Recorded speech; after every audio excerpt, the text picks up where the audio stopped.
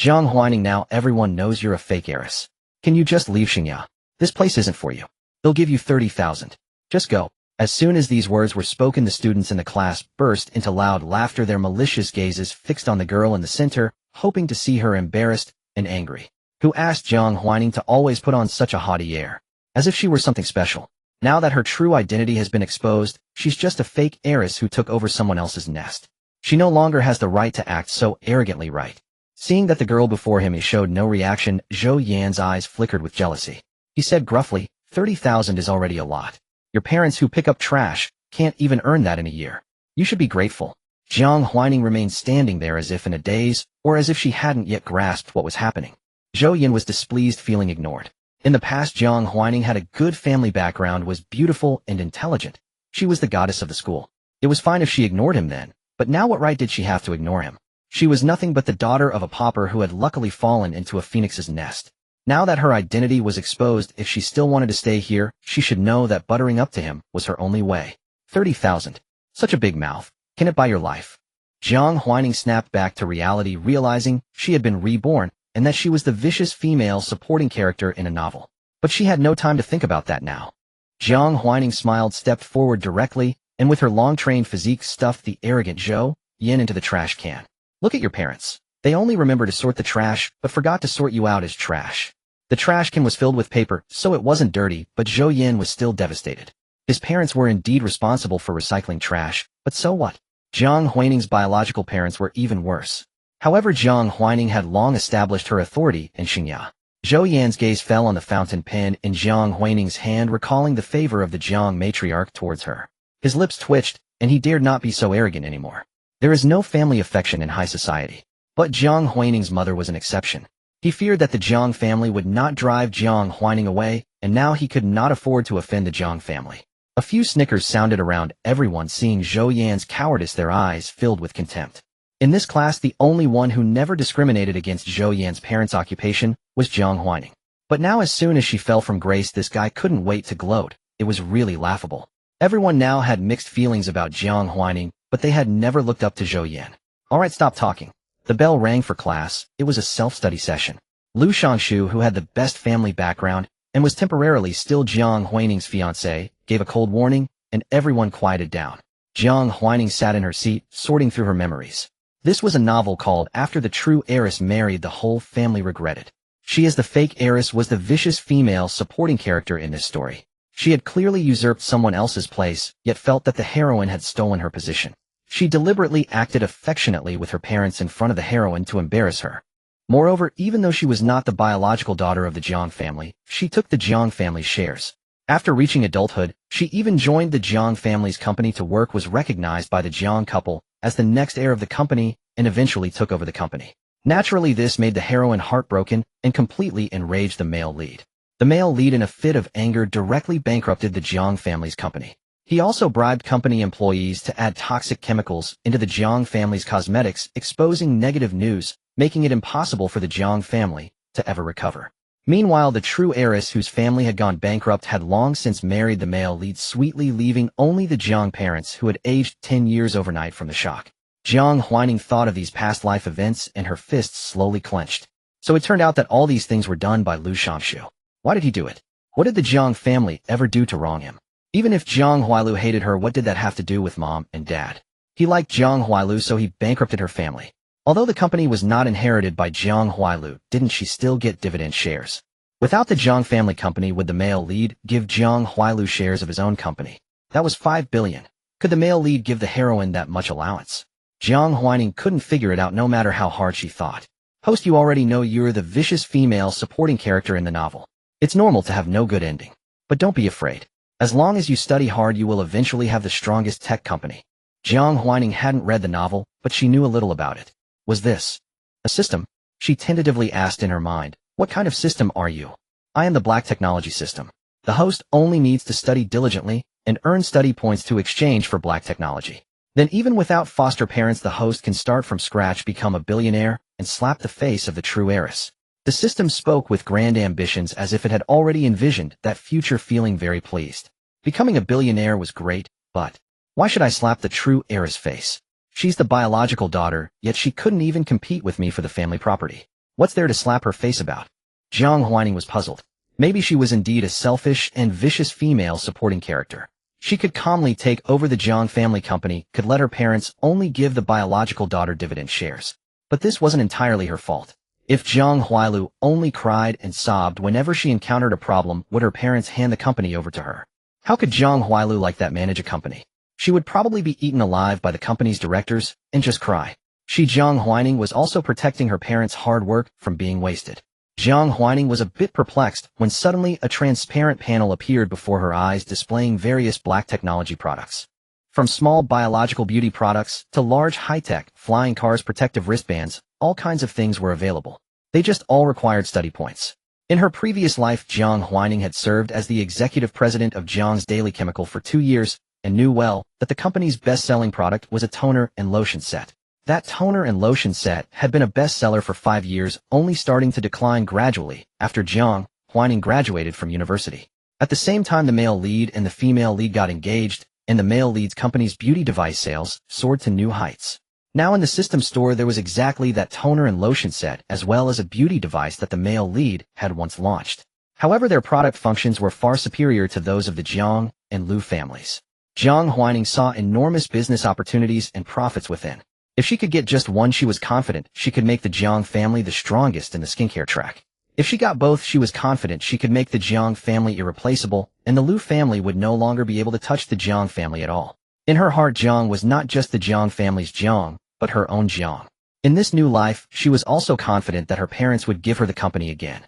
If a vicious female supporting character wasn't vicious, could she even be called one? She was born an ambitious person, and no one could change that. A smile appeared on Jiang Huaining's face. She lowered her head to do her homework. The people in the class secretly observed her. Just now Shangshu spoke up for her. Could it be that he still considers her his fiancée? How could that be? Jiang Huaining is the daughter of trash-collecting parents. Which wealthy family would dare to marry the daughter of a trash collector? What is the Jiang family thinking? Why haven't they sent Jiang Huaining back yet? Why keep her in the class to annoy people? Don't say that. The Jiang family has always doted on Jiang Huaining. Maybe they plan to raise both daughters. You'd better not offend her first. What if the Jiang family still prefers Jiang Huaining?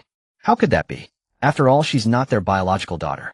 Lu Shangshu was reading financial books, listening to the chatter of his classmates.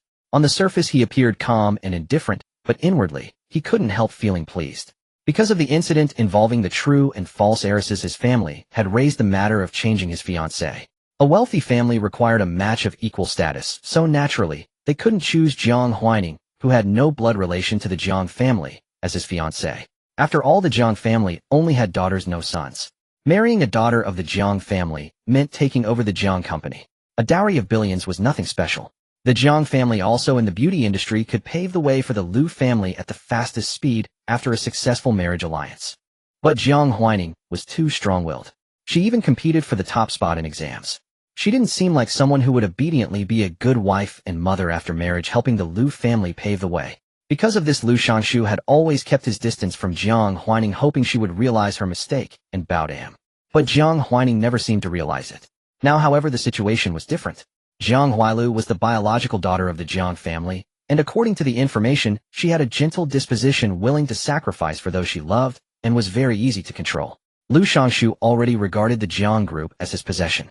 He would step on the Jiang family's bones and lead the Lu family to become the unrivaled #1 in the beauty industry. Jiang Huaining finished writing a test paper. Full marks. Congratulations, host, you have gained 10 learning points. A full mark paper only yielded 10 learning points, while the most basic black tech skincare product required 10,000 learning points, 1,000 full mark papers. Even if she spent all day writing papers, she could at most finish 5. Completing 1,000 full mark papers would take at least 200 days, and even as the top student in her grade, she couldn't guarantee a perfect score every time. So she needed to write even more papers. Jiang Huaining took it in stride. In this world, apart from her parents' love, nothing came easily. Either you abandon your dignity, or you work hard. The skincare product she had her eye on, which was said to make cells 5 years younger, was well worth the effort of 1,000 papers. After all, cells being 5 years younger essentially meant extending human lifespan by 5 years, right? Such black technology was worth just a mere 1,000 papers. Even if it were 100,000, she would find a way to write them. Jiang Huaining started writing her second test paper. To finish it, she stayed at school an hour later than usual. When she finally returned home, she saw Jiang Huailu and her mother both in the living room. Jiang Huailu was wearing the uniform of Xingya High School, the same elite private school Jiang Huaining attended. The girl's uniform included a skirt expensive and well-tailored. In that uniform, Jiang Huailu exuded a shy and beautiful charm appropriate for her age. Jiang Huaining walked into the living room with one hand in her pocket and her school bag in the other, breaking the intimate atmosphere between mother and daughter. Huaining is back, Jiang Huailu said, her eyes lighting up at the sight of her daughter, then a hint of awkwardness crept in. She looked at her adopted daughter who was growing up and becoming graceful and felt a sudden pang in her heart, a bit at a loss. A mix-up of babies. She didn't want that either, because she truly loved Huaining. Huaining was the embodiment of her dreams. She had poured unimaginable effort into this daughter, taking care of her personally since birth, and Huaining had always lived up to expectations, never disappointing her. She was an ordinary housewife, not particularly capable, and had never worked. Because of impaired fertility, she had only one child. Her only hope was that child. That child was originally Jiang Huaining. Jiang Huailu had hoped she would become a qualified heir to the Jiang group, her most outstanding and only child. She believed Huaining could do it. That was the original plan. But now how could Huaining not be her biological daughter? Jiang Huailu was the one hit hardest by the mix-up. She didn't know what to do. Jiang Huaining smiled, her tone as normal as ever. Mom, I stayed at school a bit longer to write papers today, so I came home a little late. Jiang Huaining wore the boy's uniform, which was easier to move in. She was 16 this year, quite tall, and stood there with a slender, graceful figure. Combined with her unique aura, she seemed difficult to approach. Seeing that her daughter showed no unusual expression, Jiang Huailu nodded repeatedly, without saying anything about how hard she had worked. In her view, this was what her daughter ought to do. After all, she would have to inherit the company one day. Hard work was to be expected. But now, Jiang Huailu felt troubled, but more study was never a bad thing. Jiang Huailu timidly hid behind Jiang Huailu, her eyes, as if holding water, looking very scared. Jiang Huaining glanced at her. In her previous life, she had hardly paid any attention to Jiang Huailu, because from their first meeting the threat Jiang Huailu posed was too small. Later, when Jiang Huailu started dating Liu Shangshu, Jiang Huaining considered her even less of a rival. Looking at her acting like a mouse, seeing a cat, Jiang Huaining let out a light laugh. First meeting Jiang Huailu. Jiang Huaining. You can call me sister or Huaining, I don't mind. Jiang Huailu thought calling her sister was good. Huailu, quickly greet your sister. Jiang Huailu timidly said sister. Jiang Huaining nodded slightly, told Jiang Huailu she had homework to do, and went upstairs on her own. In Jiang Huailu's eyes, this was her daughter deliberately giving her and her other daughter space to communicate. How thoughtful. Jiang Huailu sighed, her gaze falling on her biological daughter. Huailu, don't be afraid of your sister. She's just quiet, but she's very reliable. Jiang Huailu had suffered from postpartum depression due to impaired fertility, but Jiang Huaining was so adorable and thoughtful as a child. She seemed to be exactly what her mother wanted. Even as a newborn, she rarely cried, and she learned to walk and talk quickly. When teachers were invited to the home to teach, they all said this child was too smart, that sending her to the accelerated class at a university would not be an exaggeration. Jiang Huailu's postpartum depression had healed on its own because of Jiang Huaining's increasing excellence. But now Jiang Huailu felt herself getting upset again. Why was her biological daughter so timid? Could it be that her genes were really bad? Your sister is also my biological daughter. She is your biological sister. You are sisters. Don't always look so afraid of her. In Jiang Huailu's heart, Jiang Huaining, who had accompanied her through countless times, was more important than her husband. She knew Huaining loved her too. Love could be felt mutually, especially the love between mother and daughter. Jiang Huailu was a bit confused and whispered, I'm not afraid of sister. In fact, she had thought her sister would bully her, but Jiang Huaining's attitude seemed as if she didn't care about her at all. She found it strange. Wasn't Jiang Huaining afraid that she would take away her parents? After all, she was the biological daughter of mom and dad. She thought for a moment, then said with a hint of ingratiation, Mom, I want to learn piano. The daughter of a wealthy family should learn some talents, right? If she learned piano, would mom like her then? Jiang Huailu was slightly taken aback. At that moment, she was even disappointed. In her view, an heir to a conglomerate had no need to learn piano. What use was it? Could playing the piano well lead to managing the company effectively? Could it make her the company's successor? Although she wished for Huaining to excel, she had never considered having Huailu enter into a marriage alliance. She hoped Huailu, like Huaining, would grow into an outstanding heir capable of leading the company. Why learn piano? Her tone was perhaps a bit stern, and Jiang Huailu immediately showed a frightened expression, her doe-like eyes confused and fearful, completely unaware why her mother's expression had changed. Mom, there are only 2 daughters in the family, you and Huaining. As soon as you return, you choose to learn piano. Jiang Huailu controlled her tone. Do you want to end up like me in the future? Jiang Huailu felt herself incompetent. She was an orphan, weak-willed, unable to change herself, yet she wished to become excellent. So she chose Jiang Qinghe, a man from a wealthy family with a seemingly good character, and married him, bearing children. Her choice was probably not wrong. Even later, when she could no longer bear children, Jiang Qinghe did not show any intention of divorce or remarriage.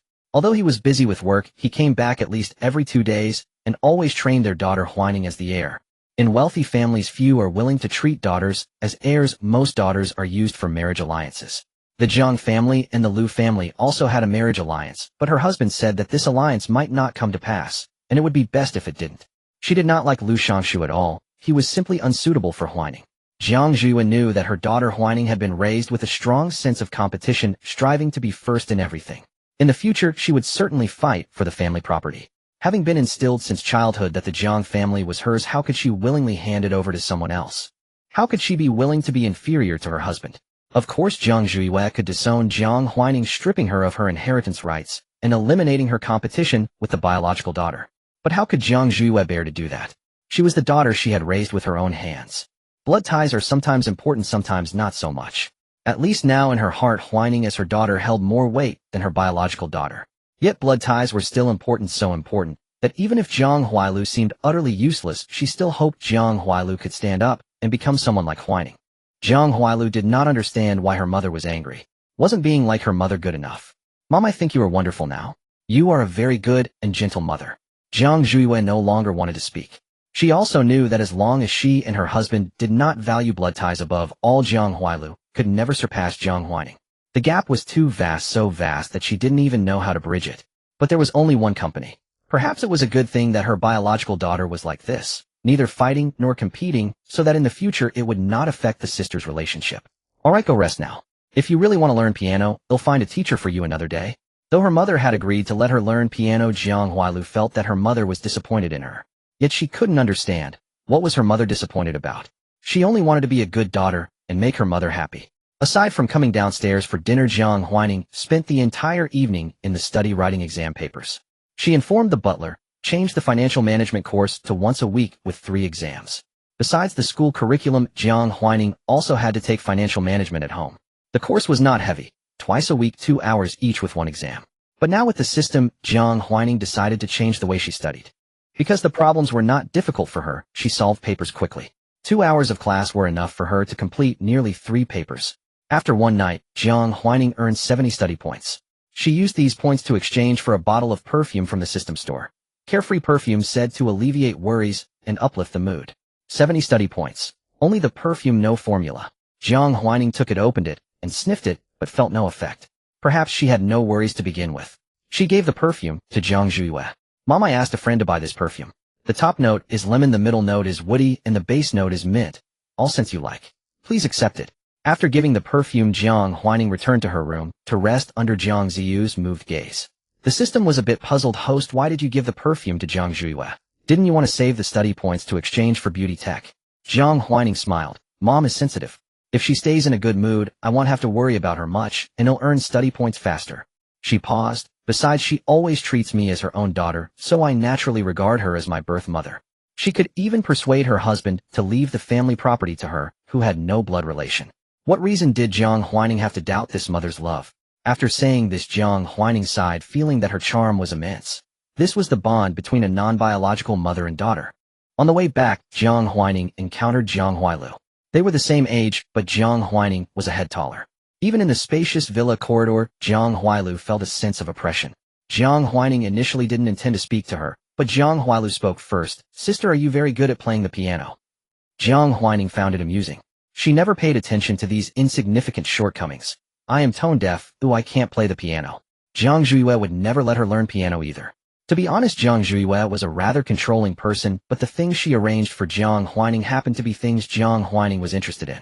Thus neither was unhappy. It was just right. I started Go lessons at 3, finance at 5, and at 7, I learned how to manage people, read people, and how to adjust my mindset after failure and start over. Jiang Huailu, I never learned piano. Jiang Huaining smiled and asked under Jiang Huailu's bewildered gaze, are you learning piano to please Mom?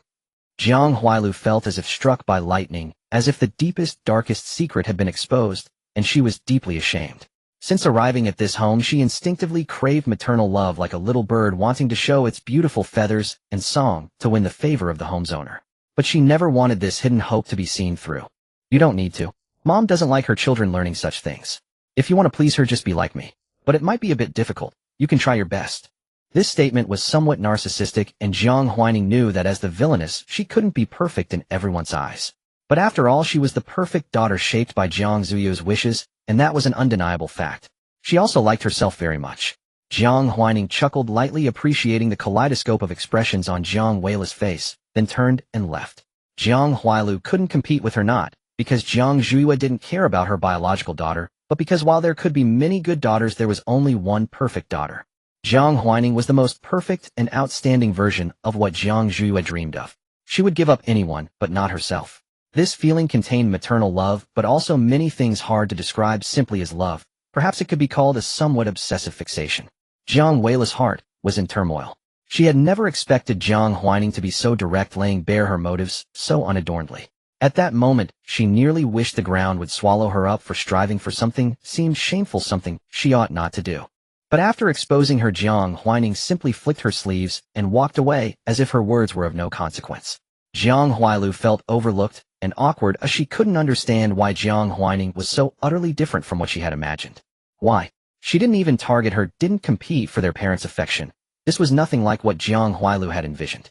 She even claimed she couldn't play the piano. Go finance. Was this what Jiang Huaining studied? Shouldn't an heiress from a wealthy family be graceful and elegant, cherished like a princess in her parents' arms? Why was Jiang Huaining raised in a wealthy household, so flippant, proud, confident, and unrestrained? Jiang Huailu was deeply confused. She thought to herself, if only she had an older brother, someone she could rely on who would comfort her, dote on her.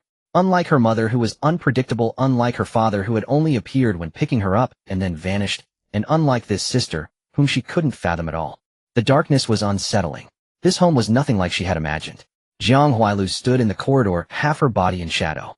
The butler noticed her. Miss, it's late. You should rest. I understand. Jiang Huailu dazedly returned to her room.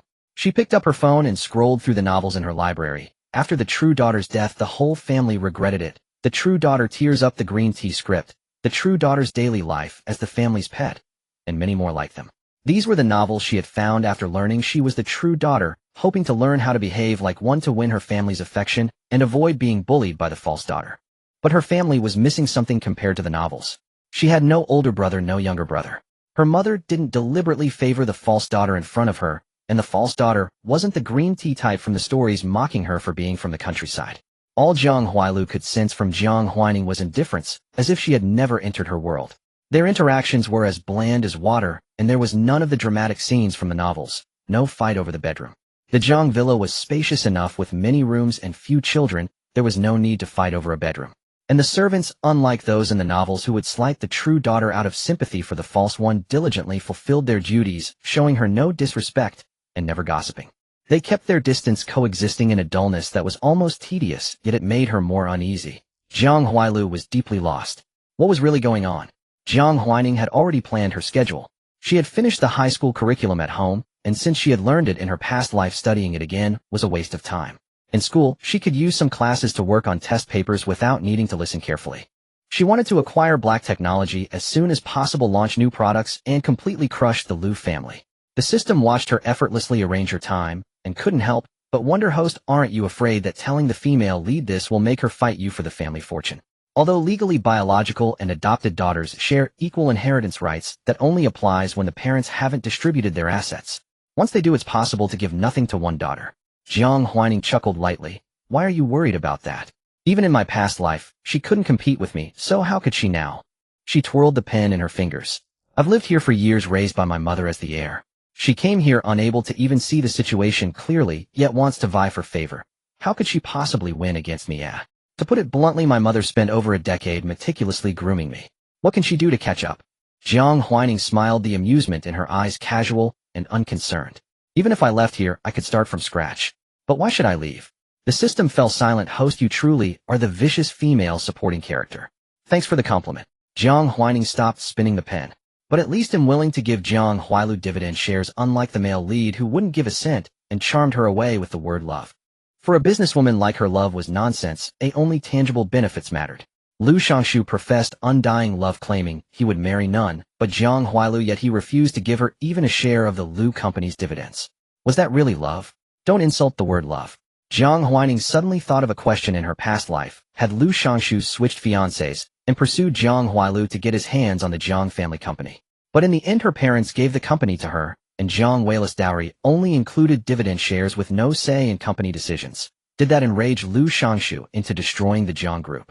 To be honest, although the situation in her past life was dire, it wasn't without hope of recovery. But just as Jiang Huaining was gathering evidence, she was reborn and bound to a system.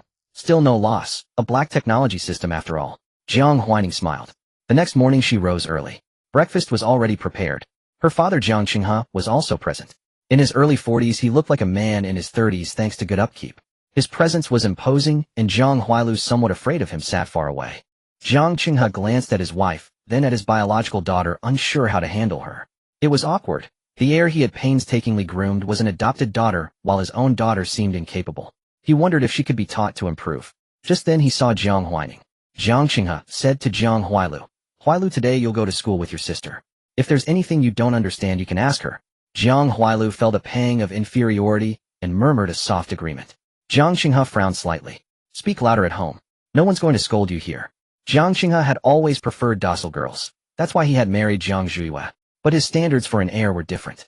Or rather, his wife had brainwashed him, and under the comparison with the well-trained Jiang Huaining he grew to dislike Jiang Huailu even more.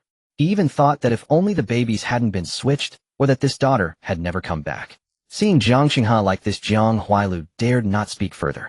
She strained to raise her voice and said she understood, then looked as if she had been frightened, not daring to lift her head with tears welling up in her eyes. Jiang Qinghe. He wanted to apologize, but didn't know what to say. Jiang Huaining sat down to eat, her every movement natural and graceful. She casually mentioned the Zhou family matter. "Dad, let's cancel our cooperation with the Zhou family."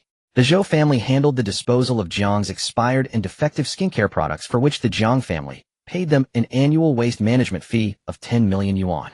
This amount was negligible for the Jiangs, but for the Zhou family, it was a huge contract. Losing this steady income would deal them a severe blow. Jiang Qinghe frowned. Did the Zhou family bully you? Jiang Huaining didn't deny it. Indeed, a small retaliation. They've gone too far. He'll handle it. Jiang Qinghe was somewhat angry. This daughter of his was still his to recognize. How dare outsiders act as if they didn't? The family finished breakfast in a dull atmosphere, only Jiang Huaining eating her portion with relish. She picked up her school bag. "Let's go." "Are you done?" Jiang Huailu quickly grabbed her bag. "I'm done." Jiang Huailu timidly sat in the corner of the car like a pitiful little kitten, not daring to speak with Jiang Huaining. The Jiang family driver, watching through the rearview mirror, sighed inwardly. Having worked for the Jiangs for so many years, he knew well the eldest young lad's temperament, and the newly returned younger miss seemed as vulnerable as a kitten, no match for the tiger-like Jiang Huaining, who was approaching adulthood. Yet the eldest young lady was not a blood relative, and it remained uncertain who would inherit the company. Various thoughts swirled in the driver's mind, but he did not show them. After all, as long as he worked diligently, he wouldn't be dismissed. He harbored no ambition to curry favor, only to keep his job. Soon they arrived at school. Jiang Huailu was placed in the same class as Jiang Huaining. "This is our new classmate, Jiang Huailu," introduced the head teacher Song Xiaoyang. Jiang Huailu stood straight, her long hair cascading over her shoulders, bathed in sunlight streaming through the window, lending her a gentle, endearing air. Jiang Huailu spoke timidly. "Hello everyone, I'm Jiang Huailu. Please take care of me." Song Xiaoyang, as the head teacher, naturally knew this was the Jiang's biological daughter, but the fact that Jiang Huailu was not sent by the family on her first day and was placed in the same class as Jiang Huaining made her feel a certain subtlety. The Jiangs seemed not to favor their own daughter, or at least they still cared about Jiang Huaining's feelings. But it was understandable. Jiang Huaining was exceptionally outstanding. She was the top student of Xingya High School, consistently ranking first since middle school. For 3 years in middle school and half a year in high school, she had never fallen below first place. Even Lu Shangshu, who could rank second in the eyes of others, always scored nearly 40 points lower than Jiang Huaining in exams. Lu Shangshu's grades were far from poor. Out of a full score of 750, he could achieve nearly 700, which was elite in any school.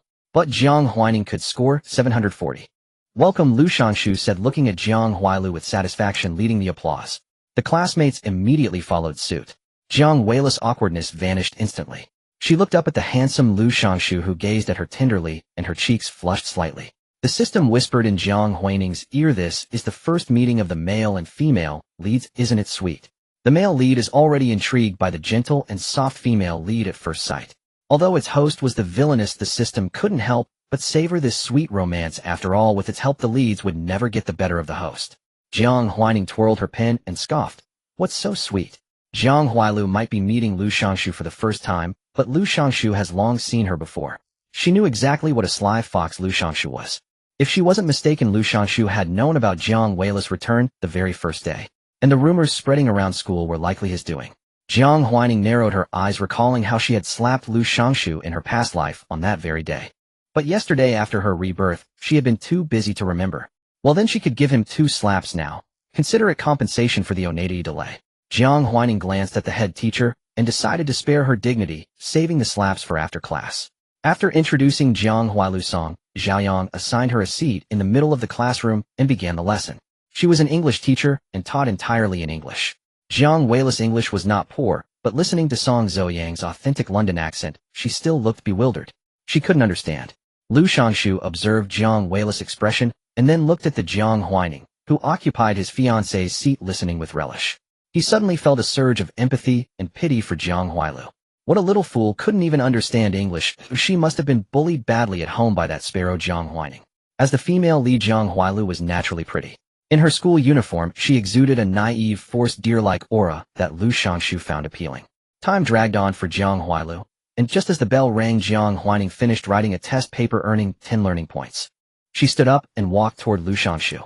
Lu Shangshu, startled, shifted his gaze from Jiang Huailu and forced a smile, asking in a low, pleasant voice, "Huaining, is there something?" Though he disliked Jiang Huaining, it wasn't time to break with her openly, as the Jiang group's shares hadn't changed with Jiang Huailu's return. Jiang Huaining still held 10 of the original shares. Don't underestimate those 10 original shares. Lu Shangshu, as the male lead, only held one of the Lu group's shares, while Jiang Huaining, before even coming of age, held so many original shares, showing her status in the Jiang family. He felt an indescribable jealousy toward her, but now that jealousy morphed into a condescending pride and pity. No matter how outstanding you are, the Jiang family won't be yours, it will be Jiang Huailu's, and ultimately mine. Nothing, just my hands itching. Jiang Huaining rubbed her hands, grabbed Lu Shangshu by the collar, and slapped him twice on both cheeks. The crisp slaps stunned everyone. Jiang Huaining dared to hit someone, and Lu Shangshu of all people. She clicked her tongue, thinking the first slap was too light, and added another on the same spot. His pale cheeks immediately swelled red. A trace of malice flashed in Lu Shangshu's eyes. He wanted to fight back, but Jiang Huaining was trained in martial arts far beyond his ability. Enraged, he thought, "This bitch dares to hit me." "Jiang Huaining, what are you doing? Don't you know? Playing innocent." Jiang Huaining laughed. "Next time you have people gossiping behind my back, it won't be just 2 slaps. They'll go all the way. Don't think you're so great, always putting on that aloof act, sending people to whisper behind my back. Do you think that makes you charming? As long as my parents haven't kicked me out, I'm still their daughter. It's none of your damn business. Next time you'll lose your tongue." She turned and walked past the utterly stunned female lead, returning to her seat to do homework. Her deskmate Pu Jinji shrank into a small ball, afraid to speak, lest Jiang Huaining take a fancy to slap her too. The classmates dared not make a sound. They knew how to read the room. Seeing Jiang Huaining still so bold, they understood the Jiangs hadn't abandoned her. They glanced at Jiang Huailu, who stood aside, and sighed inwardly. Jiang Huaining's game was too high. Could this true daughter of the Jiangs ever wrest the family fortune from her? The system was slightly shocked. "Host, why did you slap the male lead 3 times? Though it was bound to the villainous, it hadn't expected its host to be this vicious. Despite being uninvolved, the system couldn't help but wonder, with the male lead now a swollen pig's head, could the female lead still fall sweetly in love with him? In the original plot, the villainess slapped the male lead once, and the female lead Jiang Huailu bravely stood up to condemn her, creating a bond of shared enemy. Their relationship would gradually warm into sweet campus romance. But now, perhaps because of the 3 slaps' deterrent effect, the female lead dared not say a word. The head teacher, Song Zhaoyang, had already slipped away, quietly unwilling to get involved. Only 3, not too many. So what if I slapped him? Jiang Huaining was utterly indifferent. Even without the system, she would have dared. Now with the system, the male lead was destined to be her underling. What harm was a few slaps? She even felt she had been too lenient.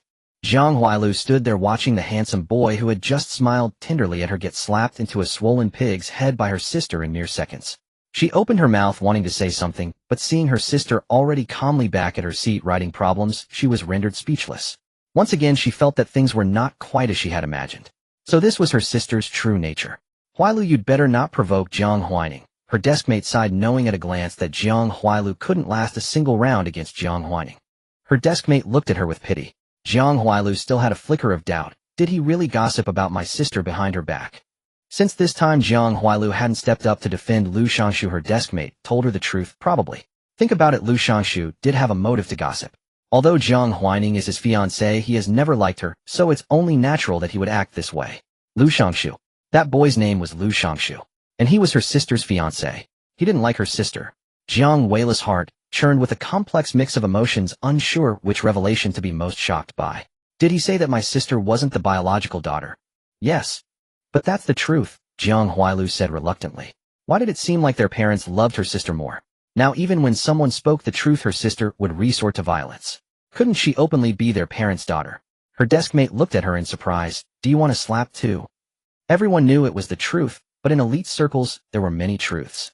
In their very class, illegitimate children and legitimate children studied side by side, yet no one dared to openly gossip about such matters.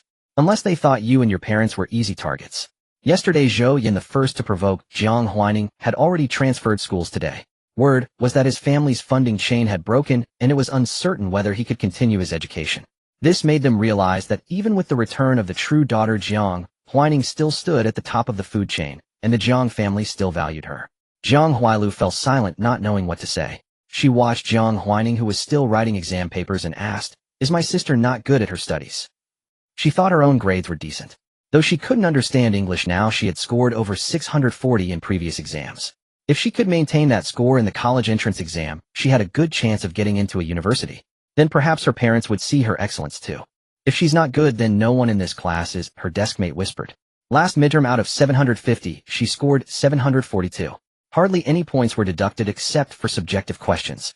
How could Jiang Huailu, such an innocent flower, ever hope to compete with such a formidable force? She had never believed the true daughter could outshine Jiang Huaining, so when gossip spread through the class, she never joined in. In this world, it's not that people fear a genius, it's that they fear being compared to one. And when a parent has both an ordinary child and a genius child, it's only natural for them to compare the two. Jiang Huailu might be excellent, and the biological daughter, but her opponent was Jiang Huaining, which made the inheritance of the Jiang group extremely uncertain. Since Ning was born, why also Lu? Her deskmate sighed inwardly. At this point the outcome was still anyone's guess. Jiang Huaining spent the entire morning writing exam papers, and successfully earned 50 learning points. She felt that the method of earning learning points was too monotonous. She began to question. I've already written many of these questions. Is this really learning? Do you have anything new for me to study? It wasn't that she disliked studying, she just found it meaningless to repeatedly review what she already knew. Knowledge could be repeated, but there was no need to repeat what was already ingrained. The system paused for a moment. I didn't expect my host to have such good grades.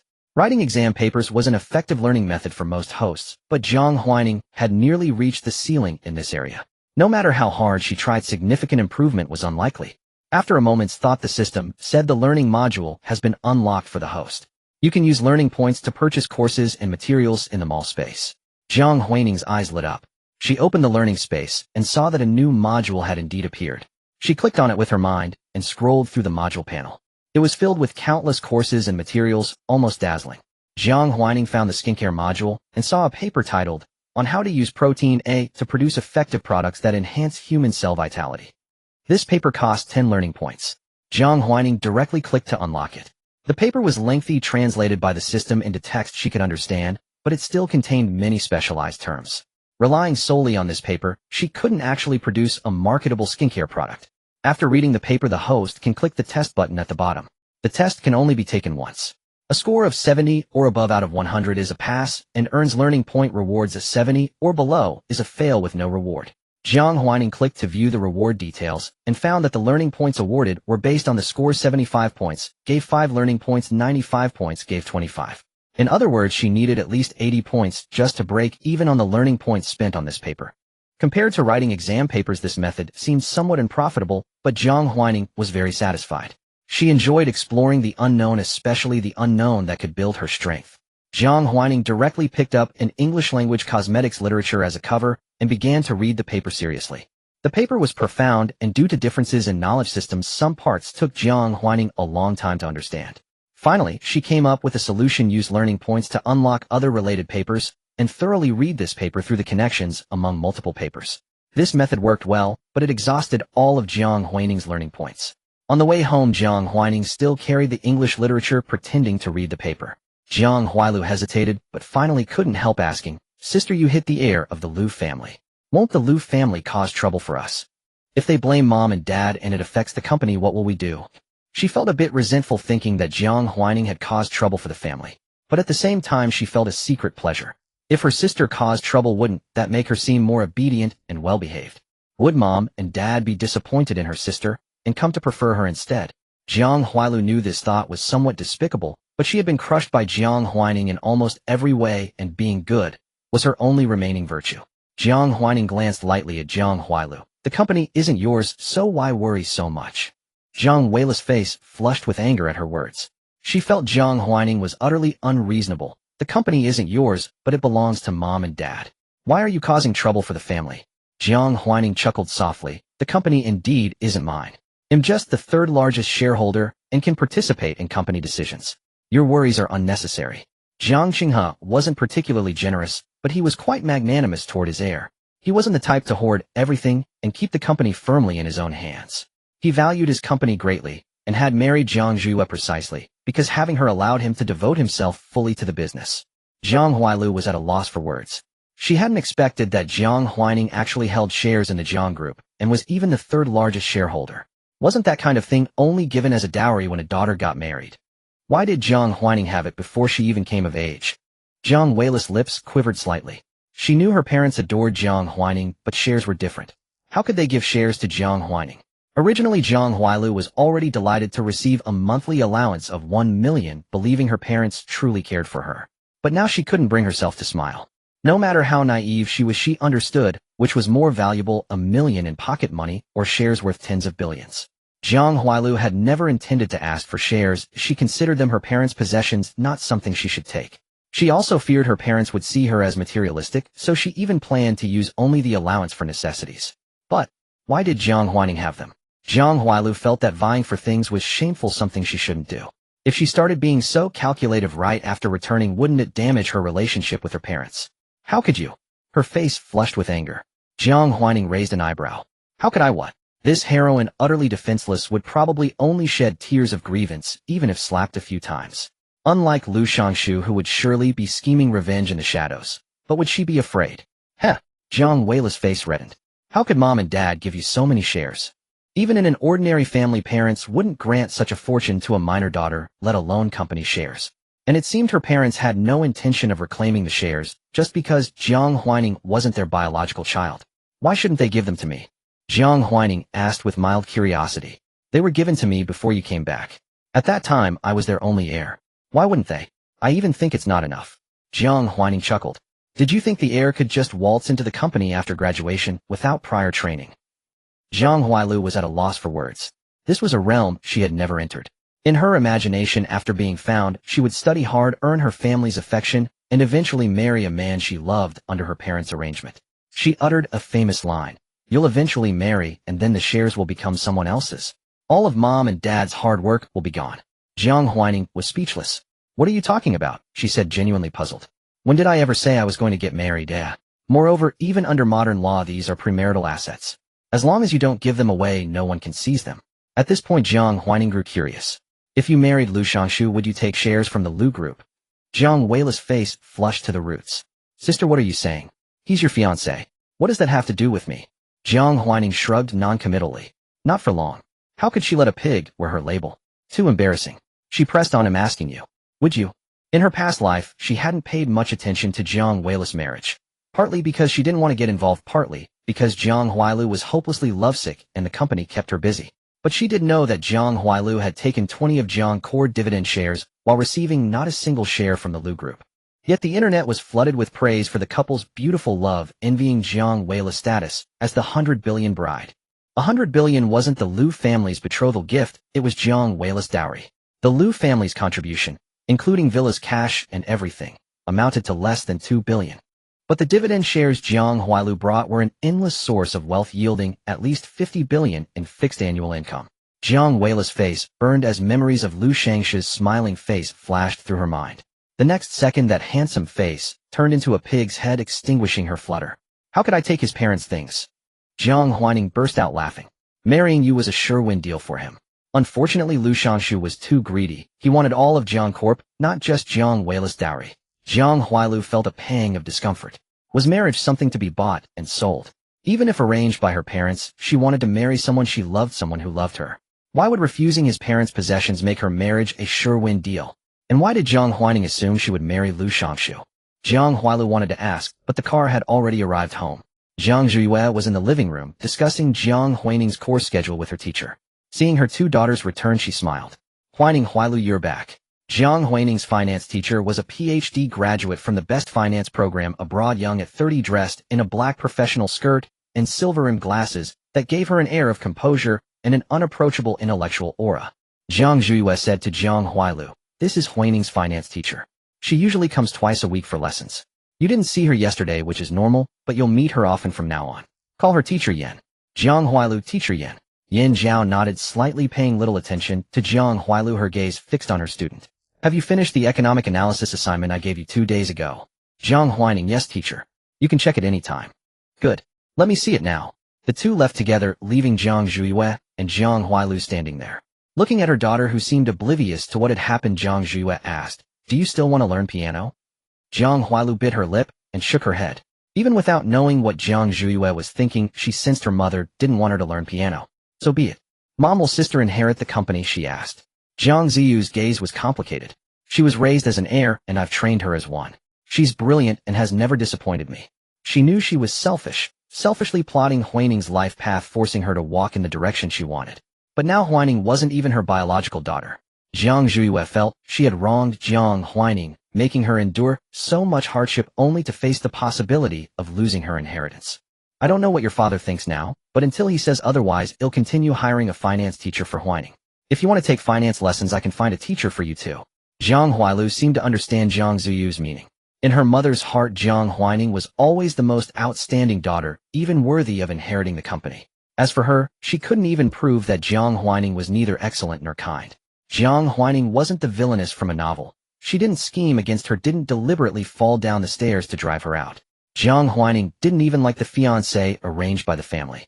She wasn't his lapdog. She dared to slap him in front of the whole class. She wasn't the obedient girl traditional elders adored, but her mother wasn't a traditional elder either. No matter how willful Jiang Huaining was, her mother only looked at her with approval. For the first time, Jiang Huailu tasted the bitterness of resentment. She thought, why?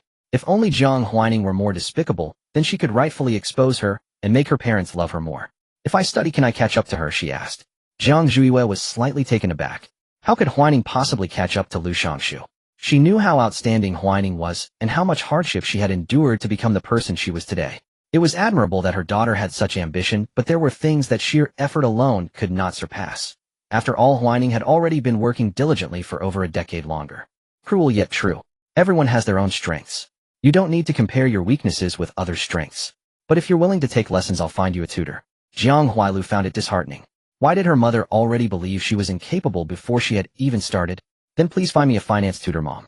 She refused to believe she was truly that inadequate. Did her mother think she would always be inferior to Jiang Huaining? "I also want to study." Jiang Zhiyue agreed. "Of course, it should have been arranged for you anyway." Yin Zhao finished reviewing Jiang Huaining's studies, a satisfied smile spreading across her face. "Your analysis is excellent. It seems I'll soon be able to retire with honor." Jiang Huaining smiled too. "You are still young, and so am I. There will be many times in the future when I need your guidance." "Why use such a phrase? I truly need your continued help." Yin Zhao chuckled. Besides serving as Jiang Huaining's finance tutor, she was also the CEO of a publicly listed company. However, as that company's operations had stabilized, her daily workload could be completed in about 2 hours, leaving her ample time to teach Jiang Huaining. "It will be a long time before you graduate." She knew about Jiang Huaining's circumstances and was uncertain whether the Jiang group would still be entrusted to her in the future. She sympathized with her student's plight, but as a teacher, she could not meddle in family affairs. Moreover, she believed her student was exceptional enough that even without inheriting the Jiang group, her future achievements would be considerable. "If you ever need my help in the future, I will do my utmost." "That's settled then. I won't hesitate to ask." Jiang Huaining saw Yin Zhao off, then sat back down to continue reading a thesis. She was always deeply engrossed in her studies, sometimes oblivious to her surroundings. The news that Lu Shangshu had been beaten until his face looked like a pig's head reached Jiang Qinghe that very evening. Because the Lu family had called. "Zhiyue, I heard the children had a minor dispute at school. Lu Shangshu's mother spoke in a gentle voice, but her tone carried an undeniable authority. They're still children and engaged to be married.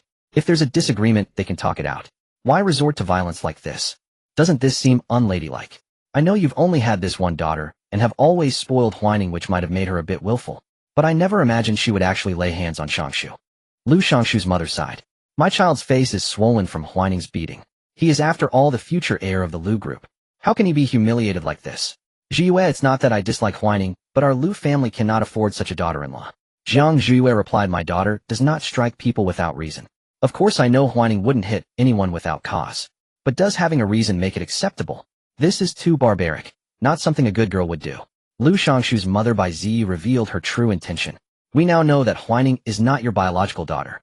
Originally the engagement was meant to be with your own child. Given Huaining's behavior, we certainly cannot accept her. If you're still willing, let's switch the candidate to Jiang Huailu.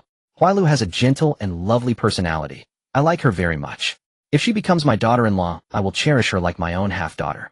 Jiang Zhiyue was so furious she nearly laughed coldly.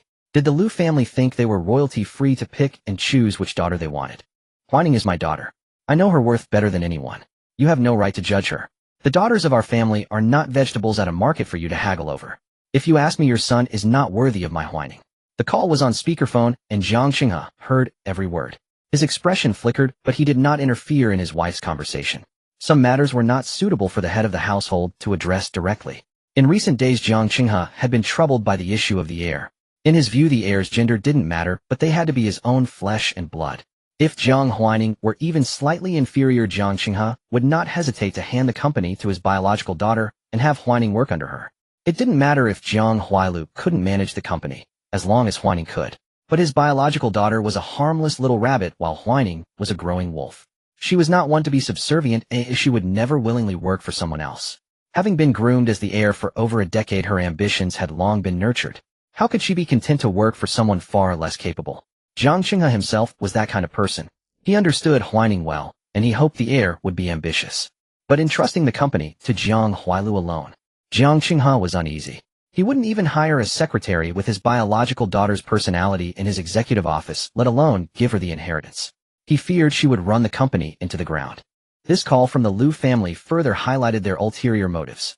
They probably intended to take over the Jiang group by marrying Jiang Huailu. His biological daughter had been raised too docilely. If the company fell into her hands, such a scenario seemed all too likely. Jiang Qinghe himself was a man, and he knew how cunning men could be. Taking mistresses, committing adultery, abandoning wives, marrying into wealth, fathering illegitimate children, and bringing lovers into the home. These were common practices among wealthy men. Jiang Qinghe refrained from such behavior not because his morality was superior to most men's, but because he had severe obsessive-compulsive disorder. He even avoided strong-smelling foods for fear of the odor clinging to his clothes. Moreover, as the president of a cosmetics company, it wouldn't do to alienate female customers. Such actions could affect the group's market value and profits. In Jiang Qinghe's view, nothing was more important than the company's interests. He said, Zhiyue, keep Huailu away from the Lu family. I'll contact them to cancel the engagement. Jiang Huaining came downstairs just in time to hear this. She said nothing, simply pulled out a chair and sat down waiting for dinner, showing no concern about her own engagement to Lu Shangshu. Reading the thesis was mentally exhausting, and soon she felt hungry from overthinking. She picked up her tablet to organize the paper's content. Jiang Qinghe glanced at this daughter of his emotions complicated. No one asked about the inheritance, but everyone knew where Jiang Qinghe's heart truly lay.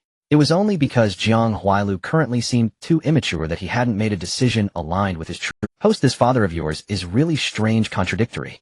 He wants to give the company to the female lead, yet thinks she's not up to it. But a sweet romance heroine only needs to be doted on and sweetened by the male lead, right? Why should she worry about so much?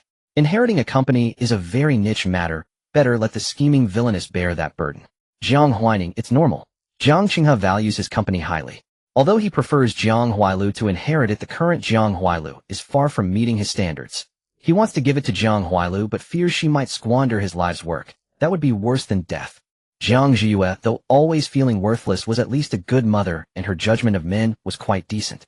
Jiang Qinghe might not be exceptionally well off, nor a deeply devoted husband, but he was a rarity in this wealthy family. Jiang Zhiyue married him without having to serve in-laws above or worry about a husband's illegitimate children below. Moreover, Jiang Qinghe was generous with money at their wedding. He gave her 8 of the company's dividend shares, which were transferred to her bank account annually, sparing her from a life of holding out her hand. The novel's male lead. Jiang Huaining thought of these 4 words and couldn't help but laugh. This male lead can't even compare to Jiang Qinghe, who's over 40. So how did Jiang Huailu end up fancying Lu Shangshu? The charm of the plot. Or was Jiang Huailu lacking in judgment? Or perhaps both? The system originally thought the male lead had good looks, a good family background, and decent abilities worthy of the male lead position. But now after its host's analysis, it felt that was indeed the case. Lu Shangshu couldn't even compare to how Jiang Qinghe, a cannon fodder, treated his own wife. Apart from being a bit better looking and younger, there was really nothing where he surpassed Jiang Qinghe. How did he become the male lead? The system set him a bit curious too. Jiang Huaining smiled with satisfaction. Jiang Huailu also came downstairs wearing a white dress. Perhaps she had just washed her hair as it fell softly over her shoulders. Jiang Qinghe saw her. Huailu, come here for a moment. Dad, Jiang Qinghe said, from now on, every Saturday you and Huaining will go to the company to help out. Go to the company to help. What could she do? Jiang Huailu nodded hesitantly, instinctively looking at Jiang Huaining, but Jiang Huaining was just scribbling on a tablet with a pen, as if completely oblivious. Most of the time, she was like a ghost in Jiang Huaining's eyes. Jiang Huaining raised an eyebrow, slightly a bit surprised by Jiang Cheng's decision. In her previous life, this had never happened. Jiang Zhuye spoke up. Huailu just came back, and you're sending her to the company. Isn't it too hasty? Maybe it's better to let her first shadow someone to get familiar. Jiang Huailu felt a bit at a loss. She also thought it was too rushed, and feared she couldn't do well. Jiang Qinghe had already made up his mind. Just simple tasks, no need to shadow anyone. She's 16, she can handle simple things. Huailu, do you hear me? If you don't understand something, you can ask Huaining. Jiang Huailu, I understand, Dad. The family finished dinner with their own thoughts. Jiang Zhuye was a bit worried about Jiang Huaining, afraid that Jiang Huaining might think it was because she wasn't a biological daughter of the Jiang family, and the heir to the company had changed. But as Jiang Huaining grew older, she became better at hiding her emotions. Most of the time, it was hard for Jiang Zhuye to read her daughter's feelings from her expression. Jiang Qinghe also knew that this move would make Huaining uncomfortable, but he had no choice. He couldn't really let Huailu never touch the company's affairs, could he? He glanced at his composed, emotionally reserved adopted daughter, a flicker of satisfaction in his eyes, which then turned to regret. If only Jiang Huaining were his biological daughter. He had always been very satisfied with her as a daughter, and he believed she would lead the Jiang Corporation to greater strength, surpassing the Lu Corporation. What a pity. Why isn't Huaining his biological daughter? The paternity test couldn't be faked. Jiang Qinghe was very frustrated. This company was inherited from his mother when Jiang's was just a small skincare company, the kind that would be called a no-name brand on the shelves. He had dreamed of making Jiang's products a famous brand, and now he had achieved it. But as he grew older, even his diligently maintained body was weakening, making him realize that he could only go so far, and that was all he could do. To take Jiang's further, only an outstanding successor could do it. He hoped Jiang's would go global, becoming a world-renowned name in skincare. This ambition could only be fulfilled by Jiang Huaining, not Jiang Huailu. No matter how hard Jiang Huailu tried, she couldn't achieve it. There truly were gaps between people that couldn't be closed even by sprinting. Lu Shangshu hadn't come to school for several days. Jiang Huaining had slapped him too hard. The swelling on his face hadn't subsided for days. How could Lu Shangshu allow himself to appear at school looking like that? He was the campus heartthrob, a rich second generation with an image to maintain. How could he disregard his face like an ordinary person? Another Monday arrived, and Lu Shangshu finally came to school. As soon as he arrived, he saw Jiang Huaining getting out of a car and frowned. Then he saw Jiang Huailu also getting out. A moment later, Jiang Huaining said something to Jiang Huailu, and then walked off alone toward the science building. This was an opportunity. Huailu. Lu Shangshu called out to Jiang Huailu, showing his best side of his face. Jiang Huailu was slightly startled looking at Lu Shangshu. She noticed that the swelling on his face was gone, and almost didn't recognize him. She hesitated. Shangshu. Her mother had told her not to get too close to Lu Shangshu. Her mother's words flashed through her mind. Jiang Huailu wondered, was Mom worried that she would compete with her sister for the fiancé? She had indeed felt a vague fondness for Lu Shangshu. He was the first person to show her unconditional kindness. But the image of him with a pig-like face was too deeply imprinted on her mind. She would only like someone who could protect her, someone upright and kind. Not like this. Jiang Huailu said softly, Shangshu, class is about to start. If there's nothing else, I'll be going. Lu Shangshu's pose was wasted. He hadn't expected Jiang Huailu to ignore him. His gaze darkened slightly, a hint of surprise. Had the Jiang family said something? Or was it his identity that made Jiang Huailu hesitant? Logically, Jiang Huaining was the fake heiress, and the one engaged to him should be the true heiress, Jiang Huailu. She had no reason to be concerned about this. Huailu. In the class monitor. I just wanted to ask if you've been adjusting well to Xingya these days. If you need anything you can tell me. He narrowed his eyes into a gentle smile, his voice pleasant. As the male lead of a sweet romance novel, perhaps he lacked in other areas, but he did have good looks. Even if one day he would grow old, at least he was still young now. Lu Shangshu was a bit worried. These days I've been away. Has Huaining been bullying you? She's too hot-tempered, occasionally unreasonable, and many in the class listened to her. He was bad-mouthing Jiang Huaining again. Jiang Huailu's deskmate's words popped into her mind. Jiang Huailu felt a little disillusioned. Was Lu Shangshu implying that Jiang Huaining might isolate her? She had originally read the novel and thought Jiang Huaining would do that, even prepared to be isolated, vowing never to back down or be afraid. Isolating her would be easy for Jiang Huaining, but she didn't.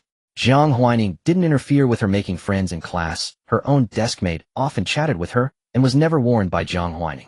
Jiang Huaining just flipped through those English scholarly journals every day. She's been busy lately, no time to bother me, and she hasn't bullied me. This was the truth. Is that so? Lu Shangshu's smile faded slightly. I just saw you both getting out of the same car. The Jiang family had more than one driver, and of course more than one car. It would have been easy to assign a car to each daughter, but perhaps hoping the two daughters would get to know each other, Jiang Huailu had always arranged for them to share the same car for school commutes. At first Jiang Huailu was embarrassed by this arrangement, always sitting far in the corner of the car, not wanting to get close to Jiang Huaining. But later she got used to it, occasionally sitting a little farther beside Jiang Huaining, though the two still rarely spoke. Mom lets us commute together. Commute together? That was not what he had imagined. In Lu Shangshu's view, the true and false daughters of the Jiang family should be at odds with each other. How could they be on commuting together terms? If you don't like it, you can talk to your mother. After all, you are the real daughter. You can't be wronged every time. Jiang Huailu smiled awkwardly. Was this called being wronged? She didn't feel wronged at all. She thought the male classmate, who seemed so elegant and refined, was a bit strange, and whispered, "She is my sister." Lu Shangshu felt even more pity for her, thinking she was being wronged, but dared not speak up. What a kind and lovely girl.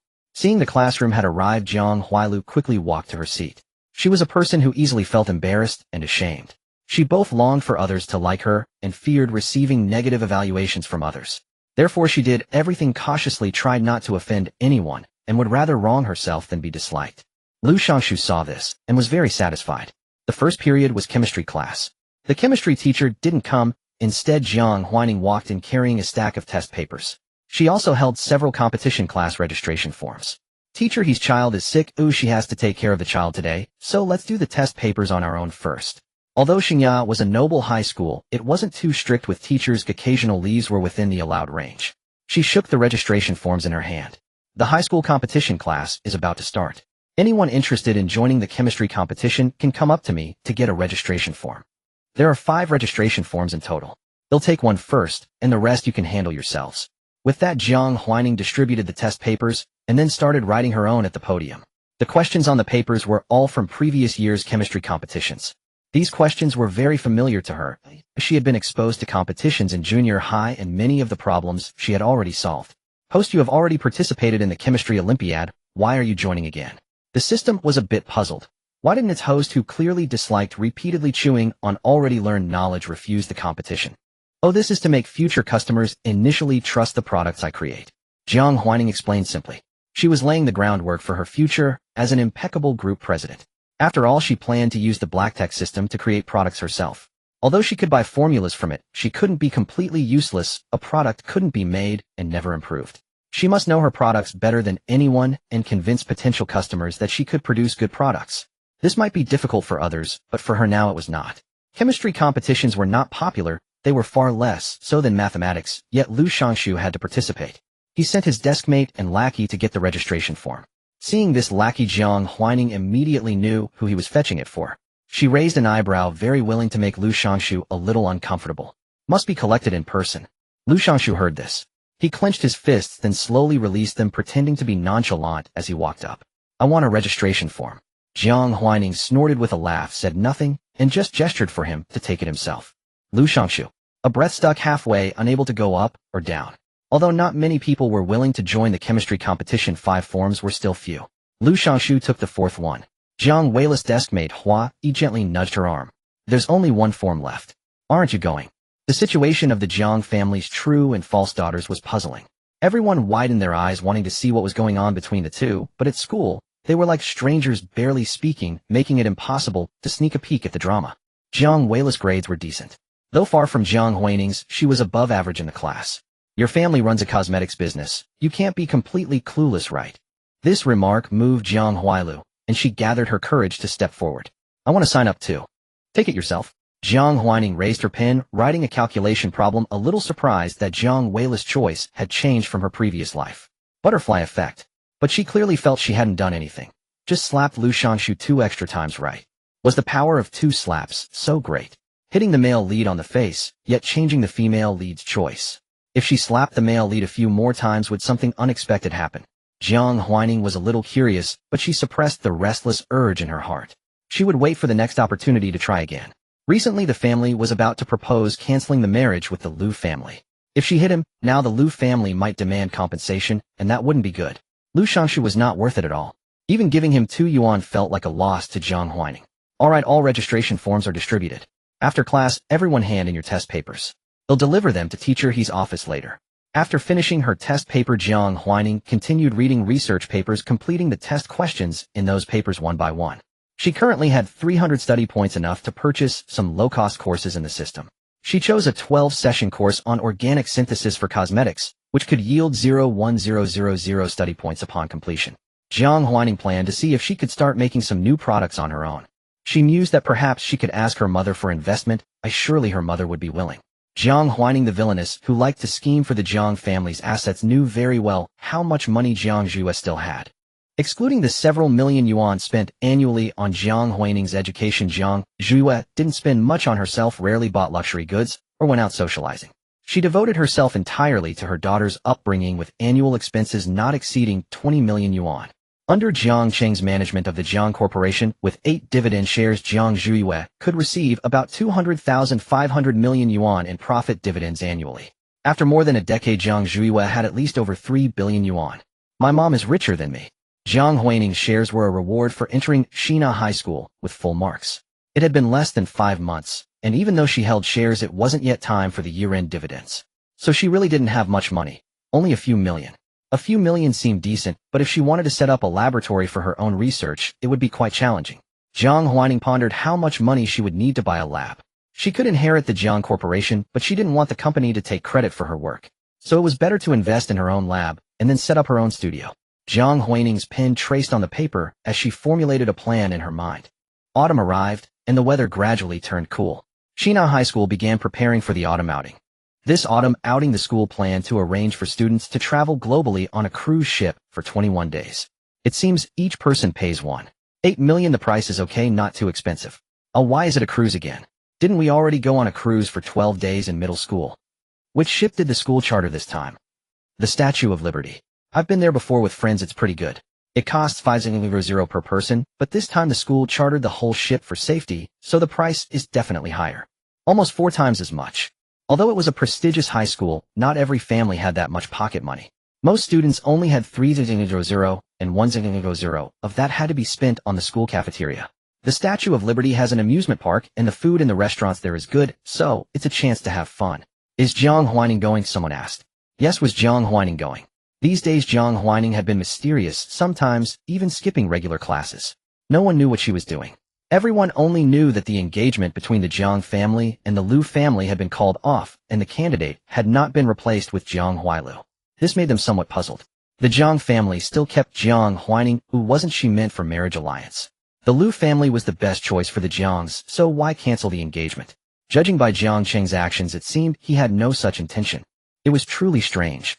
But the Jiang family had always been strange like this, as could be seen from the fact that there were no illegitimate children in the Jiang family. In their class who didn't have some affair or illegitimate child at home. Therefore many of them envied Jiang Huaining for being able to inherit the Jiang Corporation without worrying about losing the inheritance rights. But now that envy was gone, replaced by a hint of sympathy.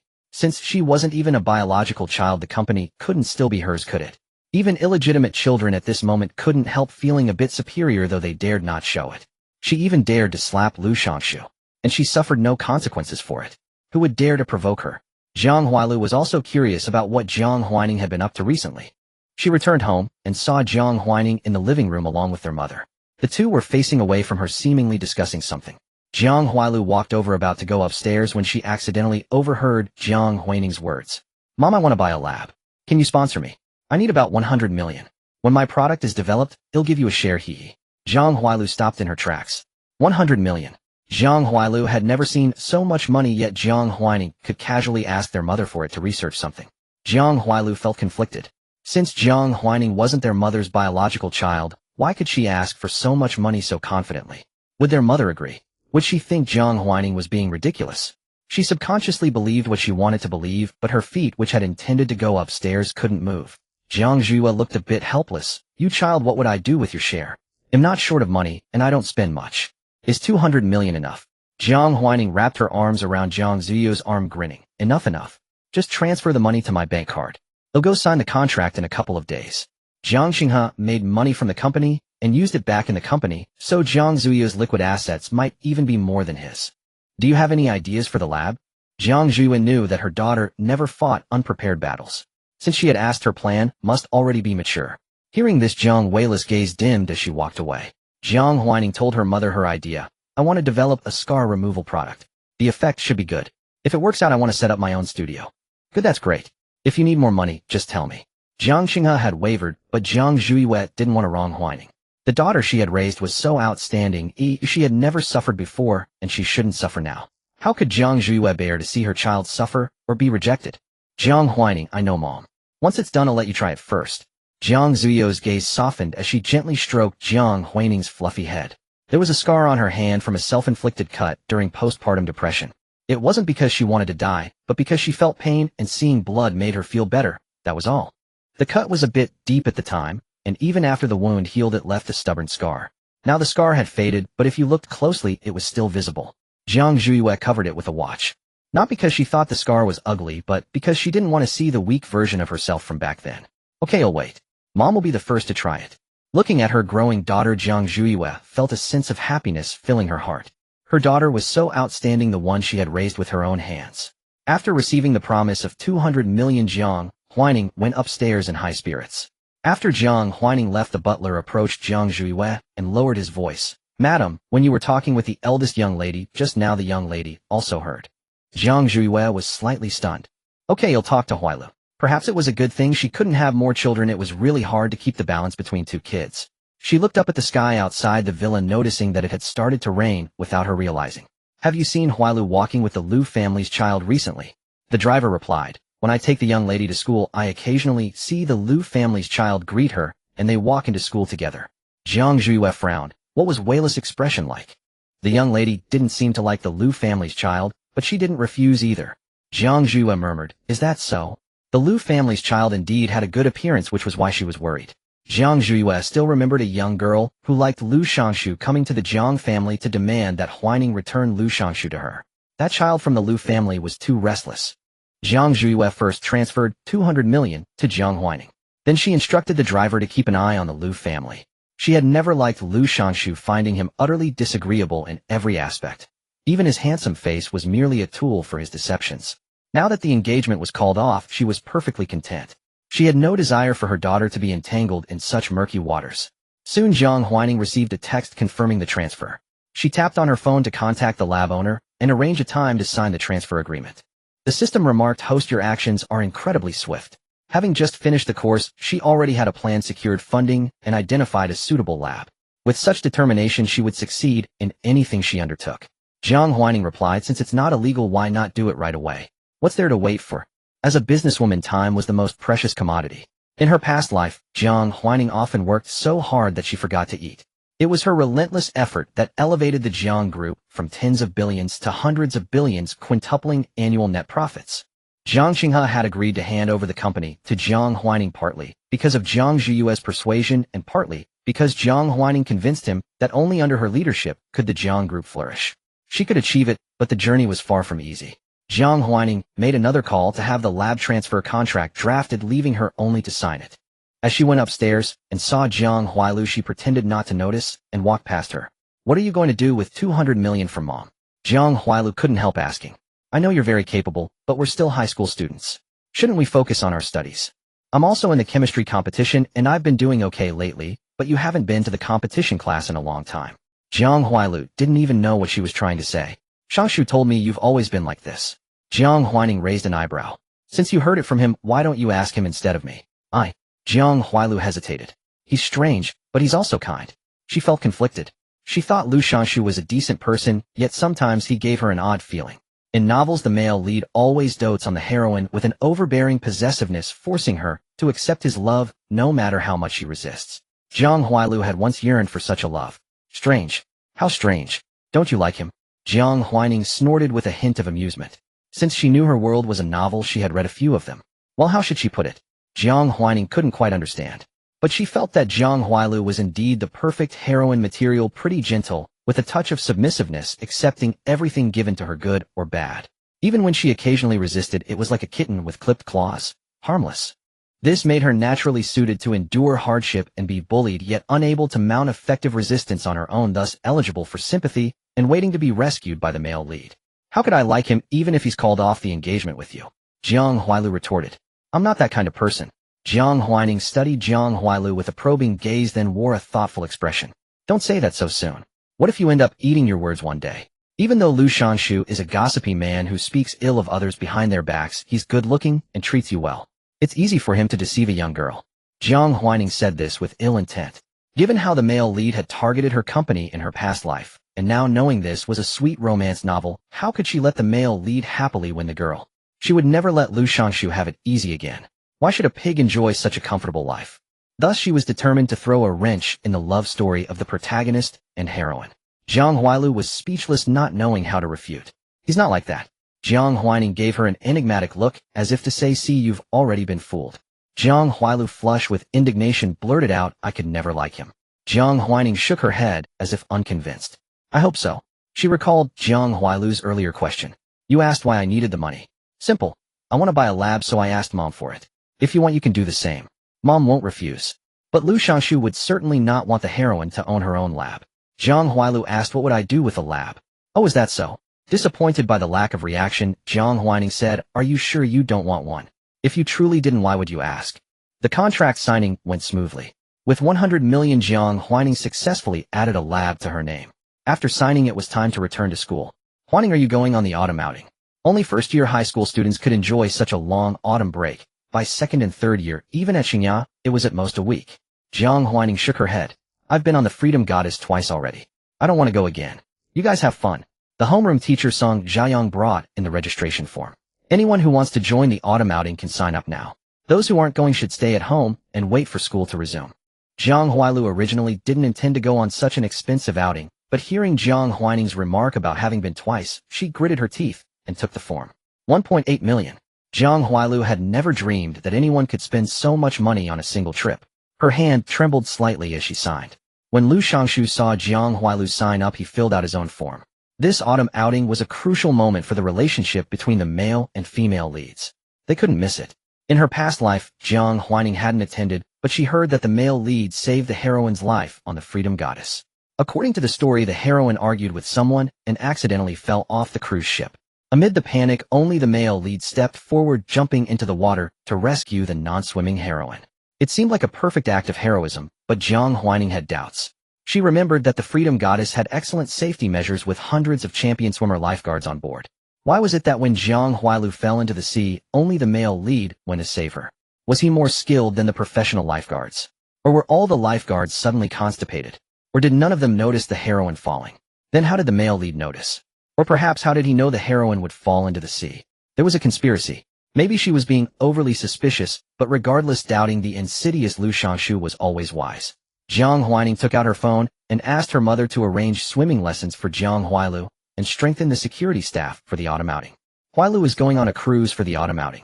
Even though the Freedom Goddess has excellent security, we must be prepared for the worst in case someone with ill intentions takes advantage.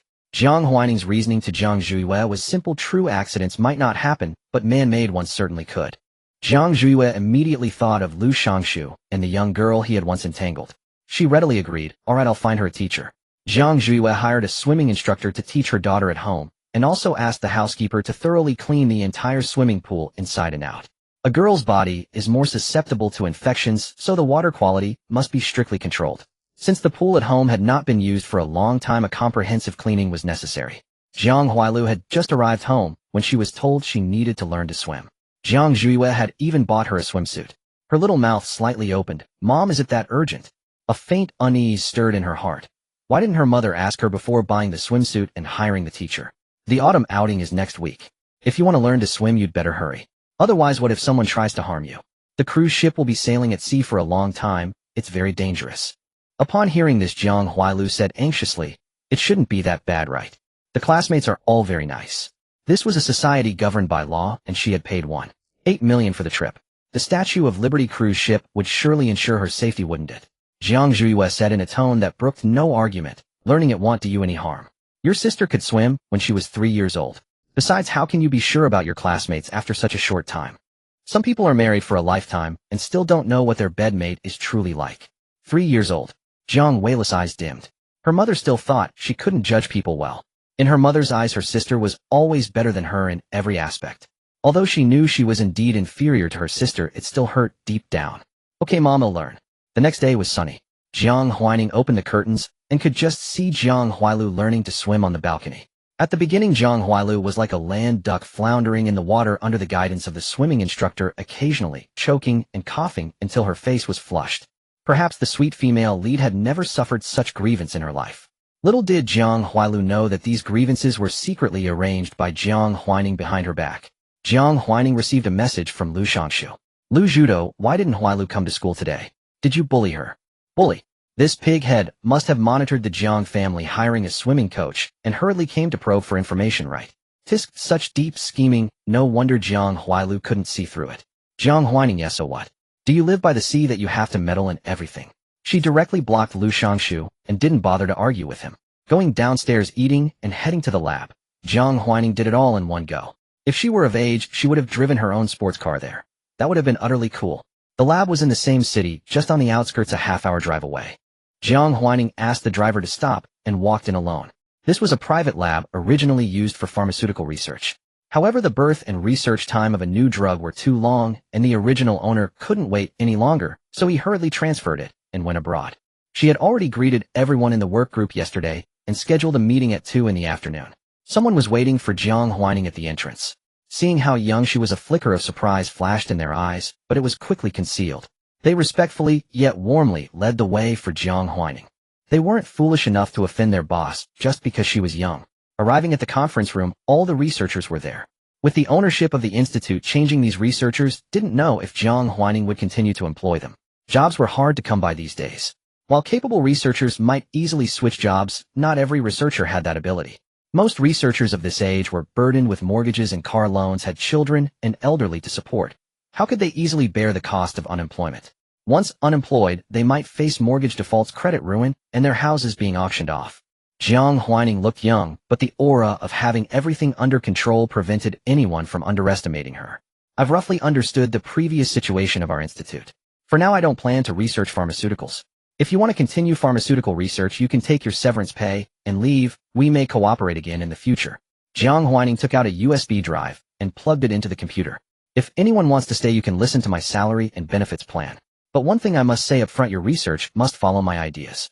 As soon as the last sentence was uttered, someone frowned. In research, what people feared most was not that the boss had requirements, but that the boss wanted them to follow his instructions precisely. Even they as researchers weren't confident they could develop a good product, let alone follow the requirements of an outsider. What good advice could a layman offer? Each person had their own thoughts. Some showed it, while others were more composed, wanting to hear what this overly young boss actually wanted them to do. Some were indifferent, willing to do anything as long as the boss paid them and didn't lose his temper. The last type made up the majority. The LED screen in the conference room began to display the institute's upcoming salary and benefits. Jiang Huaining was sincere, as she didn't like to feed her employees empty promises. To make employees work while paying them adequately was more important than anything else. "I've looked into your previous salaries. Rest assured, the compensation I offer will never be worse than before." The prospects and profits of the research were clear, and Jiang Huaining wouldn't be stingy with a few employees' wages. Being a researcher sounded prestigious, but in fact the total number of researchers here was just over 100. The PPT listed the salary and benefits, which was the most concerning issue for everyone. Their eyes carefully scanned every word, afraid of missing a single detail. Chen Shihe was an ordinary employee of this institute.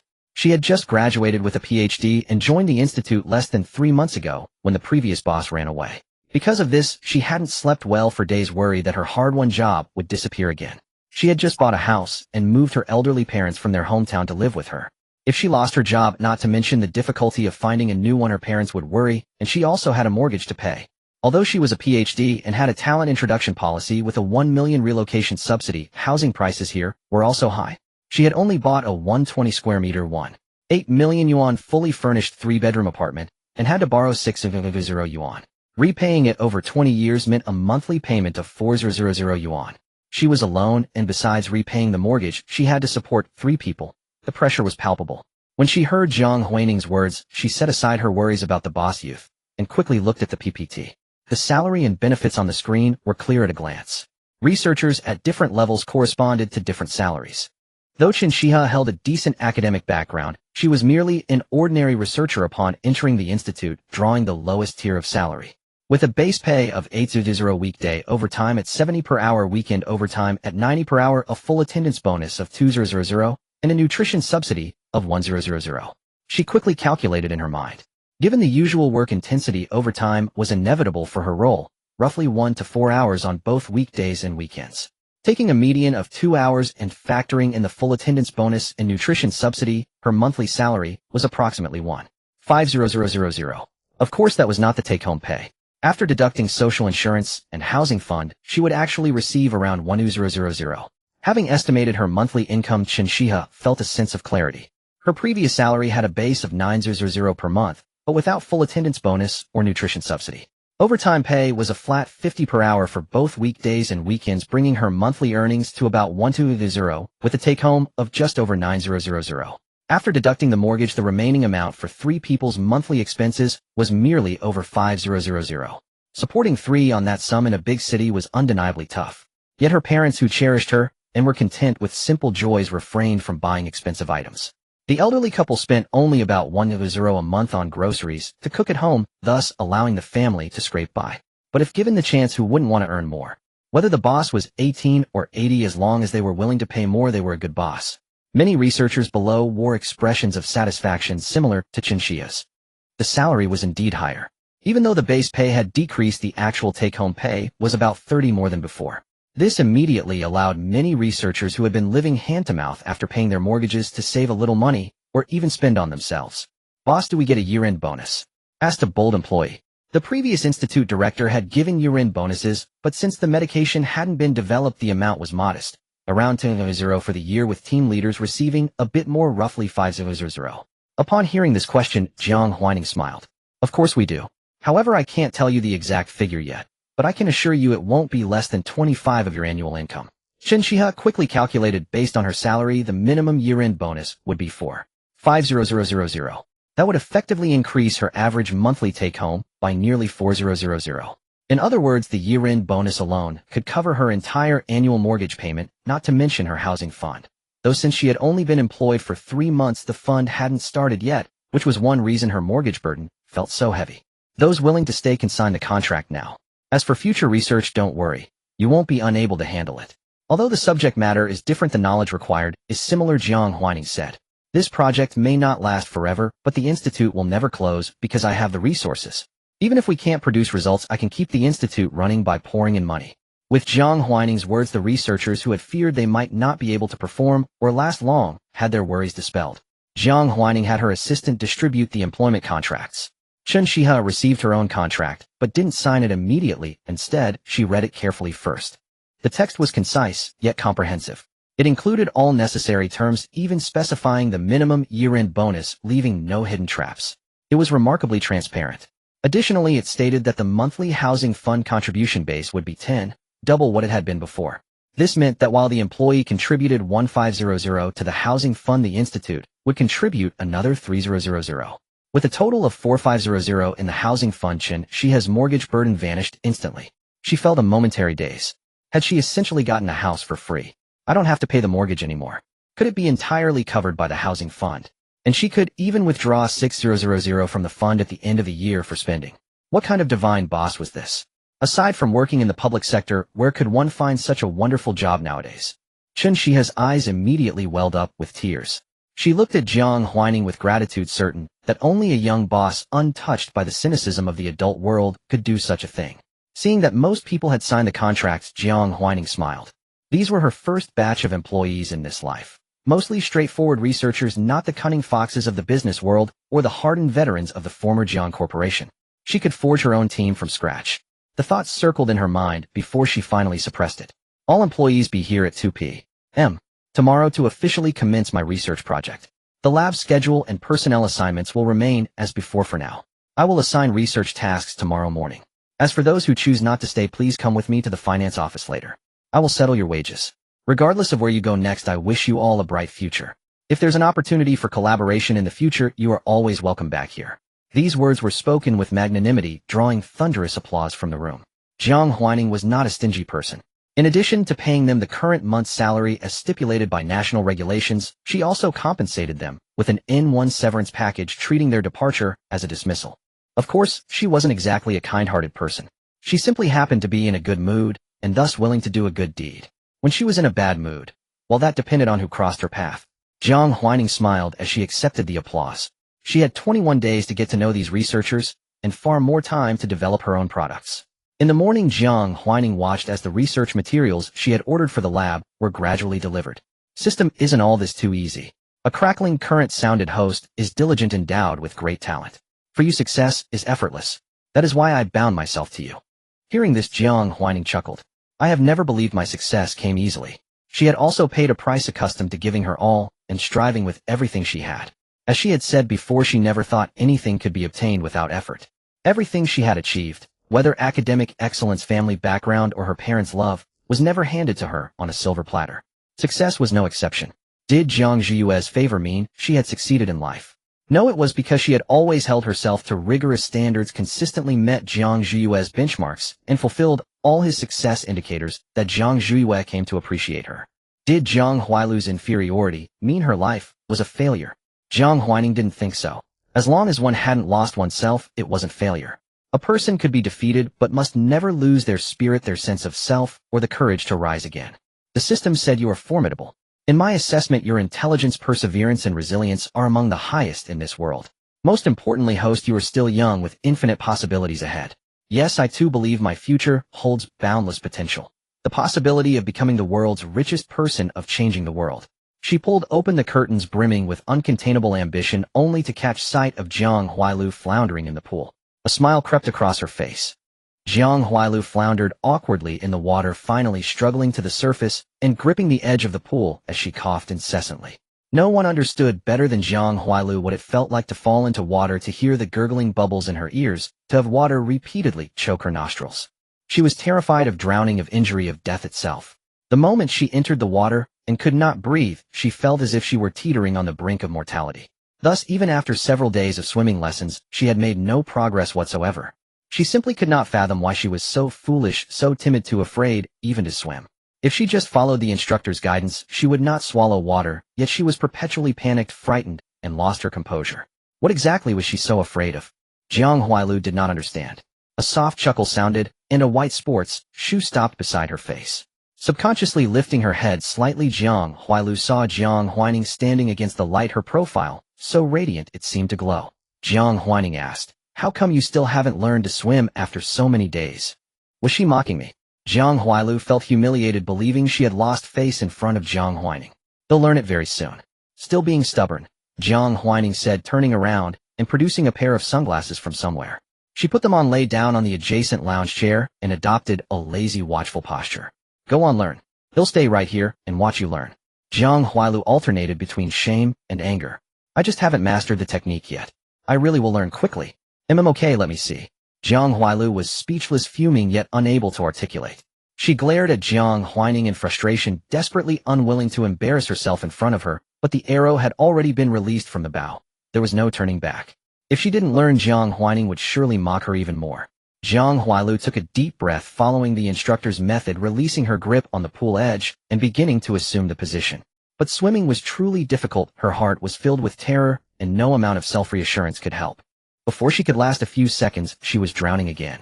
Instinctively reaching for the edge, she was about to touch it when a hand suddenly seized her wrist and with a slight force pushed her directly toward the deeper end of the pool.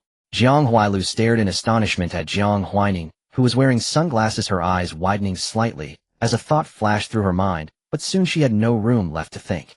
She was terrified, panicked. The Jiang family's pool was truly deep. deep enough to drown a person. Having lost the lifeline that was within reach, Jiang Huailu's mind went blank. She flailed desperately trying to reach the safety of the shore, but swimming was so hard, and her limbs were utterly uncoordinated. She was so far from the edge.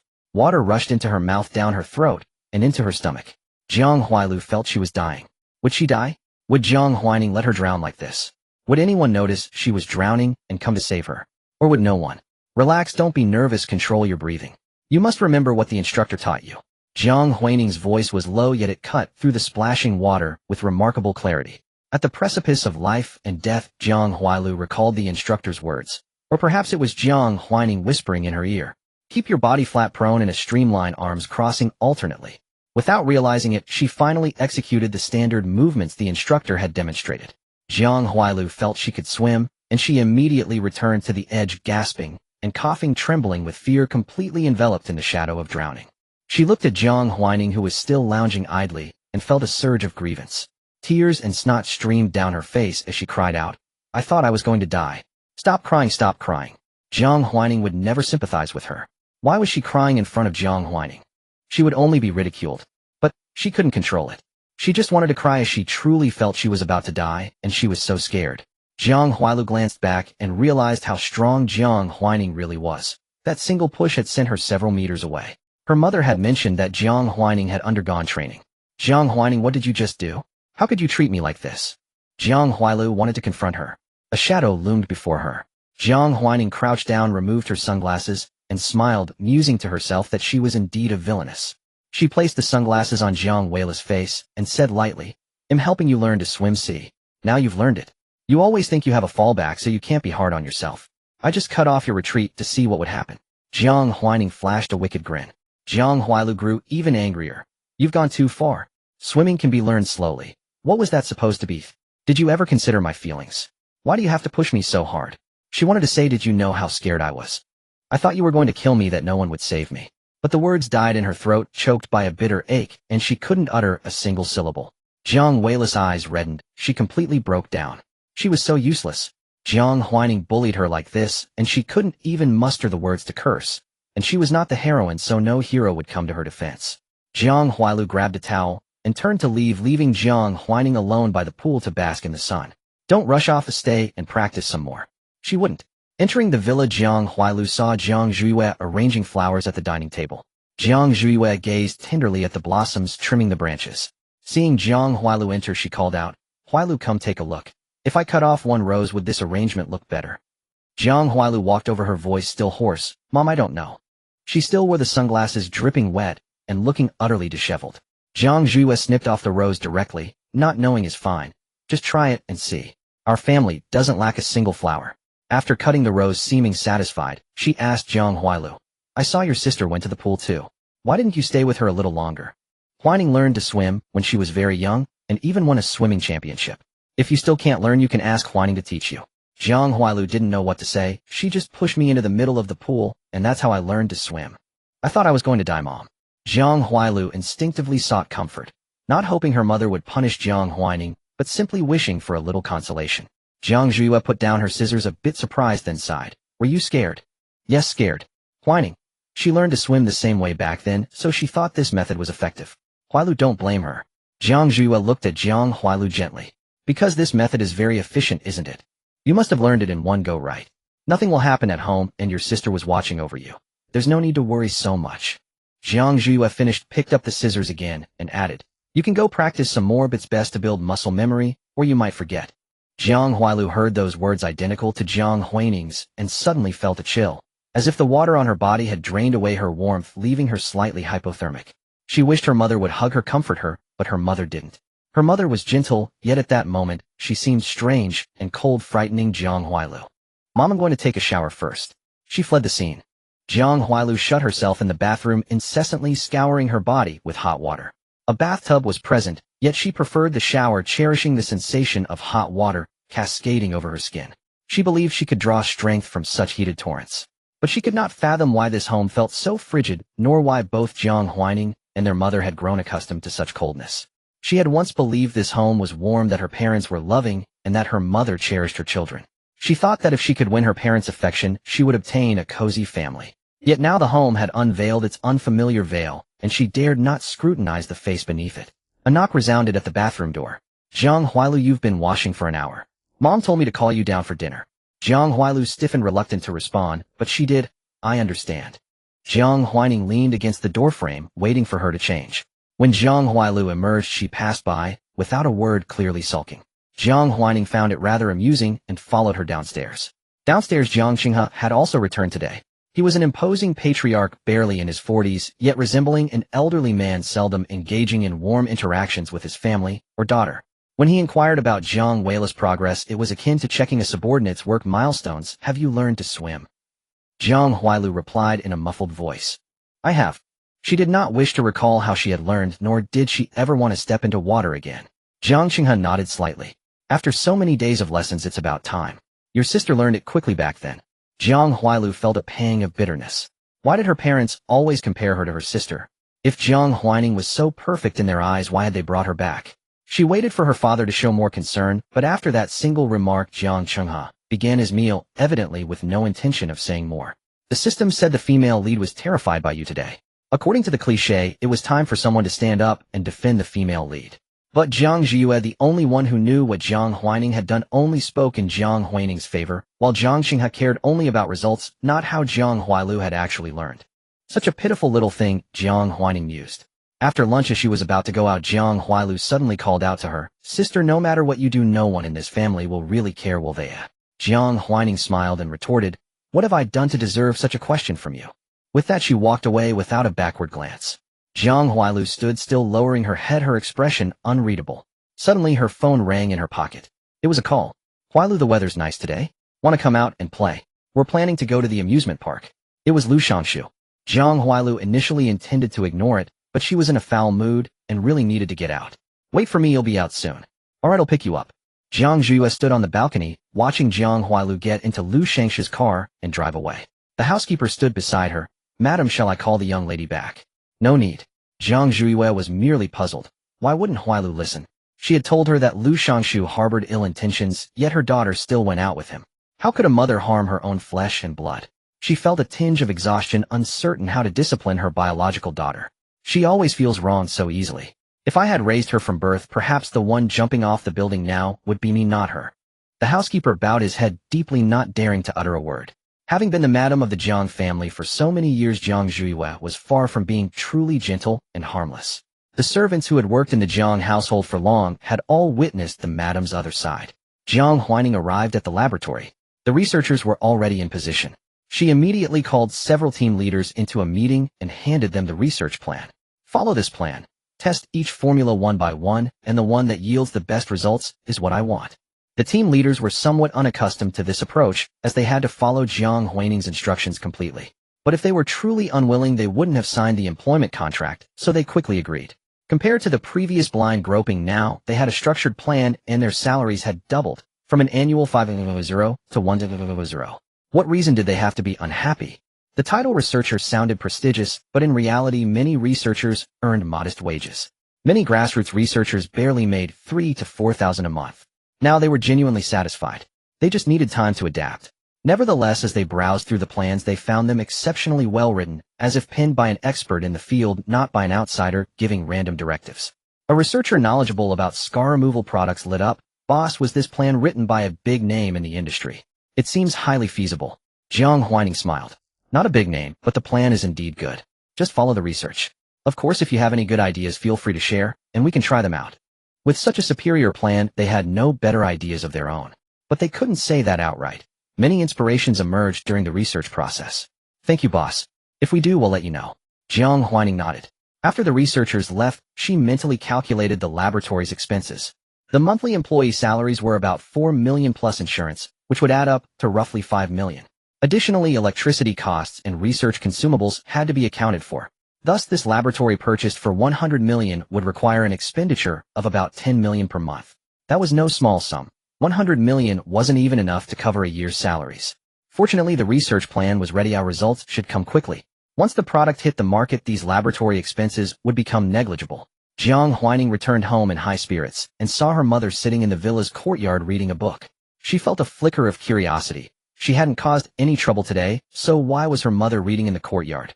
Mom, are you waiting for someone? Jiang Huailu was not fond of waiting unless it was to reprimand someone. She looked up from her book and said, Huailu went out with that Lu family child. She furrowed her brow slightly. Goodness, a child this big, and she doesn't know how to keep her distance. That Lu boy was your former fiancé after all. Going out with him like this. Aren't you afraid of gossip? She had clearly warned Huailu to stay away from that Lu Shangshu. Jiang Huailu rarely found herself in such a state of anxiety. If it were Huaining who was being disobedient, she would have simply called him back with a single phone call. But now the one acting out was her unfamiliar biological daughter, and Jiang Huailu had to tread carefully in many things. She truly did not understand Jiang Huailu, nor did she know how to interact with her own child. If she called now, she feared her daughter would think she was being too controlling.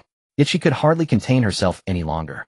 Jiang Huaining was slightly surprised. She went out with Lu Shangshu. Lu Shangshu. Yes, that was the name of the Lu family's child. Jiang Huailu nodded. Even if he's still a high school student, even if he doesn't help with the company, he should at least find something to do or study hard at home. Why come looking for Huailu? Was he really that impatient? Jiang Huailu felt a deep aversion to Lu Shangshu and considered whether she should call to warn the Lu family. I'm afraid Huailu might be deceived by him, she said. Jiang Huaining smiled slightly. Mother, you don't need to worry so much. Even if Lu Shangshu wanted to deceive someone, it wouldn't happen in a single day. Besides, Jiang Huaining added, Huailu won't be so easily fooled. Though the male and female leads might be destined for each other with her, as the villainess, how could they come together so easily? Even in a sweet romance novel, the protagonists wouldn't start off together right away. Otherwise, what would be the point of the story? The male and female leads always had to endure hardships and opposition before achieving their blissful union, their love, as steadfast as gold. That was still far off. Jiang Huailu glanced at the sky and noticed it was about to rain. Without directly responding to Jiang Huaining, she said, Let's go inside first. It's going to rain soon, and getting wet wouldn't be good. Jiang Huaining nodded and entered the villa with Jiang Huailu. She sat on the sofa appearing to browse materials on her tablet, but in reality, she was flipping through courses in the system space, eager to learn the next one. She wanted to create a little gadget that would let her know what the male lead was doing at any moment. The clouds in the sky grew thicker, and Lu Shangshu's mood grew increasingly irritated. He had already taken the initiative to show kindness to Jiang Huailu, so why did she still seem completely unaware of his feelings? At school, a mere smile from him would send a crowd of girls into swooning adoration. Lu Shangshu looked down on those girls, yet he secretly took pride in his charm and popularity. Now he couldn't even win over a single young girl. A sense of frustration gnawed at him, but he didn't let it show. Smiling, he asked, Huailu, would you like some milk tea? He'll go get it for you. The boys around him broke into knowing grins. Young Master Lu was smitten. As the campus heartthrob, Lu Shangshu was no air conditioner who treated everyone equally. In fact, his personality was rather cold. When a cold person suddenly shows warmth to someone, it's hard to refuse. They sized up Jiang Huailu, wondering what Lu Shangshu saw in her. She looked obedient and pretty, but nothing particularly special. The girls, however, were displeased. How could their idol fancy Jiang Huailu? Aside from her family background, what was so remarkable about Jiang Huailu? Feeling the awkwardness, Jiang Huailu said, It looks like it's about to rain. Let's skip the milk tea and head home before it pours. She lowered her head slightly, already sensing the ambiguous or hostile gazes around her. What's there to fear about rain? We have cars. You won't get a single drop on you, interjected Murong Jing, Lu Shangshu's good friend. If she wants to leave, let her leave. Why force her to stay and ruin the mood? A girl with red hair immediately spoke up, annoyed. Why were both of the class top heartthrobs fawning over Jiang Huailu? How ridiculous. Jiang Huailu bit her lip gently. He placed a hand on her shoulder. Why don't Huailu and I go back together? I'm a bit tired too. If you find it boring, feel free to continue having fun. The last remark was directed at the red-haired girl. Seeing that Jiang Huailu truly intended to leave, Lu Shangshu said, He'll go with you. He'll drive you both home. He had originally planned to take Jiang Huailu home alone in the rain, but now she insisted on leaving and He was butting in. He was inwardly displeased and held a grudge against Yi, but he didn't show it. Jiang Huailu murmured, Yi and I can go back together. Yi added, The back seat of my family's car only fits 2 people. Now Lu Shangshu couldn't insist. He couldn't be too obvious or too eager. After all, they had 3 more years of high school, plenty of time. But Yi was truly clueless. Anyone could see he liked Jiang Huailu, yet she had to interfere. Watching the two disappear into the distance, Lu Shangshu's gaze darkened. The rain began to fall halfway. Jiang Huailu got out of Yi's car and returned home, finding her mother sitting on the sofa in the villa's living room. You're back. A thunderclap rumbled across the sky, its roar casting a somber shadow over the villa. Jiang Huailu replied softly, and was about to go upstairs to shower and change when Jiang Huailu stopped her. Huailu, didn't I tell you not to go out with that Lu boy? He's not a simple person. I'm worried you'll be deceived by him. He may not be simple, but he cares for me in a way that doesn't repulse me. Unlike you. Jiang Huailu suppressed the urge to voice those words. Mom, the amusement park was booked out today, and many classmates went. I didn't go out alone with him. Jiang Huailu had her back to Jiang Huailu, and it was unclear whether she believed it or not. The air was still. Just as Jiang Huailu was about to leave, Jiang Huailu spoke again. Have you been studying properly with the finance tutor I hired for you? Huaining never plays around like you, and makes excuses. The remark was far too harsh. The servants in the living room quickly found excuses to leave. The madam had always been overly controlling with her children. Over the years they had grown used to it, but the newly returned young lady clearly hadn't. They wondered how long the argument would last. Jiang Huailu truly couldn't get used to it. She hated how her mother always compared her to Jiang Huaining. Heartbroken, she said, Mom, you always think Jiang Huaining does everything better than me. Would it be better if I hadn't come back? I've never been to an amusement park before. Isn't it okay to go just this once? Do I have to avoid every place where Lu Shangshu is? You told me not to get too close to him, and I agreed. Can't you trust me a little? I don't like him, and I won't disobey you because of him. I just wanted to have some fun. That's all. It was the first time the female lead had ever argued with anyone. She had never had the courage to quarrel before, but perhaps after being pushed into the water by Jiang Huaining, or after enduring too much unspoken grievance today, she could no longer hold back. In this family, if she didn't learn to speak up for herself, she would forever be the one blamed. Jiang Huaining leaned against the railing on the second floor, a book in hand, slightly surprised by the female lead's transformation. Yet Jiang Huailu remained unrepentant. Huailu, that's not what I meant, but how can I trust you? You went out in that boy's car today. You say you're obedient. Is this your idea of obedience? Jiang Huaining noticed that Jiang Huailu was trembling all over. Perhaps uttering those words had truly drained all her courage. Jiang Huaining chuckled, finding the system's words amusing, but upon reflection, one reason she hadn't paid much attention to this younger sister in her past life was precisely because Jiang Huailu rarely spoke. Jiang Huailu was very quiet. Sometimes Jiang Huaining even thought she might be mute. Now Jiang Huailu could indeed speak, but she was trembling all over, and upon hearing her mother's words, she trembled even more. There weren't just Lu Shangshu in the car, there were also 2 classmates. He's the class monitor responsible for picking up several classmates, not just me. Mom, I thought it was okay to treat him like an ordinary classmate. Besides, she couldn't help shedding tears. Mom, yesterday, I was pushed into the pool by sister and thought I was drowning. Didn't you worry about me? I was really scared then. Why didn't you worry about me? Jiang Huailu wanted to ask, am I so insignificant in your heart? Jiang Huailu had stood up at some point, facing her daughter's question. She said, what's there to be afraid of? This is home. How could anything happen to you? Your sister would never harm you. You never need to be afraid of your sister. Jiang Huailu felt as if her heart had a big hole with cold wind howling in, and she felt extremely miserable. Mother always trusted sister so much, but completely didn't trust her, even suspected her, and even after she explained, Mother still doubted. How strange. Why is this? Mother didn't suspect her because of what others said. A mother suspected her of her own accord. A person learning to swim always has to be choked by water a few times before they can learn. Jiang Zio's voice sounded somewhat indifferent, as if stating a normal matter. I didn't ask you to learn immediately, but you've been learning for many days and still can't. Your sister helping you is perfectly normal, isn't it? Are you blaming her by saying all this now? Jiang Huailu wiped her tears, opened her mouth to speak, but found her throat choked and couldn't utter a word. She felt truly useless, unable even to speak. After taking a breath, Jiang Huailu said with difficulty, I'm not blaming sister. I just don't want to learn this way. She was afraid of pain, afraid of getting hurt. She understood her own timidity and cowardice, so she had always used a harmless appearance and behavior to protect herself. But she never expected that even being so harmless, someone would still lay hands on her. Since you don't, then don't mention this matter in the future. You should be grateful to your sister. There's nothing wrong with this method. How long would it take you to learn using your own way? Suddenly a flash of lightning lit up the entire living room. Jiang Huaining leaned against the staircase and saw the tears on Jiang Huailu's face. I understand. Jiang Huailu went upstairs, passing by Jiang Huaining without a word. Jiang Huaining called out to her, Jiang Huailu. Jiang Huailu stopped. What's wrong? Are you here to laugh at me too? Next time if you don't have tissues, don't cry so miserably. It's quite ugly. Jiang Huaining walked over in her sneakers, stuffed a pack of tissues into her hand, and then turned and left. Jiang Huailu looked down at the tissues in her hand, and just as Jiang Huaining's figure was about to disappear at the end of the corridor, she said, Jiang Huaining, I really don't blame you for what happened yesterday. She was just a little angry and aggrieved. Clearly all she needed was a word of comfort, a hug, but no one gave her that. So the grievance in her heart grew more and more like a balloon, getting bigger and bigger until it became unbearable. She felt that this home wasn't like a home at all, and no one cared about her. But now she seemed to feel a little better. Jiang Huaining didn't respond, and went straight downstairs, unsure whether she heard or not. She clutched the tissues in her hand, took one out, and saw a chemistry calculation written on it with a black ink pen. If she used this tissue to wipe her tears, her face would instantly turn into a little black cat. For a moment, she didn't know whether to cry or laugh. Did Jiang Huaining know that the tissue she gave her had writing on it? While thinking, she opened her phone and looked at the novels about true and false heiresses on her bookshelf. She used to really like these novels, but now she felt her situation was completely different from them. She was not the heroine, nor some dazzling or villainous supporting character.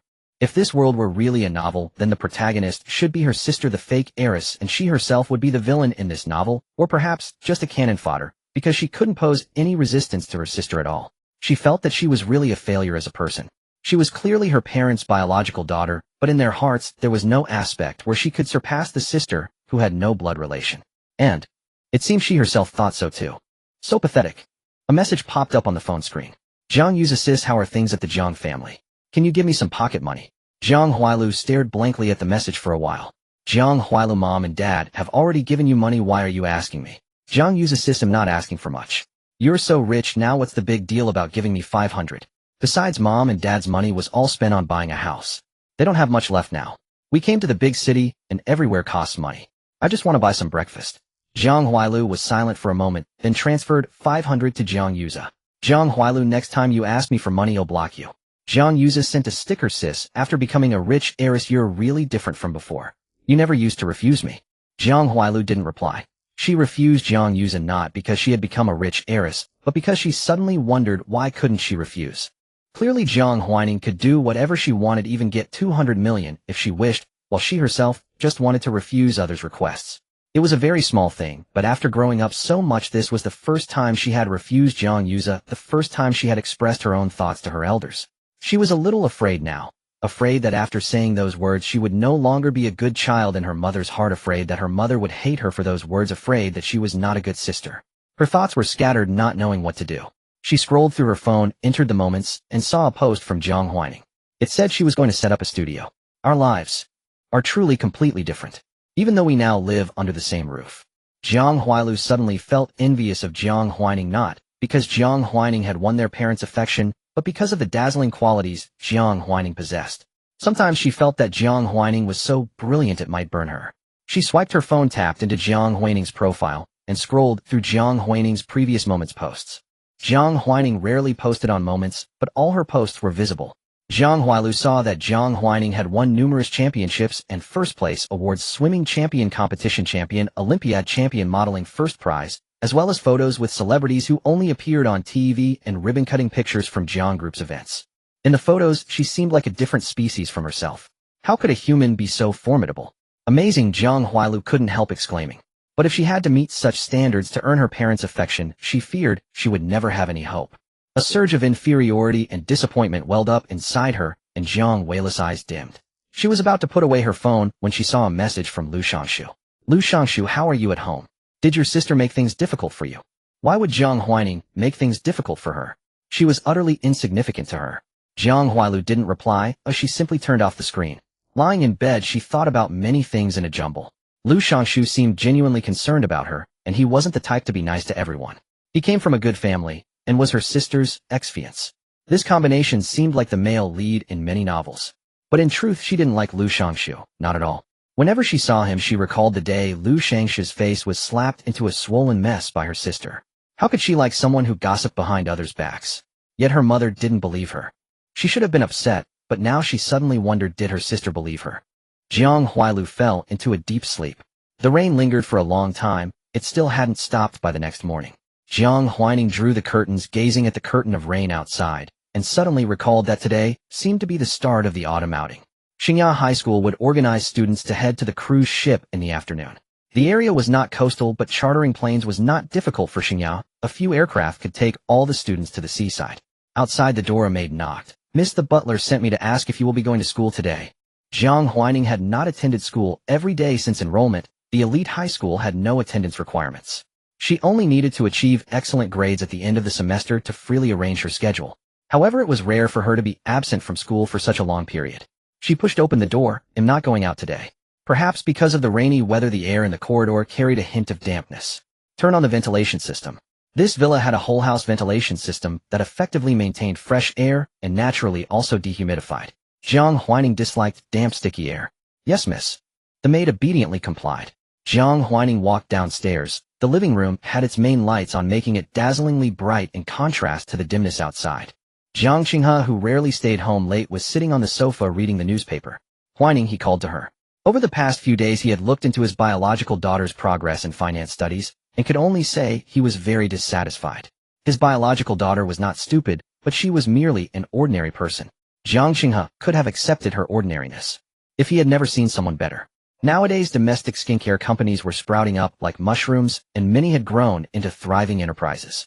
The Jiang Group's skincare company was not among the top tier. It was recognizable, but not irreplaceable. As for marketing, hundreds of millions in marketing, advertising, and endorsement fees were spent just to keep Jiang Group from regressing. Jiang Qinghe hoped to take Jiang Group to the next level, but unfortunately after years of effort, there had been little effect. Adding to that, the recent cancellation of the marriage alliance with the Liu family had caused turbulence in Jiang Group's stock market. He had anticipated this, but his mood was still affected. "Dad," Jiang Qinghe said, "come with me to the company today." Jiang Huaining hesitated briefly, then nodded. "Since the marriage alliance with the Liu family is off, don't get too close to Liu Shangshu from now, unless the media make up stories based on photos." Jiang Qinghe could still recall Liu Shangshu's name. The remark was somewhat amusing. Jiang Huaining nodded. "I know." Jiang Qinghe added in his mind, wanting to take everything, but looking at Jiang Huaining's face, he didn't say it aloud. He was a true businessman, never making a loss. He had a scale in his heart. He would never return the daughter he had carefully raised for so many years to that rural family, letting all his efforts go to waste. He also could not send his adopted daughter to marry into the Liu family. That would not be a marriage alliance, but rather cultivating a rival for his own group. But how should he handle this daughter? Jiang Qinghe hadn't figured it out, but he remembered how much pride this daughter had once brought him. Even as the chairman of a group, when gathering with business friends, they often talked about their children.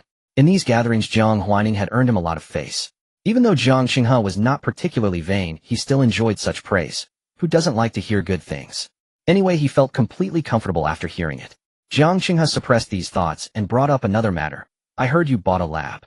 Jiang Huaining had not intended to hide it. "Yes, I plan to research scar removal products. I already have some ideas, so I bought a lab to give it a try." Scar removal products. Jiang Qinghe was not familiar with this area. Jiang Group had never produced anything related to scar removal.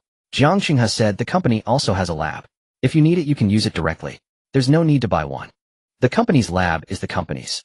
I want to do something of my own, and later I plan to open a studio. It wouldn't be right to ask the company's employees to work 2 jobs on one salary, which would upset everyone." That's true. Employees indeed disliked working 2 jobs. Hearing this, Jiang Qinghe didn't take it seriously, assuming Jiang Huaining just wanted to have some fun. Children grew up, and it was normal to want something of their own. "Do you want me to assign Assistant Lin to you? With her around, you'll have an easier time." Assistant Lin was one of Jiang Cheng's secretaries in her 40s, a meticulous and conscientious woman who often assisted Jiang Zhuiwei with school matters. However, among Jiang Cheng's secretarial team, Secretary Lin was not particularly valued. "Then thank you, Dad. I happen to need someone to help me handle some things." "Host, aren't you afraid Jiang Qinghe will use this secretary to secretly spy on you?" the system asked, somewhat puzzled. Its host was not one without any caution. Oh, why would she place someone else's person so close to her? Moreover, the scar removal product was genuinely feasible with excellent effects, nothing false or grandiose. So the necessary wariness and precautions should be established now. It had seen the projected profit margins the host had written. In this country, the annual birth rate in recent years had reached tens of millions, meaning nearly 10 million new mothers each year. Yes, the host's scar removal ointment primarily targeted pregnant women. Among these 10 million pregnant women, nearly 50 opt for cesarean sections, and of that 50, 60 develop hypertrophic scars from the surgery. Approximately 3 million people.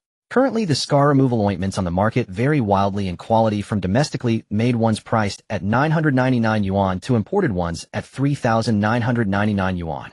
Many pregnant women have purchased various products to eliminate abdominal scars, but clearly, despite trying all sorts of marketing and recommendations, the scars remain stubbornly intact. Some resign themselves to fate, unwilling to spend more money, while others prefer to undergo multiple surgeries costing 20,000 yuan each just to reduce the hypertrophic scars. Yes, only reduce them, not completely erase them. Jiang Huaining was confident her product could eliminate ordinary scars within one treatment course. As for hypertrophic scars, the effect would depend on the final product. I plan to price this scar removal ointment at 2,999 yuan. If 10 of new mothers choose to buy our product once, I can generate 900 million yuan in revenue. In reality, once 10 of pregnant women purchased her product, they would likely buy it a second and third time. Moreover, once her reputation spread, it wouldn't be just 10 of pregnant women choosing her product. The profit and market for this scar removal ointment were as vast as one could imagine.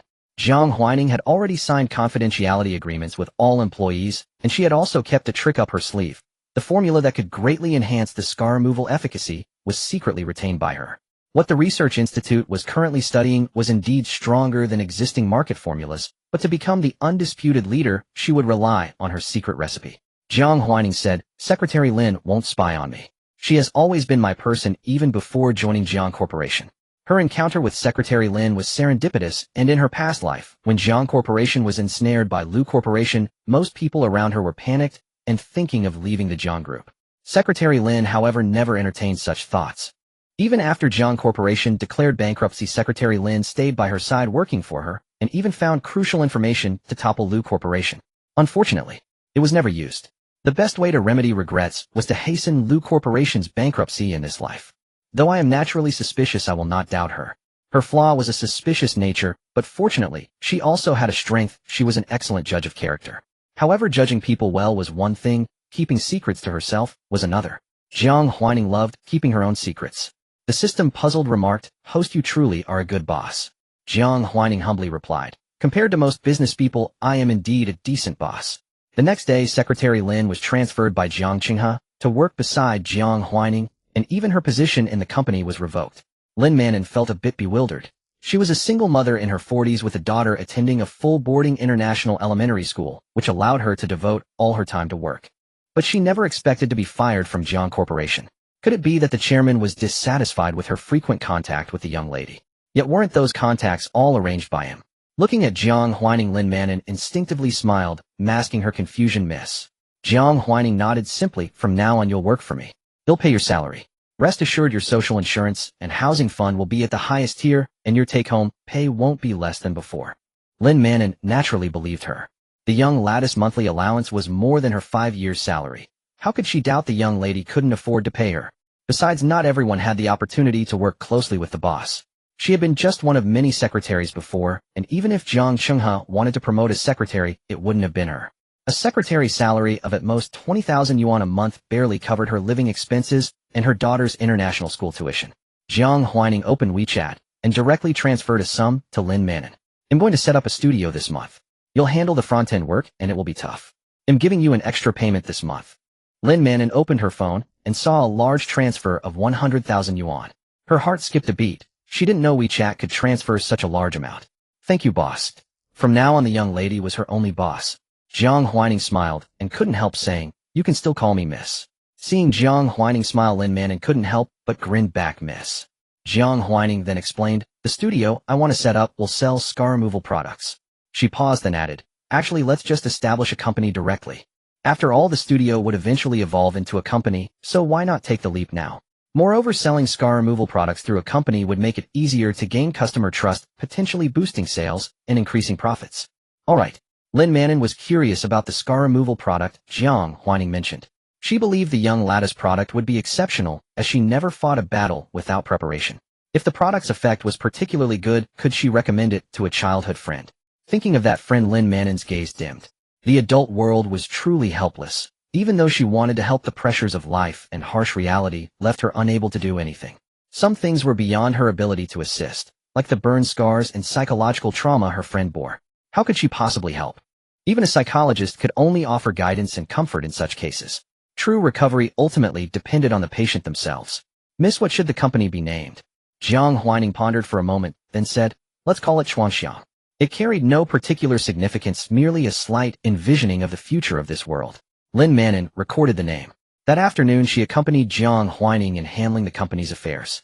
Sometimes she could manage tasks alone, and went on her own. Other times, when Jiang Huaining's presence was required, she accompanied him.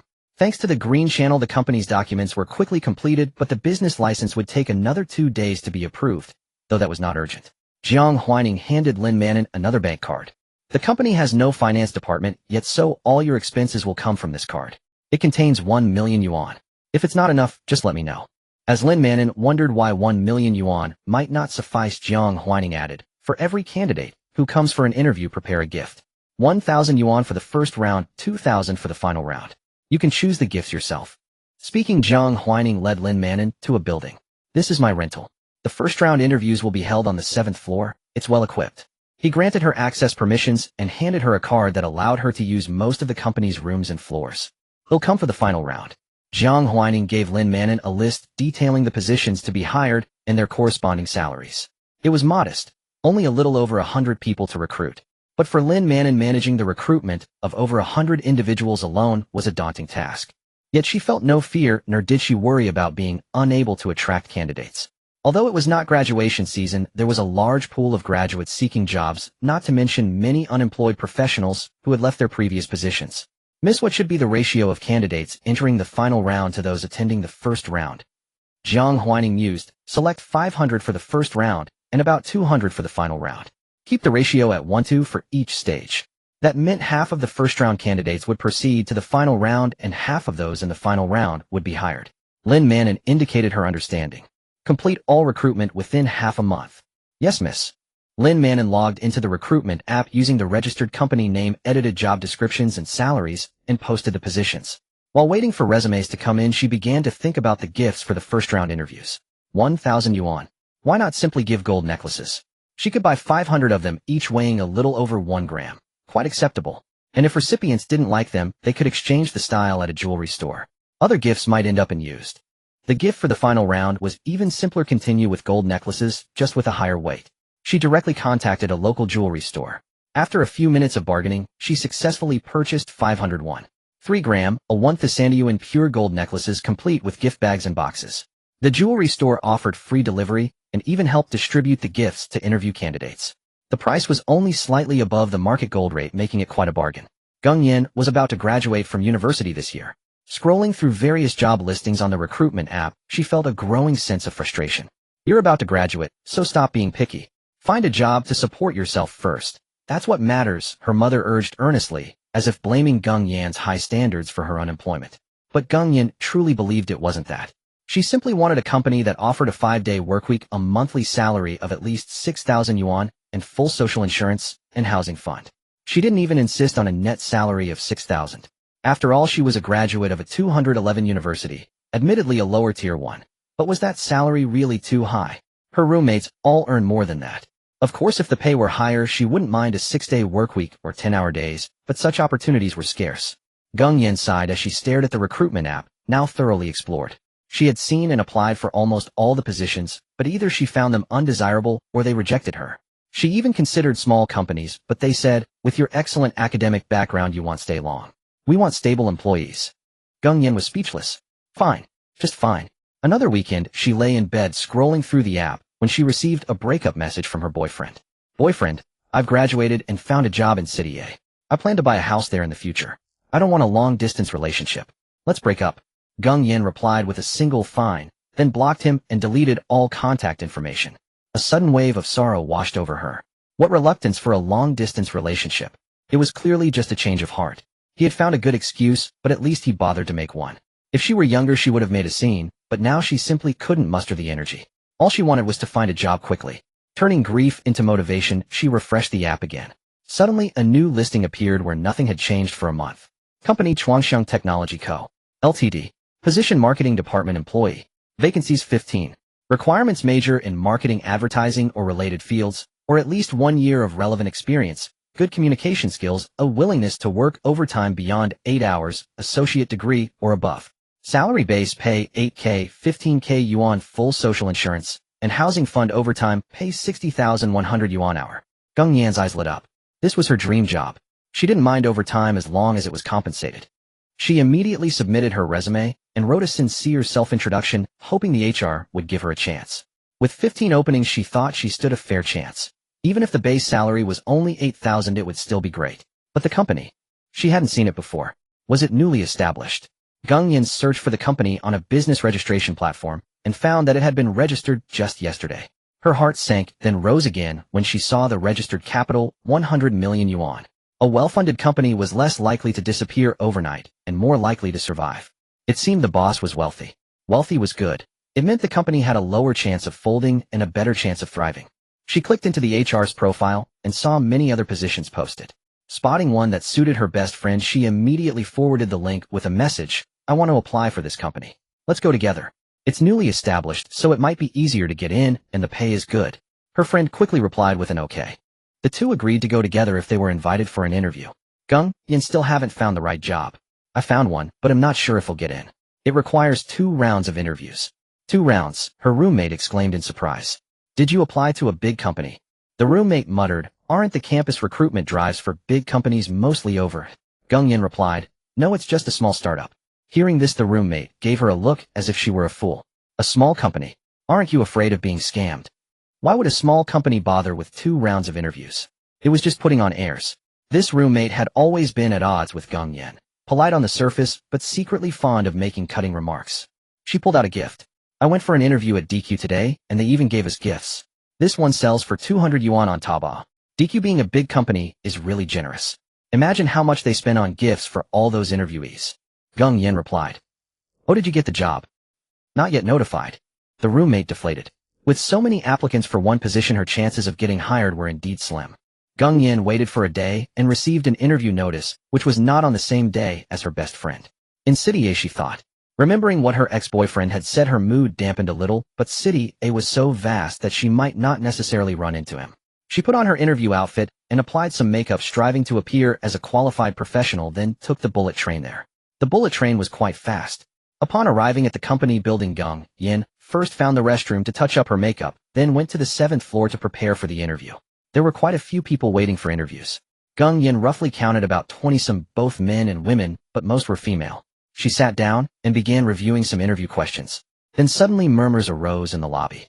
Strange, they were all adults. Why would anyone make noise in an interview venue? Wouldn't that leave a bad impression on the HR? Jiang Huaining looked up and saw several women in gold shop uniforms standing at the entrance. A woman in ceremonial attire smiled elegantly. Interviewees who have completed their interviews can come here with their interview invitation to receive a gift, a small token from the company. Some interviewees who had finished had already gone to claim it, and at the urging of friends they opened it on the spot. That was the cause of the commotion. Inside the gift box was a pure gold necklace. Although its weight was not high, it was worth at least 1,000 yuan. It's a gold necklace, and with a certificate. Oh my, this company is so generous. Most people were not short of 1,000 yuan, but few would spend 1,000 to buy themselves a gold necklace, even though they knew gold necklaces were actually good for preserving value, and even had some potential for appreciation. How strange. Jiang Huaining suddenly realized this issue. She had never bought herself a gold necklace either. Next, the atmosphere among the waiting interviewees became more tense. A company that gives gold necklaces at the first round of interviews. Without much thought, one could tell how good the company's future benefits would be. Some experienced candidates who hadn't taken this interview seriously before couldn't help but feel nervous now. A few even quietly asked those who had finished about the interview content. But how could those who had already interviewed reveal information to competitors? Everyone wanted to get into this company. Even a fool knew not to boost the competition. Soon it was Jiang Huaining's turn. Jiang Huaining walked into the interview room and was slightly surprised to see only 2 interviewers, both female. Lin Manon glanced at Jiang Huaining's resume and smiled at her. Please have a seat. Jiang Huaining sat down. First, give a self-introduction. Tell us about your strengths and achievements, whether from campus or work. Jiang Huaining hadn't started working yet, so she could only talk about campus, but her resume was not lackluster. She had participated in many activities during university and had won awards. Jiang Huaining completed her self-introduction smoothly. Lin Manon nodded slightly and said, if our company intends to hire you, given that overtime might be frequent in the early stage, what is your expected salary? Here it came, the most brutal question. Jiang Huaining broke out in a cold sweat. This question was really hard to answer.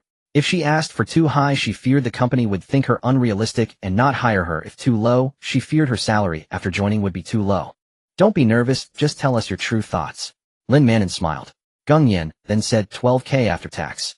12K after tax meant the company would need to pay at least 16K in labor costs, which was not low. Lin Manon nodded slightly, made a mark on the resume, and set it aside. Thank you for your time. This concludes your first round.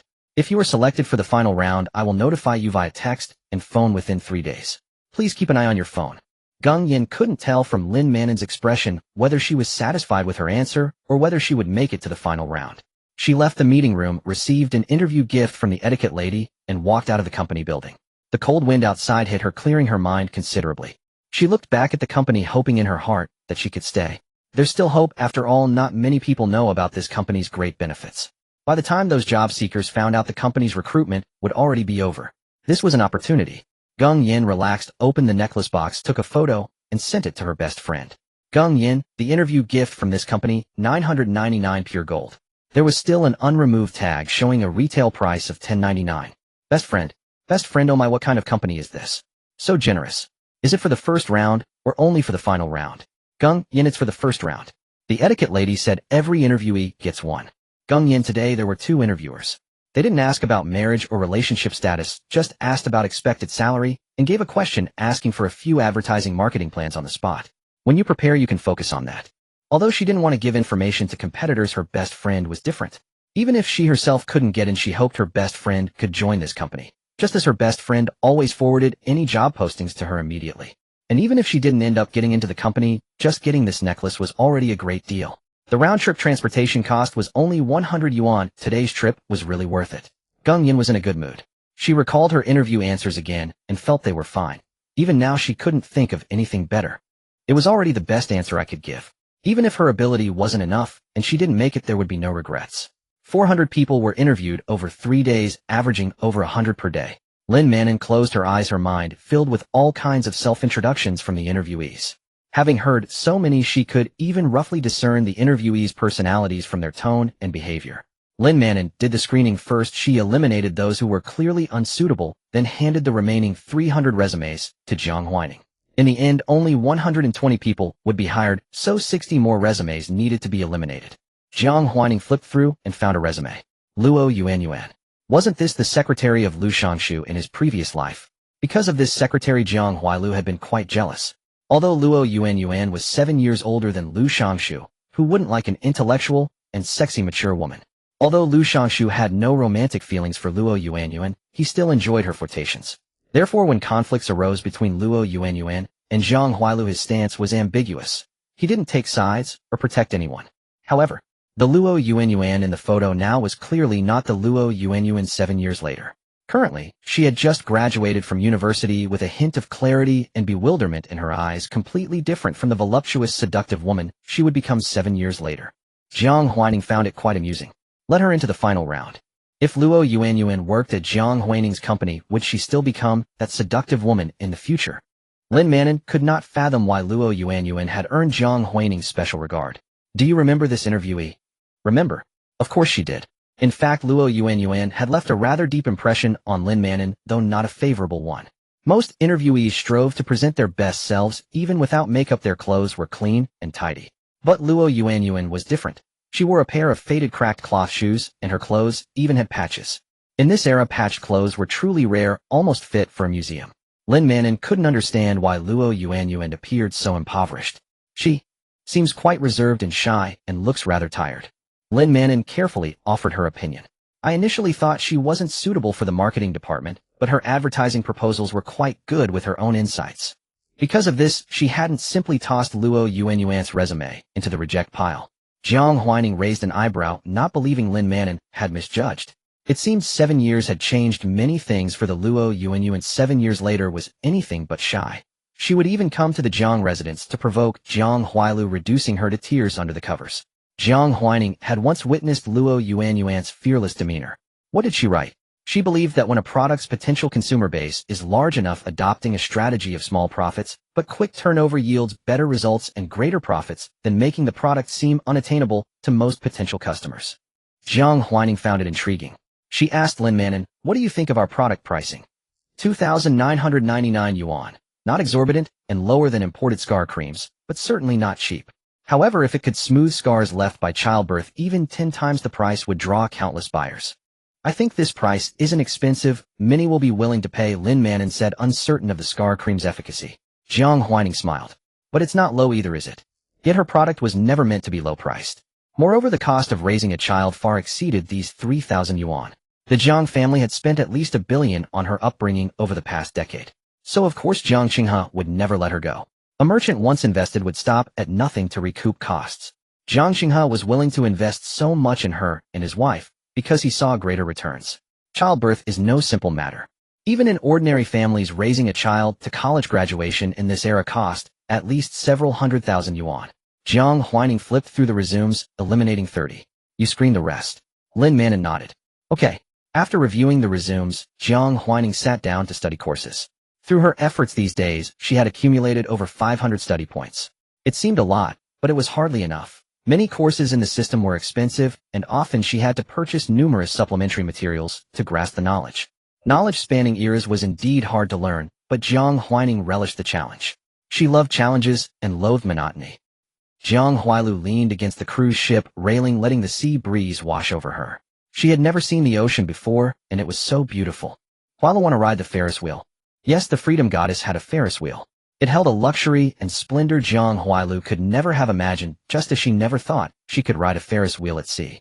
When they reached the top of the Ferris wheel, Jiang Huailu saw dolphins leaping from the sea. Every year around this time there are many dolphins in Yaliu Bay. If you want to see them, this is the perfect time to come. Hua Yi's eyes curved.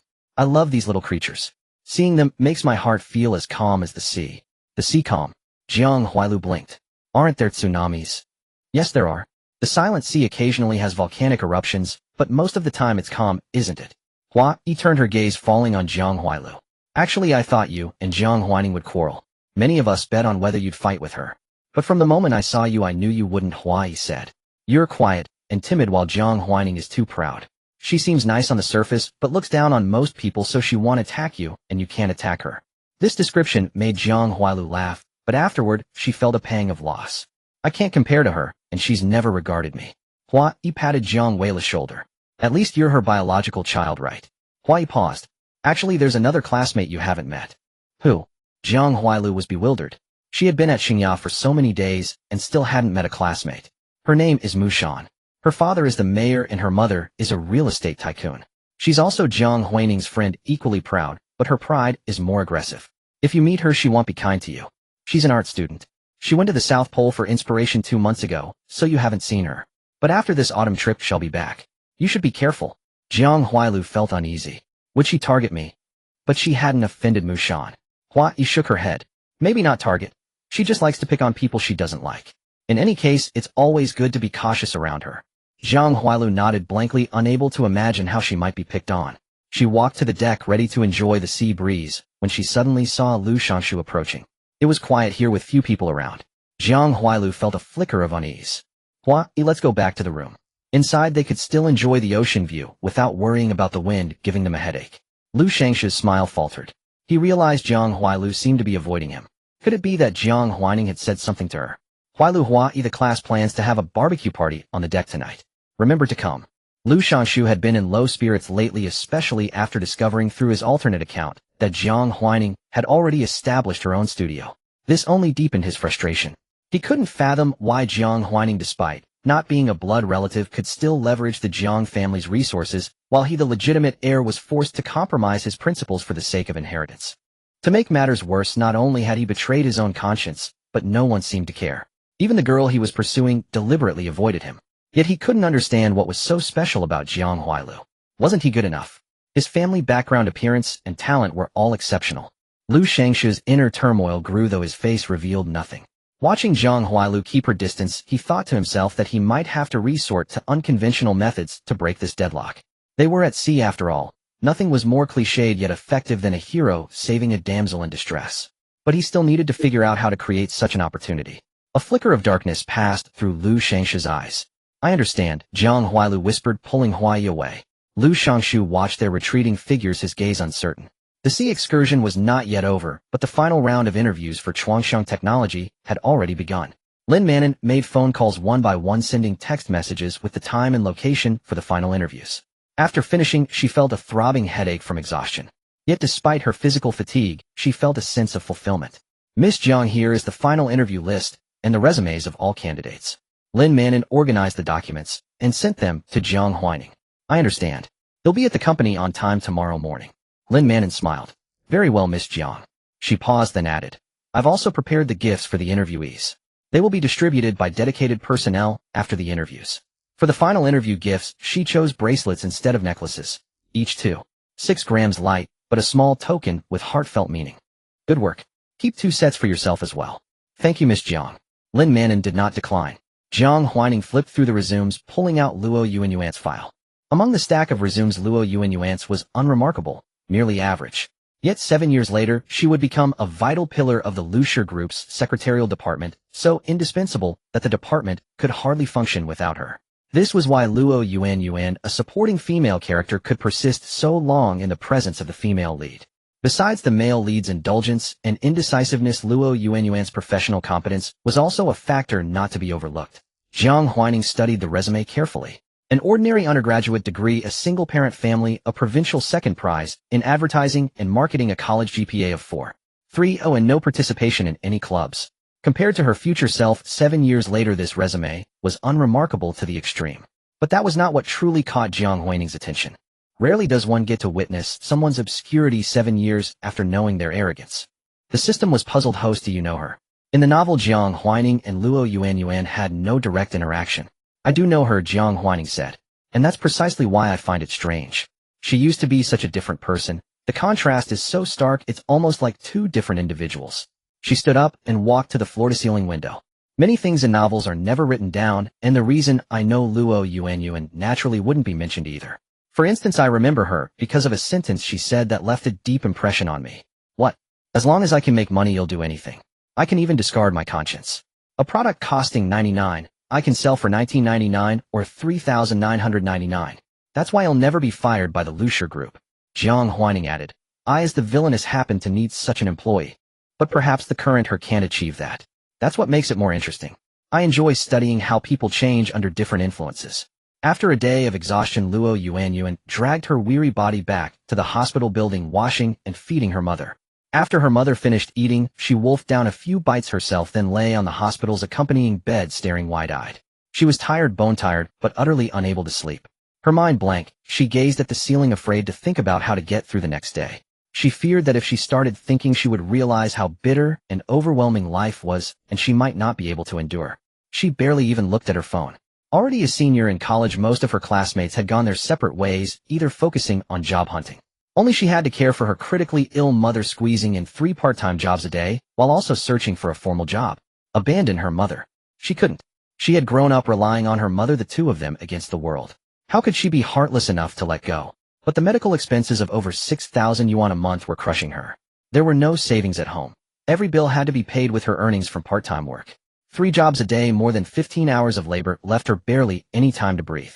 She shifted and her fingers inadvertently touched the gold necklace in her pocket. The necklace was cold, but Luo Yuanyuan felt a trace of warmth from it. She could sell this necklace for money enough to cover about 5 days of her mother's medical expenses, she thought. But what she truly hoped for was to get into Chuanxiang Technology. A base salary of at least 8,000 yuan a month plus overtime pay would be enough to cover her mother's medical bills and still have something left for her own life. Getting into Chuanxiang would mean seeing light in her life, though failing would leave her wandering in endless darkness. Occasionally she had considered selling her body, but she never dared. She knew she had a good figure, yet she felt deep shame at the thought of exposing herself. Even in the midst of hardship, she kept every button on her clothes fastened tightly. Countless times she comforted herself, it hasn't come to that yet. Don't give up your dignity. Yuanyuan, her mother's hoarse voice called out. Mom, rest well, don't overthink. Luo Yuanyuan hummed softly in reply. She knew her mother secretly wished to die to stop being a burden, but she dared not say anything, afraid that once the words were spoken, both of them would fall apart. You too, Mom. I'm still here. But she didn't know how much longer she could hold on. Her phone screen lit up, a text message about the final interview. Dear Luo Yuanyuan, hello. Thank you very much for participating in the initial interview for our marketing planning position. After careful evaluation and discussion, we are pleased to inform you that you have successfully passed the preliminary round. We will contact you shortly to arrange the final interview and related details. Please keep your phone accessible so we can reach you. Thank you again for your interest and support.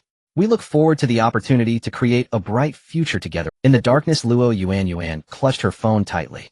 She had never expected to pass the initial interview, as she knew her appearance and state at the time were far from ideal, but she had no choice nor the means to dress herself in attire befitting the occasion. Such had been her life for 2 years now. Ever since the second year of university, she had stepped into a shadow and never seen the light again. Why had her life become so arduous? Luo Yuanyuan could not fathom, nor could she understand why the heavens had afflicted her kind and virtuous mother with illness. Yet now she glimpsed a sliver of hope. If only she could secure a place at Chuangxiang, she would be freed from this daily mire. Stay strong, she encouraged herself. After several days of rain, the skies over a city finally cleared, revealing the sun. Jiang Huaining instructed the driver to stop at the company building and ascended to the 7th floor. She would oversee the interviews herself. Though the session had not yet begun, the 7th floor was already crowded. Good heavens, the hostesses again. Are those boxes interview gifts? The hostesses were clearly positioned, the boxes visible to all, with several security guards in attendance. The candidates eyed the gift boxes, their hearts leaping with anticipation. Who doesn't love presents? They adored this company. Even if they failed to enter Chuangxiang, they would harbor only regret, and when the opportunity arose again, they would surely return. This company's gifts are all things women love, and they're quite valuable.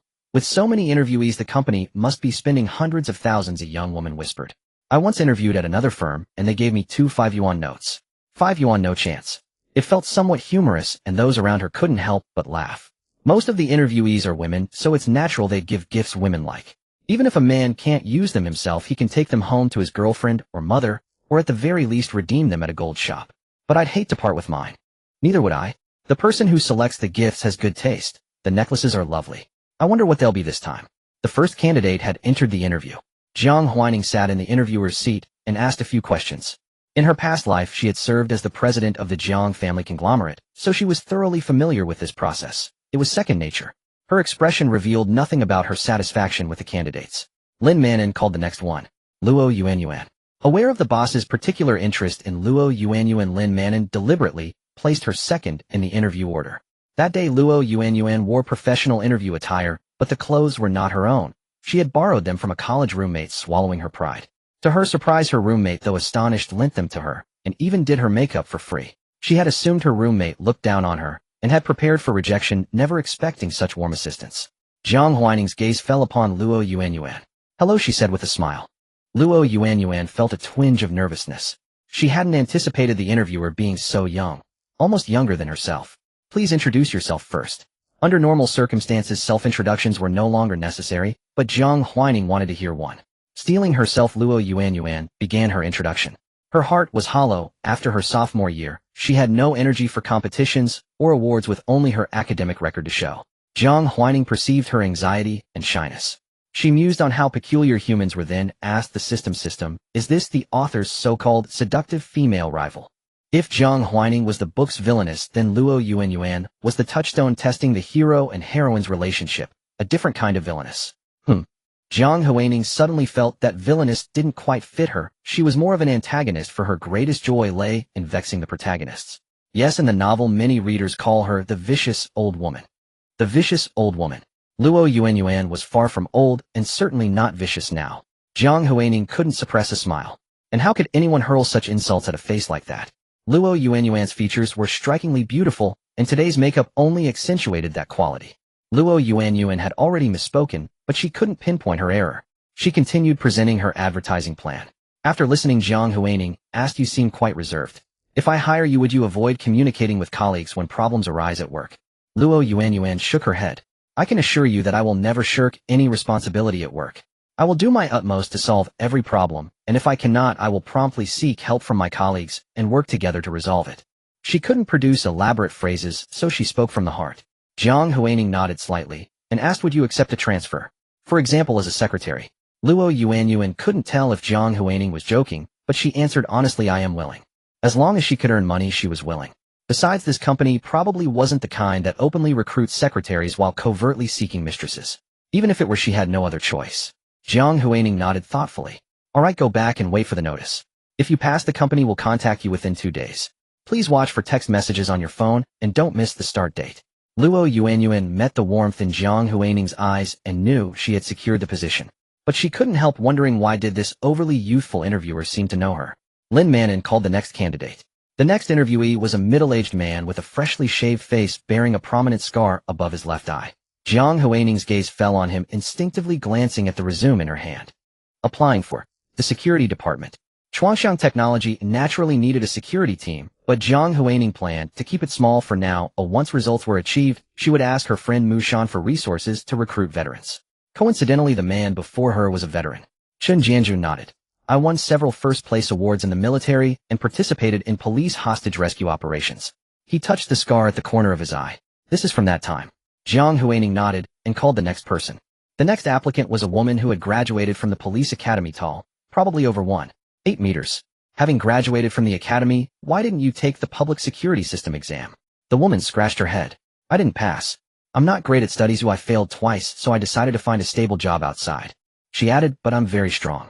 In school I could take on 2 at once. I'm well suited for security. The directness was refreshing and her strength was undeniable. Jiang Huaining could find no reason to refuse her. Would you accept a transfer? She needed a personal bodyguard. Previously there had been no suitable candidate, so she was in no rush. But now that she had found one, she intended to secure her. The woman looked confused. Still as a security guard. Jiang Huaining, you need to know how to hit people. When I ask you to hit someone, you must be able to do it and control your strength. Enough to turn a face into a swollen mess, but not enough to meet the legal standard for minor injury. This way she could beat up the male lead whenever she wanted. Yuzi scratched her head. Hitting people isn't good. I usually don't hit girls, and if I did I might have to pay compensation. I don't need you to hit girls, only those who deserve it. If compensation is needed, I'll cover it, and I'll even give you a bonus. But you must be very obedient. Yuzi, how much? Jiang Huaining said a number. Yuzi thought, damn it, she was really tempted. Her parents farming for a whole year couldn't earn her monthly base salary, let alone the bonus the boss promised for hitting those who deserved it. There was no such good deal in the countryside. She loved hitting people who deserved it. Obedient. Then she had to be that obedient person. Yuzi said without restraint, I'm very willing. Then you can start preparing to report tomorrow. After Yuzi left, Lin Manon fell into silence. Wasn't Huaining here to recruit for the company? How did she end up hiring herself a personal secretary and a personal bodyguard? And she even asked the bodyguard if she was willing to hit people on the boss orders, who had angered her young lady. Fortunately, Jiang Huaining didn't pull any more interviewees into her arms. After the interviews with over 200 people, Jiang Huaining felt a bit dizzy. In her past life as a CEO, she had never personally interviewed so many people, at most a few key positions. Now she had to look at every single one, and it gave her a headache. Alright, I'll leave the rest to you. Have the employees complete their onboarding within a week.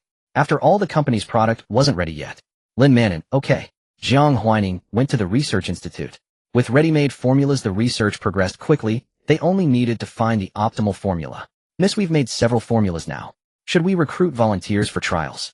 Jiang Huaining nodded. Recruit volunteers directly. Do you know how?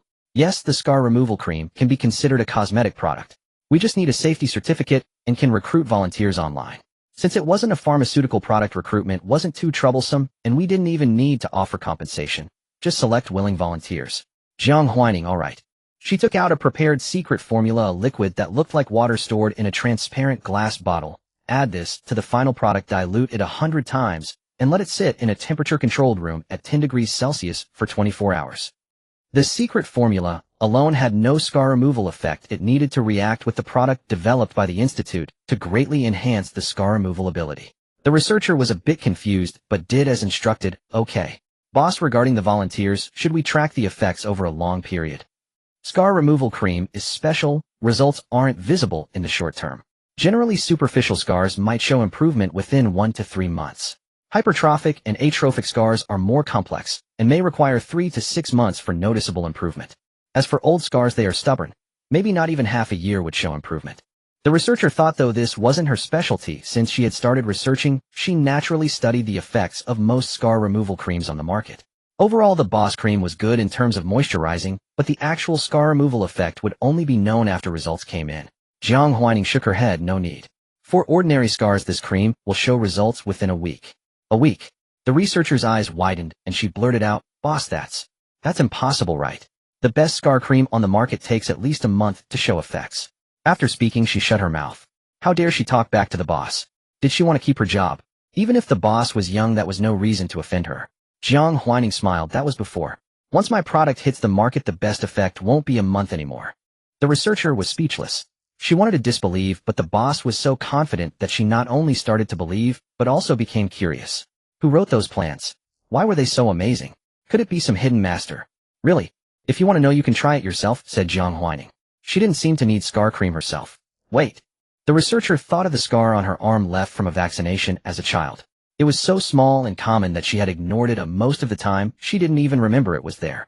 Free. She was tempted. Not because she found the scar ugly, but because she was curious if the cream's effect was as strong as the boss claimed.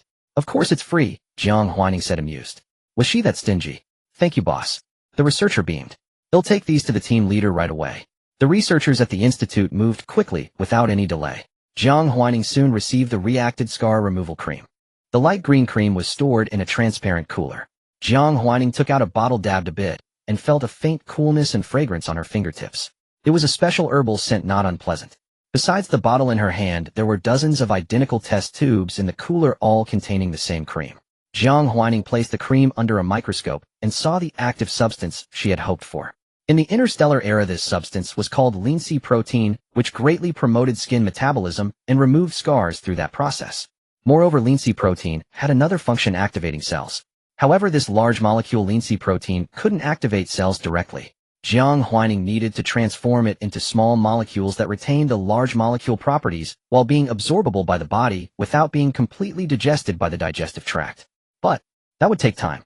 The course for manufacturing linseed protein cost only a few hundred learning points, but the course for breaking it into small molecules cost over 5,000 learning points. But there was no rush. Whether in research or business, everything had to be done step by step. Jiang Huaining thought it was time to contact a graphic designer for the product packaging. Chuangxiang did not have an art department, partly because there was no need for so many artists at the moment, and partly because each artist specialized in different styles, making it unrealistic to recruit all suitable ones. If that were the case, the art department alone would match the current total number of employees at Chuangxiang. Therefore, she planned to hire freelance artists with some reputation for the design. Jiang Huaining looked at the packaging of scar removal creams on the market, most of which were squeeze tubes. This design allowed buyers to maximize the use of the cream inside. For example, toothpaste also mostly comes in squeeze tubes. She directly posted a job on the domestic freelance artist network. Since the payment was generous, artists quickly signed up to take the job. Jiang Huaining could view the past works of these artists in the background to choose the suitable one. After waiting for an hour, over 60 artists had signed up. Jiang Huaining skimmed through them and finally selected 10 artists. The freelance artist network did not restrict choosing only one artist, but if multiple were selected, the deposits for all of them had to be paid simultaneously. The deposit was 10 to 30 of the total commission. Once the artist submitted the work, regardless of whether the design was adopted, the amount would be transferred to the artist's account within 3 days. Of course, if the artist's design was sloppy, the client could file a complaint in the background to reclaim the deposit. Jiang Huaining chose 30, which amounted to 30,000 yuan. The submission deadline was set within 72 hours. After completing all this, she stopped paying attention to the background, unaware that this had sparked a small discussion on the freelance artist network. The sky darkened. After dinner, Jiang Huaining received a loving pat from Jiang Huailu. "Rest well, don't overwork yourself," she said, transferring another 200 million yuan into Jiang Huaining's account. "Use this money for now. If it's not enough, let me know." For Jiang Huaining, she was truly a good mother, always generous and never refusing any of her requests. However, she also wanted Jiang Huaining to grow into the person she envisioned, outwardly gentle and easygoing, but in reality, quite controlling. Jiang Huaining understood this and never refused her. "It's enough, Mom. I don't have much to spend on lately. After starting a company, there will be expenses everywhere. How could there be no need for money?" Jiang Huailu didn't believe her. Jiang Huaining's eyes curved into a smile. "I can afford those expenses myself, but I'll accept your love, Mom." She took out a jade box from her pocket containing a pale green ointment. "Mom, I have something I want to give you. The scar removal cream from the lab has been developed. Would you like to try it?" Scar removal cream. Hearing this, Jiang Huailu unconsciously touched her wrist. She had always considered those scars a symbol of her past cowardice, unwilling to look at them or recall them, covering them with a watch as if that could make them non-existent. But her daughter had grown up and was so open about it. Why should she still be so bothered? After a slight hesitation, Jiang Huailu removed her watch, revealing her wrist. Her wrist was slender and soft. As an orphan who married into a wealthy family, Jiang Huailu's appearance was far from ordinary. She was beautiful. Even though she was over 40, time had not diminished her beauty. Instead, it had added more charm. Jiang Huaining opened the box. "Let me apply it for you." The white jade box paired with the pale green ointment made the scar cream look very premium. Jiang Huailu looked at her 16-year-old daughter and softly replied, "Okay." Jiang Huaining placed the jade box on the table beside her, held her mother's wrist with one hand, and dipped the other hand into the green ointment, gently applying it to the scar on her wrist. The scar was not deep, just long and thin, but it had been there for years, making it hard to remove. Therefore, this jar of scar cream was specially formulated by Jiang Huaining herself, not the regular version the institute was preparing for the public. This cream worked faster, and even old scars were theoretically expected to show results within a week. After applying the cream, a smile spread across Jiang Huaining's face. "It's done, Mom. Just be careful not to accidentally wipe it off. If it gets wiped off, remember to reapply it. You should see noticeable results within about a week. Okay, I understand, Huaining. Jiang Huaining closed the jade box and placed it into her mother's hand. Jiang Huailu looked down at the cool jade box, feeling comfortable in her palm. She originally intended to give it to the housekeeper to store, but after careful thought, she decided to go upstairs herself. She opened her dressing cabinet, where there was another jade box of scar cream. It was bought by Jiang Qinghe a few years ago from a private traditional Chinese medicine practitioner. The cream cost over 300,000 yuan, but Jiang Huailu only used it once and never again, telling Jiang Qinghe not to buy more. Jiang Qinghe obediently stopped buying. Jiang Huailu discarded the possibly expired cream, hesitated for a moment, and then instead of placing her daughter's gift in the dressing cabinet, she put it on the bedside table, where she could easily reach it. She sat by the bed thinking of her two daughters, her eyes slightly downcast. The night grew deeper. Jiang Huaining sat at her desk studying. What did it feel like to get a headache from studying? She had never experienced it before, but now she did. The current era, with thousands of years of knowledge difference from the interstellar age, was not easy to catch up on. Over thousands of years, even a small branch of a discipline, or a tiny knowledge system, could become a vast beast. To learn even a single point of knowledge, she was like a 3-year-old child who had to first learn simple counting before moving on to calculus. It was not easy. Sighing, Jiang Huaining continued watching the lessons. When encountering difficult concepts, she had to unlock related courses in the system space to find answers. This process was complicated and time-consuming. If only she could save time. System, is there any way to help me quickly find the basic courses on linseed protein? Jiang Huaining thought about it, and decided she needed to start from scratch. Her current understanding of linseed protein was like a castle in the air without a foundation. Research, however, relied heavily on a solid foundation. The host can activate the intelligent search function. This function requires 100 learning points to activate. 100 learning points was just within the highest range Jiang Huaining could accept at the moment. Activated. The intelligent search function has been activated for the host. Jiang Huaining tried using the function, and her furrowed brow relaxed. It was indeed very useful, arranging results by relevance and price comprehensively. However, the top recommended course cost 1,000 learning points, which was not cheap. If she bought it, the hard-earned learning points she had accumulated would be wiped out.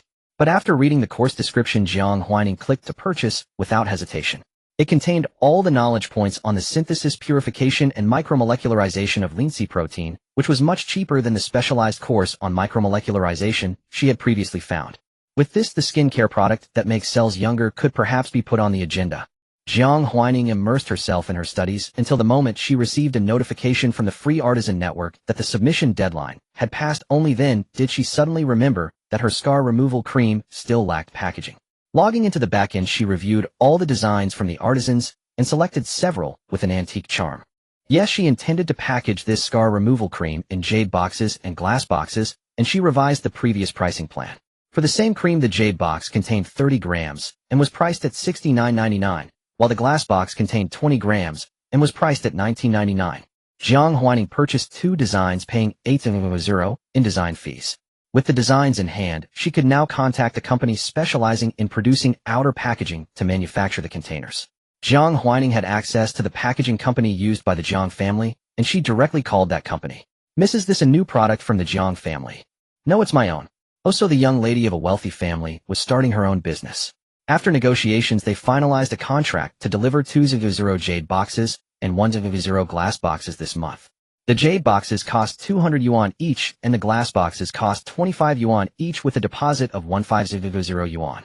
The remaining 500 yuan would be paid upon completion of production. Jiang Huaining first took a batch of glass boxes totaling 200, which were just enough to send to users. Using her authority, she appropriated a production line from the Jiang family for her own benefit to package her scar removal cream. Jiang Huaining said to the system, "You see, the reason I wanted to take over the Jiang family company is precisely this. There are many good things ready-made, all of which I can take for myself, using them as I please without owing favors or giving up profits, simply claiming them as my own." The glass box, costing 15 yuan each, was naturally beautiful, as it was originally designed for cosmetic packaging. Jiang Huaining held it in her palm and spun it under the light. Because the cream wasn't abundant, the glass box was made relatively thick, but the design was exquisite. A transparent box with a starry purple lid, making the cream appear even more luxurious. Meanwhile, the Research Institute began recruiting trial users online. The trial was free, limited to 100 people, with a trial bonus of 300 yuan, but participants were required to post daily check-in diaries on a certain platform documenting the 15-day process of using the scar removal cream. This scar removal cream is truly effective. The scar on my arm has already flattened. Boss, what will the launch price be?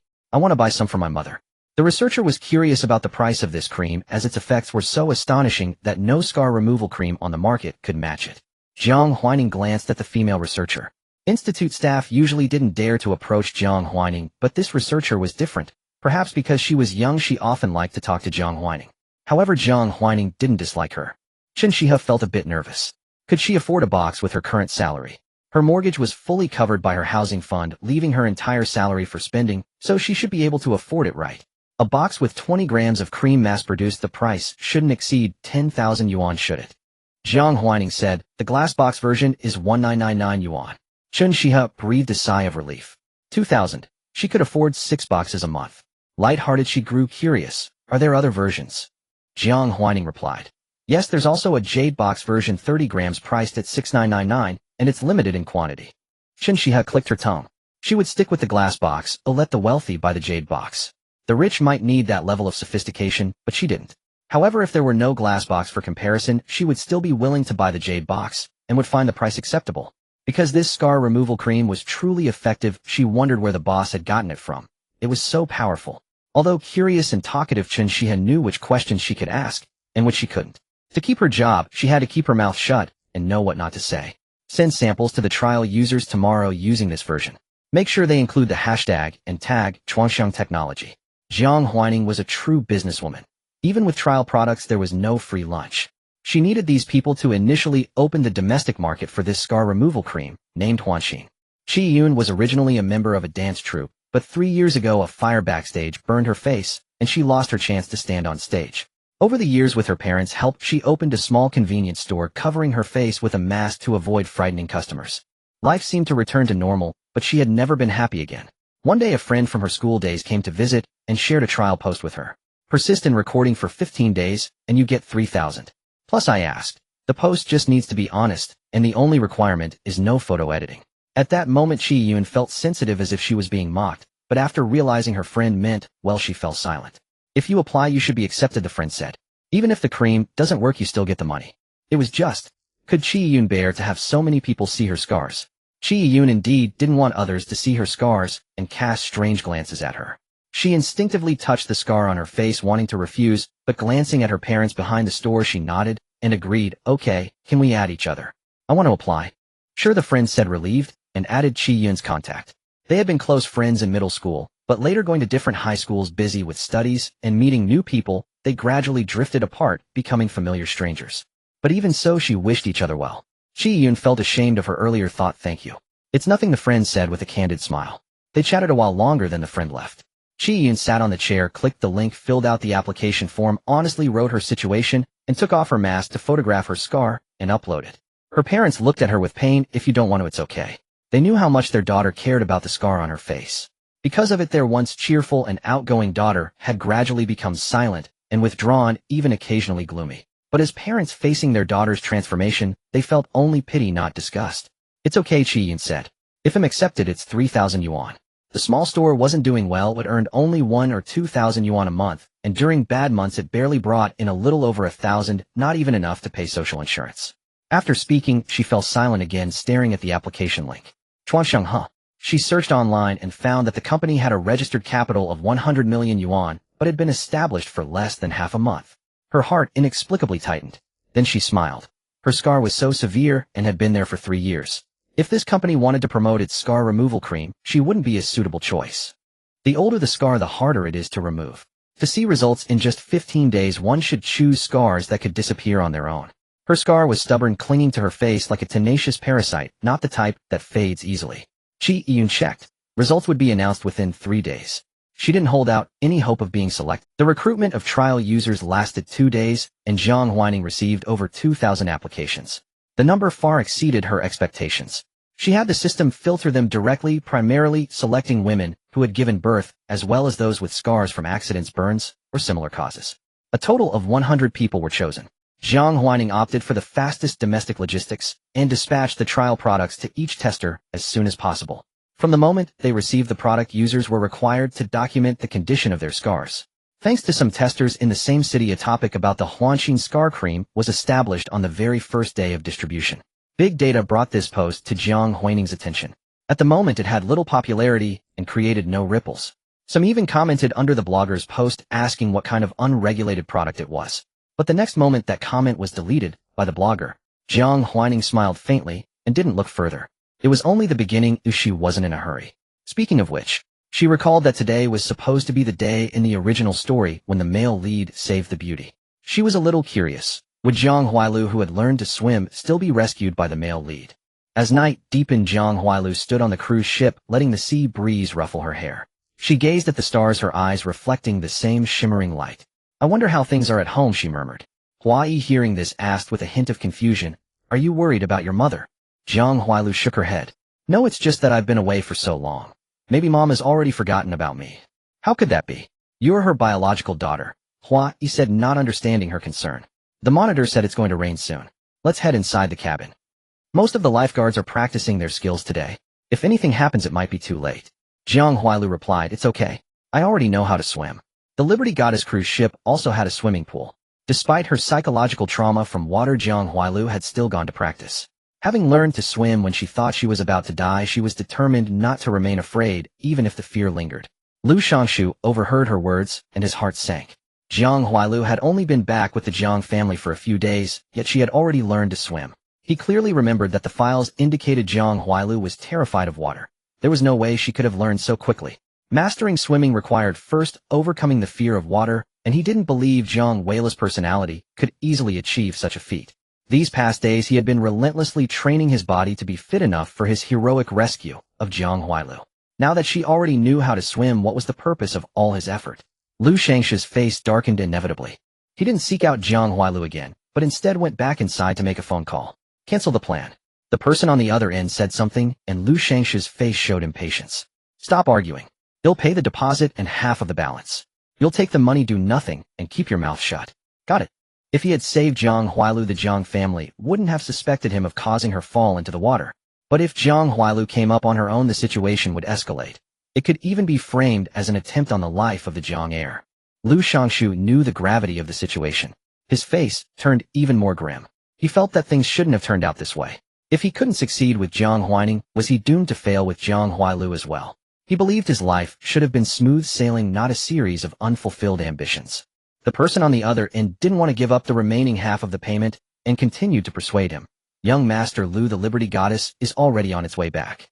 If we cancel now, there won't be another chance to plan something new. Are you sure you want to give up? Of course it was a real cancellation, but not by his choice.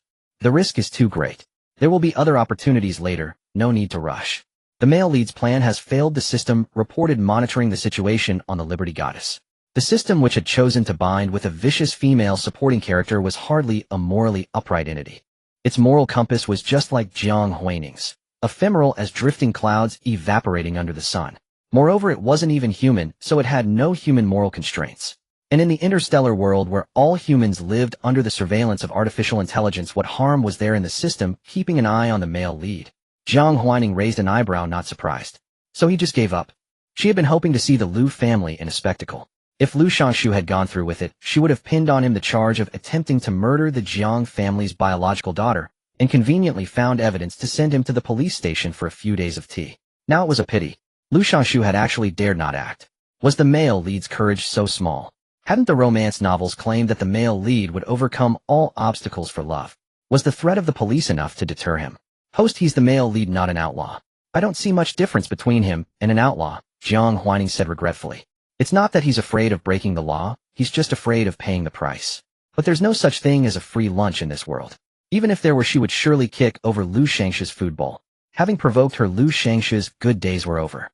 Package these recordings and send them to my father. Let him handle it as he sees fit. Jiang Huaining was busy lately and didn't have time to deal with Lu Shangshu, so she'd let Jiang Qinghe take care of it. As the head of the Jiang Corporation, Jiang Qinghe would know what to do. After all, he was competent both as a father and a corporate leader. Although Jiang Huaining's growth had been largely shaped by Jiang Zhiyue, she still remembered being carried to the office by Jiang Qinghe when she was young. Once she entered middle school, he even handed over his stock account to her for practice. It has been sent to Jiang Cheng's private email. She stood up, gazing at the night outside the window. Time flies, another day has passed. She hoped the scar cream would yield results soon. She could hardly wait to see how much of a stir this product would create in the market. Jiang Huaining loved the feeling of money flowing toward her in the form of numbers. Qi Yu never expected her application to be approved.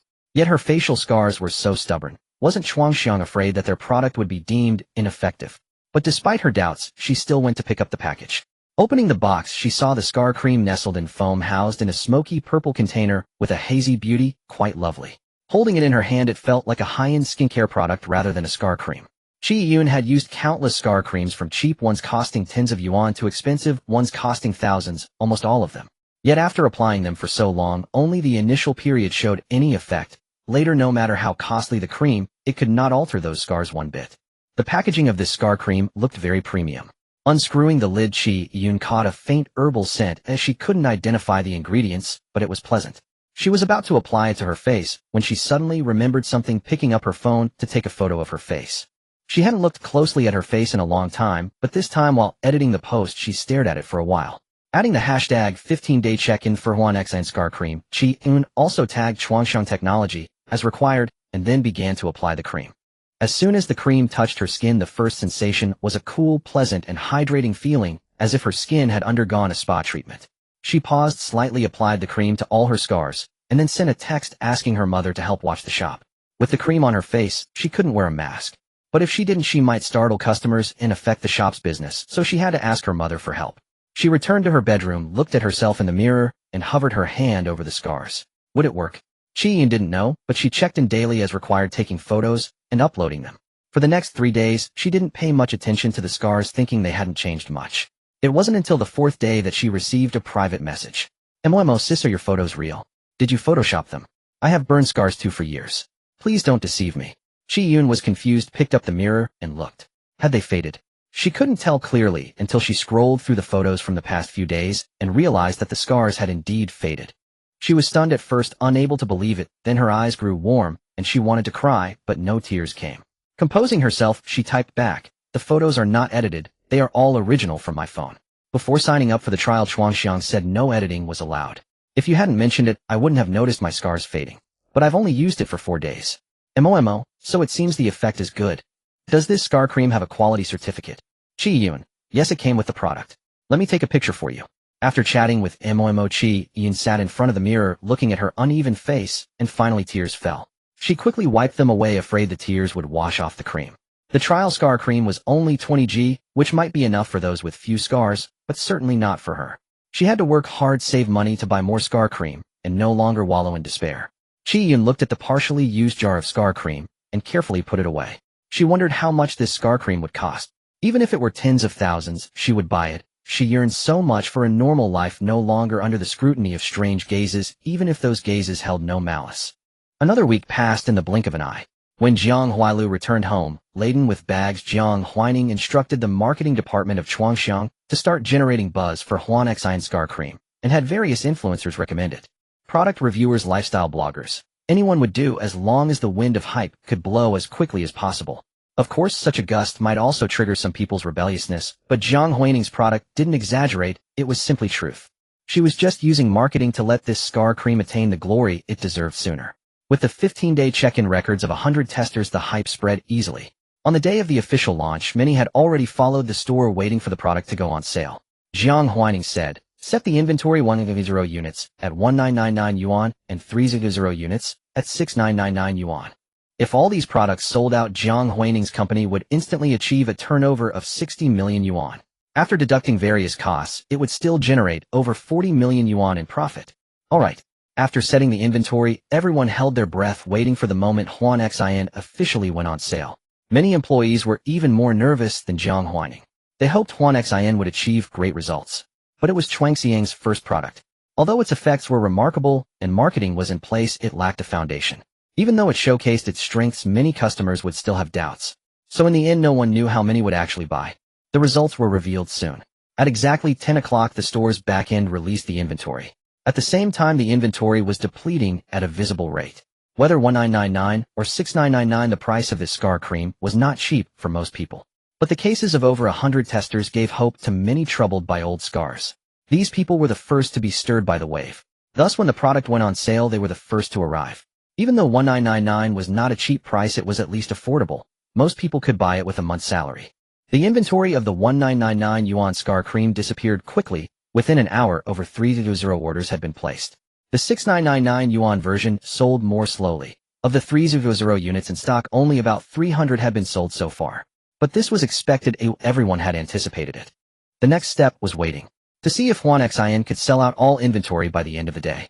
However, expectations were not high. For new products, the first 2 hours usually see the fastest sales, and the pace slows down afterward. By noon, everyone had given up hope of clearing the inventory. The turning point came at 3 in the afternoon. A good Samaritan who had been burned all over while saving others stepped forward to speak for this scar cream. At the same time, another tester apologized, saying she hadn't followed the rules to use the scar cream continuously for 15 days. After discovering its miraculous effect, she had transferred the cream to the man who had saved her daughter. This mother felt guilty for violating the agreement and dared not answer the various questions in the comments below. Since Huanxin bought the influencer's recommendation, her comment section became crowded with people. With so many eyes, some sharp ones immediately noticed that her scar had not faded further after the 4th day. This was normal because on the 4th day, she had stopped using Huanxin. Since she didn't respond, people in the comment section began to argue. Some said it might be a matter of constitution. It worked at first, but then stopped, while others claimed that Huanxin's effect was not good. Huanxin's effect was not poor, it was excellent, capable of eliminating even scars that had existed for 10 years. Fortunately, hers was the only case where the scar became stubborn. All other trial users' scars faded day by day.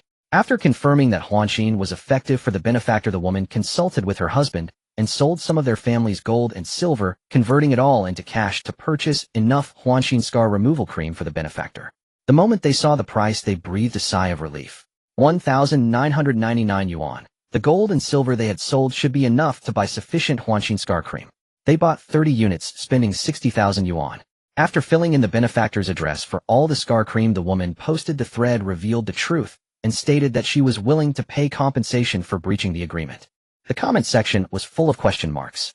Some people thought the woman was deliberately building a following, while others believed it was a marketing tactic by Chuanxian. I'm so fed up, sick of marketing. I keep seeing this Huanxin everywhere, I can't even block them all. Big data, leave me alone. This Huanxin is still a baby. Do you want to crown it emperor already? How can it possibly be as good as you say? It's probably just boasting. This is a scam. 100 people colluding with Huanxin to deceive all netizens. I've used many scar creams.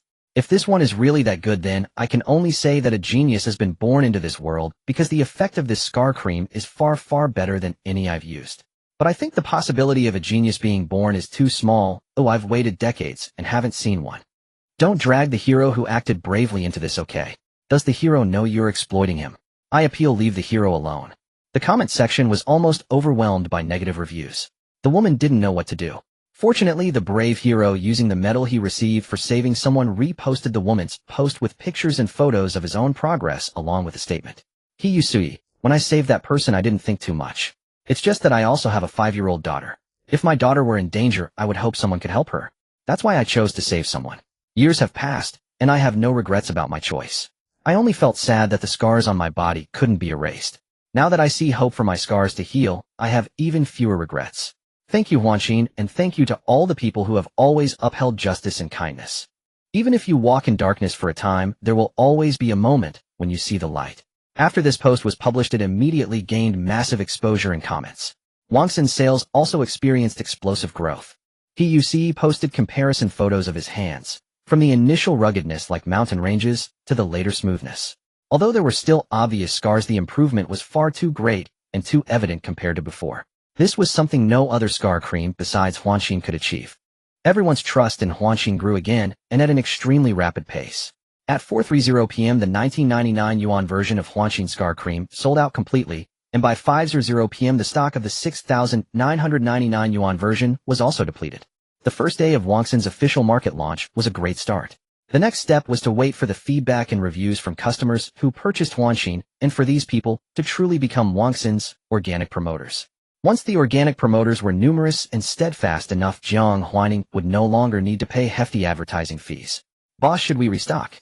The marketing department employees' face flushed with excitement. They had originally thought they had just joined a small company with good benefits, but now it seemed they had directly entered the infancy of a future giant. Moreover, the boss was so young. Didn't that mean the company's potential was even greater? Jiang Huaining stroked her chin. Not for now. The production line stock isn't abundant. Let's wait for feedback first. In about a week, Well increased the inventory by 20,000 units. A week later, Wangxin's positive reviews would reach new heights, and selling 20,000 units of inventory would be easy. However, Chuangxiang's production line was insufficient. Jiang Huaining made another call and borrowed a production line from the Jiang family. The employee keenly noticed this. "Boss, what is our relationship with Jiang's? How could something as private as a production line be borrowed so casually?" In the local area, Jiang's was a well-known skincare company, already one of the top companies for most people. "Our company is independent. We have no relationship with Jiang's, but we can borrow some things from them." Jiang Huaining shrugged. "Next month, we should have our own new production line, and then our output can increase, so we won't need to borrow from them anymore." Borrowing things all the time would annoy her father, but right now she really didn't have enough. In China, there are 3 million pregnant women each year left with scars from cesarean sections. With Chuangxiang's current production capacity, it was far from enough to capture such a huge market. Therefore, if she didn't want to borrow, she would have to buy or build her own new production line. Jiang Huaining preferred to build her own, because if she built it herself, she could make it as large as she wanted and plan everything from scratch. Coincidentally, there was a plot of land in the western suburbs of a city whose usage rights were being auctioned. Jiang Huaining thought for a moment and counted her balance, realizing that building a company required spending money everywhere. That land in the western suburbs would cost at least 1 or 200 million. Although the company's sales today were considerable, it would be a while before customers confirmed receipt and the funds flowed back to the company. If Jiang Huaining wanted to buy the land, she could only dip into her own private savings. It's really expensive. Land was truly expensive. Her mother was right. Running a company required spending money everywhere. The money she had just earned wasn't even in hand yet, and before she knew it, she had to spend even more. In her past life, when she inherited the Jiang Group, the company's development had already stabilized, and expanding its scale wasn't something that could commence immediately. However, now the company she had founded herself was at a stage of rapid growth, and to truly enter this phase she needed to invest money, and invest more money. Fortunately, although she had only a modest amount of money her mother was willing to invest, Jiang Huaining checked her bank card balance and found that on a card that should have had 200 million, her mother had somehow transferred another 200 million. Now the funds were more than sufficient.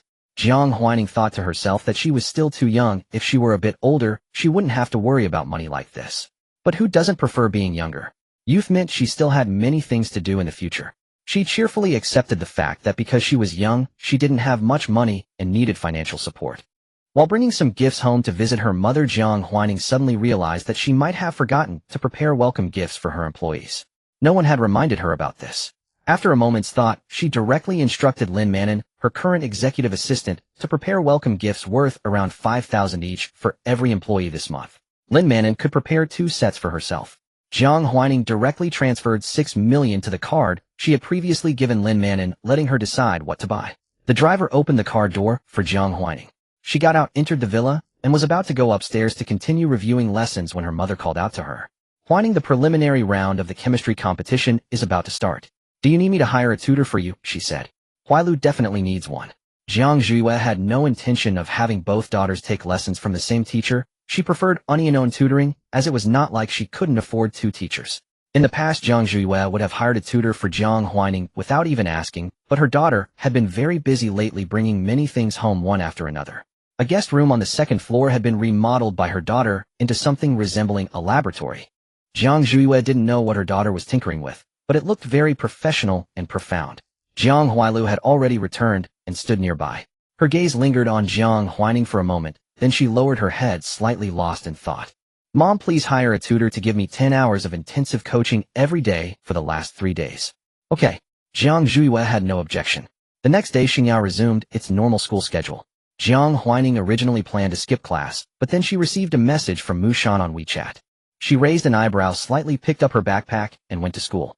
After all, she could still review lessons at school. Besides, aside from reviewing, she also needed plenty of time to analyze, think, and digest knowledge. Going to school wouldn't actually delay anything. Xingyao class, 1 of senior high 1. The first class in the morning. The entire classroom felt oppressive. Because the big demon, Mushan, had returned. If Jiang Huaining was the vicious female supporting character, then Mushan was definitely her perfect partner in crime. She was even more vicious than Jiang Huaining and enjoyed targeting those she disliked. Of course, in the end, she would be punished by the male lead. At this moment, she scrutinized Jiang Huailu with a cold gaze. "You're the daughter the Jiang family brought back." She looked her up and down. Not impressive at all. Then she glanced at Jiang Huailu's report card and commented, "Just average." He stepped forward. "Mushan, what do you mean? How can you talk like that? Wayla's grades are already very good. How are they average? Who are you to judge others like that? What's wrong with a little comment? Mushan sneered. Then tell me, how is she exceptional? Is she a genius? I'm just stating some facts. None of the classmates dared to speak up. Their eyes were fixed on the three of them, and no one said a word. Mushan was a genius in the painting world. At 13, she had burst onto the scene with an eerie portrait that was eventually bought by someone for 50 million. At the same time, she was also the only closed-door disciple of a national treasure-level master. For various reasons, she was extremely arrogant, looking down on everyone except Jiang Huaining. It could even be said that her personality was quite nasty. In this class, some admired Mushan's talent, while simultaneously disliking her personality. Jiang Huailu said, "If you dislike me, you can say it directly. There's no need to say these things. Most people in this world are ordinary. I don't think being mediocre is something to be sad about. What you said can't hurt me. If you have more attacks on me, just say them directly. Don't say these trivial things." Realizing that she was ordinary was truly not something to be sad about. What saddened her was that she could never catch up to Jiang Huaining no matter how hard she tried in her entire life.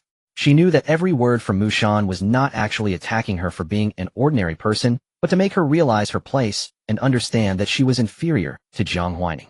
She had already seen this clearly long ago, and being reminded of it now didn't even make her sad. She had seen it clearly when she discovered that her mother would ask for Jiang Huaining's opinion, while she herself could only accept what was arranged for her. The root of her sadness was that her parents didn't love her, and she couldn't obtain that love. Just as Mushan was about to speak and Lu Shangshu was about to defend Jiang Huailu, Jiang Huaining walked in from the door. She arrived at a very inopportune moment. As soon as she entered, she immediately drew everyone's attention. Lu Shangshu secretly clenched his fist, cursing his bad luck. Jiang Huaining said, "Why is everyone looking at me? Study. With such good time, aren't you going to study? Does knowledge just jump into your brains?" Her gaze fell on the three people standing beside herself in the classroom, and she realized they had just had a confrontation. She knew it. With Mushan's personality, she would definitely attack the female lead. "Weren't you supposed to come back tomorrow?" Mushan crossed her arms. "I heard something happened at school, so I came back early to check. The sketching trip was over anyway." Jiang Huaining said, "Oh," and ignoring Mushan's resistance directly pushed her down into her seat. Then she walked over to Jiang Huailu's side. This was the first time Jiang Huaining had been so close to Jiang Huailu in the classroom. In the past, they had been like two parallel lines never intersecting in class. Huai didn't know what Jiang Huaining intended to do and watched silently. Jiang Huailu said, "Sister." The moment this address came out, Hua, he felt a sense of disappointment. Jiang Huaining's friend had just bullied you, and you still call her sister. Even if it had nothing to do with Jiang Huaining, it should still be her fault. How could you call the enemy sister?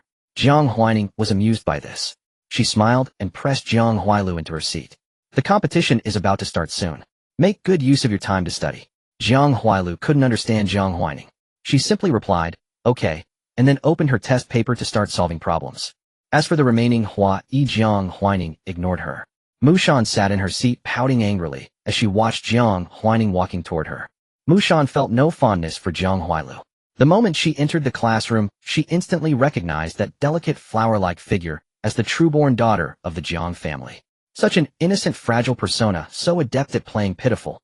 Wouldn't her proud best friend be misunderstood by her family? Then she must seek justice for her friend. Jiang Huaining was under her protection.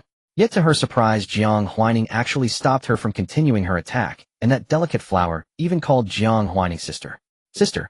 The voice sounded as soft and gentle as a little rabbit, rather pleasant to the ear. However, Mushan was not swayed by mere sounds. She wouldn't be easily fooled by just two words. "What are you doing?" "I was about to give her a hard time," Mushan said grumpily. Jiang Huaining sighed. "Why give her a hard time? Are you already satisfied with your own painting?" "Of course not," Mushan replied, "but I'm afraid she'll bully you." Jiang Huaining thought to herself, "So that's how Mushan feels. Then you're underestimating me and overestimating her." The female lead was someone who would only shed tears in grievance when struck. How could she have the ability to bully anyone? Not to mention bullying her. Jiang Huailu couldn't even bully anyone else in this class, let alone her. This reasoning convinced Mushan. Fair enough. She then glanced in the direction of Lu Shangshu and said that Lu Guy seemed like he wanted to speak up for Jiang Huailu just now. Jiang Huaining replied, "I know, so don't give him the chance." Mushan raised an eyebrow slightly, a look of amusement spreading across her face. "Got it, I won't give him the opportunity." Interesting, Mushan thought. She had almost inadvertently aided Lu Shangshu's pursuit of love, which would have disgusted her. In this class, the person she disliked the most was Lu Shangshu. She found him pretentious. Though only 16, he was greasier than a man of 26. Yet strangely, many girls in the school seemed oblivious to his greasiness and swooned over him. Mushan often felt that the world wasn't real enough, that those people were blinded by infatuation. Shaking off her thoughts, Mushan asked, "What's the personality of this cheap sister of yours?" Rather timid, Jiang Huaining said carefully. "When bullied, she doesn't know how to fight back." Mushan laughed. "Then you're mistaken. She dared to talk back to me. How is that timid?" That might be because Huai spoke up for her. Otherwise the female lead wouldn't have dared to retort. In the original story, only Lu Shangshu would speak up for her. Strangely enough, whether in the book or in the past life, Huai had never been on good terms with Jiang Huailu, yet now she even spoke up for her. How odd. Jiang Huaining loved odd things. This left Mushan speechless. That makes some sense. I never thought she wasn't the delicate little flower who hides behind others. I heard you slapped Lu Shangshu 3 times. I didn't expect his face to heal so quickly. What a pity I didn't see his swollen head. You've been away for over a month. Even if I gave him a concussion, it would have healed by now. True. The girl sitting behind them, slightly plump, overheard Jiang Huaining and Mushan openly discussing Lu Shangshu getting slapped. She felt the filter of her idol shatter. But she didn't dare stand up for her idol because she valued her own life more than her adoration. She didn't want to offend the 2 devils in the class. Offending them meant offending their parents, and then her own parents. She might not even be able to stay at Xingya. Mushan was already a devil, but who could tame Jiang Huaining, the other devil? Huai glanced at the few whispering people, then turned to her deskmate, Jiang Huailu, feeling a sense of frustration. She couldn't understand why Jiang Huailu would obediently call Jiang Huaining's sister. Wasn't that a sign of weakness? Besides, Jiang Huailu's voice when calling sister was truly pleasant. It was a waste on Jiang Huaining. Why do you call her sister? Huh? Jiang Huailu looked up from her test paper confused. She is my sister. What do you mean she is your sister? You are the true-born daughter, she's the fake one. She stole your identity. You're naturally opposed. How can she be your sister? You're not blood-related. Jiang Huailu didn't know why Huai was angry, so she explained, Mom told me to call her sister, and she's more capable, so she's more suitable to be the older sister. What does that mean? If she weren't capable, would you want to treat her as your younger sister? Huai's vision darkened. Her deskmate was a bit too sweet-natured. Her friend bullied you. I think it was okay not really bullying. Besides, she's my sister, and her friend is her friend, not her. My sister also told her to stop bullying me just now. Though not explicitly stated, that was the gist of it. Jiang Huailu said softly, I don't want to hate anyone, and I don't want to hate my sister. And indeed, she didn't dislike Jiang Huaining. Huai wore a conflicted expression. Fine, do as you please. Jiang Huailu gave a deer-like, ingratiating smile. Huai, stop smiling. No matter how much you smile, it won't change the fact that you're a fool. She sighed, then suddenly fell to gaze on her. She thought it was Jiang Huaining, but when she looked up, it was Lu Shangshu. Although Lu Shangshu quickly averted his eyes, Huai had sharp eyes. She knew that Lu Shangshu had ill intentions toward Jiang Huailu, and she also knew that Jiang Huailu didn't like him. If not for that, she wouldn't have helped Jiang Huailu. After all, even if Jiang Huaining was a fake daughter, Lu Shangshu had once been her fiancé. If Jiang Huailu got entangled with him, what would that mean? It couldn't be that the man surnamed Lu was more appealing. Jiang Huaining wrote a few old chemistry competition papers. Mushan was painting beside her. The two didn't disturb each other, each busy with their own tasks. When school let out, Jiang Huailu packed her bag and stood by the door. Lu Shangshu instinctively smiled at her. Walk together. Jiang Huailu replied, I'm waiting for my sister. Lu Shangshu. He left first. He felt that whenever he encountered Jiang Huaining, nothing good happened. Jiang Huaining naturally noticed Jiang Huailu waiting for her. She put her test papers into her bag and walked over casually. Waiting for me. Jiang Huailu responded softly, then followed Jiang Huaining step by step. Jiang Huaining's mood was a bit complicated. Her mother's daughter was truly a sweet and innocent fool. Aren't you angry? Jiang Huaining's feelings toward Jiang Huailu were complicated. After all, Jiang Huailu was not merely a symbol of the female protagonist, but also her mother's biological daughter. Frankly, she did not dislike Jiang Huailu, yet most of the time she was not particularly willing to engage with her. After all, the relationship between them was not that close. Only when she felt amused or in the mood would she toy with Jiang Huailu's life and emotions. Yes, she was that wicked. Why did you think of waiting for me today? Jiang Huailu had never done such a thing before. Jiang Huailu said, we're going home together anyway. Even if I leave first, I'll have to wait for you in the car. Jiang Huaining snorted with a laugh and said nothing. Mushan glanced at the two, meeting Jiang Huailu's timid face, suddenly let out a sneer, and then left. Jiang Huailu breathed a sigh of relief. Mushan really seemed difficult to get along with, like the proud young lady in TV dramas with her nose in the air. Moreover, Mushan wasn't wearing a school uniform. She was dressed in a long red gown, making her appear even more unapproachable. The red figure walked away. Jiang Huailu hugged her school bag tightly, watching Jiang Huaining walking ahead, struggling to catch up, then slung the bag over her shoulder. Sister, when the preliminary competition comes, shall we go together?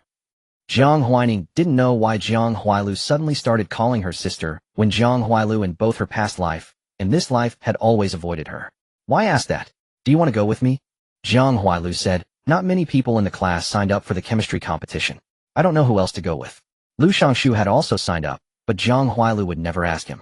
Jiang Huaining gave Jiang Huailu a strange look. Why do you have to find someone to go with? We have a driver at home who can take you. If you want, you can also ask Mom to take you. Want you go with me? Jiang Huailu asked. She actually wanted to ask, don't you want to go with me? But she didn't dare. I might not be leaving from home. Jiang Huaining refused. Her company was very busy, okay? She might not be able to depart from home. Jiang Huailu murmured a soft acknowledgement and said no more.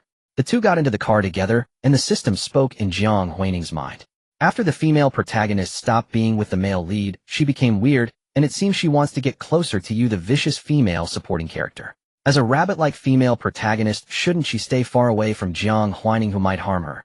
Jiang Huaining also found it strange. She couldn't quite understand Jiang Huailu anymore. Before at home, she wasn't very close to her, but after not seeing her for half a month suddenly, she wasn't afraid of her. The car came to a smooth stop. Just in time to have dinner at home. Jiang Qinghe was also sitting at the table. Come over and eat first. The two washed their hands and sat down. Jiang Qinghe seemed a bit odd today. He looked at Jiang Huaining, then at Jiang Huailu, and asked, Huailu, did you have a good time on the Liberty Goddess? Jiang Huailu nodded. Jiang Qing's expression remained unchanged, and he continued, then didn't you notice anything wrong? Wrong. Jiang Huailu looked at her father blankly. Was there something she should have felt was wrong? She put down her chopsticks and asked nervously, Dad, did something happen? Jiang Zhuiyue was also a bit puzzled. Jiang Qinghe said to his wife, our Huaining's former fiancé planned to play the hero saving the beauty on the Liberty Goddess for Huailu. But because Huailu can swim, he gave up his plan. The Lu family's reach is really long. After the engagement was called off, the Jiang family had been trying to distance themselves from the Lu family, but the previous cooperation between the two families couldn't be terminated overnight. Jiang Qinghe hadn't completely broken ties with the Lu family either. But now he felt that even if he wanted to break with the Lu family, he probably couldn't, because their face was too thick. Jiang Huailu couldn't believe what she had just heard for a moment. Even though she knew Lu Shangshu's character wasn't great, how could he do such a thing? What benefit would this bring him? Lu Shangshu was a classmate, a high school student. Even if he had some minor flaws, his nature should be good. How could he scheme against her like this? And he wanted to play the hero. Did that mean she would have been in danger? Jiang Huailu feared getting hurt the most. Jiang Huaining kept her eyes lowered, looking as if she knew nothing. Jiang Zhuiyue said, from now on, Huailu, you need to be careful at school. Don't get too close to Lu Shangshu. Jiang Zhuiyue frowned. She had always disliked Lu Shangshu, not because she thought he had a bad character, but because he was not suitable for her daughter. Now that Lu Shangshu's poor character had been exposed, Jiang Zhuiyue's dislike for him had turned into disgust. Jiang Huailu nodded blankly.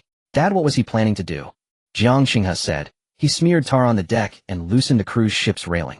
As long as you got close, someone would make you fall into the sea. He glanced at Jiang Huailu. Because you can swim, he gave up on that plan. Fall into the sea. Jiang Huailu dared not imagine how desperate it would be if she couldn't swim. Even if she could, suddenly falling into the sea would definitely cause panic. Jiang Huaining had made her face danger to overcome her fear and learn to swim. But Lu Shangshu truly had malicious intentions. Had she ever offended Lu Shangshu? Why would he do this? Jiang Huailu felt terrified, afraid that Lu Shangshu would strike again. If he succeeded and didn't save her, what would she do? He'll handle this. Just take care of your own safety. At school, you can spend more time with Huaining. Jiang Qinghe didn't expect Jiang Huailu to handle this matter. He would deal with it himself. Okay. Jiang Huailu was a bit at a loss. She looked at Jiang Huaining and saw that Jiang Huaining was eating the crab roe rice in front of her with great relish. The parents also began to eat seriously, and the table fell silent, but Jiang Huailu's heart couldn't calm down. Mom and Dad would never lie to her, but why did Lu Shangshu do this? Jiang Huailu couldn't figure it out. She had previously thought that Lu Shangshu, despite some minor flaws, was a good person. The system spoke in Jiang Huaining's ear. The female protagonist is now truly disappointed in the male lead. The tone of this novel is about to shift from sweet to angsty. Jiang Huaining clicked her tongue lightly, catching Jiang Qing's attention. He recalled that his daughter had started her own company, and its sales seemed quite good. As the chairman of a skincare company, he had even heard rumors about the Renew scar-removing cream. He knew that Jiang Huaining urgently needed to expand production lines, and given her personality, she would definitely prefer to build them herself. The good results of Chuangxiang made Jiang Qing's feelings complicated, but as a father he felt no jealousy. If Chuangxiang developed well, it could drive the Jiang family business. If not, it would still be a good training opportunity. He had nothing to be unhappy about, after all the money earned wouldn't flow to other families. The land in the western suburbs will be auctioned next week. If you want it, remember to prepare in advance. Jiang Huaining indicated that he understood. Jiang Qinghe glanced once more at his own biological daughter. Jiang Huailu sensed his gaze and lowered her head to take a few bites of rice, her emotions entangled in complexity. Normally, she would have envied Jiang Huaining's ability to start a company, but now she was more concerned about her own safety. It was clearly a society governed by law. Why would personal safety still be at risk? Will he go to prison? Jiang Qinghe replied. The Lu family won't allow their heir to bear the stain of imprisonment. Jiang Huailu said. He hasn't taken action yet. At most he'll receive a warning and some education. That was the truth, and Jiang Huailu felt deeply disappointed. She finished her meal without any appetite, then suddenly grew curious about Jiang Huaining's company. What's the name of sister's company? Jiang Huailu replied, Chuangxiang Technology. Chuangxiang Technology. Jiang Huailu returned to her room and searched for Chuangxiang Technology, immediately pulling up the company's introduction. Huan Xian Scar Removal Cream. She searched online intending to purchase some to quietly show support, but discovered that the scar cream was already sold out. Selling so well. She lay on the bed thinking that Jiang Huaining was truly excellent at everything he did. After lying down for a while and composing herself, Jiang Huailu sat at her desk, opened a chemistry competition problem set, and began to work. She bit the pen cap, completely detaching herself from the sadness and worry. Lin Manin handed over the documents for the western suburbs land to Jiang Huaining. That barren plot in the western suburbs covers over 500 mu, approximately 340 square meters. The land was purchased by a real estate company 5 years ago, but last year that company defaulted on its loans, and the land entered the judicial auction market. Yet even so, the final transaction price of this land would certainly not be low. The western suburbs were a prime location. Even if not the city center, it was very close to it. Moreover, City A was a highly developed metropolis, making it even more difficult to acquire this land. The Lu family also intends to participate in the auction, Lin Manin added. I understand. Jiang Huaining put away the documents, stood by the floor-to-ceiling window, gazing at the distant skyscrapers. Prepare yourself. Next week, come with me to the auction.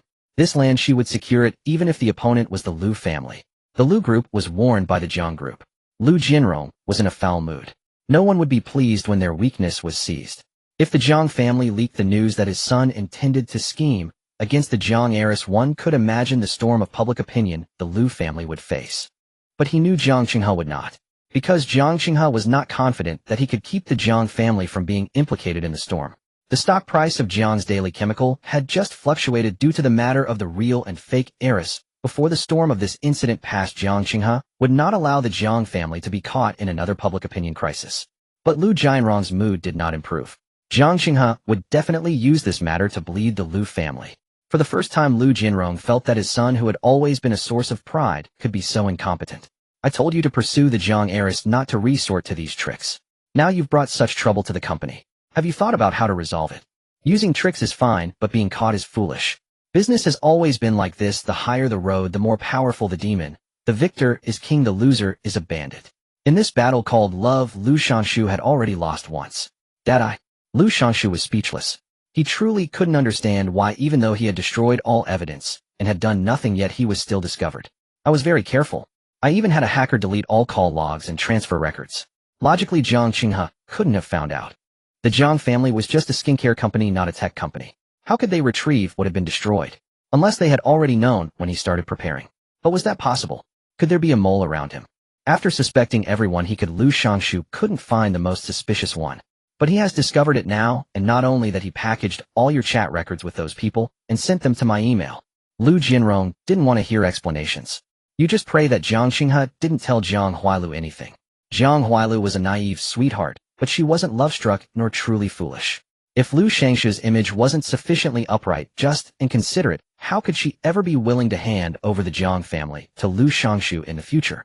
Lu Shanshu was speechless. He felt that he had been very unlucky recently. Ever since the incident of the real and fake heiress in the Jiang family, he had been continuously unlucky, failing at everything he did. Clearly it should have been Jiang Huaining who suffered misfortune, so why was it him? Why had his originally smooth-sailing life turned out like this? I understand. Lu Jinrong looked at his son. Though dissatisfied, he said nothing more. After all, Lu Shanshu was his most outstanding son and had brought him much glory in the past. He could still tolerate it for now. The western suburbs land will be auctioned next week. You are responsible for buying it back. When a man wants to show his charm in front of a woman, there are only 3 ways: wealth, looks, and power. Having Lu Shangshu take charge of the land auction followed by publicity would quickly restore Lu Shangshu's elite aura of a prestigious family.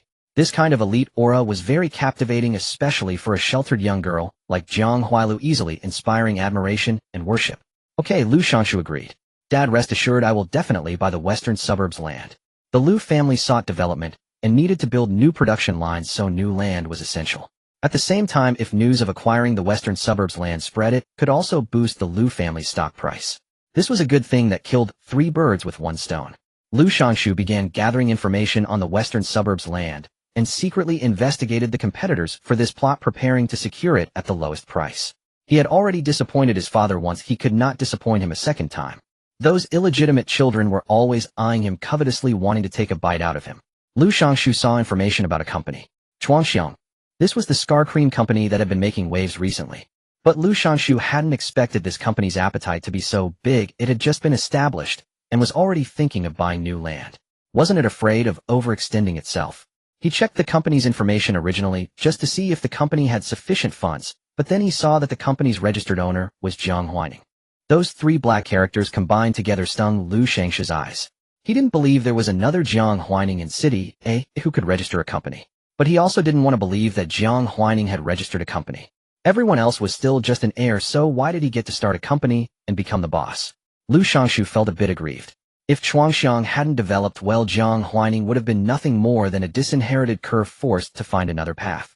But now Chuangxiang was thriving. Looking at its registered capital and current scale, it was clear that it had received substantial financial support. Who could have provided that funding? It had to be the Jiang couple. Now Chuangxiang even wanted to buy land and had the money to do so. Lu Shangshu couldn't understand why Jiang Xinghe and Jiang Zhuiwe would give so much money to a daughter who wasn't even their biological child. As the heir of the Lu family, he had never received this much money from his father. His total assets, including everything, amounted to just over 20 million, not even enough to cover the down payment on the land. No wonder our company's scar removal cream sales have been declining lately. It's all because of this wind you've stirred up. The Lu Group also produced a scar removal cream. Though it wasn't their main business, it still generated several million in profit each month. Their cream was priced at 599 renminbi, a mid-range price, and because it was from a well-known brand, many consumers chose to buy it even without much advertising. But now sales of the Lu Group's scar removal cream had been cut in half, and monthly profits were expected to drop by 30. Lu Shangshu didn't care about the money itself, but he couldn't stand losing it because of Jiang Huaining. With old grudges and new grievances, Lu Shangshu was determined to ensure Jiang Huaining couldn't buy anything at the auction. While reviewing the documents, a man approached, Lu Jianrong's illegitimate son. Lu Jianrong had many illegitimate children, but only this one was allowed into the company. He was the son of the woman Lu Jianrong loved most, and for her sake, Lu Jianrong didn't mind letting the entire company know about his illegitimate child. "Brother," he said in a familiar tone, "Dad wants me to go to the auction with you next week to broaden my horizons. Could you take me along?"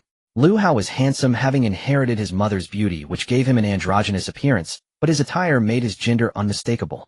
Lu Shangshu felt disgusted by his words, like swallowing a fly. But he couldn't defy his father's orders, so he said coldly, "What horizons do you need to broaden? The company won't be inherited by you." "Why not? The law says illegitimate children have the same inheritance rights as legitimate ones." Lu Hao grinned, as if mocking Lu Shangshu for not knowing the law. His mockery was subtle, but it was clear enough for Lu Shangshu to feel the sting. "That's assuming you live long enough to inherit." Lu Shangshu's voice turned icy. Lu Hao paused at his gaze, then patted his shoulder like a brother. "Brother, why so fierce? I just want a little taste, not to take over the company. Even if I did, I wouldn't know how to run it. I'd rather Dad give me some shares so I can lie on a mountain of gold and live a life of leisure." Lu Shangshu's expression didn't soften at Lu Hao's submission. He had already harbored a murderous intent toward this illegitimate son. "Is that so?" he said in a strange tone. He didn't believe a word. After all, Lu Hao had been provoking him constantly. Lu Shangshu went to the company lounge, took a cold shower to wash away his negative emotions, then picked up his phone to message Jiang Huailu. A red exclamation mark appeared on the chat screen. "You are no longer this person's friend." Lu Shangshu nearly threw his phone in anger. The Jiang family must have told Jiang Huailu about the situation, but he couldn't understand how they found out. Calm down, Lu Shangshu, you must stay calm. Don't fall into Jiang Huaining's trap." He ran through several auction plans in his mind, then closed his eyes to steady his emotions. It's just a woman, isn't it? Even if he couldn't win her over, he could use other means to annex the Jiang family. When that day came, whether Jiang Huailu married or not would no longer be her choice, or the Jiang family's. He was waiting for that day. For now, the most important thing was to buy the land in the west suburb and smoothly execute the Lu Group's expansion plan. Arriving at school, Lu Shangshu entered the classroom and noticed that Jiang Huailu's seat had changed. Originally, Jiang Huailu sat close to him, just one seat apart, but now she was separated by half the class closer to Jiang Huaining instead. He nearly laughed in exasperation. Did Jiang Huailu really think Jiang Huaining wouldn't harm her? The Jiang family had only 2 daughters, no illegitimate children. If Jiang Huailu were eliminated, Jiang Qinghe would have no choice but to hand the company over to Jiang Huaining even if he didn't want to. With such a temptation, did Jiang Huailu still believe Jiang Huaining wouldn't make a move against her? In the world of wealthy families, there was never much room for familial affection. His heart turned cold. During the last physical education class, Jiang Huailu avoided Lu Shangshu, and even he cast a strange glance. What happened between you and Lu Shangshu? She didn't like Lu Shangshu, but she wouldn't show it. After all, in business, you never knew when you might need to cooperate. If things got too ugly, it would only embarrass yourself later. So it was better to maintain a veneer of courtesy from the start. Nothing much. Jiang Huailu knew better than to speak carelessly. I just don't like him. I feel he has poor character. Huai smiled. Character? What an innocent and adorable word. How many people in this class had good character? Even Mu Shan, who seemed the most wicked and arrogant, might actually be among the virtuous ones. If that's the case, it's better to keep your distance. Jiang Huaining sat in the audience stands of the sports field, watching the 2 protagonists maintain a clear boundary. She suddenly felt curious. If the male and female leads don't end up together, would this world still be a novel? It's possible. Novels come in many genres. Even a bad ending can be appreciated by some. Alternatively, new protagonists might emerge. New protagonists. But if the male and female leads aren't sweet enough or loving enough, the latter scenario is more likely. Jiang Huaining scanned the sports field and didn't see any budding sweet romance. But the world was vast, and perhaps this time the protagonist's story wouldn't unfold at Xingya. If a new protagonist emerges, let me know. Alright. Host, have you ever considered that you might become the protagonist? Jiang Huaining, but I don't want to fall in love. Love isn't the whole story, nor the whole of life. Some people might enjoy novels without romance. Is that so? Jiang Huaining said. But rather than pondering such intangible questions, I'd rather earn some money, get rich, and do what I want. The system fell silent for a moment. Alright, host, I wish you wealth. Thank you. If my life were to be written into a novel becoming a protagonist who isn't exactly noble and righteous, I hope you wish the readers great wealth too. Alright, I wish all readers great wealth. The land auction soon arrived. After paying a sufficient deposit, Jiang Huaining obtained the entry ticket to the auction. Lin Manon and the bodyguard accompanied her. Most of the attendees were successful middle-aged professionals, and few were as young and student-like as Jiang Huaining. She was even wearing her school uniform. However, the people present dared not cast contemptuous glances at her. The auction was held in City A, where Jiang Huaining, as the former heiress of the Jiang Corporation, had attended numerous business galas with Jiang Qinghe, so most people here recognized her. They were naturally aware of the matter of the true and false heiress of the Jiang family. Some secretly felt sorry for Jiang Huaining, thinking it a pity she was a girl. If she had been a son, Jiang Qinghe would not have minded having a son-in-law, who was also his own son. Ignoring those gazes, Jiang Huaining walked into the auction room's private booth. Lin Manon placed a document on Jiang Huaining's table. The Lu Group is our biggest competitor. They're planning to launch a new BB cream soon and urgently need this land to set up a production line. They're unlikely to give up easily. Therefore, even if the price were slightly higher, the Lu Group's representative would likely secure the land. Moreover, the Lu and Jiang families had just called off the marriage alliance, so the other side would be even less inclined to back down. This was not good news, as it meant that even if Jiang Huaining could win the bid, she would have to pay a higher price. But Jiang Huaining sat steady. It's fine. Lu Shangshu wouldn't dare compete with me. Wouldn't dare? Why would the heir of the Lu Group not dare to compete with the boss? If she remembered correctly, Lu Shangshu and the boss didn't have a good relationship. Lu Shangshu certainly dared to compete with Jiang Huaining now, but she had evidence. With her system, what evidence couldn't she obtain? With evidence, how could she not control Lu Shangshu? Jiang Huaining directly ordered the system to investigate Lu Shangshu's secrets. Why spend a lot when she could win with little? After all, it was Lu Shangshu's secret being exposed, not hers. Since it was a judicial auction, most of the items were valuable fixed assets. The first lot was a villa. The owner had fled abroad after defaulting on debts. The second lot was also a piece of land, but smaller, only about 50 mu. Still, it would be enough if one merely wanted to build a cramped housing complex. Jiang Huaining had no interest in this land. It wasn't until the fifth lot that the 500 mu piece of land came up. The starting bid was 20 million. Very low. One by one, people added millions to the price. Both Lu Shangshu and Jiang Huaining had yet to make a bid. Each hoped to acquire the land at the lowest price, But when they both appeared here, that wish was almost impossible to fulfill. A few minutes later, the price reached 100 million. Last year, a 230 plot in the eastern suburbs had finally sold for 90 million. Now, given the financial strength of the current bidders, this land would at least go to 180 million, and if bidding escalated, it might even reach 300 million. Jiang Huaining had prepared 400 million, but her psychological price was to win it within 250 million. After waiting a while, the price reached 150 million. Lu Shanshu made his bid 180 million. He directly stated the highest price that all current bidding companies could afford. With one sentence, he forced all previous bidders to back down. Of course, if they gritted their teeth, these people could afford higher prices, but would the Lu Group not continue bidding? Rather than losing the land in the end and offending the Lu Group, it was better to retreat now and do the Lu Group a favor. Being in the same city, they would see each other often and no need to make things ugly. Jiang Huaining chuckled softly and instructed the system to send a text message to Lu Shangshu, setting it to a strong alert. The glowing screen, which continued to vibrate, caught Lu Shangshu's attention. What was it? He frowned slightly, a sudden foreboding rising in his heart. He picked up his phone and saw the chat record between himself and a doctor from a private hospital. Should we trick her into thinking the child has a problem? Yes, just say the child has intellectual disabilities. Transfer 300000. JPG. Lu Shangshu's heart skipped a beat. This was the prenatal doctor of his father's former mistress. In order to eliminate that annoying, illegitimate child, he had bribed the doctor to make the woman abort the baby. Of course, he had done more than just this. But those illegitimate children were never meant to be born. What fault did he have?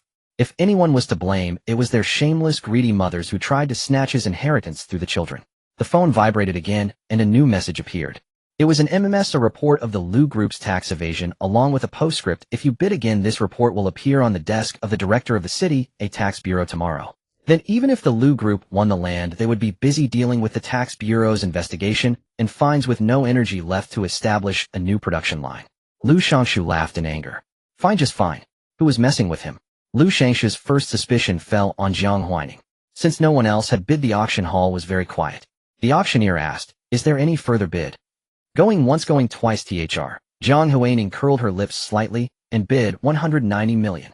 The auctioneer's hammer fell heavily. 190 million sold. The people below were stunned, not expecting the land ownership to be decided so easily. The Lu heir wasn't going to compete. That didn't seem like the Lu family style. They had expected to watch a good show, but now there was nothing to see. What's going on? Have the two families reconciled? They've called off the engagement and canceled many collaborations. How could they reconcile? Some familiar people discussed among themselves and reached a conclusion. Maybe the Lu family has some concerns or leverage in the Jiang family's hands. Yes, indeed, they have leverage. Let's go, well, pay and sign the contract. Jiang Huaining said, lightly stepping out of the private booth with a brisk pace. The system asked in her mind, "Host, are you just going to let those pieces of evidence go like that?" Of course not. Do I look that kind-hearted? Wait until next month after the Lu Group pays their taxes, then report them. She didn't believe the Lu Group could resist continuing to evade taxes next month. Tax evasion becomes addictive. Moreover, if they paid so little last month and suddenly paid much more this month, that would also be suspicious. So the Lu Group really had no choice. Once they set foot on this path, unless they were caught, it was hard to turn back. Jiang Huaining signed the contract successfully, securing the 70-year land use rights. That saved 60 million, she mused. It was no small sum. The auction proceeded with some gold jewelry, but Jiang Huaining had no interest in that. She took the contract and prepared to head home, only to be blocked in the underground garage by Lu Shushang. His gaze was somber. "You did this, didn't you, Jiang Huaining?" Lu Shushang couldn't fathom what he had done to offend the person before him. In business, shouldn't fair competition prevail? How could anyone resort to such underhanded tactics? What infuriated him even more was that the evidence the other party held had seized the very lifeline of the Lu Corporation, leaving him powerless to act. The Lu Corporation in its current state simply could not withstand a tax bureau investigation. Jiang Huaining signaled her bodyguard to drive the car ahead while she stayed behind. The 16-year-old Lu Shushang was far too immature compared to his 24-year-old self. His emotions laid bare on the surface, even chasing her to the underground garage to ask such a question. Unlike 8 years later, when his acting would be so masterful that even her parents believed he truly loved Jiang Huailu. "What did I do?" "I have no idea," Jiang Huaining said with a smile. "I thought it was because the Lu Corporation was short on funds and could only afford 1.8 billion, so you didn't continue bidding. So it was a threat after all." She spoke in a playful tone, as if she had discovered an intriguing drama. She stepped closer to Lu Shushang and patted his shoulder, as if offering comfort. But Lu Shushang's expression grew even darker. "Don't be upset. After doing all that, Jiang Huaining immediately took the wet wipe Lin Man and handed her and meticulously cleaned every single finger. I have a bit of a cleanliness obsession. It's not that I'm disgusted by you, I don't mind it.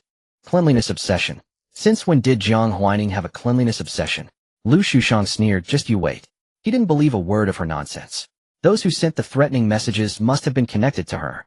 The Jiang family had better hide all their dirty secrets, both their own and Chuangxiang's. Very well.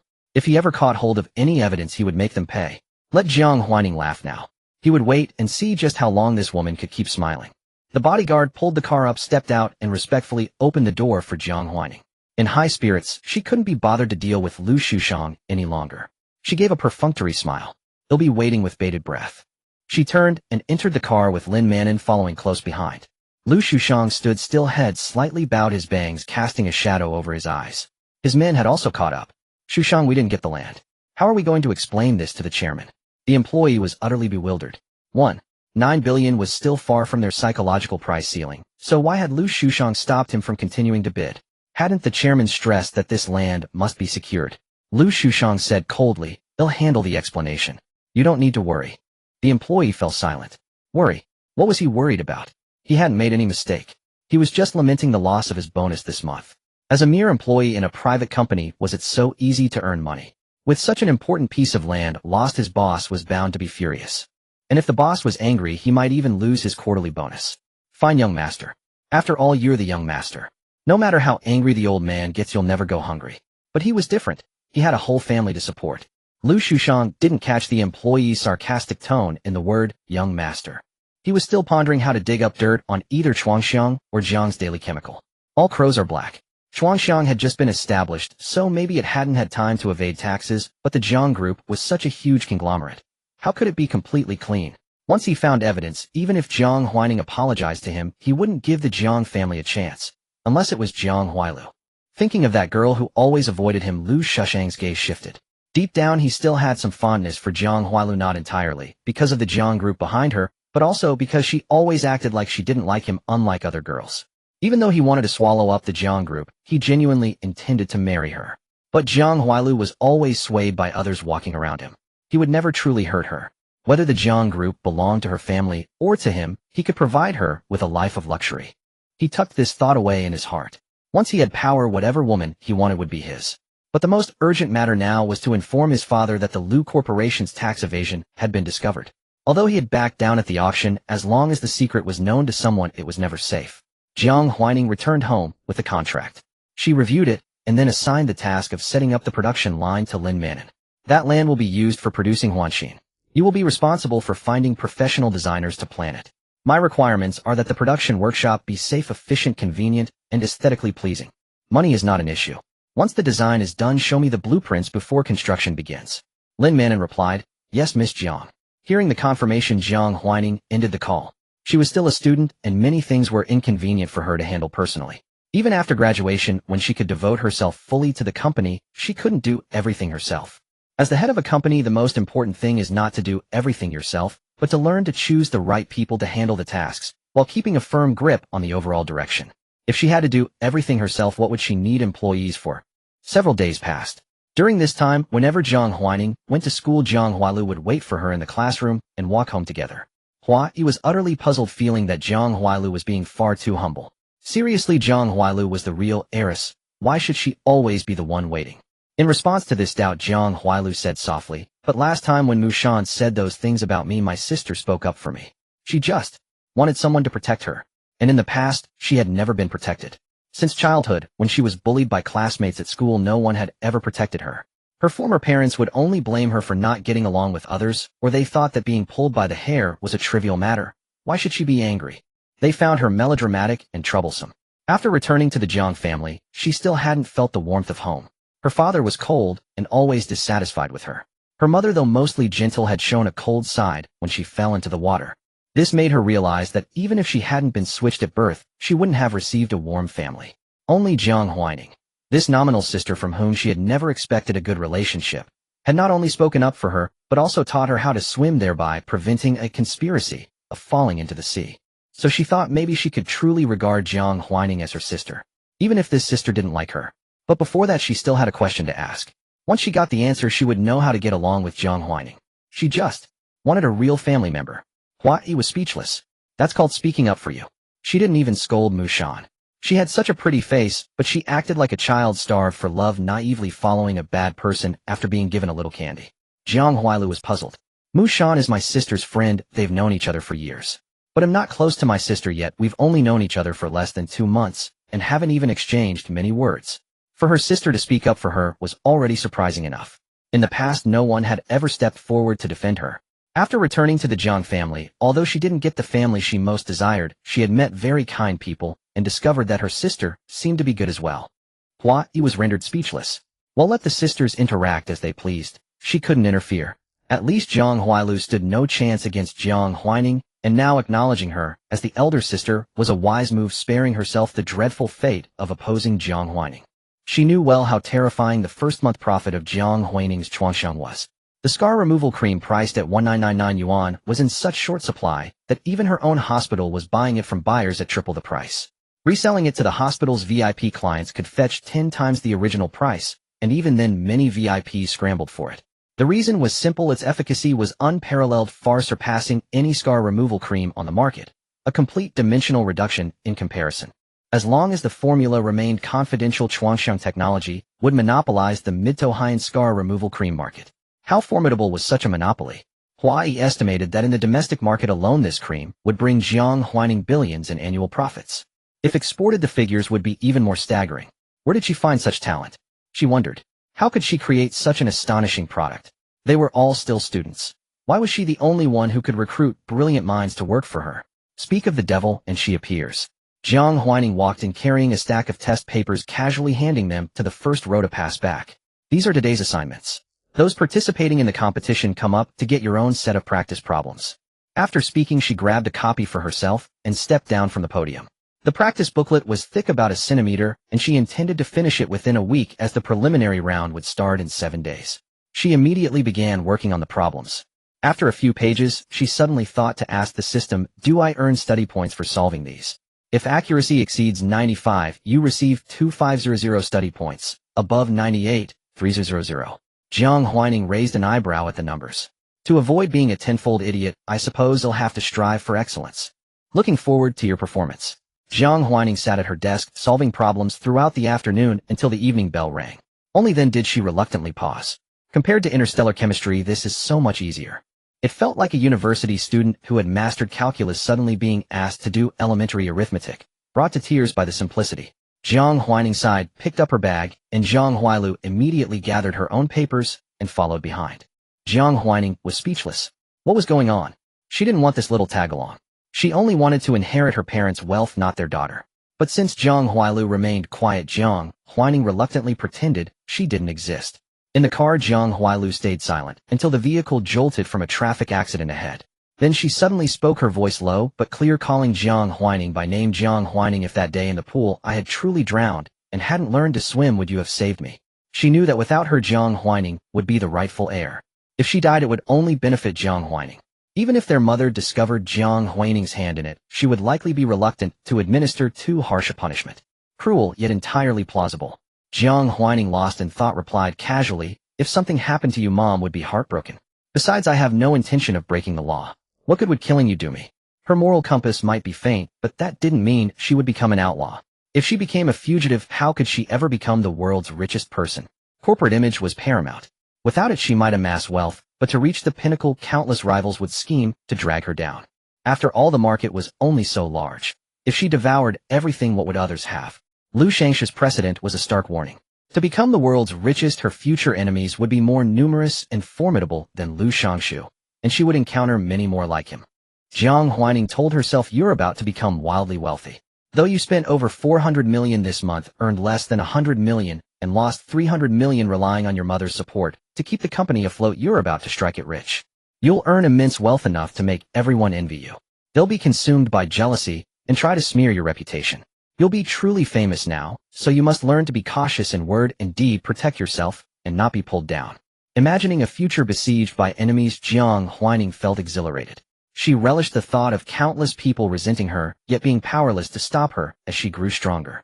At home, she closed the door with a light heart and began her homework.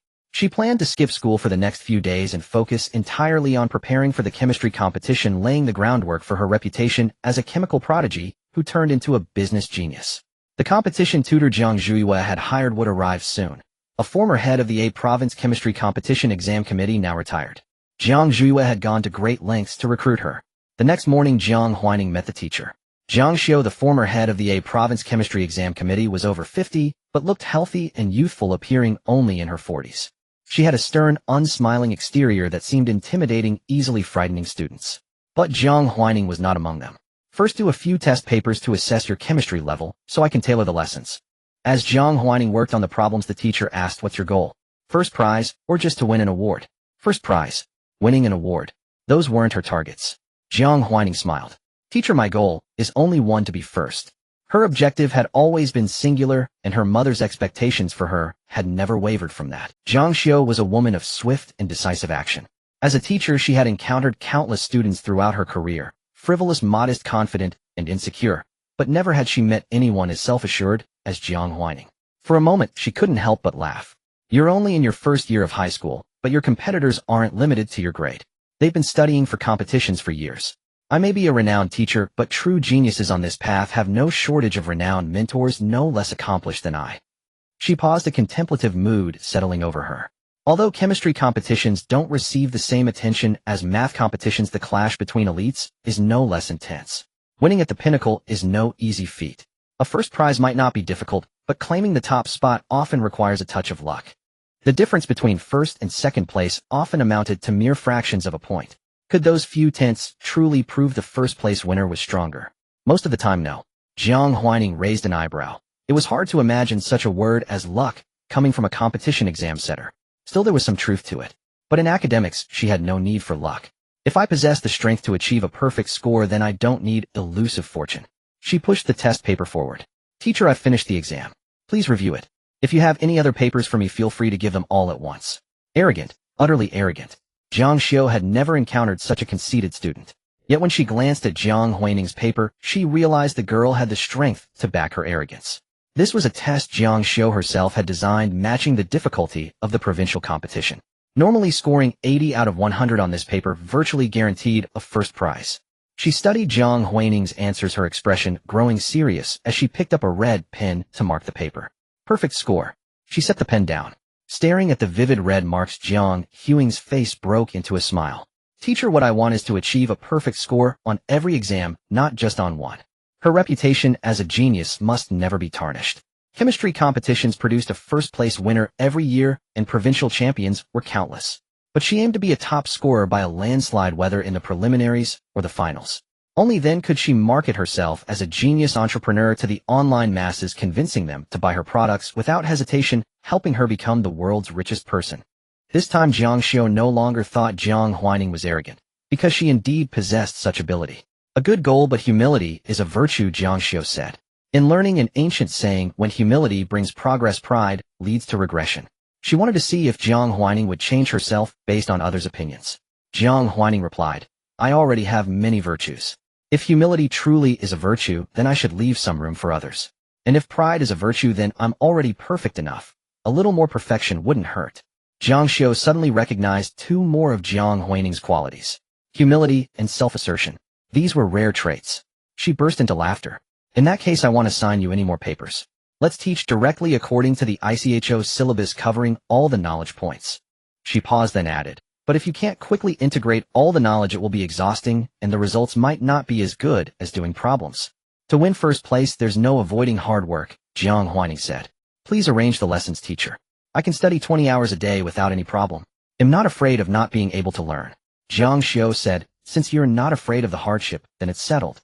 She sighed, then pulled up materials from a USB drive to begin the lesson.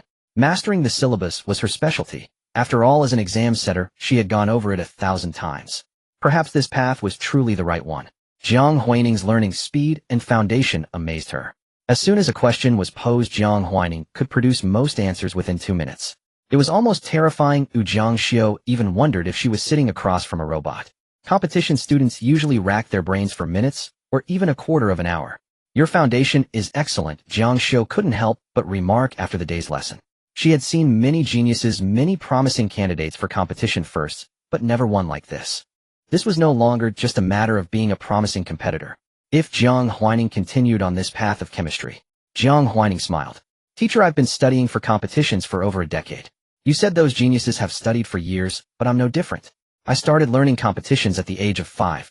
I think even in terms of time few can surpass me. Jiang Huaining's tone was as if she were stating something utterly ordinary. Jiang Xiu realized then that this student was not only intelligent, but also far more persistent and hardworking than most. Perhaps for her, giving her all and holding herself to strict standards was simply a matter of course. Like eating, drinking, or breathing. Jiang Xiu had met many geniuses who, because they had obtained things too easily, became despondent after a single failure. But Jiang Huaining was different. She knew she had talent, and she would maximize it through effort. The night had grown deep.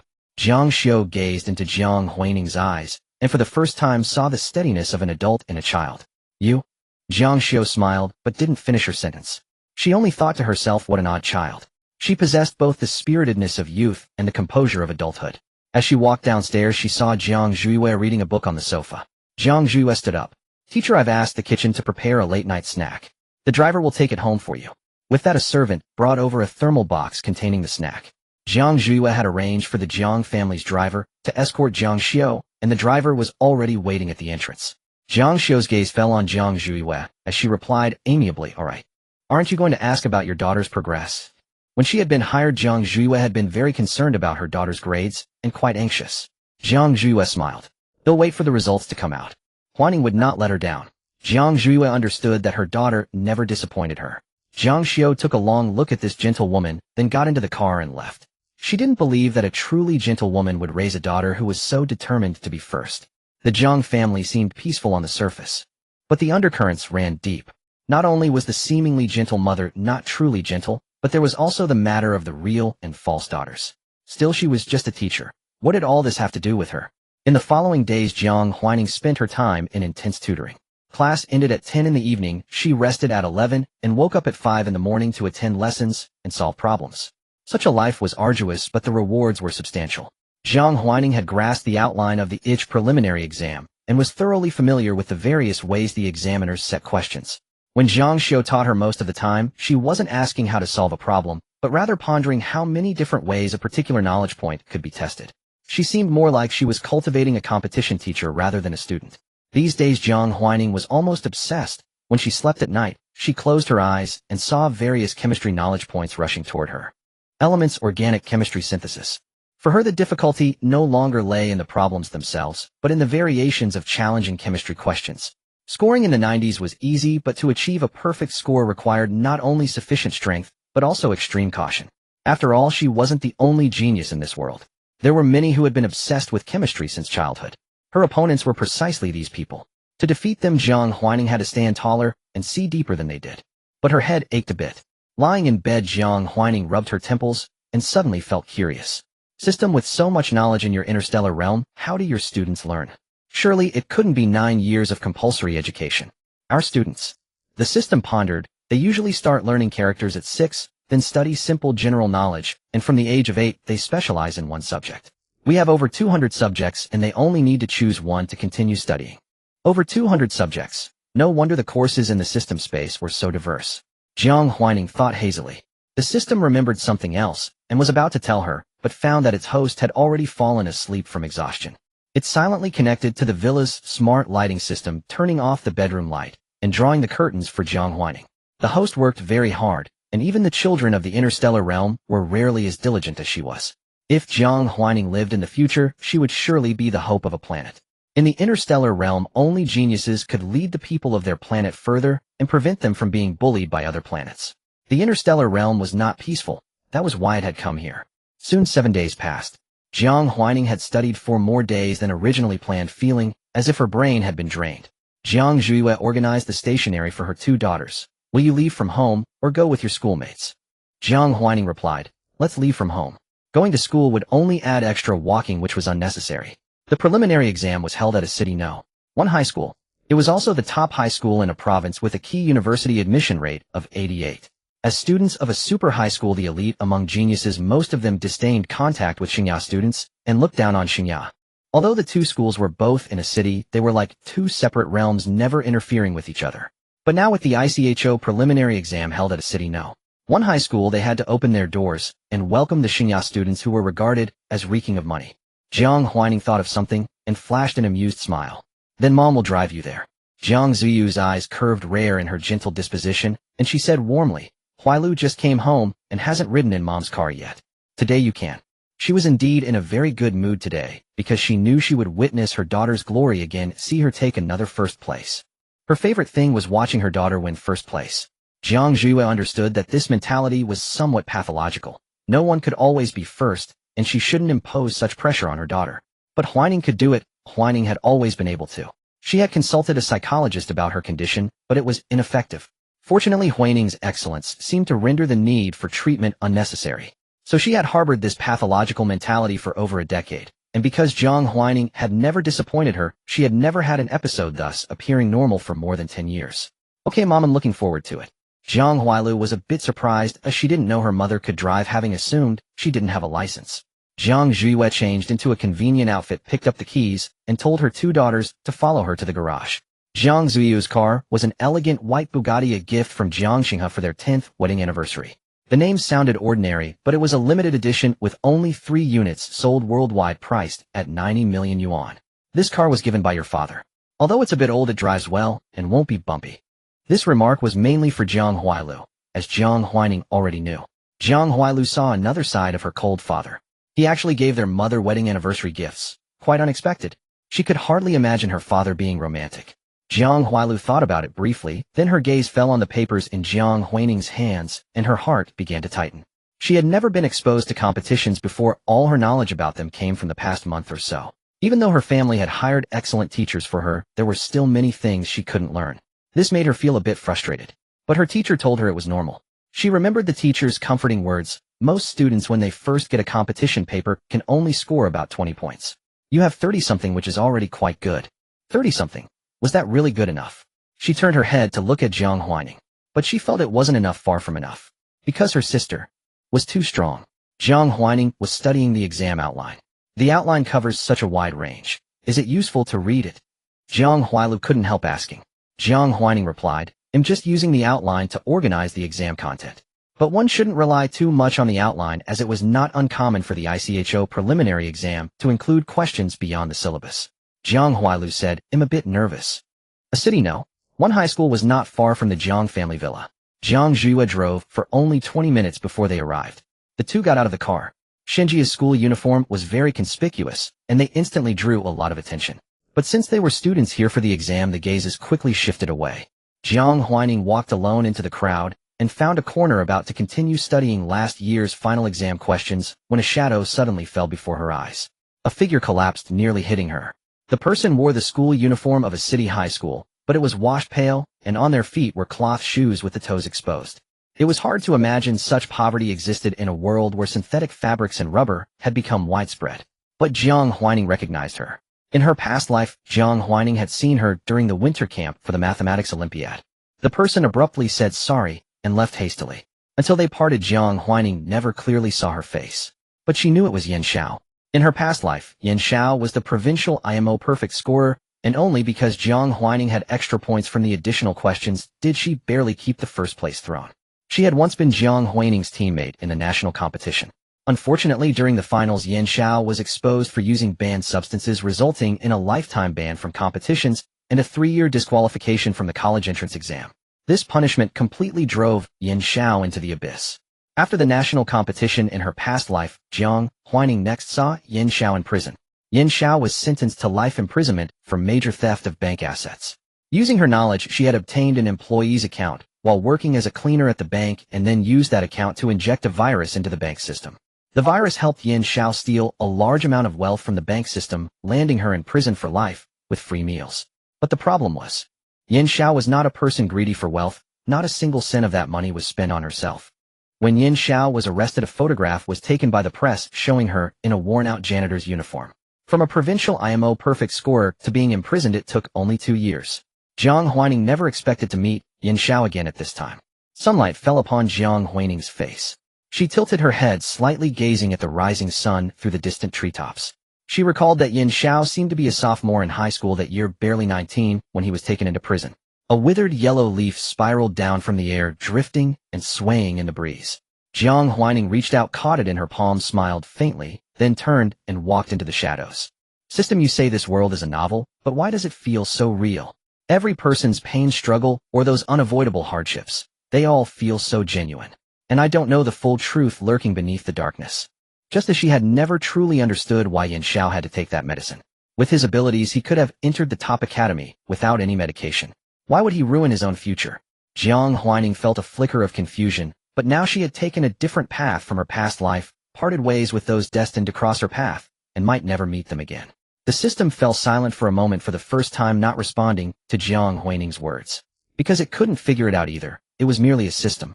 Jiang Huaining glanced at her exam room location and walked toward that classroom. In her past life, when she participated in the IMO, the test site was also at a city no.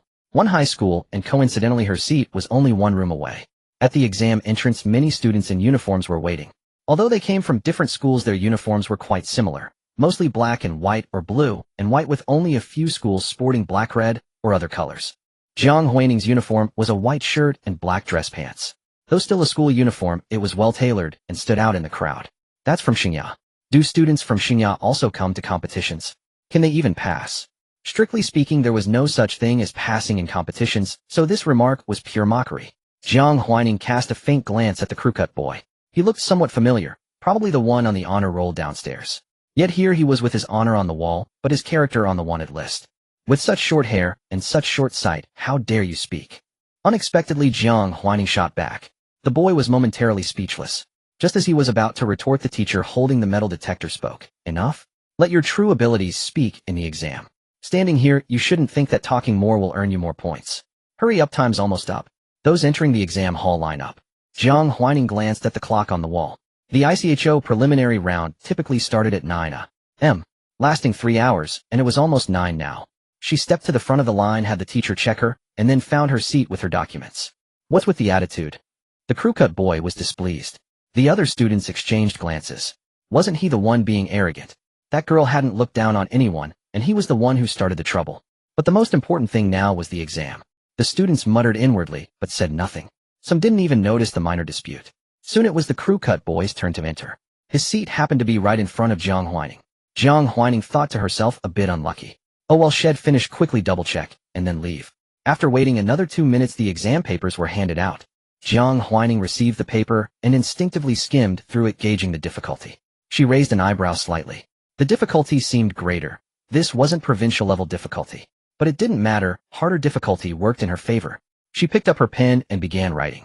In the quiet classroom, the rustling of pens and the restless sounds of students grappling with tough problems filled the air. Jiang Mingyu stood at the podium, also picking up a test paper to read. She was a chemistry teacher at a city no. 1 high school, the one who had just stopped the boy from arguing. She was straightforward by nature. She flipped directly to the last page. By looking at the final problem, one could often gauge the difficulty of the entire paper. Jiang Mingyu realized the situation was not good. As a teacher deeply involved in competition training, she immediately recognized this major problem as a variation of a national competition question from 10 years ago. But calling it a variation was generous. Even students who had done that original problem might not recognize it, because the changes were too extensive. The only constant was the pattern 1 problem, with 3 major pitfalls, numerous minor traps, and the topic was organic synthesis, a knowledge point easily confused. She flipped to the answer sheet and found that the examiners had left only 1 page of blank space for this problem. To complete it, the page had to be used sparingly. This meant that once the pen touched the paper, the student had only 1 chance to answer. Being able to write half a page of chemical reaction equations. Once an error was made, there would be no second chance. For students who wrote large characters, it would be a disaster. Even without mistakes, they might not fit the answer. Jiang Mingyu could see the malicious intent of the exam designer behind this paper. She turned back to the front and surveyed the entire paper. After reading it, she realized it wasn't just the last problems that were malicious. Most students wouldn't even reach the final 3. This paper was set at the difficulty level of the national competition. Although the scope didn't exceed the preliminary round syllabus, both the difficulty and the depth of thinking required rivaled the national competition. Even Jiang Mingyu wouldn't dare guarantee she could score 85 points on such a paper. She had some idea for the second to last problem, but for the last one she truly couldn't figure out which knowledge point the examiner was testing. Lifting her head to look at the students, those with weaker mental fortitude had tears threatening to fall, while the better ones wore grim expressions.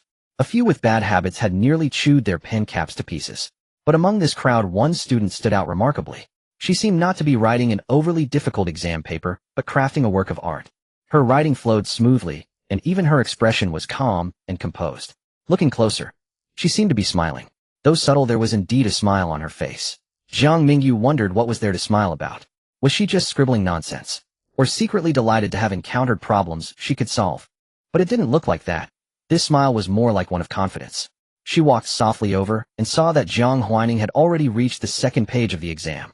At that moment, only 10 minutes had passed since the start, and many were still struggling with the first problem.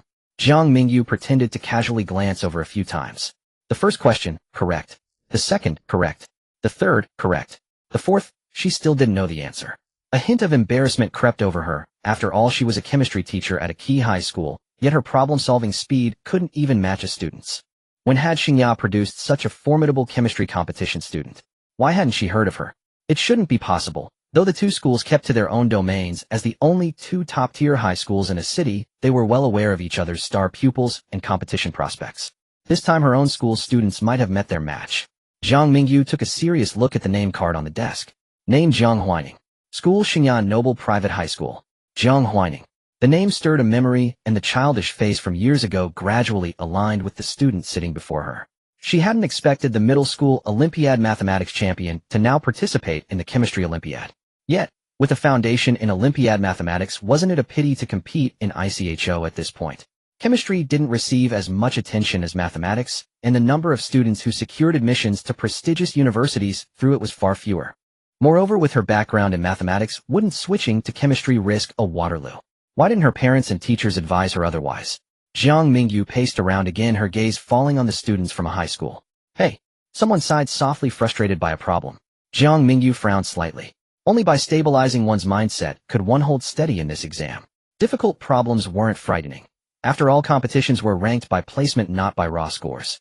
Increased difficulty didn't bolster opponent's strength. As long as you could unleash your own abilities, it wouldn't affect your final result. In fact, if you kept your composure, your ranking might even climb. Competition was never just about knowledge mastery and application. It was also about mindset, decision-making, and understanding your own limits. But, clearly many in the room had already been shaken. Jiang Mingyu returned to the podium and glanced at the boy who had clashed with Jiang Huaining earlier. The boy sat behind Jiang Huaining and could see her writing speed. He was already restless, cold sweat beading across his forehead. The more nervous he grew, the dizzier his head became, until even though his eyes were on the paper, his mind couldn't grasp the meaning of the questions. He gripped his pen, struggled to adjust his mindset, and forced himself to read. Finally, he understood a certain metal element has only one oxidation state in its compounds. The relative molecular mass of its chloride is M, and that of its corresponding hydroxide is N. Then what is the oxidation state of R? This really shattered his composure. He hated these arithmetic problems, full of letters. Jiang Huaining had reached the last page, completely unaware that anyone was paying attention to her. She scanned the final question briefly, her eyebrows lifting slightly. She wondered who had set this exam. They were ruthless, treating the competitors like ghosts. Such a question. She grumbled inwardly, but a faint smile tugged at her lips. She jotted down a rough draft and began writing. Jiang Huaining's handwriting was practiced, fluid, and graceful, a pleasure to behold. To accommodate the answer, she deliberately made the characters a bit smaller. After 15 minutes of solving this major problem, she flexed her wrist. This question was brutal, both difficult and requiring extensive writing. Having dashed off so many reaction equations left her hand quite sore. She looked up at the clock. Over an hour had passed. She slowly checked her work several times and chose to submit with half an hour remaining. She could have dragged it out until the end, but she wanted to find someone. As soon as she descended the stairs, she saw the teachers from various schools. Being the first to leave the exam hall, Jiang Huaining drew a barrage of gazes. She walked into the crowd with perfect composure. Song Zhaoyang, the homeroom teacher of Class 1, Grade 1, at Xingya, spotted Jiang Huaining, her eyes lighting up as she strode toward her.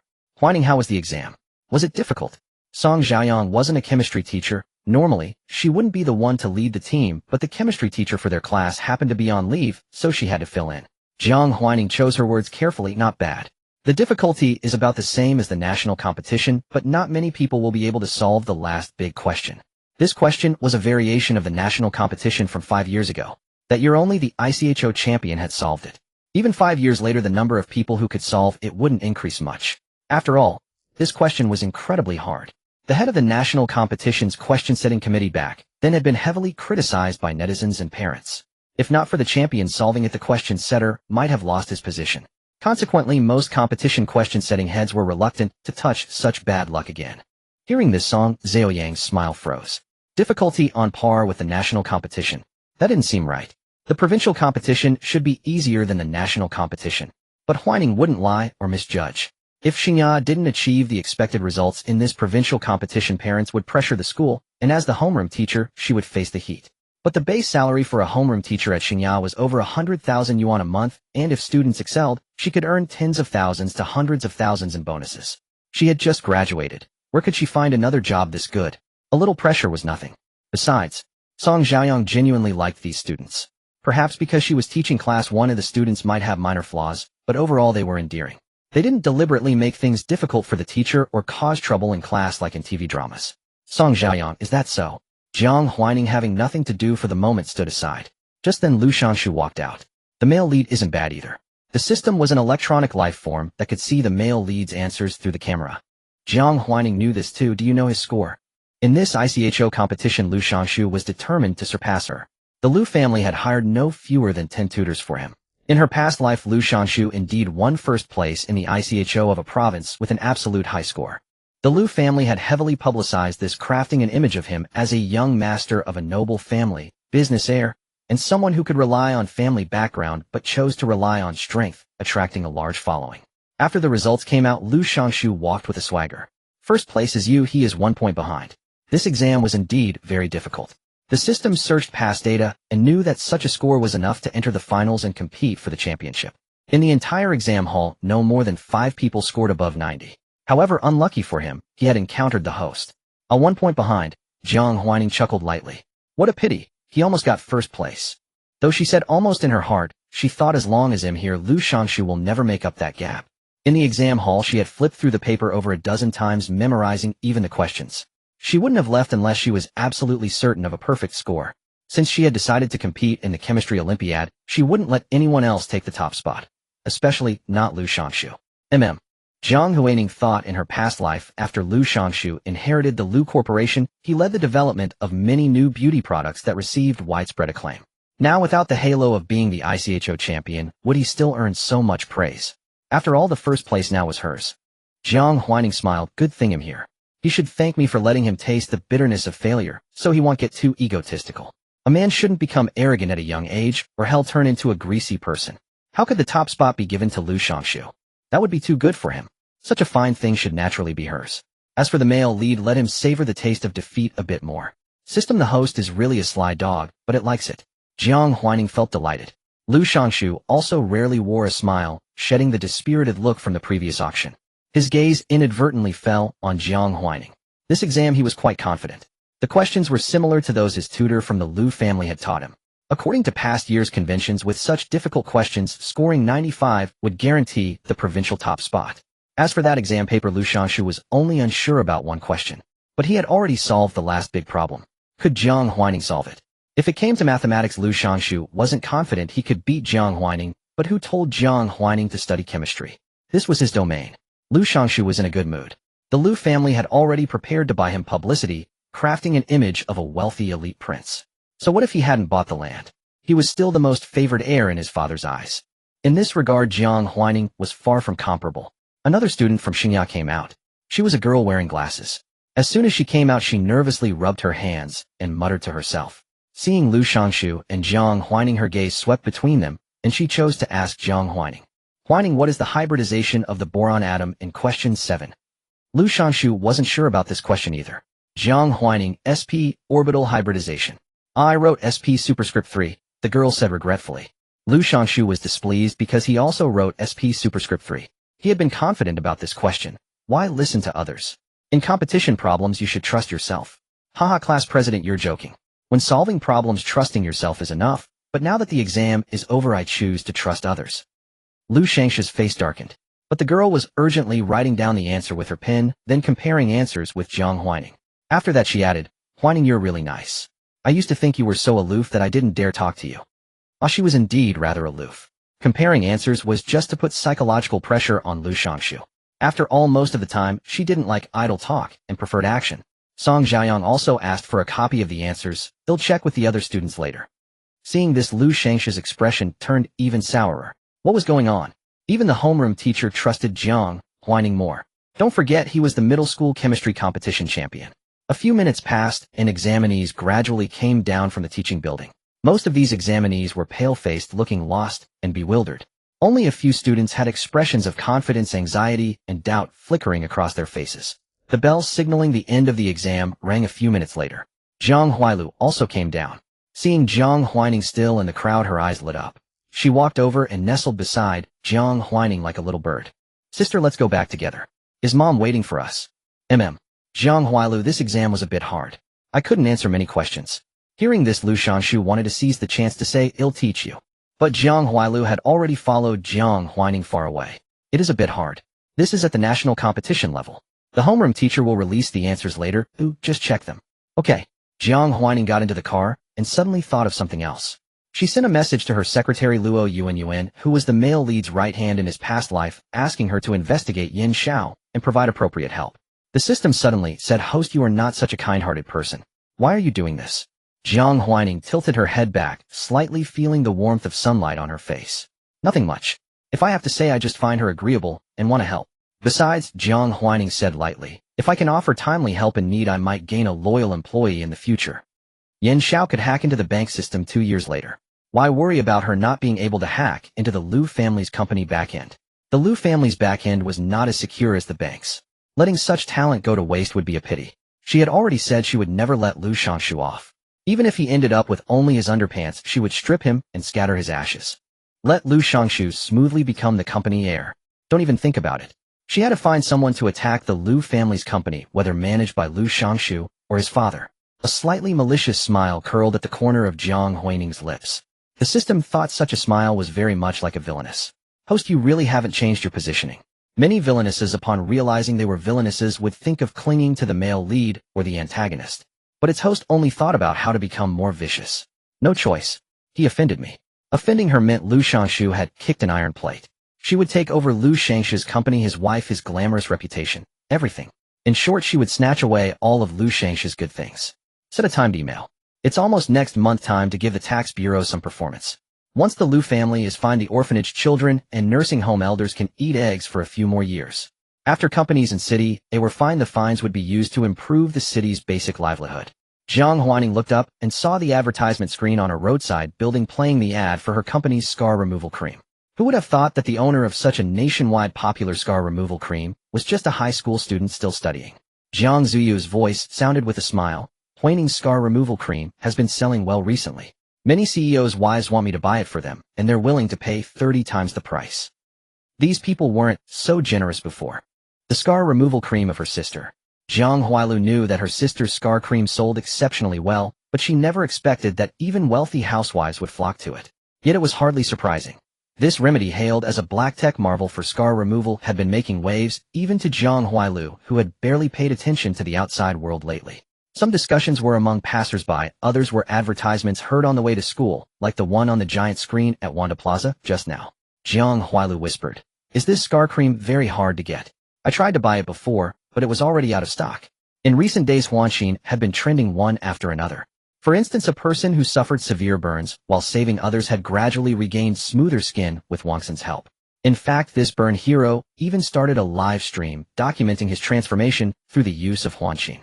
The once pitted and uneven skin had visibly smoothed out over these days, and the scars that were not originally prominent now appeared very faint. These scars were destined to accompany him for life. Jiang Huailu opened her phone and searched just in time to see the hero's live stream. Side effects? Not really. Is feeling happy every day considered a side effect? Look, my hands were originally very ugly. I once wanted to play a burn victim in a movie, but they didn't want me. He showed the camera his medical photos of burned hands. Why? Because it was too scary, it would frighten the audience. If it scared children, the movie couldn't be released. I've been using this scar cream for over half a month since I volunteered. The effect is really good. I feel that in another half month these scars will completely fade away. Many people in the live stream were sharing their own experiences. Some had given birth, some were cut by machines in factories, some had scars from childhood falls, and some bore marks from being bullied. Some scars were not obvious, known only to themselves. Others were very visible right on the face where everyone could see.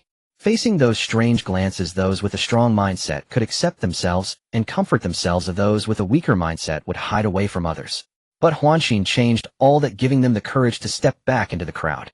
Jiang Huailu looked at these people's stories, and then at her sister, thinking that perhaps her sister would never know how incredible a thing she had done. It was not because she was a genius, but because she had changed the fate of many, allowing ordinary people who had been walking in the darkness due to scars to pick up a little starlight in life and catch a glimpse of hope.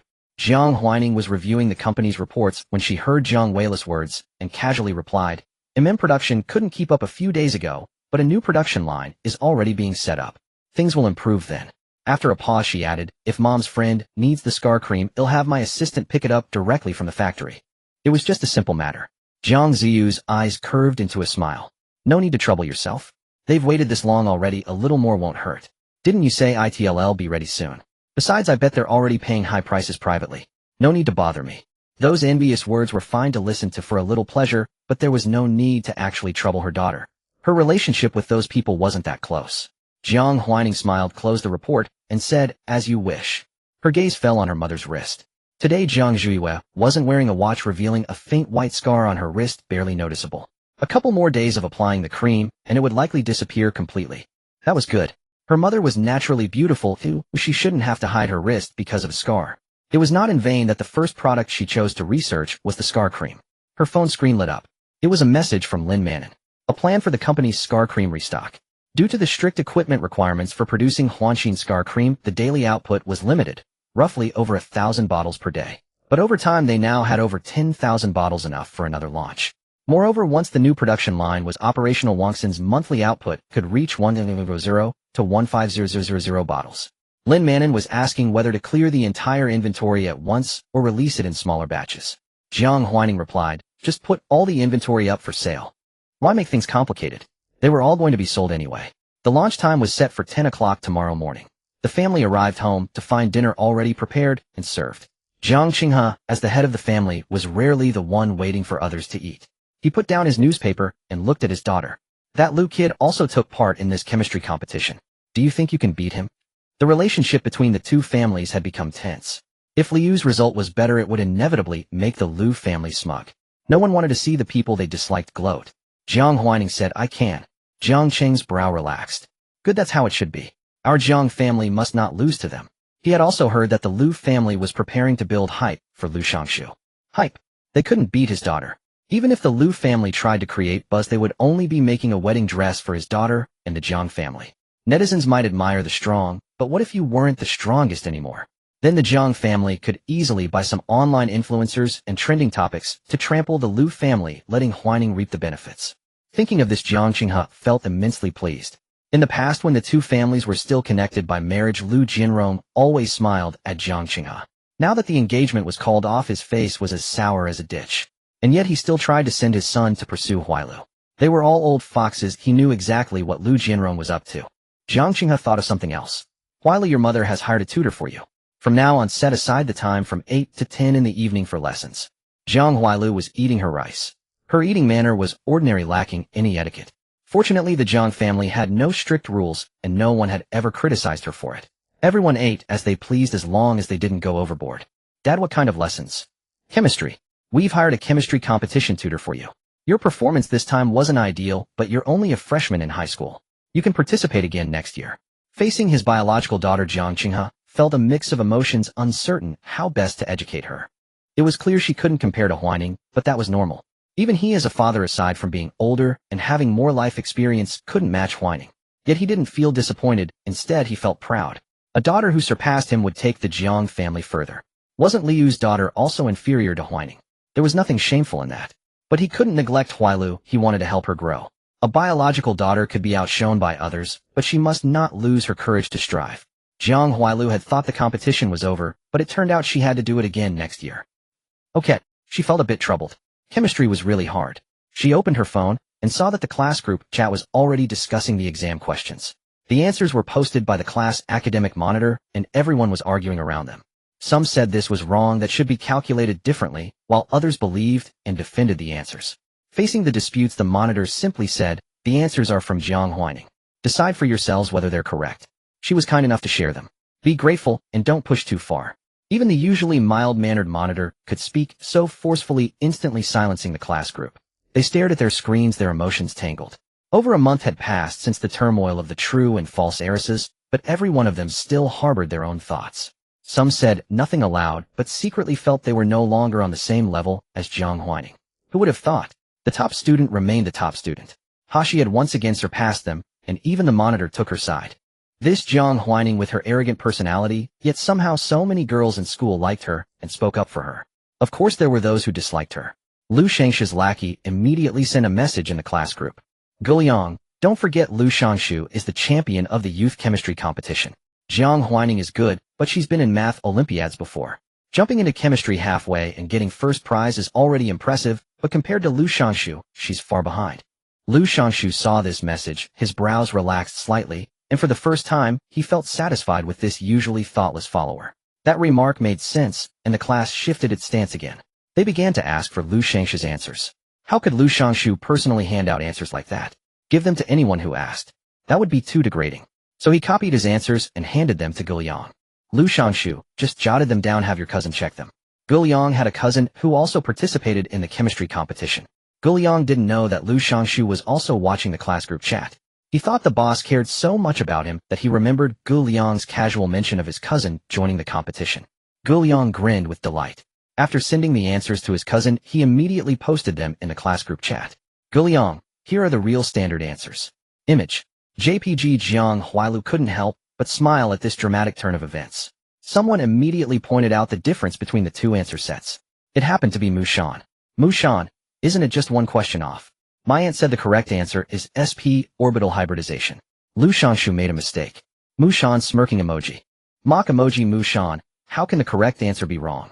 For a long time no one replied in the group chat, but Mushan knew they were all silently lurking. As for that answer sheet, anyone with discerning eyes could tell it was Lu Shangshu's. Mushan finally sent a sneering smiley emoji, then turned off her phone and happily admired her freshly done nails. Jiang Huailu also felt a bit amused. She glanced at Jiang Huaining, who was still enjoying his lunch, and picked up her phone to start checking answers. She checked Jiang Huaining's answers. After finishing, she silently calculated in her mind and estimated she could get around 60-something points. It was a very modest score, but she was already satisfied. Under normal circumstances, she could probably win a third prize not completely empty-handed. This result was far better than Jiang Huailu had expected. She felt she wasn't entirely useless. After Jiang Huaining finished his lunch and was about to go upstairs, Jiang Huailu called out, "Sister, may I take a look at your competition papers and study notes? I want to start preparing for next year's competition now. If I could have your notes, it would make things a lot easier." Jiang Huailu's face turned red because asking for help was truly difficult for her. She always felt embarrassed and feared rejection. Asking Jiang Huaining for help had taken a lot of courage. Even Jiang Qinghe was a bit surprised. Jiang Huaining smiled, finding it quite interesting. She thought to herself, my biological parents weren't good people. Jiang Huailu's requests were always rejected by them, which shaped her personality of being unable to ask for help. Jiang Huaining had done a little research on child psychology. Of course she did it to understand herself, but it inadvertently gave her some insight into Jiang Huailu. Children who were always rejected by their parents grew up to be independent, but that independence was not voluntary, it was forced. They were forced to become islands to protect themselves from further harm. The negative emotions left from childhood often affect a person's entire life. Although Jiang Huailu was strict with Jiang Huaining, even to the point of being harsh, she almost never rejected any of Jiang Huaining's requests. You are my baby, and probably the only person in this world who after being strictly demanded of still turns around and smiles at me. So how could I always ask you to meet my expectations while ignoring your requests? After studying, she would gently hold Jiang Huaining in her arms. After Jiang Huaining finished her taekwondo practice, she would carefully massage her sore muscles and comfort her. The mother's tender gaze always followed behind. The system asked host, will you reject her? Seeing that Jiang Huaining didn't answer, Jiang Huailu hesitated, and that fearful panic feeling arose again. She felt uncomfortable and wanted to take back her words, her heart aching strangely. Jiang Huaining, sure, come with me to my study. All my materials are there. Why would she refuse? She had already enjoyed such a wonderful mother on Jiang Huailu's behalf. The system thought about Jiang Ziyou's demands and mused that for a workaholic like the host, Jiang Huailu was a good mother, but for others she was rather terrifying. Failing to meet the mother's requirements was a nightmare for most high school students. But could it all be Jiang Ziyou's fault? Jiang Huailu had also seen a psychologist. It was Jiang Huaining who gave her too much expectation, Because she had never been disappointed, she kept expecting. This mother-daughter pair seemed to have spoiled each other a bit. Jiang Huailu met Jiang Huaining's eyes. She noticed that Jiang Huaining always looked cheerful and composed. Previously, Jiang Huailu had envied that about Jiang Huaining, but when Jiang Huaining looked at her like that, she actually felt a sense of peace. So, Huaining really did agree to help her, and she was smiling without any reluctance. Jiang Huaining had no idea why the protagonist's mood suddenly became visibly cheerful. She said, "Let's go." Jiang Huailu immediately followed her, like a little hamster step by step. It was her first time entering Jiang Huaining's study. Jiang Huaining's study was large with 2 walls lined with custom bookshelves reaching the ceiling filled with all kinds of books and a collection of trophies. The desk was by the window. Pulling the curtains revealed the welcoming pine tree outside. Jiang Huailu's eyes sparkled with curiosity and awe. When Jiang Huaining turned around, she quickly averted her gaze and looked straight ahead obediently. Jiang Huaining rummaged through and pulled out all her papers, a thick stack about 10 centimeters high. She also extracted a few more from the corner. "That's about it. You can take a look at this notebook." Jiang Huaining handed over the notebook she had kept while writing the competition outline. In this notebook, she had written down various question directions, and she kept refining it until the day before the preliminary round. It should be more than enough for Jiang Huailu. Jiang Huailu opened the notebook and saw bold, elegant handwriting. This was written by her sister clearly with great care, and she had unhesitatingly given such a precious thing to her. Thinking about the possible meaning behind it, Jiang Huailu felt so happy that she couldn't help but say sweetly, "Thank you, sister." Jiang Huaining was startled and couldn't help rubbing her ears. Strange, why did the female lead's voice suddenly sound so nice? It wasn't that she liked Jiang Huailu or acknowledged her as a sister, but she just felt that the female lead's voice had really changed. The system looked at Jiang Huaining and commented, "Host, do you have a thing for high-pitched voices? Like that cutesy voice? How could that be?" She just thought Jiang Huailu's voice was too strange. Jiang Huaining seriously denied the system's conjecture. Although she didn't dislike Jiang Huailu, she was absolutely not even close to liking her. If she hated Jiang Huailu, how could Jiang Huailu have smoothly obtained the 20 dividend shares? In principle, Jiang Huailu was her biological daughter and entitled to inherit property, but she could have easily disregarded principles. Jiang Huaining said, "All right, I've given you everything. You can leave now. I need to handle some company documents." Jiang Huailu, holding her notebook, nodded obediently and said, "Okay, sister, I'll go study now." Then she closed the door and left. Jiang Huaining looked at the closed door and breathed a sigh of relief. How annoying. Jiang Huaining had always been the one who occasionally acted spoiled with her mother. When had she ever been the recipient of someone else's spoiled behavior? This was too unbelievable. "I'm not a good person." She was about to deal with Lu Shangshu. "System, is the email reporting the Lu family's tax evasion scheduled?" "It's already scheduled. It will be sent to the tax bureau director's mailbox at 10 a.m. on Monday." Today was Saturday, and there were less than 2 days left until Monday. Jiang Huaining sat down at her desk, calmed herself, and then picked up the documents to read. She wasn't just fooling Jiang Huailu, there really were many files to handle. Now Chuangxiang was just getting started and many things still needed her decisions. After accumulating for so many days, there was already quite a lot. After handling them, it was already 10 o'clock at night. Apart from dinner time, she had been sitting at her desk almost the entire time. She picked up the last document. It was the monthly employee salary approval form.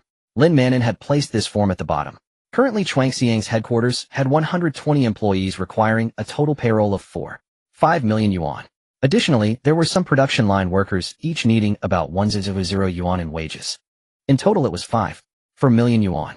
Adding the researchers in the lab, Jiang Huaining needed to pay 10 million yuan in employee salaries each month. Yet her employees, even including the ordinary production line workers, numbered only less than 400. Fortunately, Huanxin would bring her stable and huge profits. Once the production line was officially expanded, the Huanxin Scar Cream alone could bring Chuangxiang at least 2 billion yuan in monthly sales revenue. Even after deducting various costs and taxes, it could still generate around 1 billion yuan in profit. She sighed, "System, look, this is the power of monopoly." If she had only launched an ordinary Scar Cream, she might not even be able to pay her employees' salaries. But this was black technology, a dimension-reducing strike from the interstellar era.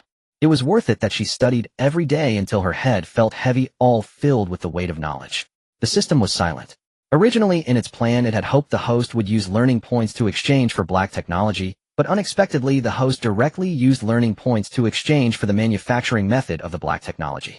In this way, not only could she save more learning points, but she could also master the manufacturing method and various principles of the black technology. It glanced at the time on the wall. "Host, it's almost 1030. You should rest." Jiang Huaining said, "It's still early. Let me watch one more lesson." The system was silent. Its host was truly the king of involution among kings. She had just participated in a competition in the morning, came back to handle company affairs in the afternoon, and now that she was done she was thinking about the unfinished courses. This level of involution was truly the king among 10,000. Perhaps if a gust of wind passed before the host the next second it would be rolled into a tornado. At 1130 p.m., Jiang Huaining went to bed peacefully with unresolved mysteries. The system skillfully connected to the room's smart system, turning off the lights and drawing the curtains for Jiang Huaining. Good night. Chuangxiang released a preview of the new scar cream. After more than a week of accumulation, the response to Huanxin scar cream reached new heights.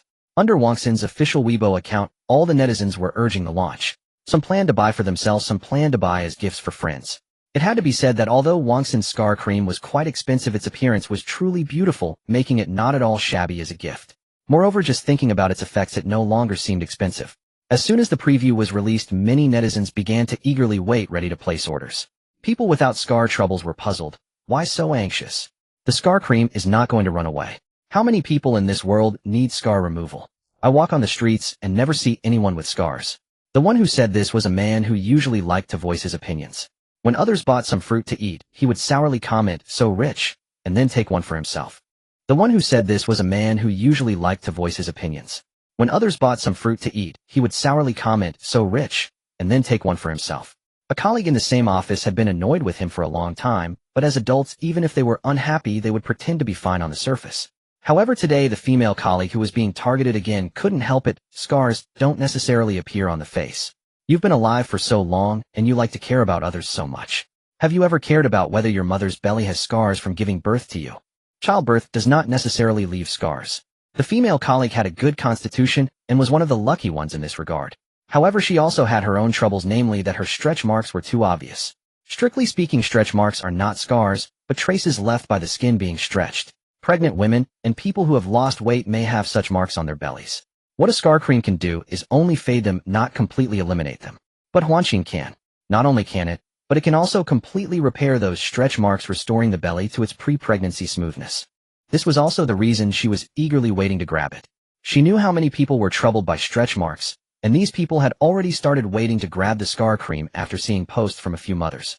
Nationwide, there were over 100 million people troubled by stretch marks. Even if only a small fraction of them knew about Wangxin's use, that would be a huge number of competitors. The male colleague choked you. He said, "My mom is in her 50s. Scars on her body are not visible to others, and my dad doesn't mind anyway. Why spend this unnecessary money?" When he said this, even some filial sons couldn't stand it. They were all programmers with decent salaries. Spending a little money to buy a scar cream to honor their mothers was nothing. "Where can I buy this scar cream? Is it really effective? They'll buy one for my mom too." A male colleague immediately spoke up. Another female colleague said, "Why not send the link to the group chat?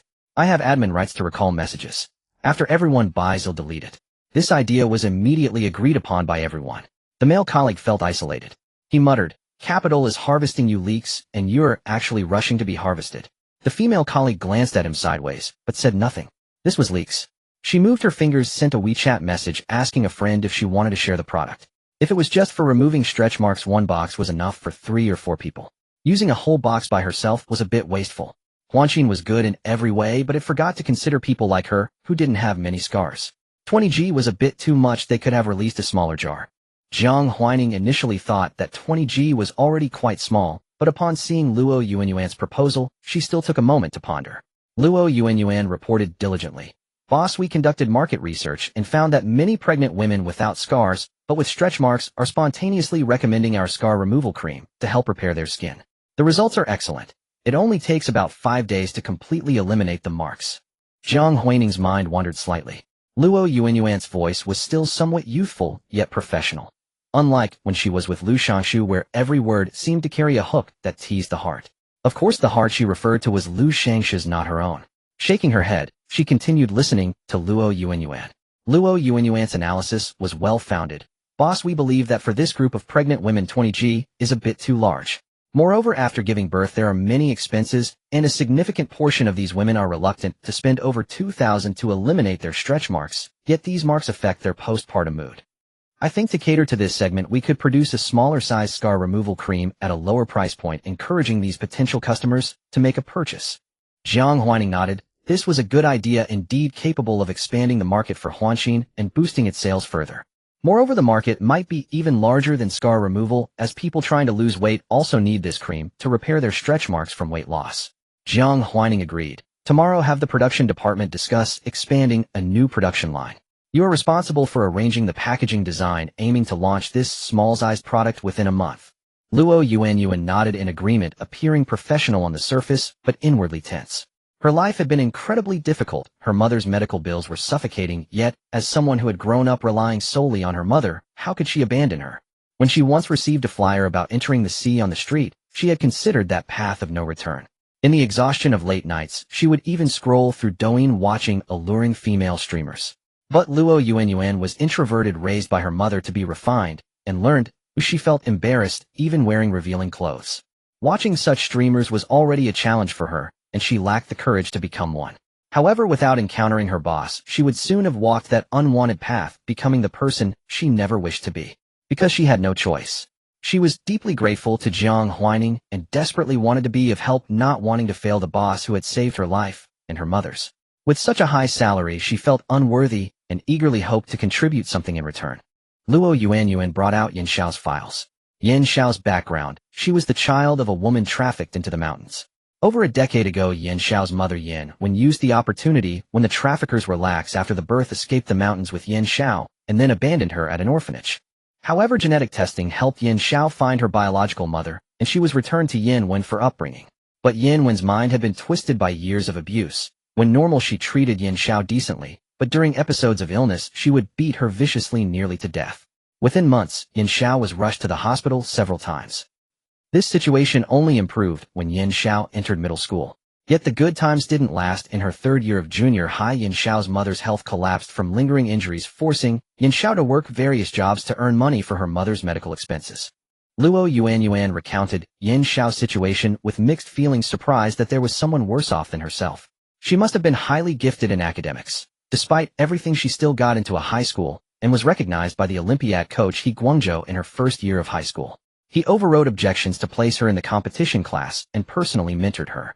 The prize money for a high school's Olympiad, though less than that of Xingya, still amounted to tens of thousands for first place.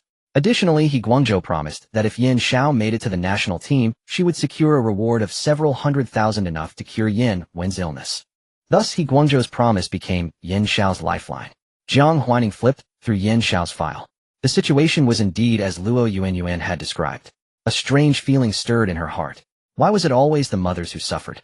She looked at the thin file, as if seeing how He Guangzhou had coerced Yin Xiao into taking those drugs, and how Yin Xiao had been arrested after dropping out of school. Knowing the trajectory of Yin Xiao's fate made everything easier to handle. She could secure Yin Xiao, contact her, and ask if she's willing to sign a contract with me. I want her to work for Chuangxiang for 30 years after she comes of age. As for salary, we can offer a year's base salary in advance. A year's base salary should be enough to cover Yin Wen's treatment and leave some living expenses. Then she could have Yin Xiao switch to studying computer science. After all, she would be an employee. Listening to the boss was only natural, wasn't it? She believed Yin Xiao's talent in computer code would be no less than in mathematics. For instance, Yin Xiao had managed to learn how to rob a bank in just a few months, and it took a long time before she was discovered and caught. That time would have been enough for Yin Xiao to flee abroad with the money. Jiang Huaining didn't know why Yin Xiao ultimately stayed. A pity, since Yin Xiao was a tight-lipped gourd revealing nothing.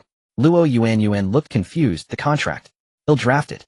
With that, Jiang Huaining opened a document and wrote a page specifying the penalty for breach of contract. Since the penalty couldn't exceed 10 times the employee's salary, she deliberately set a monthly base salary of 50,000 to ensure Yin Xiao had no escape. This was already the salary of a lead developer at a major tech company. After finishing the contract, Jiang Huaining smiled.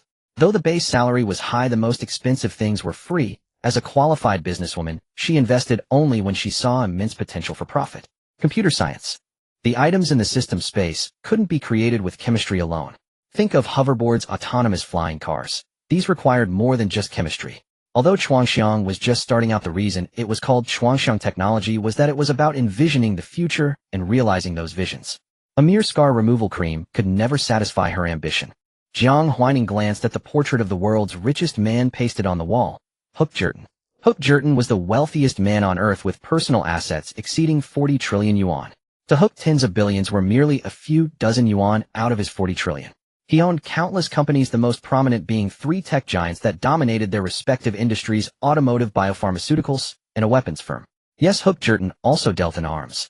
He had amassed immense wealth through weapons, biopharmaceuticals, and automobiles, holding the title of the world's richest man for a decade without ever being dethroned. Countless tycoons had tried to pull him from the top, but none had succeeded. Even assassination attempts on Huaining had never been successful. Huaining walked up to the portrait studying his likeness and suddenly asked the system, "Do you know what I'm thinking right now?" The system hesitated. Host considers this rival too formidable, too hard to surpass.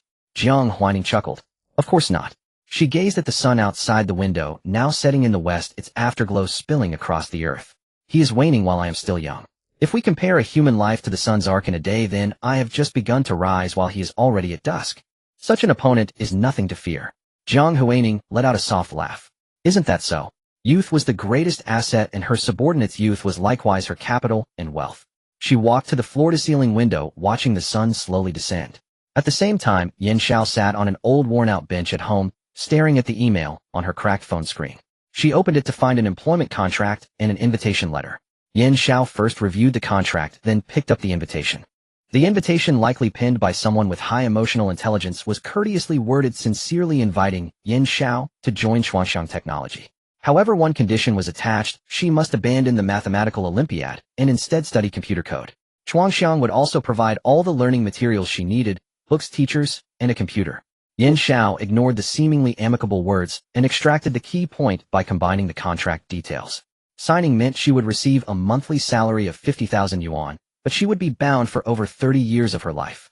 From age 18 to 48, she must work for Chuanxiang without leaving or face tens of millions in penalties. Yet if she agreed, she would earn at least 50,000 yuan per month as base salary, a wage many corporate executives commanded. Would she refuse? Obviously not. Yan Xiao accepted the meeting invitation. From the bedroom came the frantic wailing of her mother. Yan Xiao rose silently, opened the door, and entered, seeing scattered books and covers on the floor.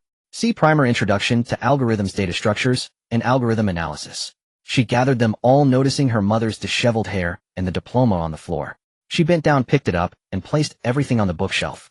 Yan Wen had been a computer science student back when computers were just beginning to spread a decade ago. Getting into such a major testified to her talent. Yan Xiao, it turned out, had inherited that gift, but the family computer had been sold to pay for Yan Wen's medical treatment. Yan Wen stared blankly at her daughter, her face contorted into a mix of laughter and tears. It shouldn't be like this, shouldn't be. Yan Xiao, long accustomed to such scenes, silently tidied her mother's room once more.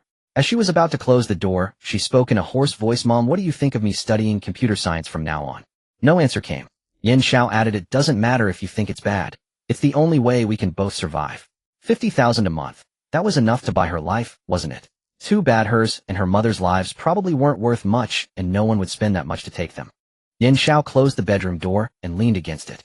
She couldn't quite figure out why Chuanxiang had chosen her. She was just a high school student with a strange, solitary nature, always ostracized on campus. The more the Olympiad coach He Guangzhou singled her out, the more other students disliked her. No one bullied her openly, but cold stares were commonplace. Her phone buzzed. It was a message from He Guangzhou. "Are you confident you'll get full marks in the preliminaries?"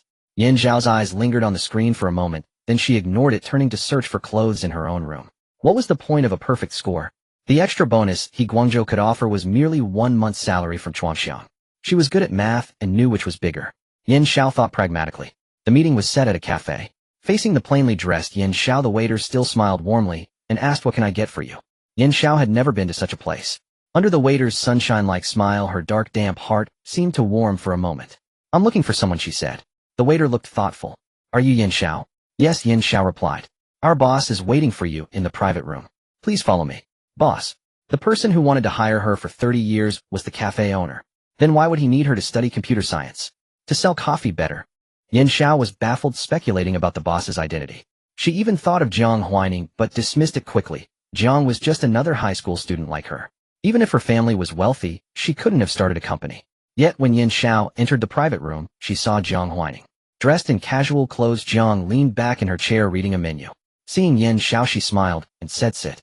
Yan Xiao sat down. Jiang Huaining slid the contract across the table. "Here's the employment contract. Take a look, and if you have no objections, you can sign now." Yan Xiao flipped through it. The content matched the email she'd received. But she hesitated. "What do you want me to do? A coffee shop doesn't need computers, does it?" She didn't understand much about these things. Jiang Huaining couldn't help but laugh. Who said I'm opening a coffee shop?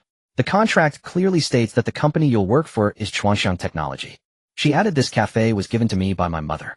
Apart from the profits hitting my account, there's nothing for me to manage or worry about. Since she liked coffee, Jiang Huailu had simply bought this cafe near Xingya and given it to her, so Jiang Huaining could have coffee delivered whenever she wanted. Yin Xiao fell silent. Chuanxiang Technology is yours or your parents'.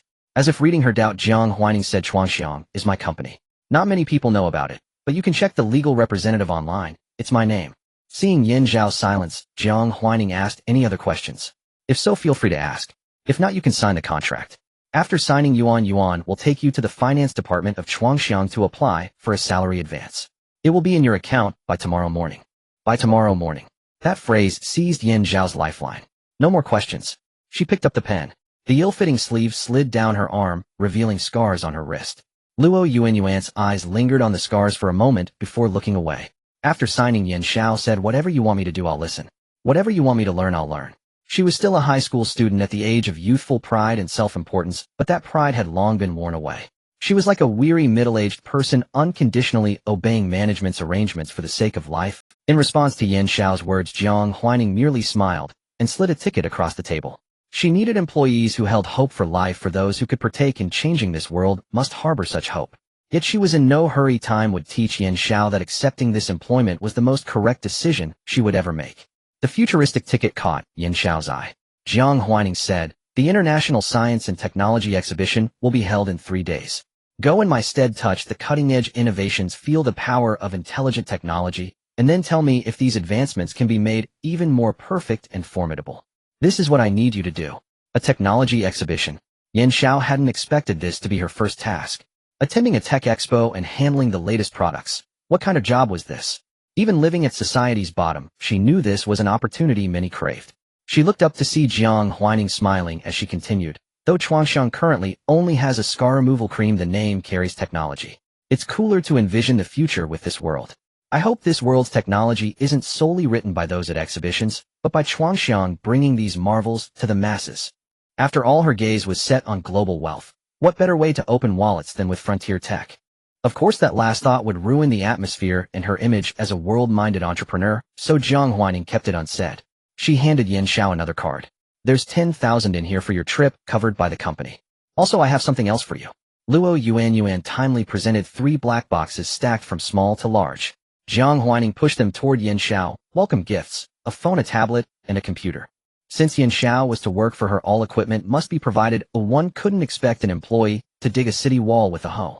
Even if willing, Jiang Huaining couldn't accept such slow progress. She feared the wall wouldn't be finished in a century, and she still needed Yin Xiao to breach others' firewalls. Yin Xiao stared at the items and suddenly asked, aren't you afraid I'll run off with the money? I believe your future is far more valuable than these things. Ruining your reputation for such trifles is unnecessary. You'll gain far more. This was the first time someone told Yin Xiao her future was precious. I understand. Jiang Huaining handed her the menu. Order whatever you'd like, it's my treat. The humor was so disarming that Yin Xiao couldn't help but laugh. Even the stingiest boss wouldn't make a new hire pay during onboarding. She ordered a cappuccino. It was Yin Xiao's first coffee. The aroma Shed smelled countless times while working was truly delightful. This sweetness was something Shed never tasted before. Yet, the Boss Cafe seemed to bully the poor youth. At 288 per cup, it was too pricey. Perhaps after she received her salary, Shed returned for another. Infected by Jiang Huaining's aura, Yin Xiao, whose heart was often overcast, felt a glimmer of anticipation for the future. How strange, though Jiang Huaining was just a high schooler, her demeanor and speech inspired trust. Sitting beside her was a seasoned company president, not a girl her age. She glanced at Luo Yuan, who returned a friendly smile. The coffee was soon finished, the contract signed, and they parted ways at the cafe entrance. Luo Yuan took Yin Xiao to process an advanced salary, while Jiang Huaining went home. In her study, she pondered the products Liu's Cosmetics planned to launch. The system observed her actions. Host intends to compete with the male lead's family company. In her past life, Liu's new essence had debuted with a list celebrity endorsements and numerous blogger recommendations. They touted how the essence named Lu Yin improved skin, tightened pores, and boosted condition. Bolstered by the male lead's halo and his ICHO champion status, Lu Yan's sales peaked, surpassing many established foreign cosmetics brands. But now the male lead had lost that super scholar halo. nor had he secured that crucial piece of land. Even with his protagonist's luck, how far could it carry him? Facing the system's query, Jiang Huaining's pen never paused. Don't you think the essence's effects resemble linsu protein? Only its efficacy is less than one of linsu proteins. With the protein that truly rejuvenates cells, even if Liu's hired every star in the industry, it wouldn't matter. Once I develop small molecule linsu protein, he'll have no chance. Liu's entire investment in this essence project would be for naught. Jiang Huaining smiled. And I already have a lead. Host found the suitable differentiation temperature. The system knew Shed been studying linsu protein's differentiation since its synthesis. Shed spent far more time on this than on the initial synthesis. Almost there. Just need to check. The last time was half successful. I made some tweaks recently. Should yield ideal results. Unlike large molecule linsu protein, the small molecule version was far more delicate with strict temperature and environmental requirements. Too cold, and it fell dormant. Too hot, and it instantly lost activity. Her earlier failures stemmed from not pinpointing the optimal differentiation temperature. The interstellar courses seemed to treat temperature control as common knowledge, so Jiang Huaining searched extensively without finding a single mention. Fortunately, she had money to buy equipment and experiment slowly. She pushed open a hidden door in the study, entering a larger room filled with instruments, including 2 precision temperature control devices. Approaching one, she retrieved a linsu protein sample placed days ago for differentiation. Stored in a transparent test tube, it was a semi-translucent flocculent milky liquid. This tiny tube could rejuvenate human cells by years. Under a microscope, differentiation was successful, free from bacterial contamination, a pure, excellent specimen. She fed a drop to a white mouse, which squeaked, eagerly begging for more, as if tasting something wonderful. Jiang Huaining swirled the half-tube of protein, eyeing the transformed little mouse. Animals' sixth sense can be terrifyingly acute. Though non-toxic, an ingestible topical application worked best. Be good, you're covered in fur. Applying it would be useless, can't absorb much. Just eat your mouse. The little white mouse, oblivious to human speech, continued to squeak. Jiang Huaining fed it a bit of rodent food, then mercilessly ignored its noise, turning to the temperature control device to retrieve several more tubes of linsu protein. These were all linsu protein samples under different temperatures, yet the temperature differential among the tubes was minimal, with a range of merely 1 degree Celsius. Jiang Huaining placed all these tubes under the microscope to observe their molecular structure. Every tube of linsu protein had completed micromolecularization. Excellent, it seems this temperature is sufficient, there is no need to control it down to the decimal point. Jiang Huaining's brow relaxed slightly. This was a great sign, indicating that while the micromolecularization of linsu protein requires strict temperature control, it is not unbearably stringent. A tolerance of 1 degree Celsius can significantly reduce both the production difficulty and cost of linsu protein, even plummeting by a factor of 10. This also means that this product, capable of rejuvenating cells, will not be a luxury affordable only to a select few. Luxury goods naturally yield high profits and can generate substantial revenue, but how can selling to 1 of people compare with selling to 100? No billionaire in the world became the wealthiest by selling luxury goods. Selling to 100 of people at 2 of the price can earn more money than selling to 1 at 100 of the price. Jiang Huaining placed the tubes of protein into the constant temperature storage room. Gazing at the rows of test tubes standing neatly inside, she felt a sense of satisfaction. Now that it's been developed, the launch is not far off. I just need a final tweak. Suppressing her inner excitement, Jiang Huaining sent a message to Lin Manon, instructing her to prepare for the establishment of a new production line. Lin Manon seemed somewhat surprised. Lin Manon, boss, is our company releasing a new product? What type is it? Releasing a new product at this time? Are you planning to use it to drive traffic for Huanxin? It might yield good results, but if the new product is not good enough, it could also provoke backlash from some sharp-eyed netizens who might think Chuangxiang is just trying to harvest leaks. Lin Manon was puzzled. In her view, Huanxin's momentum was excellent right now, and the company's main focus should be on Huanxin. Besides, they had just recently planned to build a small-capacity Huanxin production line. Now they were going to set up a production line for a new product. But the young lady had her reasons. Jiang Huaining, it's something like a toner essence that can revitalize cells. This product doesn't need elaborate marketing. I will apply for certification from the National Medical Products Administration. Once the official website posts the inspection report, we won't have to worry about sales. Just an inspection report, and people will rush to buy it. What exactly is this new product? Lin Manon grew curious. She looked at the procurement list Jiang Huaining had sent. The most numerous item was something called a high-precision temperature controller. Lin Manon, okay, they'll try to complete the procurement within a week and start hiring. Jiang Huaining, find a few designers to design the outer packaging, just follow the previous style. Lin Manon, okay. After giving these instructions, Jiang Huaining walked to her desk, and began studying the essence water that Liu's was about to release. In her past life, sales of Lu Yin essence water had been excellent from the very start, and this 1999 yuan essence was the beginning of the Lu Group's ascent to its peak. Thanks to this product and the marketed image of a passionate genius heir, the Lu Group's stock price kept climbing until it became an undeniable giant in the domestic beauty and skincare industry. Jiang Huaining circled a date on her calendar. May 15th, the day Lu Yin was officially launched in her past life. But now that the production line was gone, the launch date of Lu Yin would definitely be postponed. Yet, how long could Liu's afford to wait? Lu Yin was developed under pressure by Lu Jianrong, who invested substantial funds. If the delay dragged on, the board of the Lu Group would surely have objections. The very latest launch date for Lu Yin would be early June. Host, are you going to prevent Lu Yin from launching? Get lean C protein out before Lu Yin's release. Jiang Huaining. No, why would I prevent it? A product destined to fail, even if it successfully launches, will only bring greater losses to Liu's. What reason do I have to stop this product from coming to market? Jiang Huaining smiled with a hint of malice. I've said it before. I've never been a good person. Now that he has nothing, what can he use to turn things around? I want to watch him sink to the bottom just when he thinks he's about to succeed. Watching Liu's and Lu Shangshu exhaust their schemes and drain their finances only to end up with nothing. Isn't that amusing? The sunk cost they invest will be the greatest pain.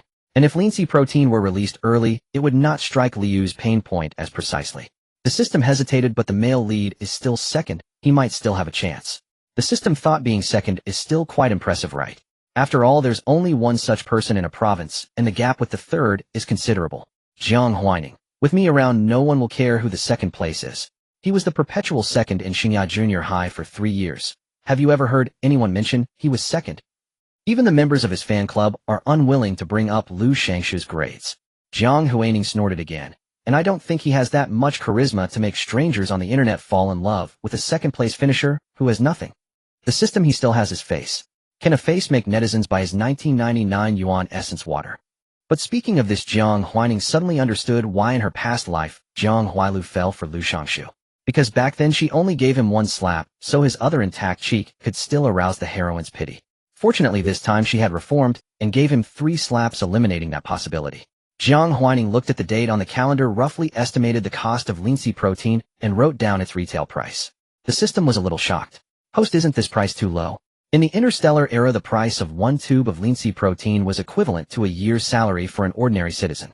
Even if they lived frugally, they still had to pay for the star network, so saving up for a purchase would take at least 2 years. Yet the price Jiang Huaining wrote was only 1099 yuan, even cheaper than an almost ineffective essence water. I am standing on your shoulders with no huge R&D expenses. You invested the equivalent of several planet star vaults into lean C protein research, while I only spent a few months of my personal savings. Although my research cost over 10 million yuan, most of it was for reusable equipment and instruments. When you calculate it, it's really not that much. And, Jiang Huaining said, humanity's pursuit of immortality never ceases.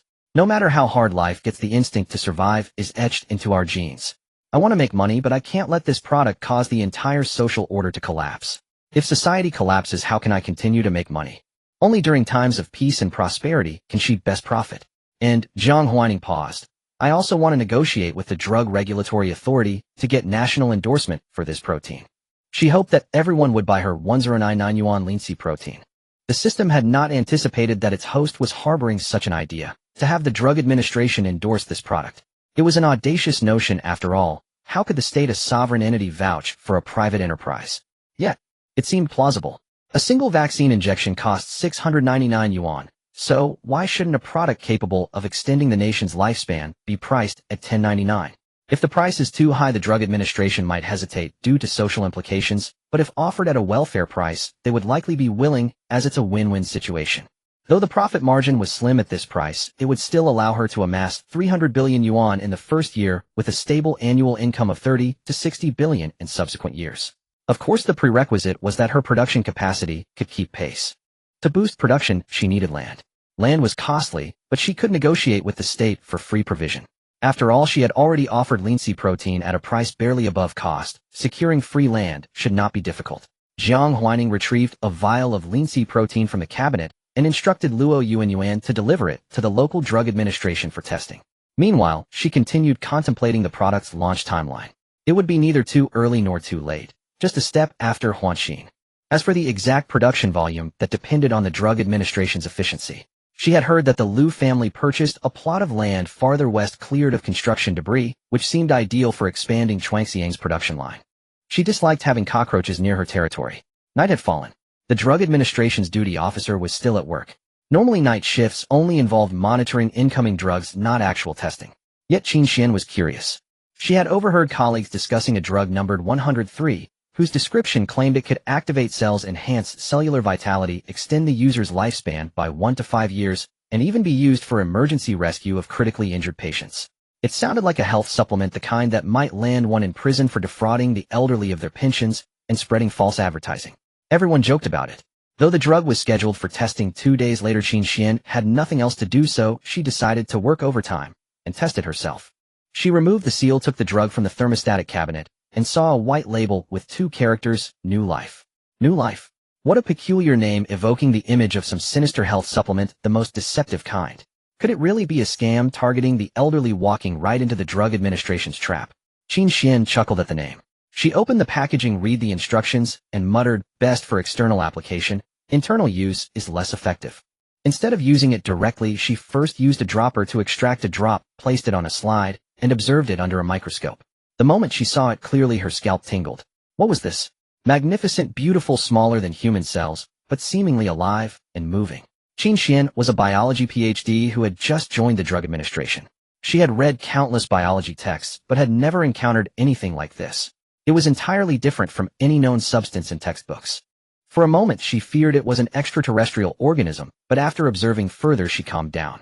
She realized that while the substance appeared active, it was merely a natural property, like water bubbling when boiled, a characteristic, not evidence of life. This was something new. Qin Xian thought of its name again, New Life. Could such a substance truly rejuvenate human cells and extend life by 1 to 5 years? The current average lifespan was 77 years, an extension of 5 years would bring it to 82, instantly making the country the global leader in longevity. Qin Xian found it hard to believe. She picked up the New Life manual, which stated that a single 10 milliliters vial could extend the user's lifespan by 1 year with a maximum of 5 cumulative doses. After that, further use would have no effect. What nonsense. The more detailed it was, the more fake it seemed. Qin Xian remained skeptical, but still conducted an experiment. Measuring lifespan was difficult, but testing severe injury recovery was easy. The lab happened to have a nearly dying mouse. Qin Xian brought the severely injured mouse over. It had been used to test a hemostatic agent, but the result was poor. The mouse was on the verge of death, its wounds still bleeding, bandages proving futile. The mouse lay weakly in its cage, tail curled, eyes closed, utterly listless. Not even a squeak as it was carried across the room. Qin Xian drew a small amount of New Life from the vial with a needleless syringe and carefully fed it to the mouse. Though internal use was less effective, the mouse was not human. It had thick skin, so she decided to try oral administration anyway. The mouse ate eagerly. Qin Xian set it down, planning to observe in a few minutes, but the next moment the mouse struggled free of its bandages. The bleeding had stopped and a thin scab had formed. Qin Xian was stunned. Good heavens, what kind of magical drug had appeared in reality? Such remarkable healing. The mouse scurried away under Qin Xian's astonished gaze. No way. Qin Xian picked up the vial, staring at the description, murmuring, if this is real, the biological world will be turned upside down. She peeled off the obscured company name and saw the words Chuangxiang Technology. The name was familiar. Who hadn't heard of Huanxin? Upon seeing it, Qin Xian instantly connected the similarities between the two products.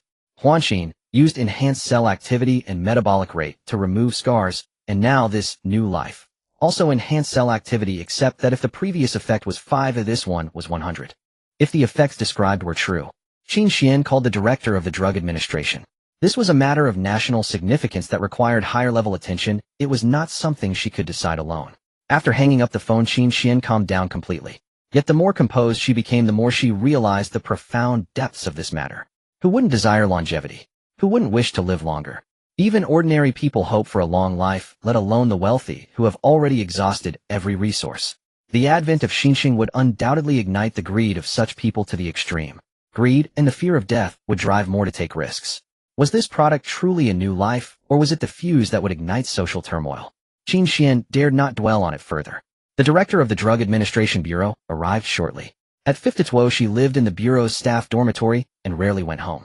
Within 5 minutes of receiving the call, she had already reached Qin Xian's laboratory. Qin Xian's words were absurd. A living new substance capable of extending human life. The director suspected she had taken something wrong. But upon seeing Qin Xian's unusually calm demeanor, she hesitated. Could it possibly be true? Could human lifespan truly be on the verge of a breakthrough? Qin Xian noticed the director's doubt. Look through this microscope. This is Xinxing. It can make an otherwise unhealable wound on a lab mouse scab over in seconds. The mouse was back in its cage, squeaking as if begging for food, yet it refused the standard feed and kept calling out to Qin Xian. I read the instructions. It can be taken orally, so I gave it a little, she said. Sometimes humans are far less sensitive than animals when facing danger or something good. If no addictive substance had been added, it would prove how remarkable this was. Xiang Dinglan glanced at the mouse. Have you tested its blood? Yes, nothing wrong. It shows the mouse is perfectly healthy. Qin Xian paused. No signs of addiction either. It just wants to eat. But that was precisely the problem. How could a mouse that had just suffered severe wounds be perfectly healthy? As she spoke, the begging mouse seemed to realize it wouldn't get more food, so it nibbled a few pellets to fill its stomach, then stared expectantly at Qin Xian, who had fed it Xinxing earlier. Xiang Dinglan noticed this too. She walked to the microscope to observe the Xinxing Qin Xian had mentioned. It was exactly as described. Quite a seemingly living active substance. What was this thing? This was sent for testing by a scar removal cream company called Chuangxiang Technology. You've probably heard of their product Huanxin. It's been very popular and remarkably effective, even removing burn scars from over a decade ago. So far, the company has launched 2 batches of the scar cream, each with over 10,000 units. The first sold out within a day, the second in under a minute. Xiang Dinglan had indeed heard of Huanxin. In her view, its sellout success reflected a technological breakthrough in scar removal. Do you think these 2 products are connected? Yes. Both work by enhancing cellular activity, but Xinxing is far more potent. Perhaps the so-called lifespan extension can actually be achieved. It sounded like pure fantasy, but Huanxin's effectiveness made Xiang Dinglan willing to take a chance. She took a needle, sterilized it, pricked her fingertip to draw a sample. Run a DNA methylation analysis on my blood. As one ages, the degree of gene methylation increases. By measuring the methylation of specific genes, one can estimate a person's age. Current technology has an error margin of within 3 years. Qin Xian nodded and immediately conducted the analysis. The sample's methylation level indicated an age between 51 and 53. Xiang Dinglan pricked herself again and added a drop of Xinxing to the fresh blood. Tested again. After Qin Xian left, she took another drop, added Xinxing, and observed it under the microscope. She fell into deep thought. Director, your blood sample now shows an age between 46 and 48. Xiang Dinglan checked it herself. Call everyone who can come back to the bureau. Have them all take genetic tests. We're working overtime tonight.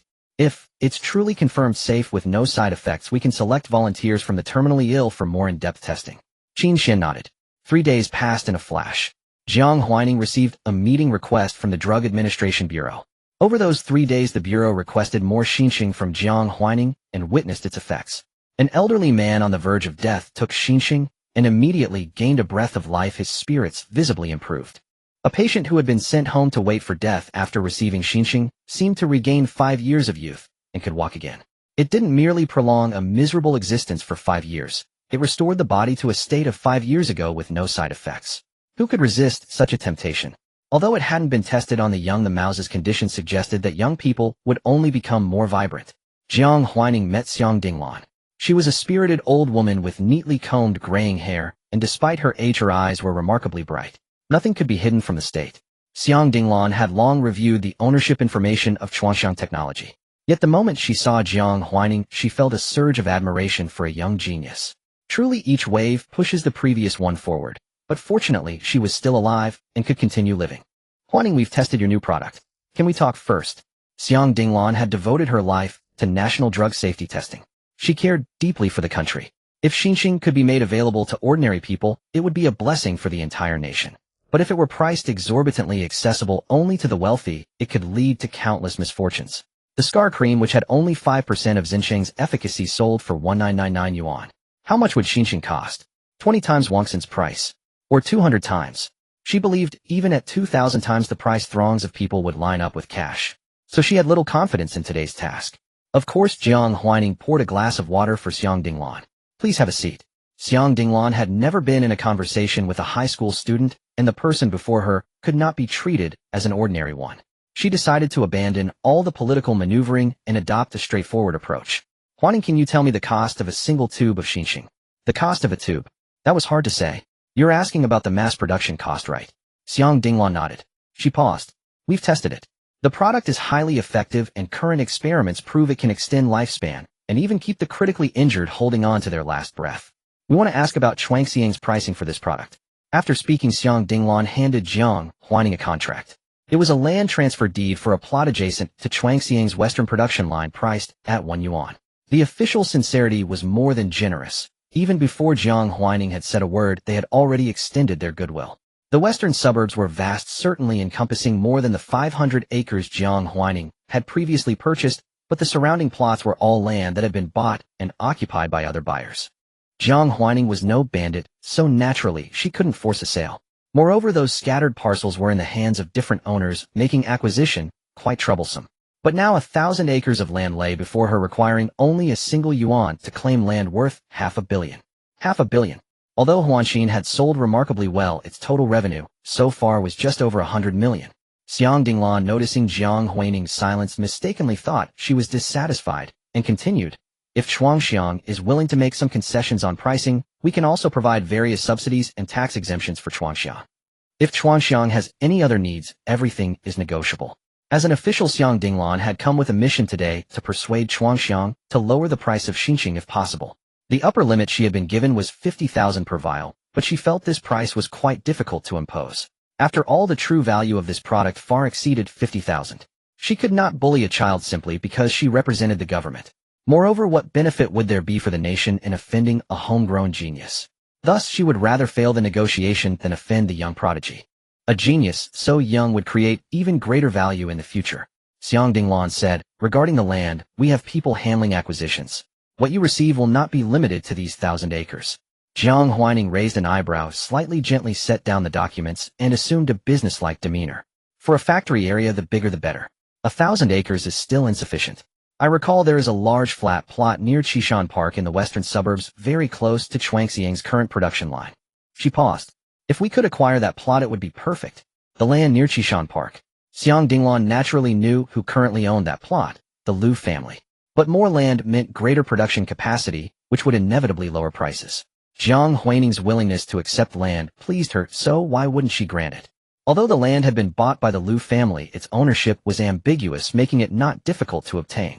Xiang Dinglan made a promise. "That plot will be delivered to Chuangxiang within a week at most." Jiang Huaining immediately smiled.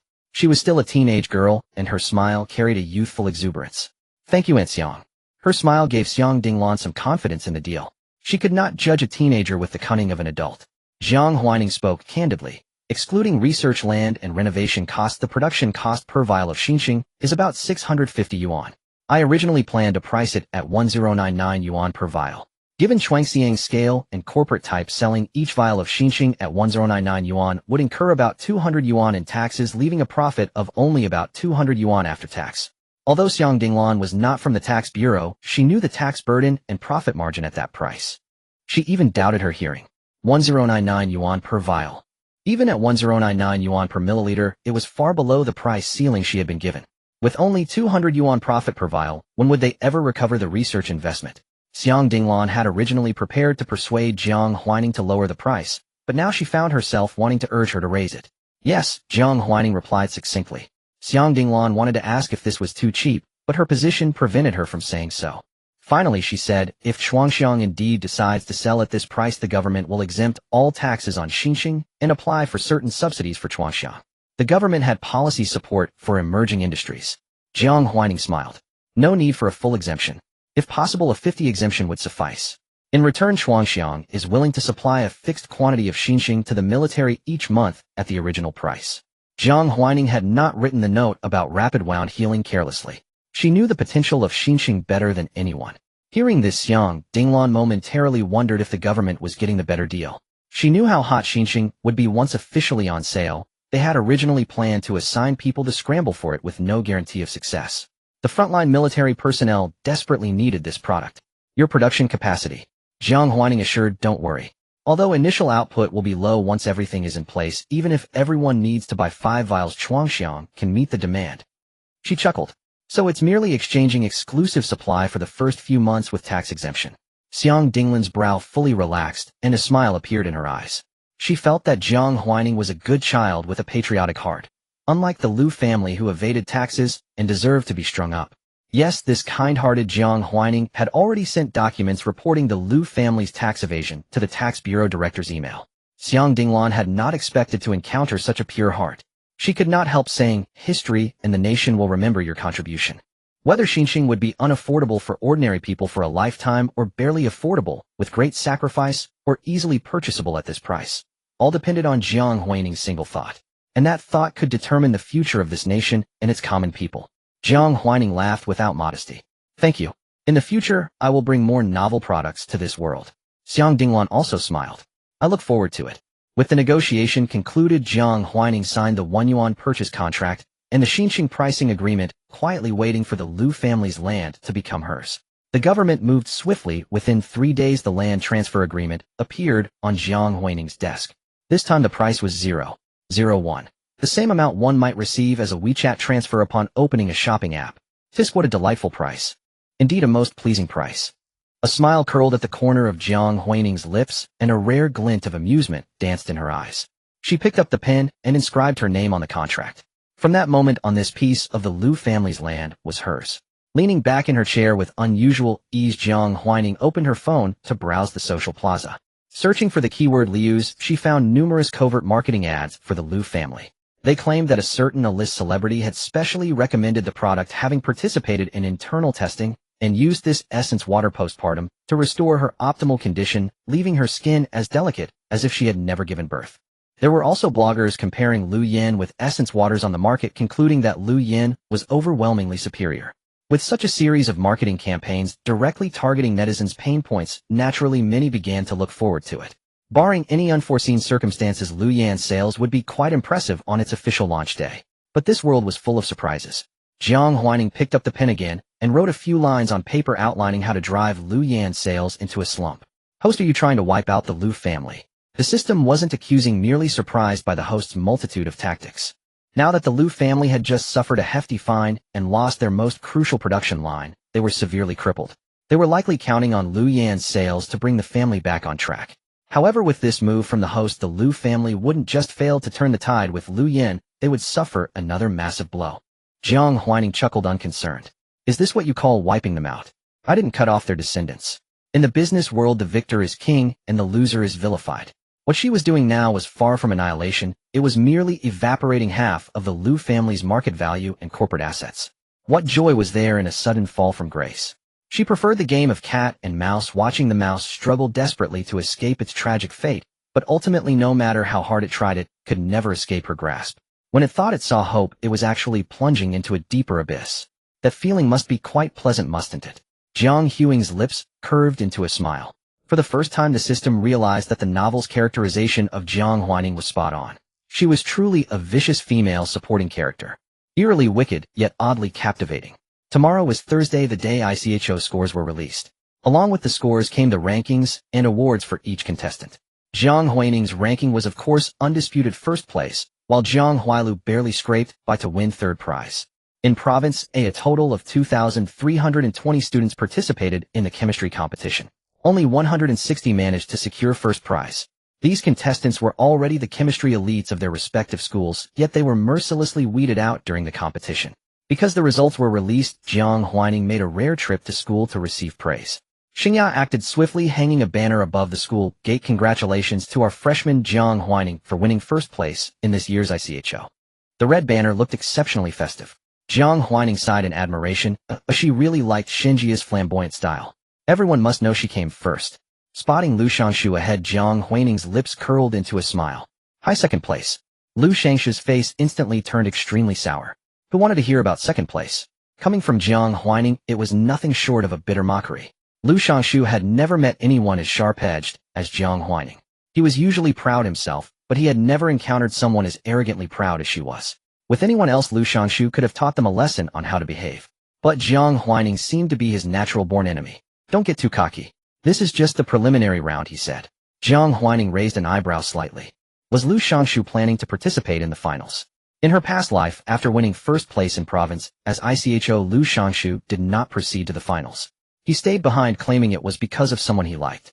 The youthful affection with no early romance and no impact on his studies, combined with such depth of feeling, had countless netizens shipping the pair, shouting "high sugar" and "sweet non-stop."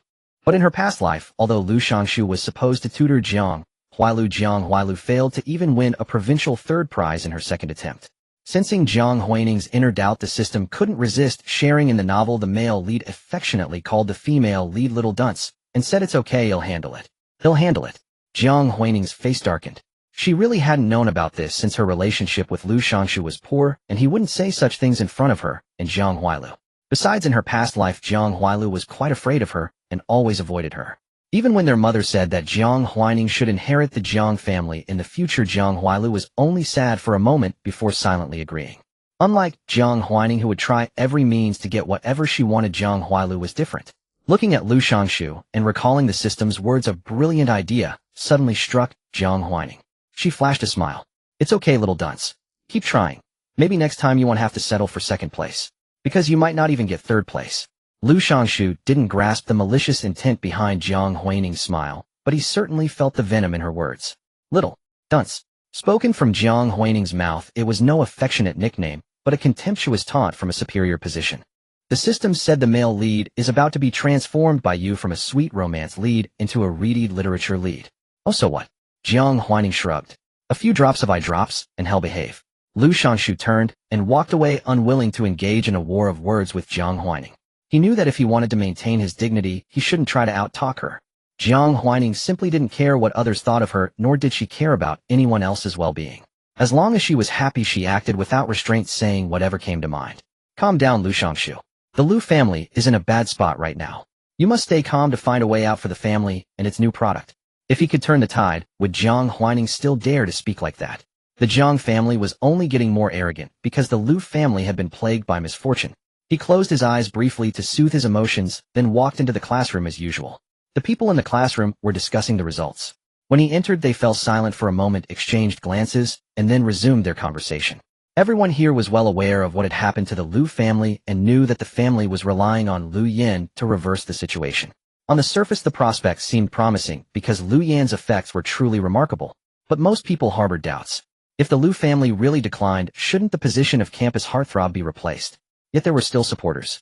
A girl stepped forward and said, "Class monitor, when will your family's Lu Yan go on sale? I want to buy a bottle. I heard it's really good, and I'm afraid I'll miss out if I wait too long." Hearing this, Lu Shangshu's expression improved slightly. It's tentatively scheduled for the 3rd of next month. If you're interested, follow our official blog for the exact time. Originally, they had planned to launch at the end of this month, but the loss of the production line forced them to purchase a new one, causing a delay of several days. He had told his father that he suspected someone in the government was targeting the Lu family. However, Lu Jinrong didn't believe him. If the government really wanted to target us, would we still be in this state? You are too young to understand the significance of a company to a city. The government wouldn't want to see the Lu family go bankrupt. After all, their family provided so many jobs.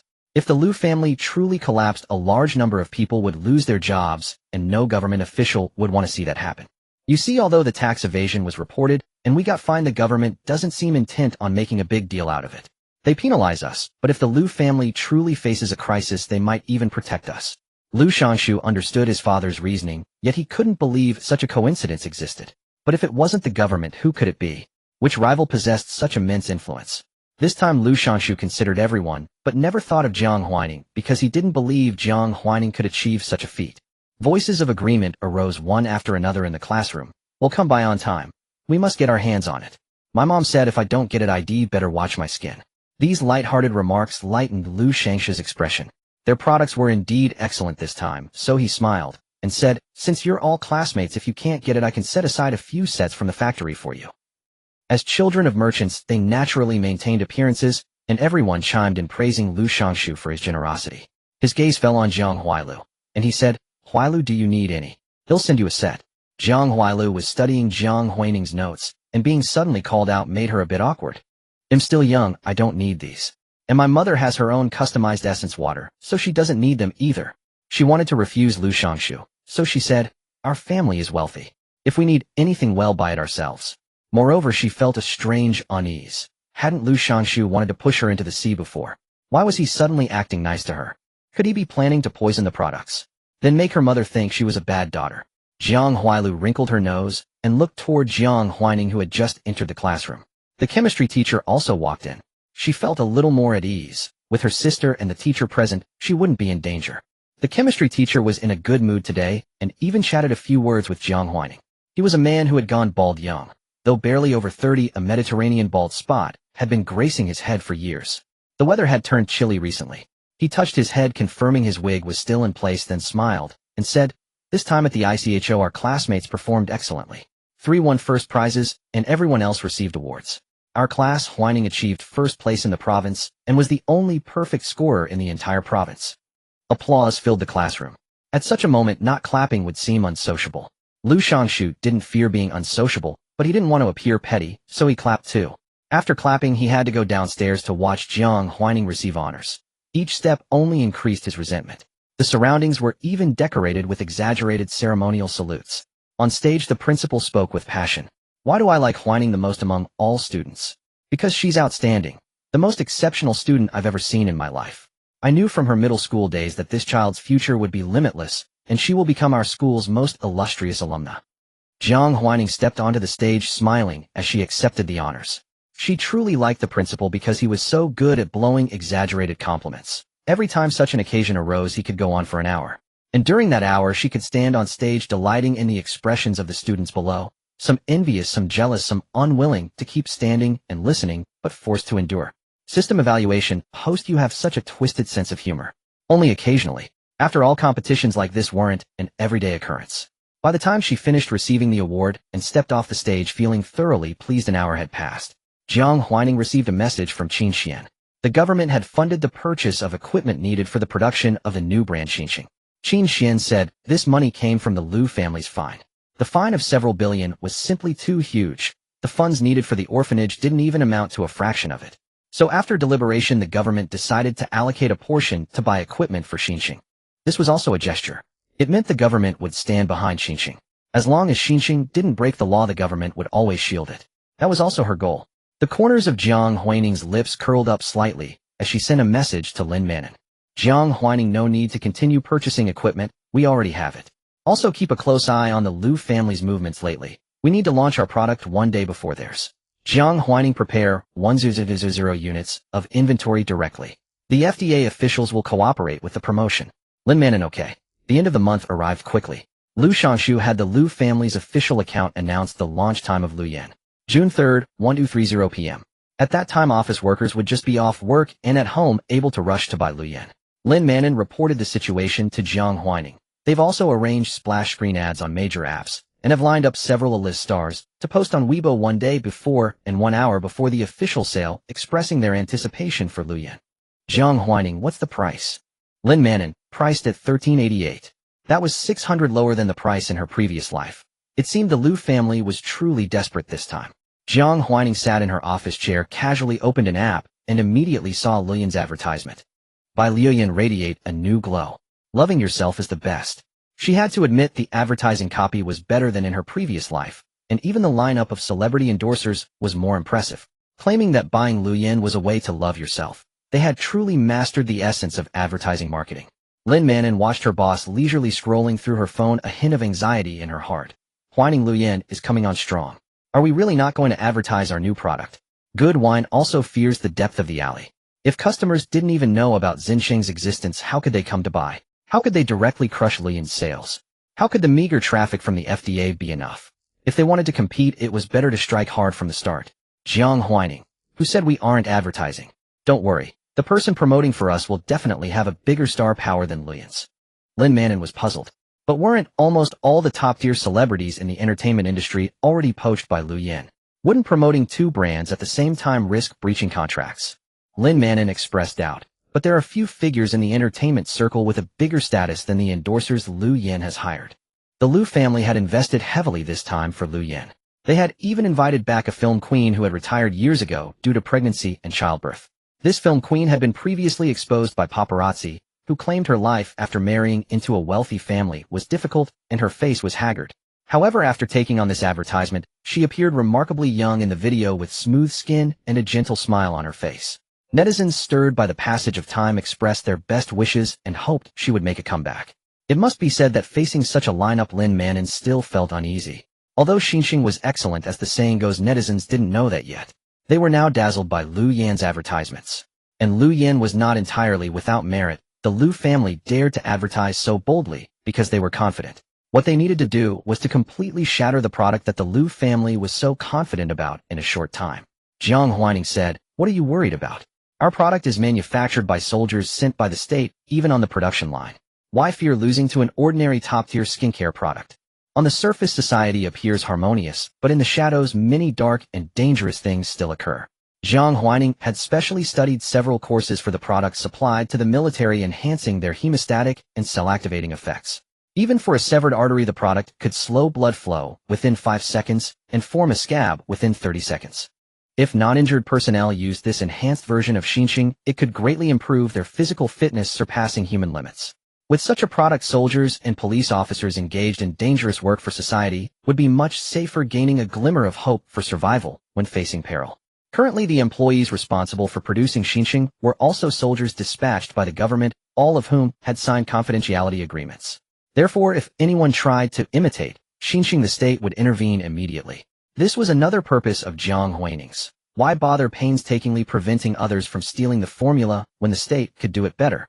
A company's development is inseparable from the state. To become the world's richest person, one naturally needs the state as a backing. But Lin Manin was still worried. Not that she didn't think they could win, but that it would be difficult in the short term. At the very least, they needed to buy a trending topic. Just as she was about to speak further, Jiang Huaining happened to come across a video. It was from People's Weekly, the mouthpiece of the state. With over 1 billion followers, mostly real people, People's Weekly was very aloof, usually only posting major events. Although it was called a weekly, it sometimes didn't post for weeks. Only events that would be remembered by history made it on a People's Weekly. Every year, the topics for high school and college entrance exams were selected from People's Weekly. It also occasionally posted about companies, but only those large patriotic enterprises that enhanced national influence. Given Chuangxiang's current scale of less than 3 billion, being featured in People's Weekly was a first. Previously, the smallest companies on People's Weekly had been at least 300 billion. People's Weekly will promote us when the time comes. Jiang Huaining glanced at the anxious Lin Manin and smiled. "Your daughter is taking the high school entrance exam this year, right? Maybe this year's exam topic will be about us. Then she can write, 'My mother is the CEO of Chuangxiang.'" The natural humor made Lin Manin chuckle involuntarily. Now students aren't allowed to reveal their identities in their essays, and she has strong boundaries. She doesn't like talking about family matters with others. She loved her daughter and knew her well. Jiang Huaining said, "The National Academy of Sciences will also repost Chuangxiang's new product on Weibo. That's more than enough heat." Hearing that 2 major authoritative official institutions would come forward, Lin Manin's heart finally settled, and she even felt a bit sorry for the Lu Group. With so many official media outlets supporting Xinxing, it would instantly become a national product. Everyone would start discussing Xinxing and what they could do if humans had 5 more years of life. As for a mere Lu Yan, who would care under the temptation of a longer lifespan? No matter how grand the Lu family's earlier momentum, it was destined to end in a dismal failure. On June 1st, as the launch of Lu Yan's product approached, the marketing department of the Lu Group was frantically busy. They had to buy trending topics, hire bots, and monitor online public opinion in real time. Once they found any negative comments, they would have the bots lead the charge to report them. Only when they received the notification that the negative review had been successfully reported could they breathe a sigh of relief. Yet most of the time, before they could finish exhaling, another comment would pop up. It was from a certain platform. "Lu Group is marketing again. I've never seen a company so obsessed with marketing. It's disgusting. Forget the scar removal cream. That was genuinely useful for women. But what are you? How you can't even make a decent makeup remover, and you have the nerve to call yourself a cosmetics company? Are the barriers to entry for starting a company really that low now?"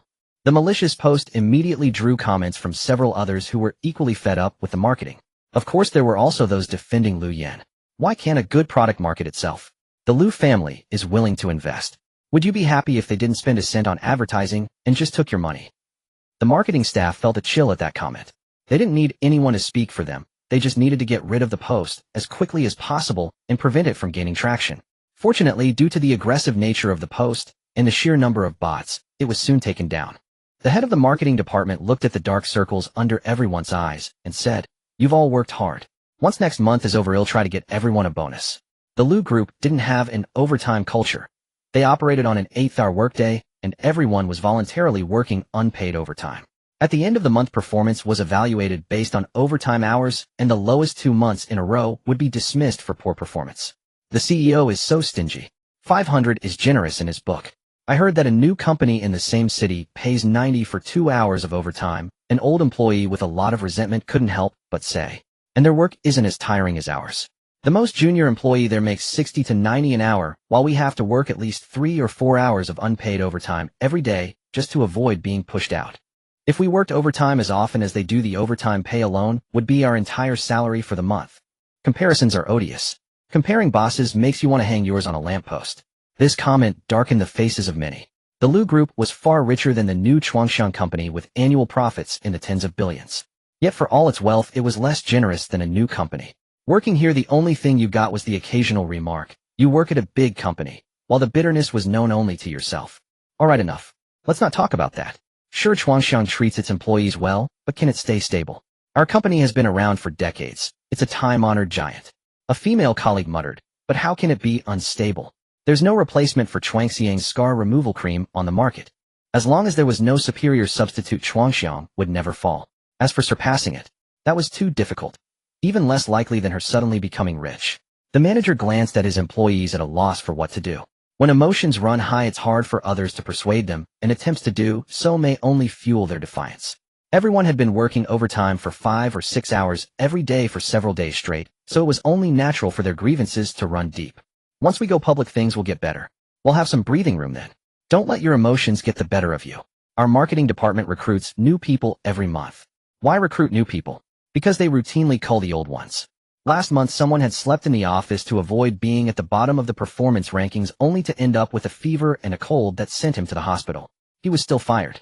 When he left, a grown man cried like a child, saying his mortgage was still unpaid, his savings were meager, and he didn't know what to do if it went into default.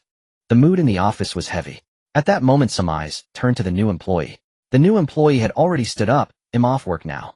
He'll take my leave. Keep up the good work, everyone. If there's anything, talk to me tomorrow." The manager couldn't persuade him to stay. This employee had no mortgage, no marriage, no relationship. He even dared to confront the boss. The manager gave an awkward laugh, trying to divert the attention of the others. "Let's get back to work, back to work."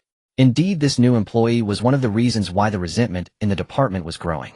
Suddenly, someone who was sneaking a break noticed that Chuangxiang had released a new product announcement. She couldn't resist clicking on it.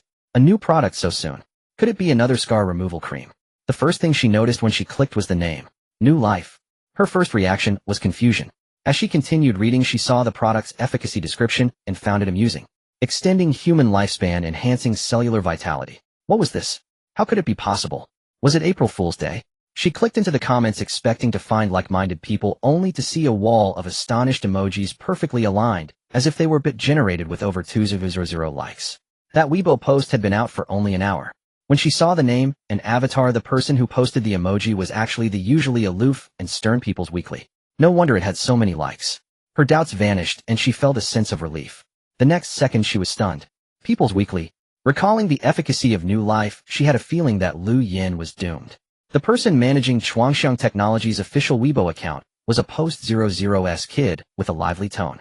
Chuangxiang Technology V, a new month, is here. Happy Children's Day, everyone. To express our vision of eternal youth for all, we are proud to introduce a new product called New Life. We hope it will allow everyone to be reborn and embrace a younger, more vibrant life.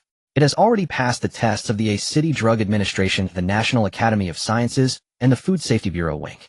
It costs 1099 yuan per tube and can rejuvenate cells by 1 year. Drug Administration and Academy of Sciences certification reports. Additionally, it has other mysterious effects. This Weibo post will give away 1 tube to 1,000 followers. Also, New Life will be available in 100 units starting at 10 a.m. tomorrow. If you're interested, add it to your cart quickly. P.S. In addition to the official website, our company has also provided a batch of products to major hospitals. If you have an urgent need but failed to purchase, you can inquire at third-tier A hospitals to see if you qualify. At first, commenters thought it was a joke, but when they saw the official certification, their first reaction was disbelief. But so many official accounts couldn't suddenly be lying to the public. Most netizens had a lot of trust in official accounts. So was it true? Was human lifespan about to break through again? But what were the mysterious effects? And it was even available in hospitals. Everyone felt uneasy, both nervous and expectant, as if something big was about to happen. Within an hour of the product's announcement, almost the entire social media landscape was dominated by New Life. Even those at work couldn't focus discussing it with colleagues or friends. The marketing department of Lu Corporation fell silent, and the trolls didn't want to work either. But fortunately, there were almost no more insulting posts. Everyone was now focused on this product. It's still a small company, but is it really about to take off like a rocket? Feelings were mixed: envy, jealousy, admiration, and joy. The price is so cheap. Everyone could afford it, which meant everyone could buy it, so there would be too many competitors. If it were more expensive and had fewer competitors, it would be better. At that moment, Sharpied people were already posting on various apps offering to buy it on behalf of others with prices ranging from 3 to 30 times the original. Some even posted that they would pay $1 million for a tube of Luyan. But Chuangxiang had posted a new update. Chuangxiang Technology V. I can feel everyone's enthusiasm. But heiress, a small reminder: our new life is only effective for the first 5 tubes for most people. Due to limited production capacity, we have set a rule that each person can only buy 1 tube per year with their ID card, and a maximum of 6 tubes in a lifetime. Hospital purchases are also included. After we ship, buyers must also pick up the product with their ID card. Commenters were overjoyed, feeling hopeful about getting a chance to buy. The sudden surge of scalpers had scared everyone, as if every scalper on the internet had come to do business. Now that it was like this, there wouldn't be so many scalpers, would there? As for those buyers who really wanted to sell, they could do so. At that moment, the Post 00s admin, who had just posted the Weibo, thought of the boss words in the office. For most people, 1 year of life is far more precious than tens of thousands of yuan. They won't sell it, and they won't be willing to. They'll use it themselves, or give it to their parents. But what if someone really needs that tens of thousands to save their precarious life? The key to survival is that the person can truly survive. I hope that new life can truly bring new life to everyone, not just let them see hope in their hands, but never be able to use it. He saw the Weibo post from Chuangxiang, and in the comments section some were rejoicing over the ample stock for tomorrow. However, a kind-hearted person immediately warned, for something this universally needed, even 1 million units would vanish in seconds, let alone the mere 100,000 now. I just hope not too many people find out, but that seems impossible. Everyone around me is talking about it. Same here, everyone around me is too. This is the only company launching a new product that gets simultaneously endorsed by 2 official media outlets. How could it not blow up? In a daze, I feel like the world has suddenly become unrecognizable with such sci-fi things emerging. My daughter saw the news this morning and asked if she had traveled to a parallel universe. I handed her a hammer and told her to hurry to school, or she'd be left behind by the times. 100,000 seems like a lot, but there are already millions of comments in this section, and it's only been a short while. There's still a massive crowd yet to arrive. Someone asked about the stock of Xinxing, and the official Weibo admin for Chuangxiang was about to reply, but the next second comments couldn't be posted, stuck in an endless loading loop. Is it a network issue? No way, their company uses a dedicated line. Stop looking, Weibo crashed. Those still on it see only spinning circles, those not yet and can't even log in. Wait for it to be fixed. The admin was stunned. No way, it crashed in just a few minutes. Couldn't even hold out for half an hour. A colleague immediately laughed. It's already a miracle it lasted a few minutes. My WeChat is flooded with messages, people asking me about internal purchases. And the one about to crash, and I still don't know how to reply. Yes, same here. Our internal purchase is only once a month, and it takes months to cover myself and my family. I'm not so generous as to buy for others first. Perhaps netizens didn't know, but as employees they were all too aware of the product's effects. The Drug Administration had already sent them the research report. Even a dying person could become a year younger with this product, gaining a healthy year of life. Cancer patients too had hope of living an extra year through it. Of course, the latter wasn't very reliable due to high risks. In summary, unless death was imminent, it wasn't advisable to use Xinxing for life extension. But if only a few hours remained, gambling on it was worthwhile. Having one chance is good enough, and you can buy for family. If we had to grab it ourselves, even the fastest reflexes wouldn't guarantee success. Even if only 1 in 10,000 has lightning-fast hands, that's still 100,000 people in our country. No match, truly no match. The employees of Chuangxiang were elated while those of Luyan were in despair. The entire atmosphere at Liu's group was now suffocatingly low. All top executives were called for an emergency meeting. Even the most composed director wore a grim expression. Jinrong, we bought shares in Liu's group because we trusted you to make the company stronger. Even when the company was in crisis and you wanted to pour all remaining funds into new product marketing, we supported your decision. And now this is how you repay our trust. Lu Shangshu was also present. Staring at the papers before him, he couldn't fathom how a high school student like Jiang Huaining could obtain such a terrifying product. Yes, terrifying. For the first time, Lu Shangshu found Jiang Huaining frightening. Could there be someone behind Jiang Huaining? Jiang Qinghe? Or that Jiang Zhiyue who always looked down on him? Lu Shangshu was aware of his former mother-in-law's disdain, but never took it seriously. After all, what could a woman like Jiang Zhiyue decide? She still had to obey Jiang Qinghe. The company belonged to Jiang Qinghe, and its future was his to decide. What did Jiang Zhiyue have to do with it? He had never regarded that delicate yet beautiful woman, but now for the first time, he truly saw her. He looked at his father Lu Jianrong, whose face was dark and deeply troubled. Even during the tax audit, Lu Jianrong's expression hadn't been this grim. He could still politely see off the tax officials. Not like now. This can't be blamed entirely on President Lu. No one expected Chuangxiang to release their product a day ahead of us and gain support from 2 major government media outlets. A director loyal to Lu Jianrong spoke up for him. Without official media backing, netizens would have dismissed the effects as a joke, and some might even accuse Chuangxiang of fraud. But with People's Daily and the National Academy of Sciences stepping forward, how could it be a scam? This had to be a world-changing product. Between something that makes you a year younger and something that merely smoothens your skin, the choice was obvious. Moreover, from netizens who had used it, Xinxing could boost metabolism, so non-pathological acne and redness vanished after just 1 dose. Of course, Chuangxiang deemed such minor effects unworthy of listing as main features, but netizens discovered them themselves. Now Xinxing's popularity was so immense that anything even remotely related trended on major apps, and meticulous users compiled these effects into lists. At that moment, the high-level meeting at Liu's group displayed a PPT compiled by netizens. It listed rejuvenating cells, emergency hemostasis in critical situations, curing certain diseases, fading scars, acne removal, skincare. Confirmed effects were in red, others in black. Didn't I say releasing on June 1st would be fine? But you insisted on building more stock and launching on June 3rd. Now you have the stock, but who will buy it? Who's left to buy? Luyan is priced at $13.99, while their Xinxing is only $10.99. Though the difference wasn't huge, spending 1,000 a month versus 2,000 made a massive difference for most people.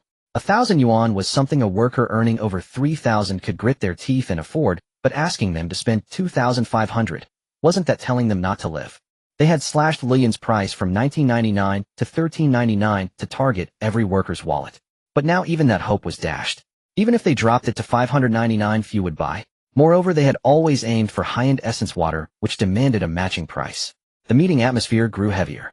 We still have a chance. Lu Shangshu slowly raised his head. Xinxing's production is only 100,000 units. At most we lose that many customers. My father and I will give all the directors an explanation. These words were spoken with great arrogance, but the board member who had always been at odds with Lu Jianrong simply refused to be impressed. This portly director sneered. What do you mean by not disappointing us? Haven't you already disappointed us once before? The marketing department was ready to help you promote your first-place finish in the chemistry competition, but you only came in second. If it weren't for your overconfidence, would the company have wasted its efforts? Being publicly humiliated, Lu Shangshu's face immediately darkened. Is second place really such a poor result? I recall that your own son, chairman, has never even achieved second place. My son attends a middle school. How could he be like you? These words seemed to look down on Lu Shangshu, treating him as nothing more than a spoiled brat. Enough, stop arguing. Old Shin, you're well into your years. Why bicker with a child? The second largest shareholder of Lu Corporation interjected. Shangshu is right. The good news now is that the new product's inventory is insufficient. That is our greatest opportunity. Chuangxiang cannot dominate such a vast market. There are still many gaps in the market. If we seize the opportunity, we can still achieve decent results. Everyone must not lose their composure. These words persuaded the crowd, and the directors expressed their anticipation for Lu Jianrong's upcoming performance. But Lu Jianrong could not bring himself to be happy. He felt that these directors had grown too arrogant, daring to shout at him as if they were someone important. Could they possibly do better than him if they sat in his position? Meeting adjourned. With that, the marketing manager followed the directors out of the conference room, his face grim. He felt his career was doomed. Having witnessed the CEO and the next CEO being humiliated, could his position really last long? Back in the department, Lu Corporation's employees looked at him with dark circles under their eyes. Manager, what did the higher-ups say? The manager sighed. Keep working hard. They said Chuangxiang's inventory is insufficient, so our opportunity is still great. No need to panic. Really? Some employees muttered inwardly. But if she had only 1,000 yuan, she would rather wait for Xinxing than buy Luyan. Hold on for a few more days. He'll try to get each of you a 2,000 yuan bonus. Come on, manager. You know how stingy our company is. If they don't cut our bonuses because of this poor sales, that'll be a bonus enough. Everyone listlessly continued their work, but many minds had already drifted to the competing product next door. They themselves were still relatively young, but their parents at home were in their 60s. Based on the average life expectancy of 77, they needed to buy gifts for them as soon as possible. Xinxing's official sale started at 10 a.m. on June 2nd. However, from midnight, many netizens began tirelessly refreshing the inventory, as if pressing the refresh button more times would make the items appear. There were also night owls discussing how to improve their reaction speed. Finally, dawn broke. As the hour of 10 approached, netizens grew increasingly anxious, constantly refreshing the inventory. Employees of Chuangxiang's marketing department had already begun preparations. The backend has seen a huge surge in page views, several hundred million. The current online users are over 10 million. By the time the sale starts, it will definitely grow even more. It's terrifying. With this volume, ID better not even think about grabbing one myself. I won't make it. 100,000 units. I thought it was a lot before, but now that official media has joined in, it's really a case of too many monks and too little gruel. Someone asked, "Minister, when does the company plan to restock next?" The marketing minister smiled. "Production is low at the moment. For now, we'll put up 100,000 units every other day. By the end of the month, we can basically put up 100,000 units daily." She paused. "Those of you managing the backend, prepare in advance to avoid a system crash. If you notice anything wrong, quickly spin up more servers." The employees nodded in unison. At exactly 10 o'clock, 100,000 units of inventory were cleared in an instant, so fast that the marketing department employees' eyes couldn't keep up. If the system hadn't displayed the word sold out, they would have thought they had set the inventory incorrectly. "I knew it would sell quickly, but not this fast. It seems I underestimated the netizens' speed. This speed is a bit frightening. If it weren't for the one per ride per year purchase limit, slow-handed people would never get any." Everyone felt a sense of awe. Soon this sales record was delivered to Jiang Huaining's desk. As the true power behind the company, she could naturally see all the back-end information, but the employee's summary in paper form was convenient for her to review. This achievement was indeed impressive. She pressed down the paper and opened another contract. A purchase application from the National Medical Products Administration. The NMPA is responsible for managing all class of public hospitals in the country. Previously, the company supplied Xinxing to these hospitals, and the distribution was coordinated by the State Pharmaceutical Administration. Last week, Chuangxiang provided 50,000 units of Xinxing to the State Pharmaceutical Administration. Today, the administration applied to purchase again, increasing the quantity to 150,000 units per week. The reason was simple. There are over 1,500 Class A hospitals across the country. With 50,000 units, each hospital would only get 30 vials, which is far from sufficient given the patient numbers at these top-tier hospitals. As the highest representatives of medical standards in each city, Class A hospitals receive dozens or even hundreds of critically ill patients daily. These patients must use Xinxing. Additionally, some patients who were previously on the verge of death, as well as the elderly, are now flocking to hospitals for help because of Xinxing's emergence. But the hospital's inventory is truly insufficient. Not enough, really not enough. This application was written with great earnestness, likely aware that asking Chuangxiang to provide so much would be difficult. Therefore, the tone was very polite, even offering to increase the price. "Host, should we agree?" "Why not? It's convenient for me. Supply everything to the State Pharmaceutical Administration and let them handle the distribution. That way our shipping staff can also take it easier." Moreover, 150,000 units was not a large amount. The nation's soldiers excelled in everything with high production efficiency. 150,000 units was merely the output of less than 2 days now. It could be spared. Jiang Huaining signed the document and then glanced at Lu Corporation's latest moves. She found them still seriously trying to attract netizens' attention. She guessed Lu Corporation's intention. They wanted to grab a share of the market while Chuangxiang's production was insufficient. The idea was indeed beautiful. If Chuangxiang's production line were small enough, it might have worked. But now your land is mine. What are you still thinking about? My production capacity is far greater than you imagine. Jiang Huaining lightly tapped her finger on the desk and instructed Luo Yuan. "Tell the official blog administrator to announce that Xinxing will be restocked with 100,000 units every other day." If they wanted to lure her customers, she would seal every window shut. Luo Yuan issued Jiang Huaining's notice in the company group chat, and the admin quickly replied with acknowledgement. A minute later, Chuangxiang posted a freshly updated Weibo post. "Chuangxiang Technology V, thank you for your enthusiasm. Our products have been sold out. But those who didn't get it need not worry too much, because within this month we will restock 100 units every other day. Starting next month, 100 new products will be available daily, and there will be even more in the future. You can be patient and wait." This Weibo post immediately excited the previously disappointed netizens. And those who had originally planned to try Luyan because they couldn't get Xinxing stopped looking at Luyan. Although Luyan felt good and was recommended by a retired film queen, she wasn't a fan of the film queen, nor did she have that much money. Since Xinxing's production was so high, waiting a bit longer would get it, so why spend unnecessary money on Luyan now? With this Weibo post, some rejoiced while others grieved. The marketing department of Liu's was very sorrowful. Now, with over 20 people in the department, no one dared to speak. After a long silence, someone finally opened their mouth. "I remember our company prepared a lot of inventory, about 5,000 units. Under the current situation, can we sell 3,000 tomorrow?" As employees of the marketing department, they knew well how much Liu's had invested in marketing for Luyan. Various endorsement fees and advertising costs added up to an estimated nearly 400 million. This was definitely not a small amount. Even major domestic companies spent at most 100 million on marketing, while Liu's spent 4 times that. But if only 3000 units were sold, it would mean that on the first day, they could only recover 30 million in costs. Selling only 3000 on the first day, and then clashing with Xinxing again on the second day, might result in sales of less than 1000. And the first 2 days of a product launch were often the peak of sales. The marketing manager was so worried he wanted to smoke, but after feeling in his pocket, he gave up. He'll report this to the president. You all continue working and wait for me to come back and hear what the president says. The employees remained silent. They didn't need to hear the president to know how much they would be scolded. But was this their fault? It was clearly that the company's product was not competitive, the launch timing was bad, the effects were not as good as the competitors, and the price was higher. Half an hour later the manager returned.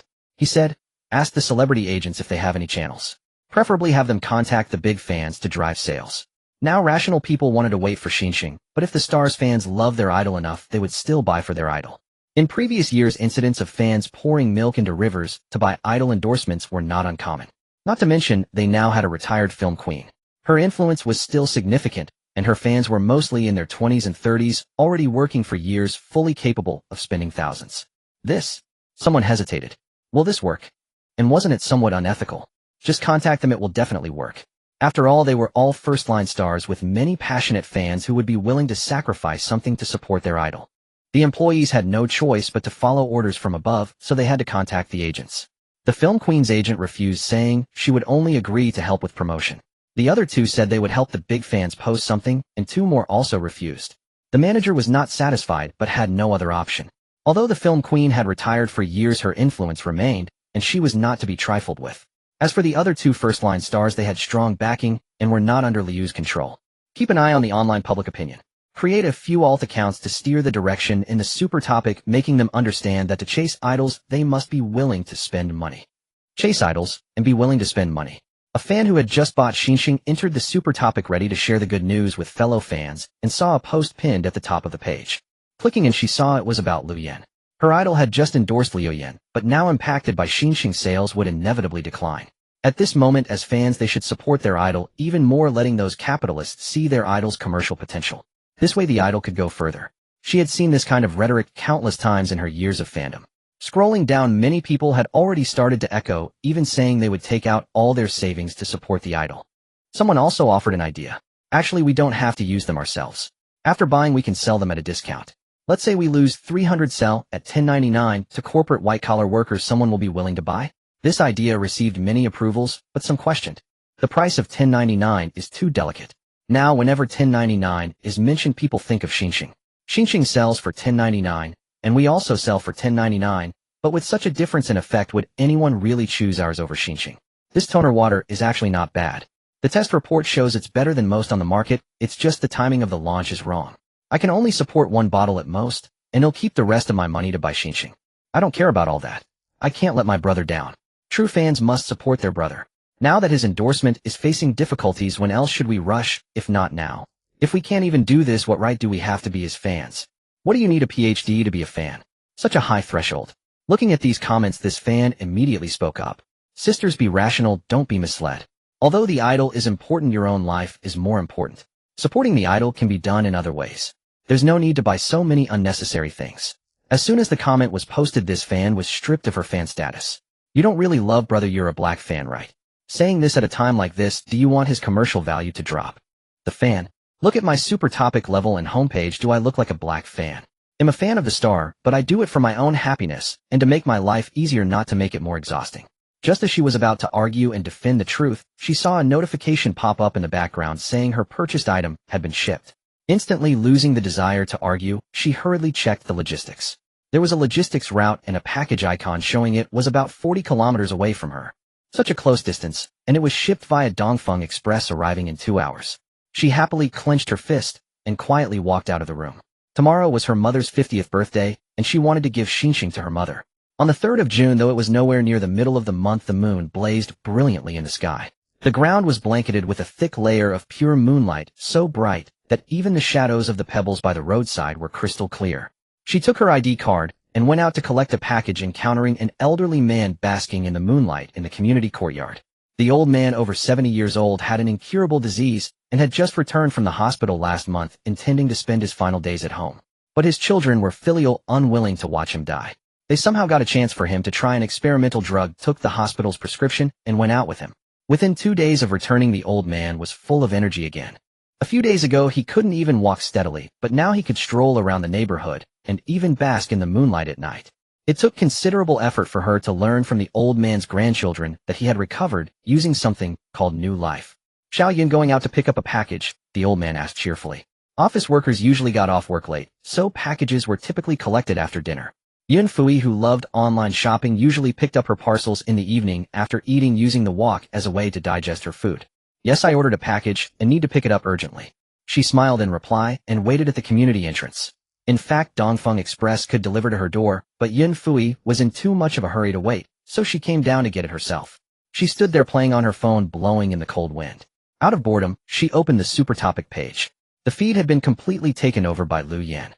Suddenly she wondered, is this her idol's super topic or Lu Yan's? Jiang Huaining poured half a glass of cola into a wine glass, then leaned back on the chaise lounge. This month, Yin Xiao, while traveling and studying abroad, had also sent Jiang Huaining a gift, a network monitoring mini-program. By entering relevant keywords, it could retrieve all related content from current social platforms and even break down the proportions, positive reviews, negative reviews, and the sources of comments. It could even identify paid troll accounts to some extent. Yin Xiao, the accuracy isn't high, some can't be identified. But if it's flagged as a troll account, there's a 99% chance it's real. Yin Xiao designed it simply and intuitively, with suspected troll accounts automatically highlighted and read by the software. At this moment, among these celebrity super topics, more than half were marked in red, and all these marked accounts revolved around Lu Yan. Jiang Huaining clicked his tongue lightly. Like cockroaches, they're so tenacious. Even at this point, they were still struggling. She could feel Lu Shangshu's unwillingness to lose. Watching the chaos of trolls and real users arguing, Jiang Huaining had to admit that Lu Shangshu's heart was darker than hers if she couldn't compete. Jiang Huaining thought for a moment and asked Yin Xiao, "Jiang Huaining, can you show the real IP addresses of all these troll accounts? Now everything is real name, but trolls have their own ways to bypass it." Yin Xiao, "Yes, give me a moment. I need about an hour." Able to create it in just an hour, Yin Xiao's talent truly exceeded her expectations. "Jiang Huaining, you're amazing. I didn't misjudge you." She never hesitated to praise others. Yin Xiao saw this message an hour later, first sent the new plugin, then replied, "Yin Xiao, my mother was among the first batch of computer science students recruited by a domestic university. When I was very young, she taught me some things about computers. Perhaps that knowledge is now outdated, but she still remembers it. The bond between her and her mother could not be explained by simple love or hate. It was like two intertwined vines, sometimes suffocating, sometimes recalling the warmth of the past." Yin Xiao had no literary talent. This was the best sentence she could think of to describe her relationship with her mother. Jiang Huaining replied with an emoji, then used the plugin to expose all the hidden IPs of those troll accounts. They all came from the same place. Still City A. At this point, the super topic exploded. Even the most oblivious realized something was wrong. What the hell, we've been arguing all this time, and the other side turns out to be paid trolls. Are their tactics this dirty now? Ugh, using fans like that. Disgusting trash, go die. Avoid the Lu family, these people must be connected to them. Their IP is still City A, and Liu's headquarters is in City A. No way, even though our idol endorsed this product, do you guys have to be so ugly? If the product is good, well, buy it naturally. If it's bad, we'd grit our teeth and buy it for our idol. But now that you've done this, I don't want to spend a single cent.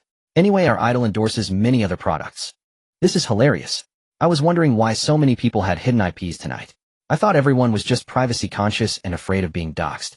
Turns out, crying with laughter, you guys are going to such extremes to scam money. Can we band together and report this to the police?" As the heir, Lu Shangshu was naturally monitoring the situation. Using paid trolls was an unspoken rule in major companies. What beauty company didn't buy trolls? But everyone used them discreetly, unlike now, where the trolls' masks had been completely torn off. This was truly a dire situation. If mishandled, people would forever associate Liu's products with that company that buys trolls. They would lose public trust completely. The Lu family could forget about the high-end market from now on. The nearby employee was panicking. "Mr. Lu, what should we do now?" Lu Shangshu said, "Tell the trolls to come forward and say that Liu's family gave them free samples and they genuinely liked the product, so they spoke up. It has nothing to do with us." Though probably not many would believe it, they couldn't just say nothing. "And Lu Yan's sales tomorrow." The employee hesitated. Lu Shangshu's head throbbed. "Sales?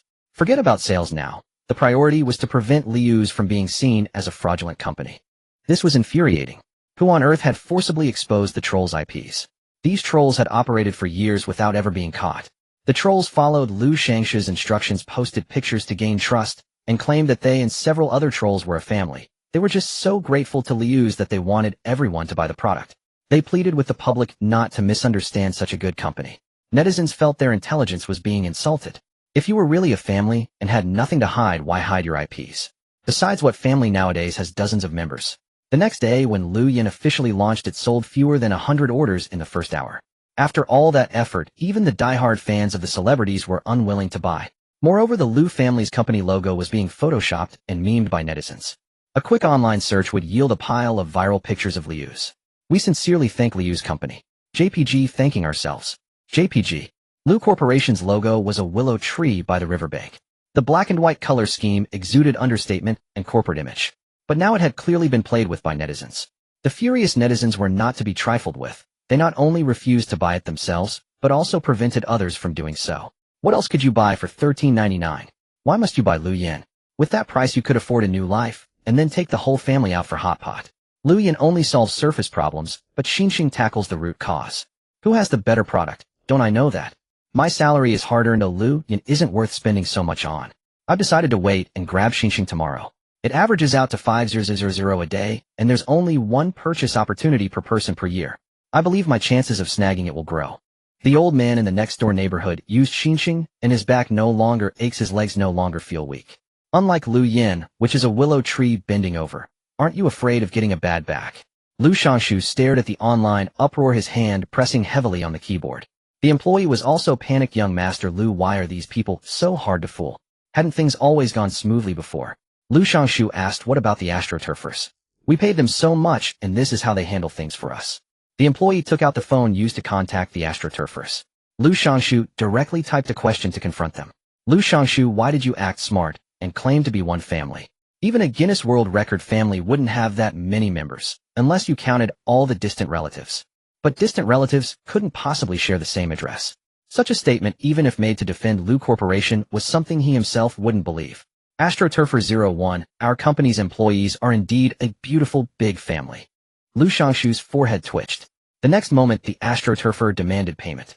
AstroTurfer 01, we've reported so many black posts for you. Could you please settle the remaining balance? The people in the studio need to eat. Lu Shangshu didn't want to pay, but the AstroTurfers were not easy to bully either. The chat records were all there. Not paying would only make things worse. Moreover, the AstroTurfers had screenshots as proof of their reports. Lu Corporation's reputation couldn't afford to get any worse. He grudgingly paid, and then asked the employee beside him, what's the sales volume now? 730, the employee muttered hesitantly. It's gone up a bit. A singer we've worked with helped promote us. Since the AstroTurfers hadn't swarmed into that singer's fan spaces, yet quite a few of the singer's fans were willing to buy. But Lu Corporation's previous products, even with a few million in advertising costs, could achieve sales of over 1,000 within an hour and tens of thousands in a day. But at this rate, by evening sales probably wouldn't even reach 3,000. What did that mean? It meant almost all the marketing investment was pure loss. And then there were the land, the hired employees, the machinery purchased for production, and the contracts signed with raw material suppliers. Either the money spent would go down the drain, or they'd have to pay penalties for canceling orders. This sum of money wouldn't have meant much to the old Lu Corporation. But don't forget they had just paid several billion in fines. Lu Jinrong was also tracking Lu Yan's sales. Staring at the dismal figures and the mockery and memes from netizens online, the anger he had bottled up for so long finally burst out. Shangshu, he called his son over. Tell me, what are you going to do about this now? Earlier you said Chuangxiang was run by Jiang Huaining, and she's now ahead of you. Not only have you fallen behind, but you've also made the company's affairs worse and worse. You attended the board meeting yesterday. How many directors showed no respect for your father? I had hoped you could help me regain some face, but you've only made things worse, giving them more leverage to cause trouble for me. I consider myself to have treated you well, a qualified father. Over the years, aside from Lu Hao, who else have I let into the company? Even Lu Hao, I never let him touch the real core. But now your performance has disappointed me deeply. Tell me, how am I supposed to trust you? Lu Jinrong's secretary walked in. Seeing Lu Jinrong's anger, she came over to massage his shoulders. President, the young master is still young. Why get so angry with him? This secretary was Lu Jinrong's favorite mistress. Now seeing her, Lu Jinrong's anger subsided a little. He held her hand and said, you don't need to speak for him. If he did a bad job, he did a bad job. Don't make excuses for him. Lu Shangshu watched the two of them in silence. The secretary smiled. Don't say that in front of the child. Lu Jinrong, you respect him, but he's never respected you. He's a wolf cub. When he grows up, he'll bite. Next month, let Lu Hao get a promotion to manager. It's been unfair to keep him as a mere clerk for so long. Lu Shangshu lowered his gaze, staring at the floor as if he hadn't heard a thing. Lu Jinrong glanced at his son, a flicker of impatience in his eyes. All right, get out. Think about how you'll explain to the board. If you can't handle this, whether you get to be the heir won't be up to me anymore. Lu Corporation was different from Jiang Corporation. To fund expansion, Lu Corporation had constantly raised capital, diluting its shares. Although the company still bore the Lu name, the shareholders' power was growing. Lu Jinrong deeply felt that canceling the marriage alliance with the Jiang family had been a terrible move. He couldn't understand. Wasn't his son exceptional? Why couldn't either of Jiang's two daughters see his son as worthy? Rain began to fall from the sky seemingly out of nowhere. Jiang Huaining had no idea what Lu Jinrong was dreaming about. She closed her laptop and browsed through the financial statements Lin Manon had sent. Employee salaries. Thanks to the good sales this month, each employee would receive an extra bonus of 2,000. She clicked approve. The next document was a recruitment plan for Chuangxiang. Given Chuangxiang's current scale, over 100 employees were already stretched too thin. New positions needed to be established promptly. Based on future workload, we need to recruit at least 300 new employees to maintain an 8-hour workday. But I'm worried that with too many new hires, the senior staff won't be able to train them all. Lin Manon hesitated, then added, we've also received some invitations in the past 2 days. Several provincial universities have asked if we could hold campus recruitment at their schools. Originally, Lin Manon had planned only social recruitment. After all, the company was newly established and logically shouldn't have been contacted by local universities so quickly. However, probably because Chuangxiang's benefits were famously good, a former classmate who now worked as a counselor at a university had contacted her months ago asking if the company was still hiring. The school was worried about its graduates' employment. At that time, Chuangxiang had just been founded and the new recruits hadn't yet adapted to the work environment, so Lin Manon naturally declined. But now she began to hesitate. Inviting us to attend their campus recruitment fair. In her past life, Jiang Huaining had also attended campus recruitment fairs. In fact, back then her classmates went as applicants while she went as a recruiter. She never expected that this time she would be conducting recruitment so far in advance. Lin Manon. Yes, almost all the universities in the province have sent invitations. Recruiting fresh graduates provides tax benefits for enterprises. Essentially, the first year's salary of a fresh graduate is roughly equivalent to the tax exemption granted to the company by the government. But Chuangxiang didn't need that money. What Chuangxiang needed now were employees who could hit the ground running. Jiang Huaining pondered for a moment. Then let's do it. Recruit 200 from campus and 300 from society. Handle it as you see fit. Adding or subtracting a little won't matter. Her gaze fell on a contract beside her. Anyway, this entire office building is ours now. We can accommodate a few hundred more employees. As for the staff, our current work isn't that complicated. Let them onboard in batches and give them time to learn. After a 7-day probation period, they'll naturally become seasoned employees. During Chuangxiang's probation period, they didn't pay social insurance, but issued daily wages, including a meal allowance of 1,000 yuan per day. Lin Manon nodded. All right, I'll have HR post the positions immediately. The campus recruitment for several universities is mostly scheduled for next week. Will you attend? No need, just let me review the final round. Jiang Huaining didn't want to bother with too many details. She had recently purchased a new course and was already feeling a bit overwhelmed by it. Glancing at the company's current market value, she found some comfort.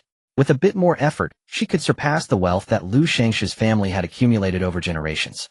This was truly impressive. She then checked the current after-sales feedback. Many buyers had already received Xinxing and left reviews. Most were using it for their parents. The comments section was filled with joy. Haha, it's really effective. My mom is over 60 and had age spots on her skin. While it's a normal physiological phenomenon, it always aches my heart as her child. So I immediately gave it to her after receiving it. The instructions mentioned a medicinal bath, so I prepared one for her, and the effect was amazing. The age spots are gone now, and my mom said she feels much stronger as well. Some people were also lamenting their own lives through this product. A year of time might mean nothing to the young, but since turning 50, I truly feel my strength declining day by day. The sensation of cells becoming a year younger is remarkably different. No wonder it's certified by the National Academy of Sciences. He'll buy it again next year. When I placed the order, I was on a train. The doctor said my grandmother had only 6 hours left. I was frantic, fearing I would miss my grandmother's last moments, just as I had missed my grandfather's 5 years ago, leaving a lifelong regret. Fortunately, Chuangxiang's delivery was incredibly efficient, same city express. I saw my grandmother stand up again. Life is full of regrets. The aging of parents, the passing of loved ones. Regrets that money cannot undo. But now it seems I can salvage a little. Jiang Huaining scrolled up, and new comments loaded. LL, a foreign classmate, asked why he couldn't buy it. That's when I realized that the purchase requires a national ID card from our country. It's a bit sad, but I'm not going to be a reseller. Lucky I managed to snag one. Should I give it to my mom or my dad first? Any suggestions? Does it really make you only 1 year younger? I feel several years younger after using it full of energy. I can run 800 meters without stopping. The user feedback seems very positive, Jiang Huaining commented. The system said I thought you were admiring your own achievements. This is exactly that, admiring my achievements. Jiang Huaining replied casually. When people are healthier and live longer, it means my customer base will grow. I'll earn more money, and through this, I can make even more. If everyone were short-lived, how could she make money? The system was silent for a moment. Host, you're truly a genius. Jiang Huaining, I've always been. She glanced at the courses in the system space. But your courses would make even a genius lose their hair. That was understandable, though. These courses were crystallized from the wisdom and experience of countless geniuses across the interstellar era. Mastering them was naturally no easy feat. How many people are there in your interstellar era? The system hadn't expected the host to ask this. It searched its database, assuming we start from the host's era and count until the dawn of the interstellar age. There were roughly tens of trillions of people. By the time I was born, the permanent population was about 200 billion. Jiang Huaining was slightly moved by the number. So even a genius among millions consists of several dozen individuals, and those among billions number in the hundreds of thousands. No wonder these courses grew increasingly difficult. Yet she was also growing more exhilarated. Jiang Huaining loved challenging tasks. Conquering them brought her immense satisfaction and fulfillment. For my next product, I want to make a hoverboard. After all, she had lost interest in the beauty sector. Xinxing could solve most skin issues, and for other problems they weren't something beauty products could fix. They required a doctor. The hoverboard is a product from star year 2000, the first commercial application after the discovery of anti-gravity. The hoverboard might sound simple, but anti-gravity is anything but. Before it truly came to be, countless researchers speculated and studied it for millennia. Even after someone finally cracked anti-gravity, very few could apply it effectively. Thus, even in the interstellar era, the hoverboard remained a high-end product with a price not much lower than that of a hovercar. Host, commercializing this might require a long journey. Someone has already walked that long journey for me. Jiang Huaining gave a sly smile. Besides, I'm running a tech company. How can it be without a single tech? Jiang Huaining's gaze fell upon the courses within the system space. Utilizing the search function, she could retrieve numerous courses related to anti-gravity, so many that they could be described as a dazzling array. From introductory principles to in-depth study, understanding, and application, all were available. Of course, the learning points required to unlock them were also considerable, ranging from hundreds to thousands. Your courses are already so detailed. Oh, as long as I'm willing to spend time, I should be able to learn something, shouldn't I? The system fell silent. The courses related to anti-gravity in the learning space were indeed abundant, as they were designed for interstellar students. To ensure these future generations could improve their home planet's inadequate grasp of anti-gravity technology, the courses naturally had to be as rich and detailed as possible, providing sufficient learning conditions for the promising future generation. However, after a planetary weapon fell, these promising future generations never had the chance to grow up again. That the host can now put this knowledge to use is also a good thing. The system thought this, then after a moment of silence said, "You are right. Your future is still long, and you are intelligent enough to learn." Here, compared to its era, it was far more peaceful. She did not have to face assassinations from other planets, and behind her host stood the protection of the nation and government. She had ample freedom and a vast expanse to grow, to do as she wished. Jiang Huaining first unlocked a lower-priced introductory course. Puzzled. Why are you suddenly speaking so profoundly? It's just, youth is wonderful. The system's voice was a neutral electronic tone, almost devoid of emotion, yet it could modulate its speech rate to seem like it possessed human feelings. However, when it truly wished to conceal its emotions, it would not be discovered, because it was merely an artificial intelligence that should not have had emotions in the first place. Jiang Huaining chuckled. You must have just been produced recently, right? You are still young. Perhaps in the system world you are still a baby. So do not be so melancholy. The system was momentarily stunned. Its host was truly terrifyingly perceptive. The system could not lie, but fortunately Jiang Huaining did not press the matter. She opened the course and began to study. She was not in a hurry, as she would wait for the day the system was willing to speak. Before that, Jiang Huaining preferred learning. Her interest in the unknown was always boundless. She absorbed the instructor's explanations in the course with great relish. In her era, there were many speculations about anti-gravity, such as negative energy hypotheses, based on general relativity theories of mutual cancellation between electromagnetic and gravitational fields and gravitational field interference rooted in Einstein's relativity. Yet despite the abundance of conjectures, theoretical foundations from predecessors, and even some classic small-scale experiments, the distance to truly achieving anti-gravity remained vast. After all, speculations about anti-gravity had persisted for centuries, yet to this day, the term anti-gravity was only realized in science fiction novels. It was as if an invisible membrane hindered humanity's understanding of anti-gravity, and the courses from the future gently pierced that membrane, much like giving a severely myopic person the visual acuity to become a pilot. However, knowing the principles did not equate to application. After all, many people might know that liquid hydrogen can serve as rocket fuel, but how many could actually launch a rocket into the sky? Even certain major neighboring countries frequently experienced rocket launch failures, quietly reported by media outlets worldwide, the implications unspoken. After a day of study, Jiang Huaining brewed herself a cup of coffee. The villa had been quiet these past few days. Everyone had their own affairs, and there was no longer the commotion caused by the male lead. Jiang Huaining took a sip of coffee, sat before her computer, and saw that her homeroom teacher Song Xiaoyang had sent her a message. It said that a teacher from a high school wanted to meet her. A high school? A teacher? In this life, Jiang Huaining had no connection with any teacher from a high school. In the office, Song Xiaoyang looked at the chat window, with Jiang Huaining still waiting for a reply, then glanced at the teacher opposite her, feeling at a loss. The teacher from a high school came aggressively, seeming quite formidable, but Song Xiaoyang was not overly worried about her safety, as there were security guards and colleagues nearby. She stood up and poured a cup of hot tea for the visitor. The other did not touch it, instead asking, "When will Jiang Huaining arrive?" The other teachers in the office were curious. Some tried to smooth things over, while others who liked Jiang Huaining questioned why this teacher was so aggressive. Was she going to bully their student? Don't think just because you're from a high school you're superior. The mayor is an alumnus of our Xingya. He Guangzhou was furious. She lured my student away. If not her, who else should I come to? You come from ordinary families too. You know how hard it is for a student from a poor family to make it through education. How can I bear to watch such a student be ruined? I came here for one thing. I cannot let my student be destroyed by a wealthy kid's momentary whim. A wealthy kid's whim? Huaining was not that kind of person. The teachers exchanged bewildered glances. Huaining is a good child. There must be some misunderstanding. He Guangzhou, what misunderstanding could there be? My student scored full marks in this province's ICO, the only one to do so. She should have started preparing for the finals, but she hasn't been to school for a month and even wants to drop out. Tell me, isn't that Jiang Huaining's doing? You rich people's methods are too dirty. Can't win, so you make others quit the competition. The accusation was too severe. The security guard closed the office door, and everyone's expressions darkened. Jiang Huaining's math teacher was furious and couldn't help retorting, "When our Huaining achieved full marks in the National Youth Olympiad in junior high, your full marks were nowhere to be found. Do we need to stoop to such tricks? You overestimate yourself." He Guangzhou grew even angrier because he indeed knew the name Jiang Huaining. Originally, when he discovered that Jiang Huaining had not signed up for the Math Olympiad this time, he was delighted that Yin Xiao would surely take first place. But to his surprise, Yin Xiao won the provincial first prize, but then vanished when it was time to prepare for the finals. How could the prestige compare? He wanted to become a gold medal coach. How could he settle for a student who only made it to the provincial finals? He felt that Jiang Huaining had ruined his future and Yin Xiao's future.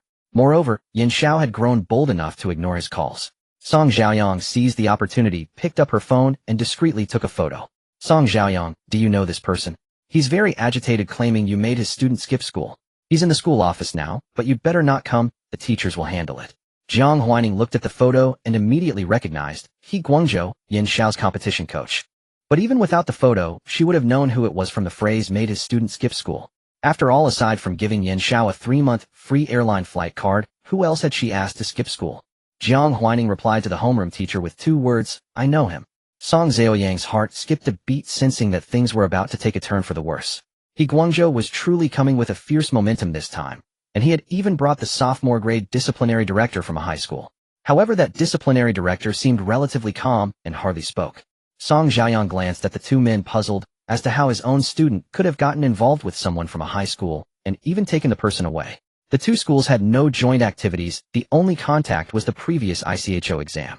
He Guangzhou looked at Song Xiaoyang, as if knowing that Song Xiaoyang had already contacted Jiang Huaining, and said, "Tell her to call Yin Xiao back." Song Xiaoyang felt something was off and refused to listen. Our Jiang Huaining is law-abiding. How could she just skip school for no reason? As teachers, when you see a student not attending school, shouldn't you reflect on yourselves? Why are you asking my school to find a way to get her back? Yan Xiao not going to school has nothing to do with our Jiang Huaining. You just throw the blame on us and expect us to deal with it. Exactly what's the connection? Our Xingya is not to be bullied either. At this moment the disciplinary director from a high school finally spoke. We contacted Yan Xiao's mother. She said Yan Xiao went to another place for a study visit. Of course we didn't casually suspect your student, we have evidence. Yan Xiao's mother had mental health issues which all the teachers at the school knew. But now she seemed much better though not fully recovered. Otherwise why wouldn't she tell them where her daughter had gone? It took a lot of effort to track down Yan Xiao's whereabouts. We saw some things at Yan Xiao's home that confirmed it was Jiang Huaining who gave Yan Xiao this opportunity. Of course we must admit that for Yan Xiao this is a precious opportunity. But she is still a student in her sophomore year of high school, and focusing on the college entrance exam is more valuable for her. Going to other places to have fun is certainly good. If it were after the college entrance exam, or after the ICO finals we would fully support it. But not now. This disciplinary director spoke very smoothly, not as hostile as he Guangzhou, merely expressing his disapproval and his hope that Yan Xiao would return to study. Song Jiayang said, if it's just that I don't believe Yan Xiao would skip school. She is 17 years old and knows what she should do. The ICO provincial competition full-score champion, a sure seed for the national team, she was not low in intelligence and knew what choice was best for her. Jiang Huaining saw the homeroom teacher's message and sent a message to Yan Xiao telling her that he Guangzhou was looking for her. He Guangzhou. She hadn't thought of that name for a long time. Yan Xiao's fingers paused on the keyboard. She glanced at the white clouds outside the window. She was now on a plane heading to a technology exchange conference in another city. Although she had only been away from school for less than 2 months, it felt as if a long time had passed. She had also left behind that life that was like a quagmire constantly sinking for a long time. During this time, she had been busy constantly learning the most advanced and cutting-edge knowledge and technology and had not thought about her past life for a long time. Her mother was getting better, and so was she. She could see that the future would only get better. But with hope in sight, her previously gloomy inner world seemed to clear up. Occasionally, she could even let out a relaxed smile. She felt like a tourist with a salary of 50,000. Oh, and a few days ago she received a bonus from her boss for creating a small program. She really hadn't thought of Guangzhou for a long time. She replied to Jiang Huaining. Yan Xiao, after I land I'll call him. There was no phone service on the plane, but there was Wi-Fi to surf the internet. Her plane still had half an hour before landing. Jiang Huaining, okay. Guangzhou argued with several teachers in the office for another half hour. By the end Guangzhou was even somewhat furious. If you don't come up with a solution I'll call the journalists and let them judge. You are helping Jiang Huaining ruin a student's future. As he finished speaking his phone rang. It was the ringtone he had set for Yan Xiao. Yan Xiao was in an airport lounge. Guangzhou answered the call. Not expecting Yan Xiao to call at this moment, a hint of surprise appeared on Guangzhou's face. Coach He. Yan Xiao's voice was low but no longer as gloomy as before. Don't cause trouble for Xingya anymore. I'm doing fine now. You are our school's seed player. How can you be fine if you don't participate in competitions? Guangzhou's tone was a bit agitated. Yan Xiao suddenly laughed. But I was never fine before. Her fingers tapped on the keyboard, watching the lines of information flashing by, and she pulled up Guangzhou's account fund flow. If I continued participating in the Olympiad with you around, I would be even worse off. What you call fine is only what you think, not what I think. Now I have a better choice, but before I didn't. Her tone was ordinary, as if stating a simple fact. How could you not have one? Guangzhou said. You still have a bright future. Really?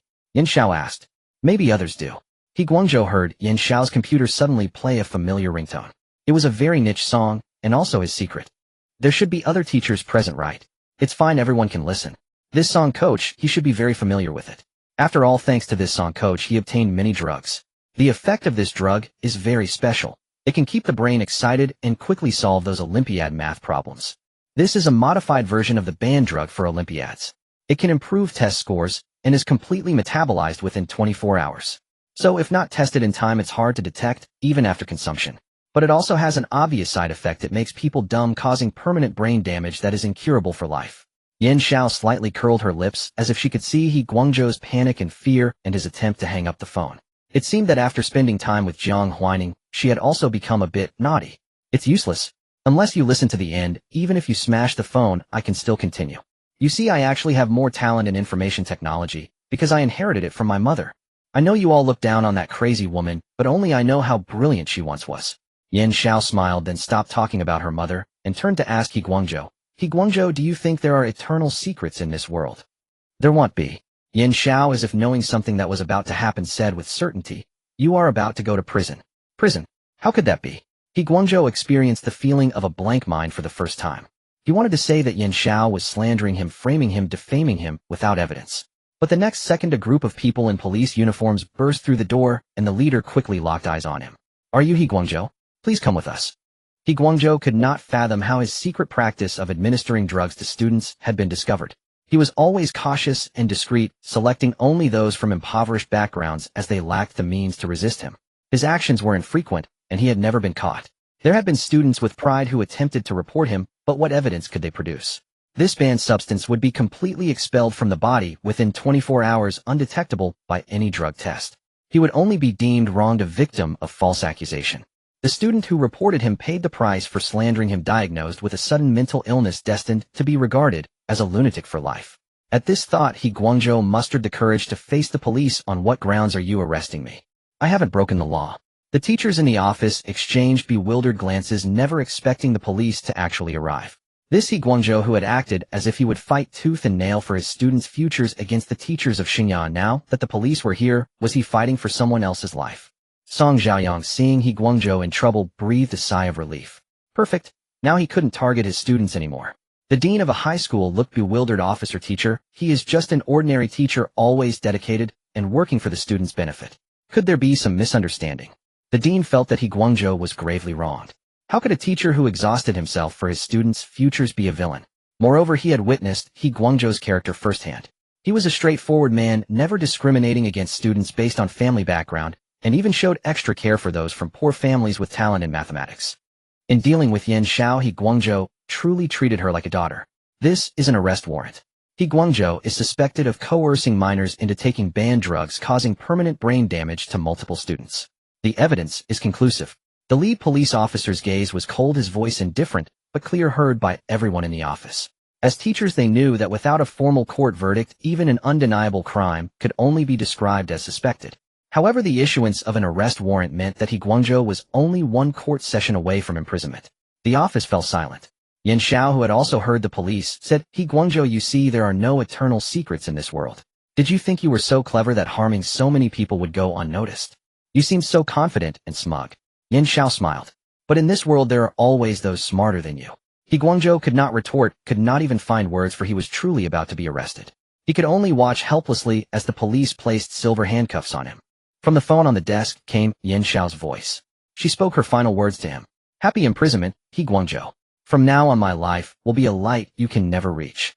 The impact of these last words was overwhelming. He Guangzhou's composure shattered on the spot, but he was already being led away by the police, leaving only a contorted expression in the office.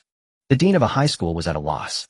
They had come to Xinjiang to retrieve a student, but instead ended up losing a teacher.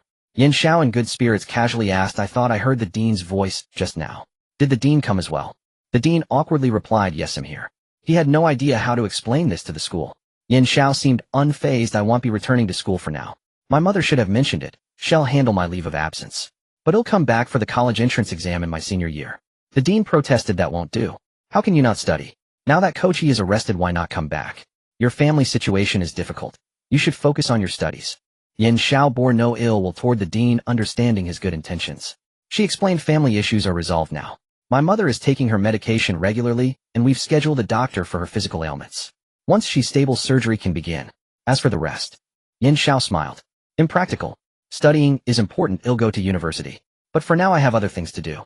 You know how a high school's curriculum works. By the end of sophomore year, all high school material is covered. I finished it too. The rest is just review. I don't need that much review time. When the exam approaches, I'll set aside time to study on my own." The dean didn't know what to say, but "What will you do now? Studying at school could help you score a few more points." Yan Xiao replied, "It's fine. My boss doesn't mind if I lose a few points. Firing me would cost her tens of millions in penalties. Not worth it. Besides, I'm competent. I just handled some business for her, earned a fat bonus, and got an apartment. Nothing fancy, just 2 million. If you teachers are curious, you are welcome to share the joy when my mother moves." The dean was speechless. Handling some business earned her a 2 million apartment. Yan Xiao said, "If there's nothing else, I'll hang up. The airport lounge is a bit crowded, and I don't like talking here." Besides, people were staring at her with surprise, and she couldn't fathom why. Strange. She was just a high school student. Jiang Huaining received an official letter of thanks. This was her second time being recognized as an outstanding citizen. The first time was for the Liu family, the second for He Guangzhou. The officials were sincere, offering a monetary reward and asking if she would be willing to appear publicly. Of course not. Jiang Huaining replied firmly, I am merely a righteous passerby who forwarded the materials. I don't need the reward. She preferred to report anonymously and keep her identity hidden for now. After all, this alias would still be useful later. Moreover, she had other matters to attend to. The Liu family's stock price had recently plummeted, a sheer cliff-like drop. Retail investors furiously condemned the Liu family's despicable acts. Hiring astroturfers was bad enough, but they were stupid enough to get completely exposed. Now, having stirred up public outrage, not only were Liu Yan's sales dismal, but the company's entire makeup line had suffered. The Liu family stock crashed amidst a torrent of criticism. As an outsider, Jiang Huaining sat securely watching the spectacle from the sidelines. But after watching the excitement for a while, netizens' enthusiasm waned, and Jiang Huaining couldn't help but wonder, could she stir this pot even more? She truly relished a good spectacle. However, the Liu family was likely planning a new move by now. This was the greatest crisis the Liu family had faced in recent years. No qualified heir or person in power would allow this mess to continue deteriorating. To appease the board and halt the further decline of the group's shares, Liu Jinrong brought his heir Liu Shangshu to publicly apologize and fired the self-willed marketing minister. Moreover, to demonstrate sincerity, the Liu family broadcast the apology live. Jiang Huaining clicked in and found quite a few viewers already present. Liu Jinrong, though advanced in years, remained relatively attractive due to good maintenance, while Liu Shangshu, as the male lead, naturally possessed excellent appearance. People always show more tolerance toward good-looking individuals. Coupled with a sincere apology, many netizens had already softened their hearts, and the criticism became less intense. Moreover, the father-Anson duo had absolved themselves, shifting all blame onto the marketing manager, admitting only to mismanagement and misjudgment of character. They transformed themselves from despicable capitalists who had fooled netizens into pitiable entrepreneurs persecuted by their employees. Then there were planted supporters at the scene praising Liu Jinrong and Liu Shangshu, saying things like, a wise father begets a wise son, extolling Liu Shangshu's excellence, his elite aristocratic education, scoring only 10 points off perfect in the high school entrance exam, his cultivated manners, and his politeness. In short, he was perfect in every way, and with such an heir, the Liu family had a promising future. Finally, Liu Shangshu also said, I was raised under my father's tutelage and deeply appreciate his kindness. Although I am in high school and busy with studies, I will steadfastly face this crisis together with my father, not to betray his nurturing grace. Applause rose from the audience. Everyone was moved by this father-son affection. Just half an hour into the press conference, the Liu family's stock price showed signs of recovery, thanks to the duo's heartfelt performance. Jiang Huaining curled her lips. The Liu family's words were nothing but lies. The father and son were equally adept at deception. But who was she? She was a model citizen. She simply instructed the gossip media to dig up Liu Jinrong's illegitimate children and revive the old scandal of his mistress. Indeed, Liu Jinrong had long been exposed by entertainment gossip for having mistresses, and not just one. But this incident had passed many years, and everyone had gradually forgotten. Now that it was brought up again, Liu Shangshu, who had just displayed his deep father-son bond, was in an awkward position. Your father kept mistresses, you have a great relationship with him, and are grateful for his upbringing. What does that leave your mother? Weren't you actually raised by your mother? Liu Shangshu's mother also learned of this and immediately called her son away. Before one wave subsided, another arose. Liu Jinrong sat in his office wondering whom he had offended. Now not only was the company in turmoil, but his home was also in chaos, making him extremely anxious. Have you found out who owns those gossip accounts? No, the other party used virtual information and is a computer expert. Even if we attack their account, we only get a smiley face. A smiley face. Liu Jinrong waved his hand in annoyance, not wanting to look further. Chairman, maybe we should just let it cool down. Let the netizens vent their anger, and it will pass. Liu Jinrong didn't want to take a cold approach because once he did, the old issues would be brought up again. If he played the ostrich once, he would inevitably have to do so many more times. But he had no other choice. The person in the shadows clearly didn't want the Liu family to have an easy time. Or maybe there was no such person, perhaps it was just bad feng shui for his company recently. Let's change the company's main gate, Liu Jinrong said. Huh. The ordinary employee looked bewildered. The financial officer looked troubled, but the company. The account has no remaining funds. Liu Jinrong. Who the hell is it? Such dirty tricks. Jiang Huaining yawned, watching the online sentiment shift again, and cheerfully opened the system's courses to continue studying. The Liu family was merely a condiment during her occasional moments of leisure while studying. Her gaze fell on the course name. This was the beginner course she had carefully selected, relatively simple, with a total of 19 lessons. She had already reached the 18th lesson and completed the course test. Each lesson lasted 2 hours, and Jiang Huaining would finish the beginner course today. Then she would need some time to digest and organize before she could proceed to the advanced course. But once she started the advanced course, she could study and practice simultaneously. But, although the advanced course was ready to be studied, the instruments and equipment were not yet in place. The instruments needed for the anti-gravity experiment were no longer the traditional small incubation devices, nor could they be conducted in a confined multi-person space. Jiang Huaining needed a larger space. However, the commercially available land in a city was either already owned or had been acquired by Jiang Huaining. She opened the map and took a look. The system said host the Liu family happens to be selling a piece of land. Do you want to buy it? The starting price is 200 million. I can create a virtual account to buy it for you, but it's all mountainous terrain, not very cost-effective. Commercial land is always better on plains.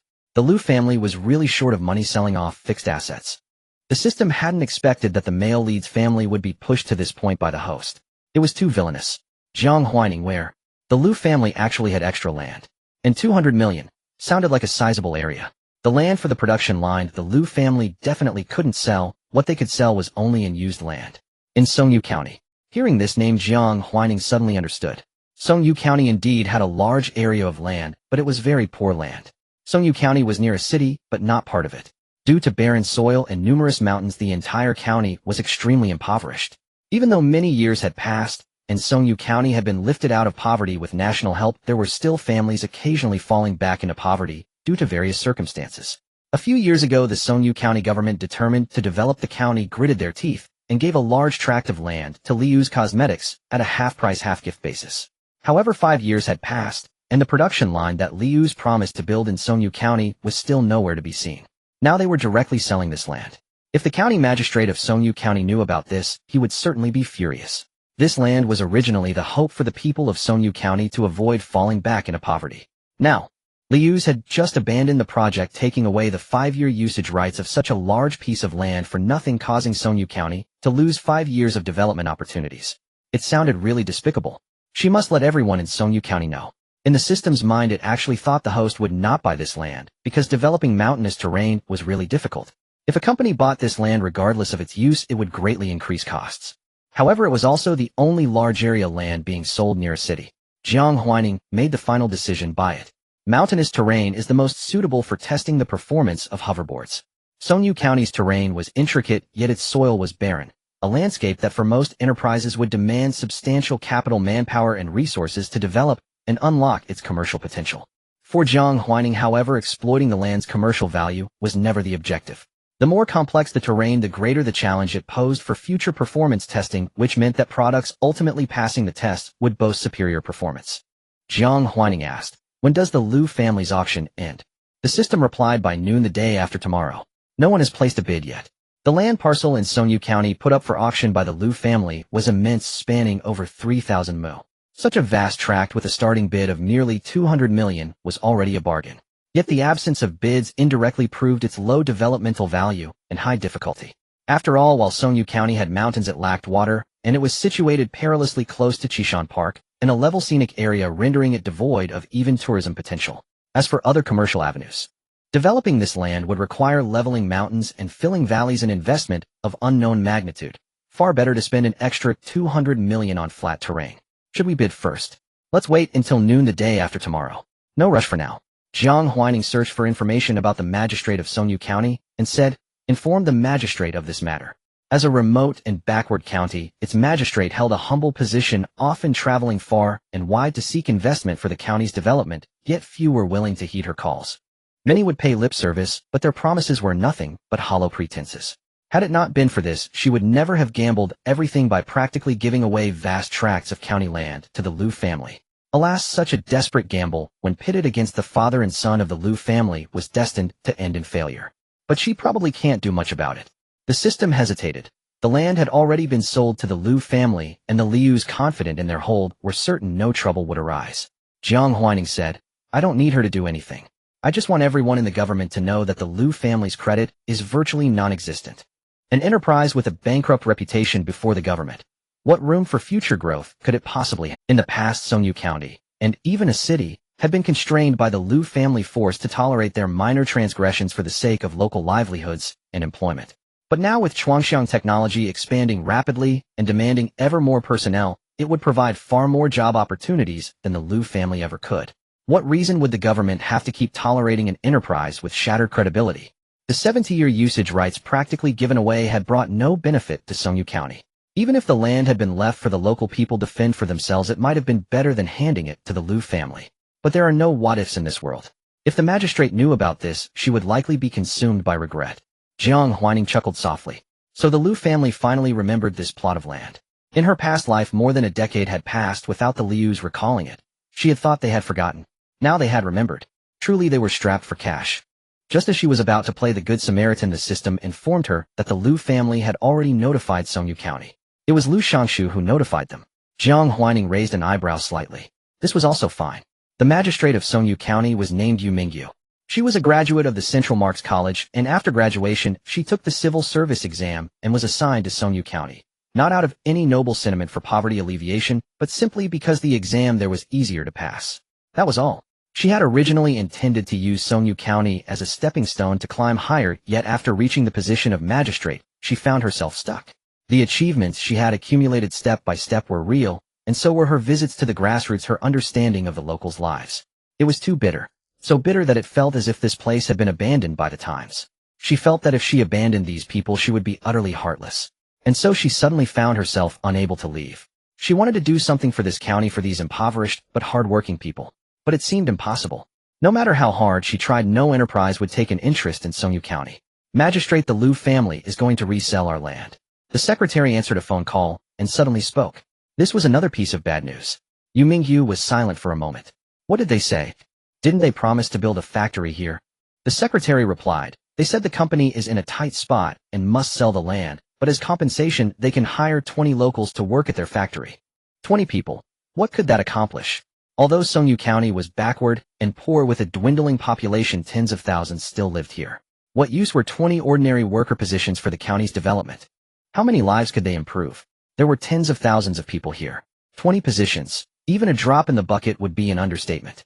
They occupied such a huge piece of land for years, and now they only offer 20 positions as compensation. She was almost laughing with rage. Even if those people work for the Liu family for 200 years, the wages the Lius would have to pay would never match the cost of leaving that land idle. Utterly shameless. After venting, Yu Mingyu calmed down. Wasn't it agreed that if they couldn't establish jobs in Songyu County in time, they would provide 1,500 positions? Are they trying to breach the contract now? The secretary hesitated. The other party said that under the current exceptional circumstances, according to the clause, if the Liu family encounters a special crisis, they can reduce the number of positions. Special crisis. Fine. Just fine. Yu Mingyu snatched the phone. Liu Shangshu, sensing the change, probably knew who was on the line. Is this Magistrate Yu? He said. Hello, I am Liu Shangshu. Today on behalf of my father, I wish to extend my apologies to you. We are deeply sorry that due to the Liu family's recent operational difficulties, we can no longer provide sufficient positions for your county.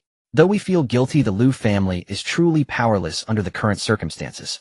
Should the situation improve in the future, we will gladly return to Songyu County for recruitment and welcome all residents of Songyu County to apply for positions at the Liu family. As for the 20 positions we are offering this time, we promise that as long as the employees abide by the law and do not violate the Liu family's regulations, they will never be dismissed. He spoke smoothly, offering 20 ironclad jobs that would not be terminated as long as rules were followed.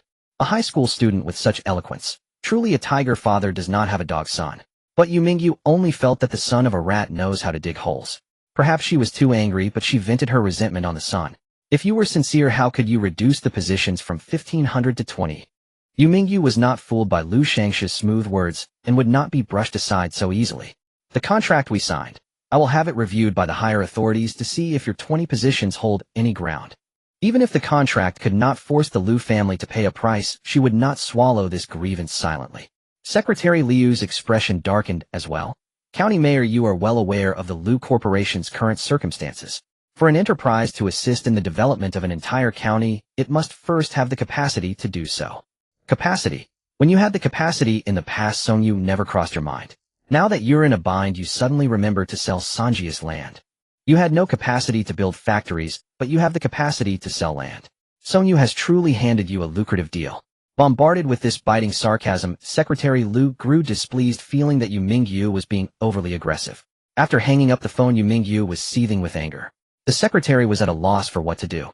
Songyu County was truly in a dire predicament, surrounded by prosperous cities yet unable to develop itself. County Mayor, is it wise to sever ties with the Lu Corporation like this? What if they might still be willing to help Songyu County's development in the future? Yu Mingyu replied, I have waited 5 years. They have not shown a single gesture. The only call I received was to inform me of their plan to sell the land. That piece of land. I sold it to them for 50 million back then. And now, how much do they intend to sell it for? To let a piece of land lie fallow for so many years, hindering Songyu County's development, and now they want to flip it for profit. In this world, where could such a cheap bargain be found? If I don't force them to spit out that money, I will never swallow this indignity. The secretary did not know what to say, for what Yu Mingyu said was the truth. Though Sanjia's soil was barren, it could still yield something. Even renting that land to a local key medicinal herb enterprise would have generated some income. Left idle for 5 years, it produced no value at all. If the Lu Corporation had kept their promise, the wait would have been worthwhile. But now not only are they breaking the contract to sell the land, they are also tearing up the employment agreement. This was truly an act of bullying. One could only wonder what backing the Lu Corporation had to dare such a move. Yu Mingyu let out a sigh. If only Chuangxiang could set up a production line here. For Chuangxiang technology had become quite renowned within the A province government departments. This month alone, they had recruited thousands of ordinary production line workers. Moreover, the company offered excellent benefits. Even for workers with little education, it provided full social insurance and housing fund with a pre-tax salary of over 10,000 and a post-tax take-home of 8 to 9,000. With an occasional hour or two of overtime, the take-home pay would directly exceed 10,000. She had previously visited a regular worker who joined Chuangxiang. The worker said the company provided accommodation, a single room per person. If they chose to live in company housing, they paid 300 in rent and another 300 for meals. If they opted out of both, they received a subsidy of 500 each. With such excellent conditions, you really couldn't find them even with a lantern. The company doesn't mandate overtime, you can leave on time. Most people do, but I want to save more money, so when I'm not too tired, I stay for an hour or two of overtime. Last month, I just got my salary, 12,000 in hand. 12,000. That was the annual income of many people in Songyu County. Although Lu Corporation's cosmetics were famous, their wages were merely average for the industry. The base salary was 4,000 with everything else dependent on overtime. Essentially working 10 hours a day, one would take home 5 to 6,000 at the end of the month. For the same amount of labor and working hours, Chuangxiang's wages were more than double those of Lu Corporation. Thinking of these things, Yu Mingyu couldn't help but say, the A city government could give land to Chuangxiang, and we can too. If Chuangxiang is willing to come, I would give away those lands for free without a single cent. The secretary fell silent for a moment, feeling that her county mayor was dreaming too sweetly. They're developing perfectly well in the city. What attraction do we have here? Moreover, the secretary reminded, County Mayor, those lands have already been sold by you. Yu Mingyu. It's fine. They'll try my best to buy them back at the original price. Secretary. Fair enough. Then the county mayor could put in the effort herself. But the secretary thought the chances of buying them back were slim. Another day passed. Chuangxiang Technology's New Life went on sale, and it was still sold out almost instantly. Moreover, perhaps because the effects of New Life were so immense and obvious, even foreign countries had begun to report on this product. Jiang Huaining had been tinkering with things at home these days. Jiang Huailu saw the butler carrying in a package and asked, is it for Huaining? Perhaps because Huaining was always so outstanding. Even the company she just started was as excellent as she was. Jiang Huailu had been in a good mood lately. Even when facing Jiang Huailu, she often wore a smile. Moreover, she had faintly sensed that Jiang Huailu still seemed to like Huaining. She didn't know what had happened between her two daughters to cause such a change in Huailu, but if they could get along well, Jiang Huailu would naturally be delighted. Butler, yes. Give it to me. He'll take it to Huaining. Jiang Huailu took the package and found it quite heavy. Jiang Xinghe was also at home at the time. He said nothing. His adopted daughter's achievements were now so high that she was practically the apple of the government's eye. These days, if the company had any matters requiring government interaction, even he basked in the reflected glory. If not for maintaining his dignity, he would have wanted to help carry the package too. Jiang Xinghe had lived for over 40 years, always believing that the relationship between enterprises and government officials was that of ruler and subject, occasionally one of cooperation. He had never known it could feel like being cradled in the palm of a hand. New Life. He had used it too. The effects were truly remarkable. The few gray hairs at his roots had turned black again as they grew out. Huaining. Jiang Xinghe knew his daughter was outstanding, but he never imagined she could be even more so. At this moment, Jiang Xinghe couldn't help but feel relieved that he had not changed his attitude toward Huaining after his biological daughter returned. A knock came at the door. It was Jiang Huailu. Mom. Jiang Huaining had initially thought it was the butler. Seeing who it was, she couldn't help saying, this package is quite heavy. You could have asked the butler to bring it up. Lately, everything she bought was rather heavy. Jiang Huailu smiled. Your mother isn't so delicate that she can't lift a package. She patted Jiang Huaining's head. I'll make you some soup tonight. You've been working hard lately, you need to nourish your body. In truth, the Jiang family's meals were already excellent with no need for extra supplements. But her mother's soup was both delicious and nutritious. How could she refuse? Jiang Huaining nodded obediently. By the way, Jiang Huailu said, Qin Xian came to the house today. She said she's hired a nutritionist for you. From now on your mother can learn a thing or two from the nutritionist. Her face was radiant with smiles. This nutritionist was originally trained for the National Academy of Sciences. But since the Academy's nutritionist quota is temporarily filled, the mayor helped to bring them here to look after you. Jiang Ziyu's heart was truly light. She had only hoped her daughter would one day inherit the company, as she never imagined she could be so outstanding as to catch the nation's eye. After all, this was a nutritionist prepared for the National Academy of Sciences. If not for the nation recognizing her daughter's excellence and contributions, how could a city mayor alone have managed to bring someone over to care for her? Jiang Huaining was not surprised by the matter of the nutritionist, as Qin Xian had already informed her via WeChat. It was said that the nutritionist's family had served as dietitians for the National Academy of Sciences for generations, responsible for maintaining the health and dietary regimens of the Academy's elderly members. Considering that the nutritionist was still young and might better understand a younger person's palate, she was temporarily assigned to Jiang Huaining. Jiang Huaining said, Mother, do what you enjoy. Jiang Huailu stroked her daughter's head and replied, Mother knows.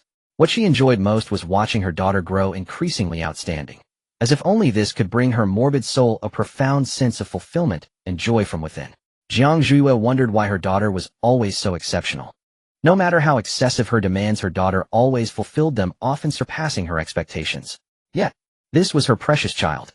Occasionally she worried that her daughter might be overworked. But she could do little else other than hire teachers for her, send her money, and take extra care of her meals.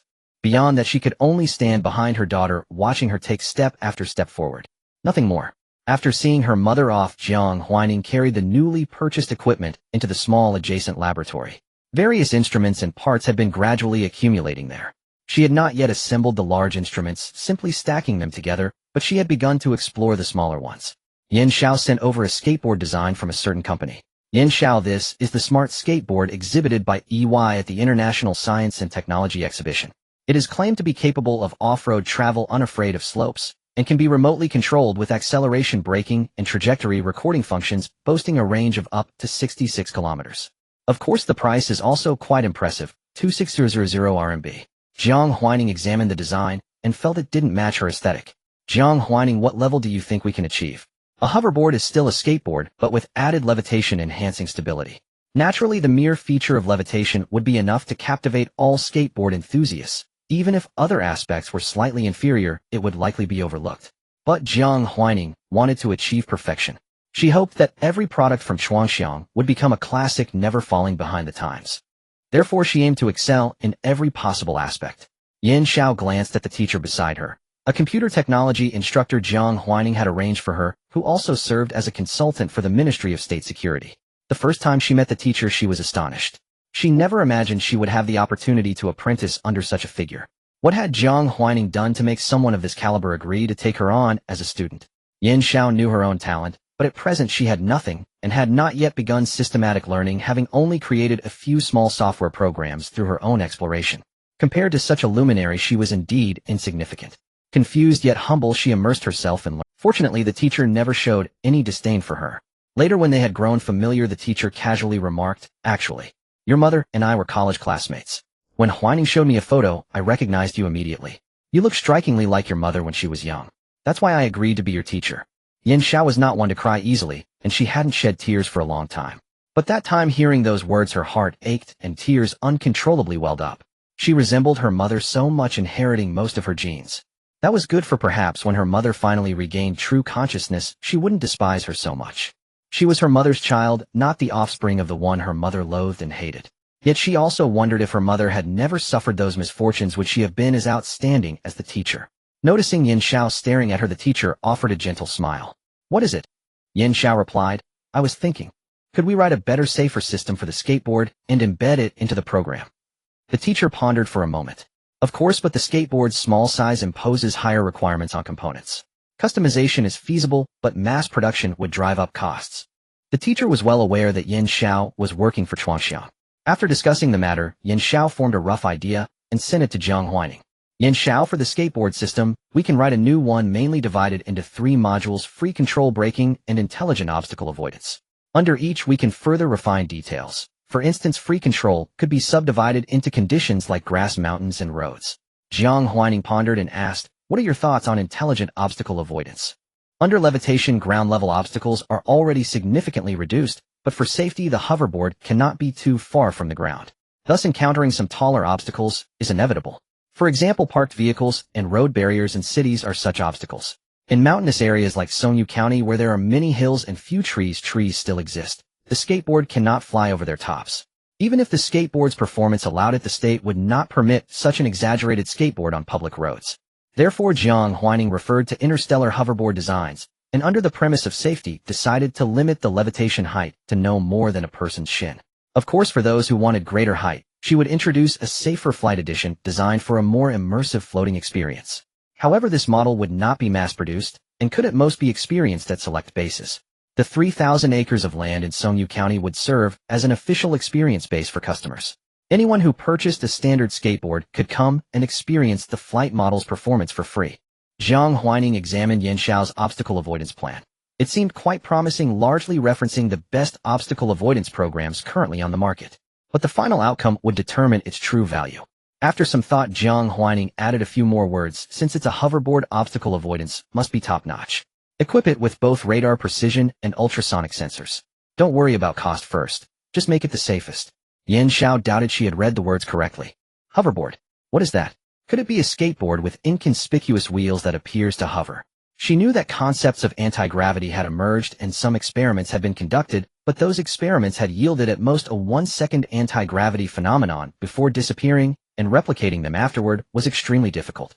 At this year's International Science and Technology Exhibition, someone successfully replicated the textbook's 1-second levitation, earning thunderous applause and media coverage.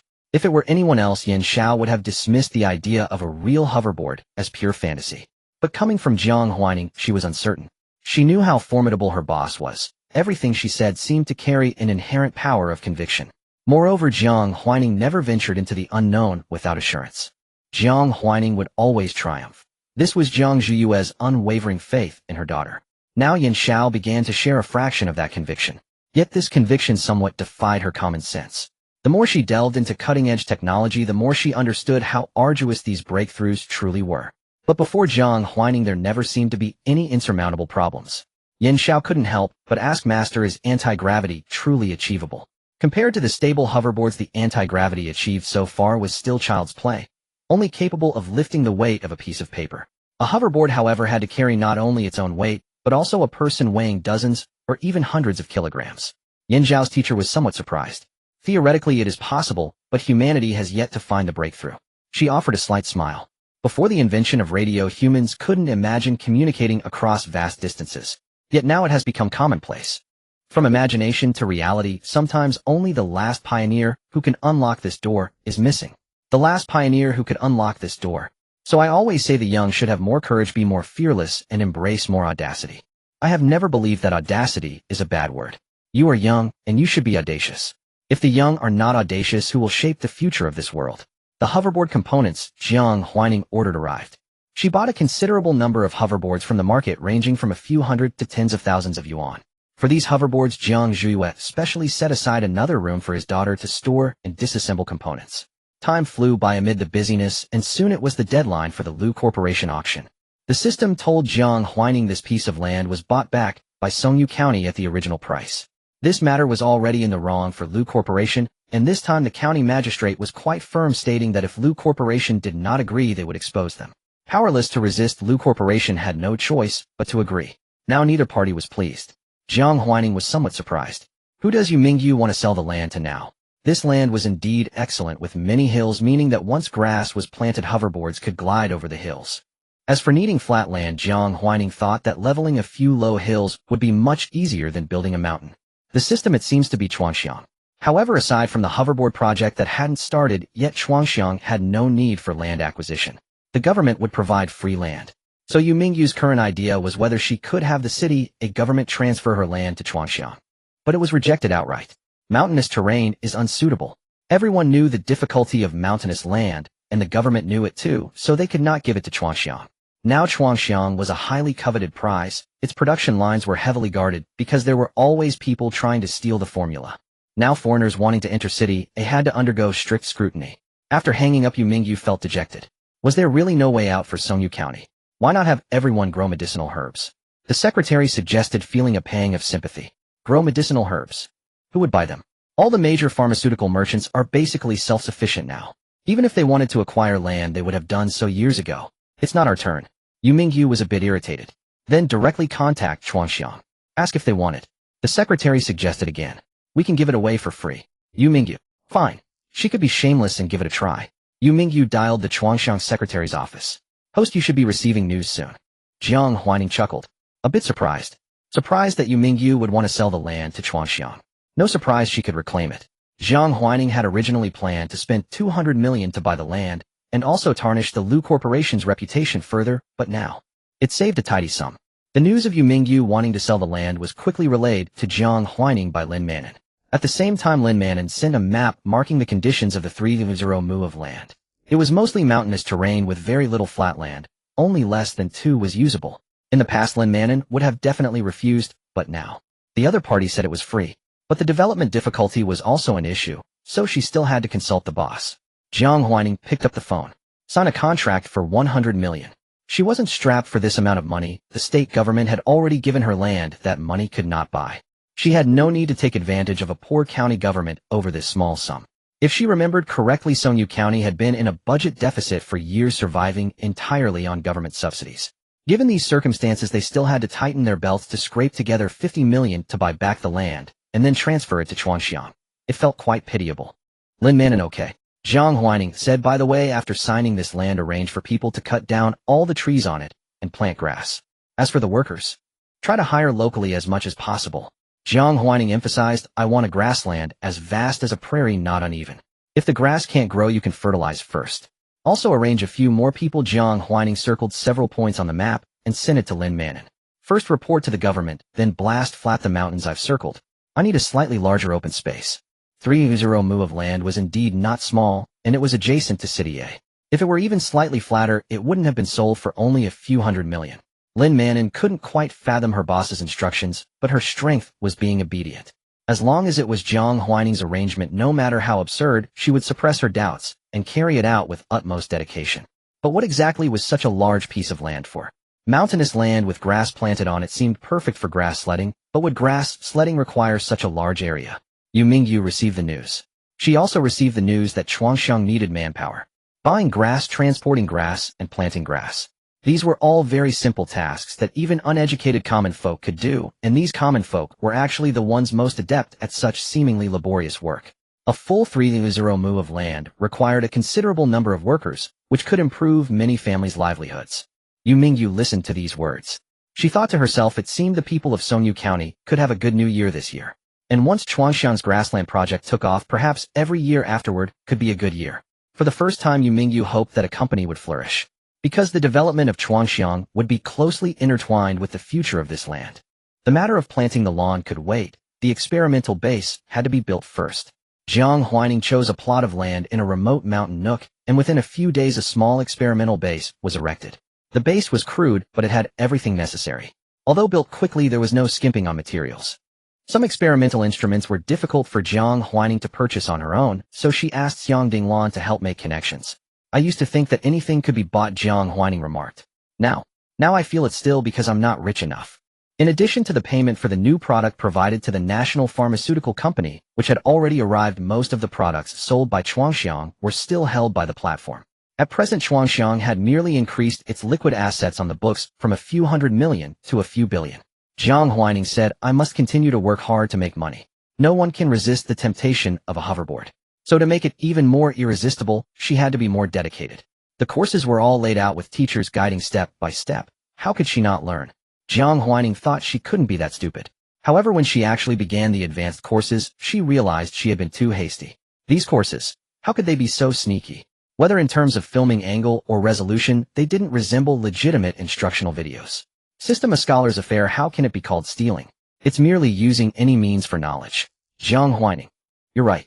But the courses were really blurry, as sometimes there was no sound at all, just a silent pantomime. Electromagnetic interference, it's already quite something to steal these. Jiang Huaining said, so the other party was a bit careless letting you steal them. After a few light-hearted exchanges with the system, Jiang Huaining calmed down and carefully observed the other party's experimental process. The teacher in the video used state-of-the-art instruments and equipment all unfamiliar in appearance, while Jiang Huaining only had the most primitive tools. It was as if when everyone else was using quantum computers to calculate, Jiang Huaining was still fiddling with an abacus moving beads one by one. The system felt a little heartache. No matter how technology was locked between planets in the interstellar age, at least students could use good instruments. But the host tools were practically the most primitive human tools. In interstellar space, these things had been obsolete for thousands of years. Relying on these secretly obtained videos, who knew how long it would take to resolve the unclear questions within? After several days of effort without successfully creating the anti-gravity material, Jiang Huaining paused the experiment. The system thought she was about to give up. After all, even those with cutting-edge technology might not be able to research it, let alone the host, who only had 2 hosts. However, Jiang Huaining simply began madly solving problems, unlocking one anti-gravity-related course after another. Writing test papers was the fastest way to earn learning points. She hadn't done it before simply because she didn't want to engage in meaningless repetitive learning, but now it was no longer meaningless. Jiang Huaining stayed in the lab for 10 days. At first, she finished a test paper in 40 minutes, later she could complete it in 20. Finally, she asked, if I only write the answers without the process, can I get full marks? The system was silent for a moment. Yes. A few more days passed. Jiang Huaining finished the college entrance exam papers from the past 10 years, and also nearly all the mock exam papers available on the market. With these learning points, she unlocked several more courses. She first watched them all in overview, then marked questions, then watched again repeatedly, until she cleared up every doubt on her notebook. After the last doubt on her notebook was checked off, and the answer written, Jiang Huaining said, my instruments aren't good enough. Should I try to build one myself? Perhaps mathematics could be solved by brute calculation with an abacus, but for tiny organisms like cells, no matter how good one's eyesight, they couldn't be seen with the naked eye. Fortunately, human wisdom lies in the ability to improve tools to achieve one's goals. Jiang Huaining's strength was her strong execution capability and the fact that many people were willing to work for her. With a single phone call, the necessary materials mostly arrived. She then bought a course on how to manufacture instruments, drew up blueprints for the parts needed, and handed them to different people. As for herself, she was naturally responsible for the most critical parts and the final assembly. A few days later, with the help of specially invited experts in cutting-edge manufacturing, the required instruments were produced. Jiang Huaining said, since some materials are not available on this planet, I substituted them with similar types, but the effect should be about the same. To find suitable substitute materials, she consulted many people, even considering synthetic metals, but in the end she chose the simplest pure elemental metal. Now it was time to test the performance. Let's give it a try first. Jiang Huaining assembled the instrument, placed a piece resembling an iron block inside, and a powerful high-voltage current instantly surged into the massive iron block. 2 months had passed since she started learning. To complete this experiment, Jiang Huaining didn't even go to school for the final exams. The exam papers were delivered by the homeroom teacher, who had her write them in the car, and then took them back for grading. Jiang Huaining originally wanted the school to give Song Xiaoyang more performance bonuses, but Song Xiaoyang refused. What's this? Homeroom teachers are supposed to do home visits, but Xingya never needs them. The field trips I take are far less than the amount of home visits. Jiang Huaining didn't insist. Then when I graduate, I'll give you a bonus. This time Song Xiaoyang didn't refuse, but just laughed. Later the results came out. Unsurprisingly, first place. And it was said that Jiang Huailu ranked 5th, having improved a lot. Naturally, this had nothing to do with her, but the male lead would probably be displeased. If the male lead was unhappy, Jiang Huaining was happy. Lu Shangshu persuaded Lu Jianrong to open a technology company for him, severing ties with the Lu family. Thus the company belonging to Lu Shangshu was a clean and good company. But a technology company. Jiang Huaining sighed for Lu Shangshu. How did he walk right into the trap? Why was the male lead so unlucky? As the male lead, shouldn't he have destiny on my side? She stopped thinking about irrelevant people. The air was filled with the sound of electric current, and Jiang Huaining quietly watched the black iron block inside. This iron block was the core component of the hoverboard. Whether the final experiment would succeed depended on it. The system also waited quietly for the final result, feeling a hint of tension for the first time. Would it succeed? But before the tension could last long, the result came. The iron block placed in the middle of the instrument slowly levitated. It rose to the highest point in the instrument, and then stopped. Jiang Huaining was calm, half success. Next we need to check the stability. Stability was the key to successfully producing a qualified product. If it couldn't maintain stability, even if anti-gravity was achieved, the product would be a failure. Jiang Huaining took out the iron block and embedded it into the built-in slot of the skateboard. Without an electric current to activate it, the iron block was just an ordinary component. Only when powered did it possess the property of levitation. The battery was ready, she could just press the switch or control it via her phone. Jiang Huaining tried both methods, and both successfully activated the block. This was good news, meaning another small step toward success. Next, it was time for various tests. The activated skateboard hovered about 25 centimeters above the ground, roughly the height of a step. Yin Xiao had already programmed all the internal procedures. Jiang Huaining stepped onto it, and felt a slight wobble, but it was not obvious. The stability was acceptable. There could be fine-tuning later, but it was not a major issue. For the next test, Jiang Huaining did not ride it herself. She found an iron block equivalent to the weight of an adult and placed it on the skateboard. Qin Xian was also nearby delivering materials. Seeing the hovering skateboard, she looked astonished. She knew that Jiang Huaining wanted to develop anti-gravity, and over these days, she had helped Jiang Huaining purchase many things. But she had never imagined that anti-gravity could actually be achieved stably. She thought that even if it failed, leaving behind some experience for future generations would still count as success. But Jiang Huaining had truly succeeded. Not only succeeded, but the hovering performance was also remarkably stable. For a moment, Qin Xian doubted whether the person before her was human. Can a person really be this formidable? Even a child prodigy would need time to grow. Why was Jiang Huaining still young, already achieving what even an aged genius might accomplish? "You're here," Jiang Huaining said calmly. "I'm testing the speed. Would you like to watch?" Qin Xian swallowed hard. Okay. She felt as if she were dreaming. The skateboard moved steadily before her, without any bumps, extremely smooth. It was easy to imagine that standing on it would be the same. "Is this a success?" she asked dazedly. "Am I lucky?" "About 60 success in one go, but to reach a marketable standard it will take at least a few more months." Jiang Huaining said, "I've gathered some data. Later we'll need to conduct fatigue tests and charge-discharge tests, which are time-consuming."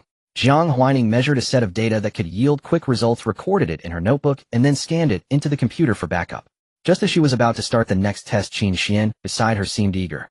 "Can I try?" Jiang Huaining said calmly, "Go ahead." Qin Xian moved the iron block down and stepped onto the skateboard herself. Jiang Huaining handed her the test phone. "Acceleration, speeding up, deceleration can all be controlled via the phone. We haven't equipped a dedicated remote yet. That will be added later along with a voice control system." Smart technology. How could it lack a voice control system? However, during the experiment, an accident occurred. The hovering skateboard suddenly stopped and slowly descended like a deflating balloon, gradually landing on the ground. Qin Xian thought Jiang Huaining would be disappointed and was about to offer praise and comfort, but unexpectedly Jiang Huaining calmly stepped forward to inspect. "Good thing it happened now. Oh, if it were later it would be harder to fix," she muttered, looking relieved, picked up her tools, and within minutes disassembled the skateboard into a pile of components. Comparing the notes in her notebook with what she had learned by observation, Jiang Huaining quickly identified the problem. With the system, many things were indeed much more convenient. With the experience of predecessors, even failed experiments, one could avoid many detours. Seeing that Jiang Huaining was busy, Qin Xian realized she couldn't help, so she left to avoid disturbing her. Her feelings were both excited and complex. Who in their youth hasn't dreamed of flying on a skateboard? It was so cool, absolutely irresistible. Moreover, standing on the skateboard felt really good, exceptionally good.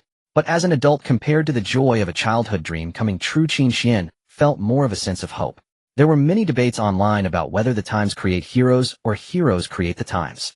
But in fact, there is no single definitive answer. Heroes can create the times, and the times can create heroes. At this moment, the former had arrived.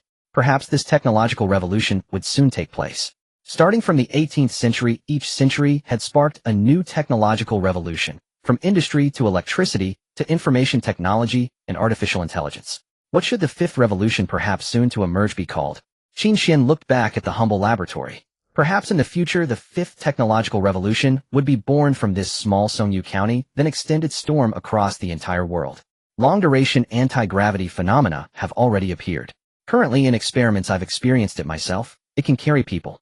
I also managed to get some insider information. Perhaps everyone can experience anti-gravity products like me next year. Qin Xian posted this news in the group. The group was filled with question marks and exclamation marks. Really? A breakthrough so soon? At the International Technology Exhibition a few months ago, it only stabilized for a few seconds and was already praised to the skies. Not only stable, but also marketable. Oh my god, I can't imagine the earthquake this news would cause if outsiders found out. My country, you really are going to be number one. I want to play. What product is it? Can it carry people? Could it be a skateboard? Woo, I absolutely love hovering skateboards, but I can only enjoy them in my imagination. If I could actually play with one in real life, I'd feel like I could live another 100 years. Xian, everyone can look forward to it. The price shouldn't be particularly high. The world is changing so fast. First flying cars, then anti-gravity products. I feel like I'm falling behind. But not expensive. How expensive is it? Hook Company's new flying car costs 8 million over 500 million renminbi, and they still say it's not expensive. Drool is flowing. If I can't afford to buy, I can rent, but that old man Hook is the world's richest, so of course he thinks it's not expensive. I was lucky enough to ride a friend's flying car. It's actually similar to a helicopter, but with the added ability to drive on the ground. It's cool, but not quite as cool as I imagined. I like something even cooler.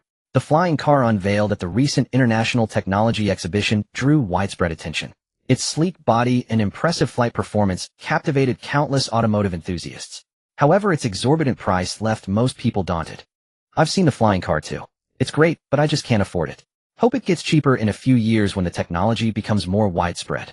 Trains have been around for decades. Have you ever seen them get cheaper? A more blunt person directly voiced their thoughts. Even if it does become widespread, I won't live to see it. Maybe my grandchildren will, but I'm not getting married or having kids.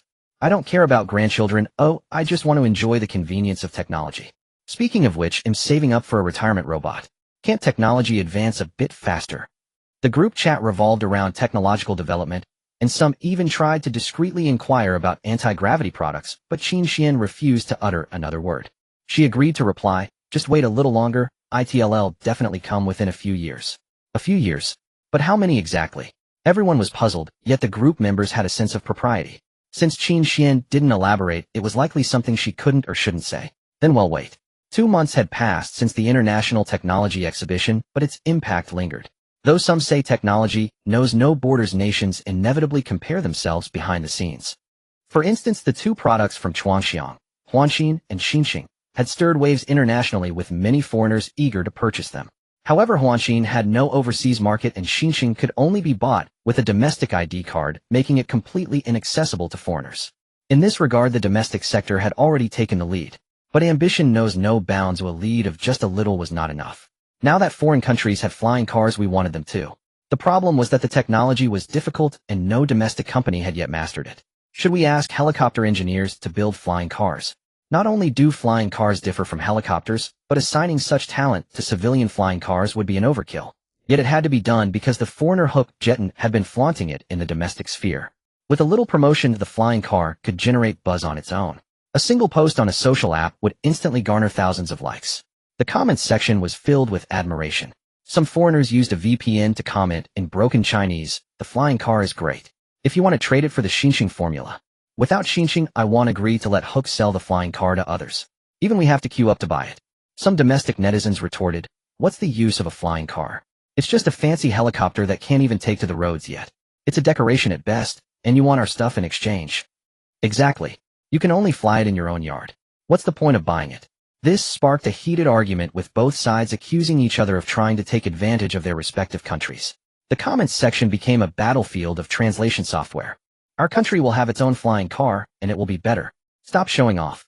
But our geniuses will keep improving the flying car. You're one step behind, and you'll fall further behind. You'll never catch up. The people from M country were arrogant, confident in their nation's genius. At this moment, most domestic netizens fell silent. Because they knew who that genius was. It was rare for anyone to dislike a genius, even if that genius was from another country. As long as the foreign genius didn't insult their nation or threaten its security, netizens found it hard to hate such a person. In fact, they might even admire him. People naturally gravitate toward the strong. No one dislikes someone who has contributed to technological progress. At this point, someone with inside knowledge left a comment. "You're talking about Murong Jing, right? He's indeed remarkable. He was born in our country, but later acquired M country's citizenship. His whole family emigrated, but Murong Jing often comes back to study in the country." Jiang Huaining also knew about the recent flying car craze. In fact, in her past life, Lu Shanshu would join the flying car project a few years later. And why could the male lead participate?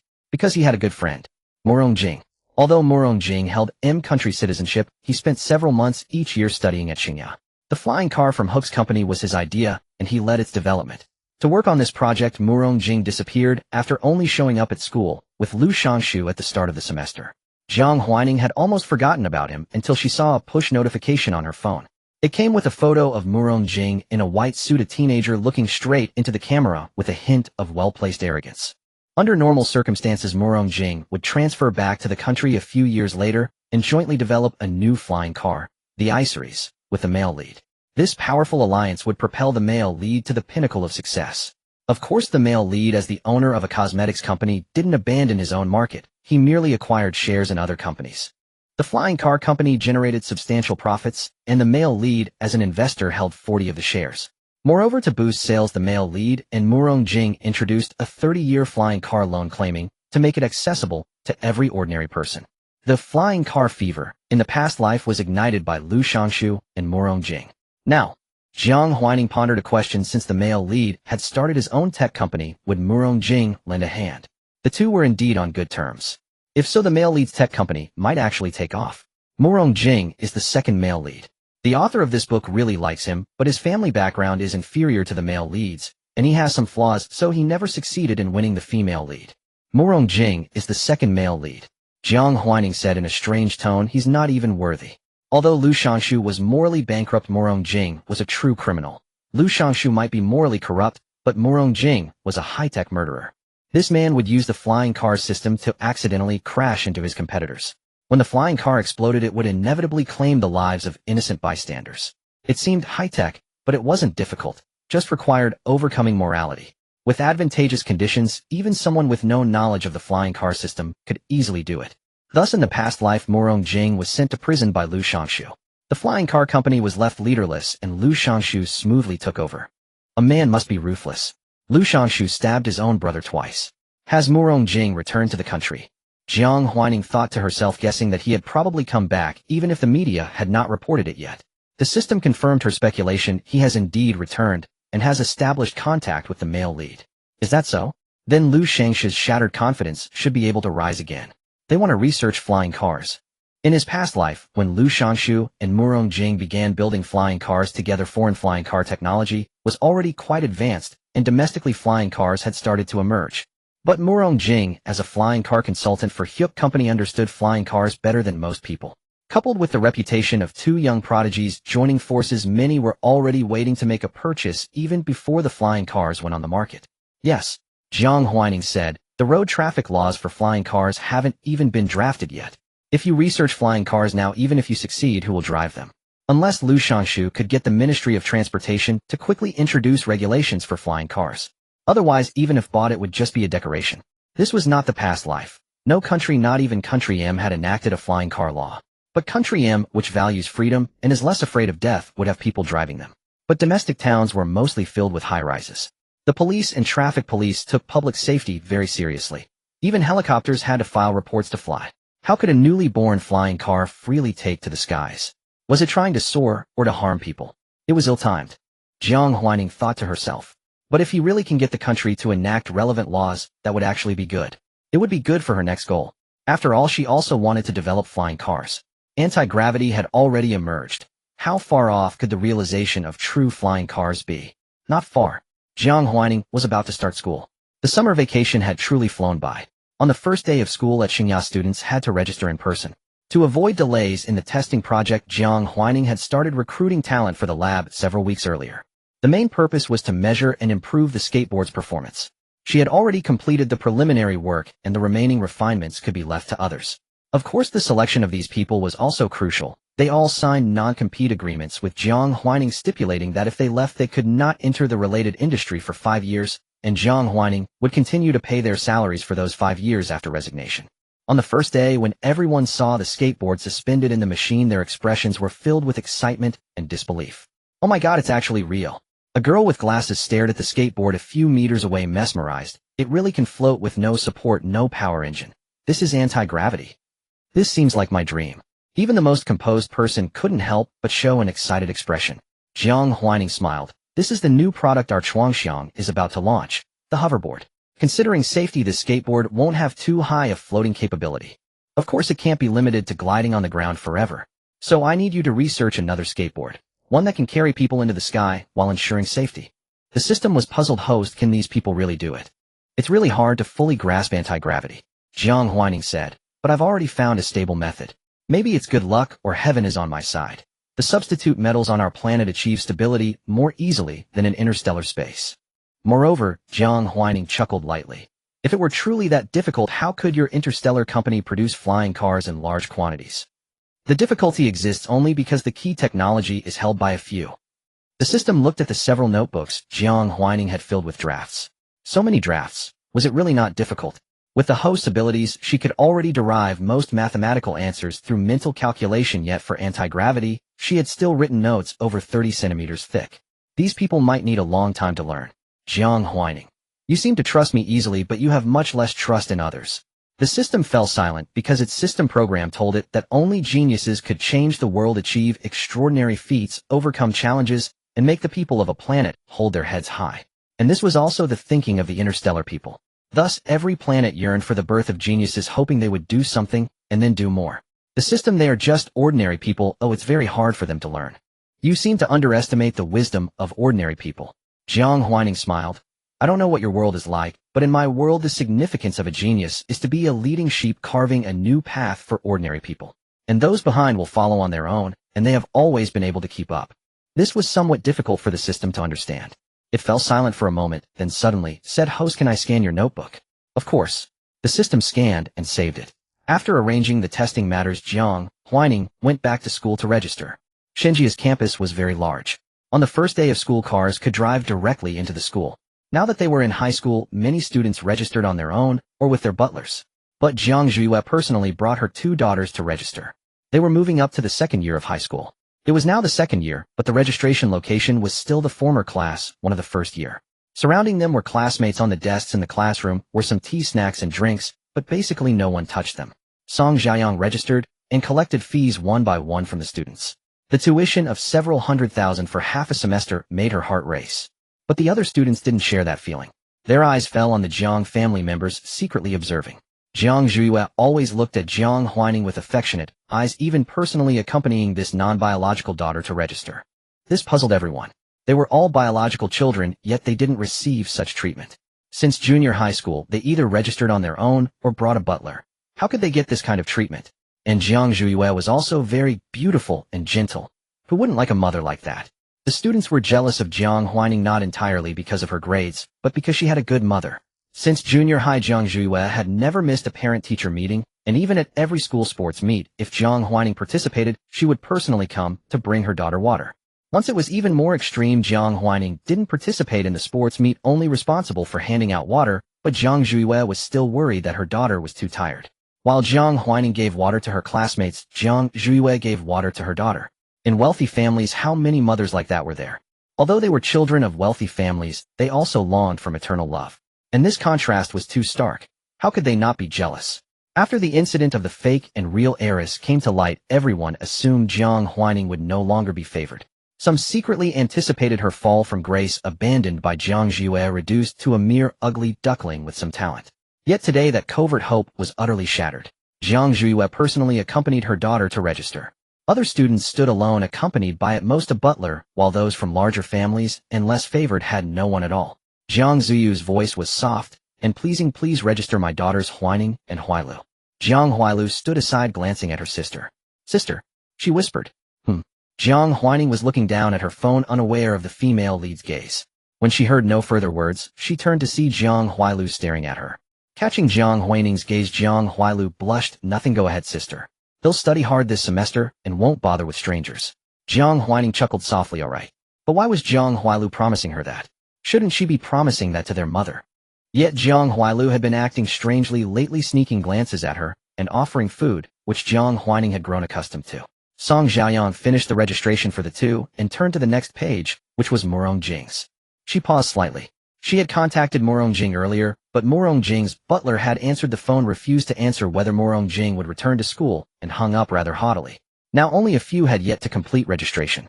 After a while, most had left, and Murong Jing arrived. He handed over his documents without his butler's arrogance, smiling. Teacher, please register me. And Lu Shangshu is coming soon. As he spoke, Lu Shangshu appeared at the doorway. They exchanged a knowing smile. After registration, Jiang Huaining headed to Songyu County. The distance between Songyu County and a city was not far. A car on the highway could reach the county center in just over half an hour. But Songyu County's terrain was complex with no funds for road repairs, so the ride became bumpy after leaving the highway. The grass is mostly planted and has grown well. Thanks to Jiang Huaining's investment, the once bare yellow land of Songyu County was now entirely covered in green lawns. Further ahead lay an artificial plain. Jiang Huaining said the grass is almost ready. Next, install a fire prevention system. After all, with grass, an accident could lead to a blaze. Moreover, during dry seasons, it's not just humans who can cause forest fires. Some birds, to repel parasites, deliberately pick up still smoking cigarette butts and drop them in dry areas, using the fire to drive away insects. This is avian intelligence. They can also extinguish fires, but not always successfully, and a careless mistake could lead to a forest fire. So precautions must be taken. Luo Yuan made a note and asked boss, what's the budget for the fire prevention system? Jiang Huaining, the safer the better, follow the strictest standards. If a fire broke out, the losses would be far greater, and such a major incident would surely make the headlines, giving others leverage against her. After a moment, she added, the weather is dry lately. After the sprinkler system is installed, water 3 times daily at fixed times. The hoverboards were not yet officially on the market or safety certified, and the grass was still in the nurturing stage, so there was no rush to open to the public. More watering would help the lawn grow better. They entered the laboratory. It was autumn, and the weather had begun to cool. Inside, some were buried in notebooks while others were conducting tests. Jiang Huaining had also invited officials from the National Development and Reform Commission to supervise the test results in order to obtain market approval. The performance is really stable. It can even bear the weight of 2 people standing on it, and it's very steady. The old man smiled, but this little thing is too cute. When 2 people stood on it, it only lifted 3 centimeters off the ground. No matter how we coaxed it, it refused to fly higher. Jiang Huaining smiled, knowing the qualification test had passed, while develop new products in the future. Under the premise of safety will enable it to fly higher. The old man was satisfied with her words. Technological progress is the dream of all, but some fear it could be the key to Pandora's box. In this world, there are not lacking those who wish to open Pandora's box. If not for the law intervening in time, the world might already be riddled with scars. Yet the law is not a panacea. Some still conduct experiments that severely violate human ethics in secret. Now this rising national star having her own bottom line is truly a blessing for the entire nation and even the world. A genius without a bottom line becomes a demon, while a genius who holds firm to principles is a beacon of hope. She patted Jiang Huaining's shoulder. Good child. Good child. If she was a good child, would Murong Jing, who chose to help Lu Shangshu, be a bad child? Lu Shangshu waited for Murong Jing to finish registering. Want to talk? We haven't seen each other for a long time. Murong Jing nodded, slightly sure. These days Murong Jing had been making a big splash abroad. As the youngest member of the Flying Car RD team, foreign media vied to report on him, calling him a prodigy. Murong Jing's American citizenship was well known, but few knew he actually studied in China. They walked together toward the school's small garden. Both were well aware of each other's recent circumstances. Murong Jing knew that Lu Shangshu had been suffering defeats under Jiang Huaining, and Lu Shangshu knew the extent of Murong Jing's contribution to the flying car. But neither brought up those topics. Instead, Murong Jing mentioned something else. I heard your engagement with the Jiang family was called off. Uncle's company has been in trouble lately, and it seems he's looking for a new marriage partner for you. This topic made Lu Shangshu's expression darken. Previously, the engagement with the Jiang family was meant to better absorb Jiang's enterprise, and Lu Shangshu didn't feel humiliated. But now the purpose of the engagement was to secure new investment, and Lu Shangshu felt he was being sold. His looks, his lineage, his abilities, all reduced to a negligible point on the scale of other wealthy families. That's right. Murong Jing, you probably don't know when you offended Jiang Huaining. She's the one quietly working against you. Murong Jing was sharp enough to pinpoint the key. Jiang Huaining is now a darling of the nation. Opposing her will only bring trouble. I bought one of her company's Xinxing products abroad through some channels, costing $10,000, and it's in short supply. The effect is truly remarkable. Murong Jing, if you've used it, you'd know that opposing her is the worst decision you've ever made. It was almost foolish. With such a formidable opponent backed by the strongest support, Lu Shangshu was merely a merchant's son. How could he fight, and how dare he? Lu Shangshu was intelligent, but compared to Jiang Huaining now he was but a grain of light against the moon. Murong Jing's words only deepened Lu Shangshu's gloom. Yet as they were old friends, he refrained from losing his temper. Instead he said, I have absolutely no idea when I offended her. The new student announcement was deliberately released a day before Lu Yan's. From the very beginning, Lu Shangshu never believed it was a coincidence. But could he go and confront Jiang Huaining about it? No, that would only make him seem even more incompetent. Murong Jing sighed. You covet the Jiang family in her hands. Isn't that offense enough? Jiang Xinghe had always trained Jiang Huaining as his heir. You were eyeing the best, juiciest piece of meat in someone else's bowl. That she hasn't torn you apart is only because she's too civilized. He had once thought Jiang Huailu's return would give his friend hope of taking over the Jiang family, but instead it became a death warrant. Jiang Huaining went ahead and started her own company. And Jiang Huailu, that pathological mother, continued to indulge her, giving Jiang Huaining as much money as she wanted. Murong Jing said, "Forget it. Discussing this now is pointless. The offense had already been given. Could Lu Shangshu really go apologize? If he brought up the real reason, it would be a provocation, not an apology." Besides, Murong Jing couldn't bear to watch his proud friend lose his dignity time and again. Lu Shangshu agreed. Jiang Huaining might block him once, but could she block him twice? He had been unlucky for so long. Surely things would turn around. Not to mention, he now had Murong Jing. A successful businessman must learn to use every resource at his disposal. "I've started a tech company." Lu Shangshu had barely begun when Murong Jing interrupted. "You need my help." "Of course, but I don't know much either." He was very prominent abroad and had made significant contributions to flying car development, but the research team had more than one person. Each had their own area of responsibility. Hook wouldn't let anyone know everything. "That's enough," Lu Shangshu said. "The government is strongly supporting corporate research on flying cars. If we succeed, we'll reap massive profits." This way he could also turn his fortunes around. Becoming the only domestic flying car company would be far better than inheriting a cosmetics company. Jiang Huaining's products were indeed strong, but Lu Shangshu believed it was just her luck in discovering a new substance. Hadn't months passed without Chuangxiang releasing any new products. A stroke of luck could bring a lot of money, but what good was it? The true tragedy was when the initial momentum faded and competitors overtook one after another. Murong Jing frowned slightly. Flying cars are expensive, so most people won't choose them.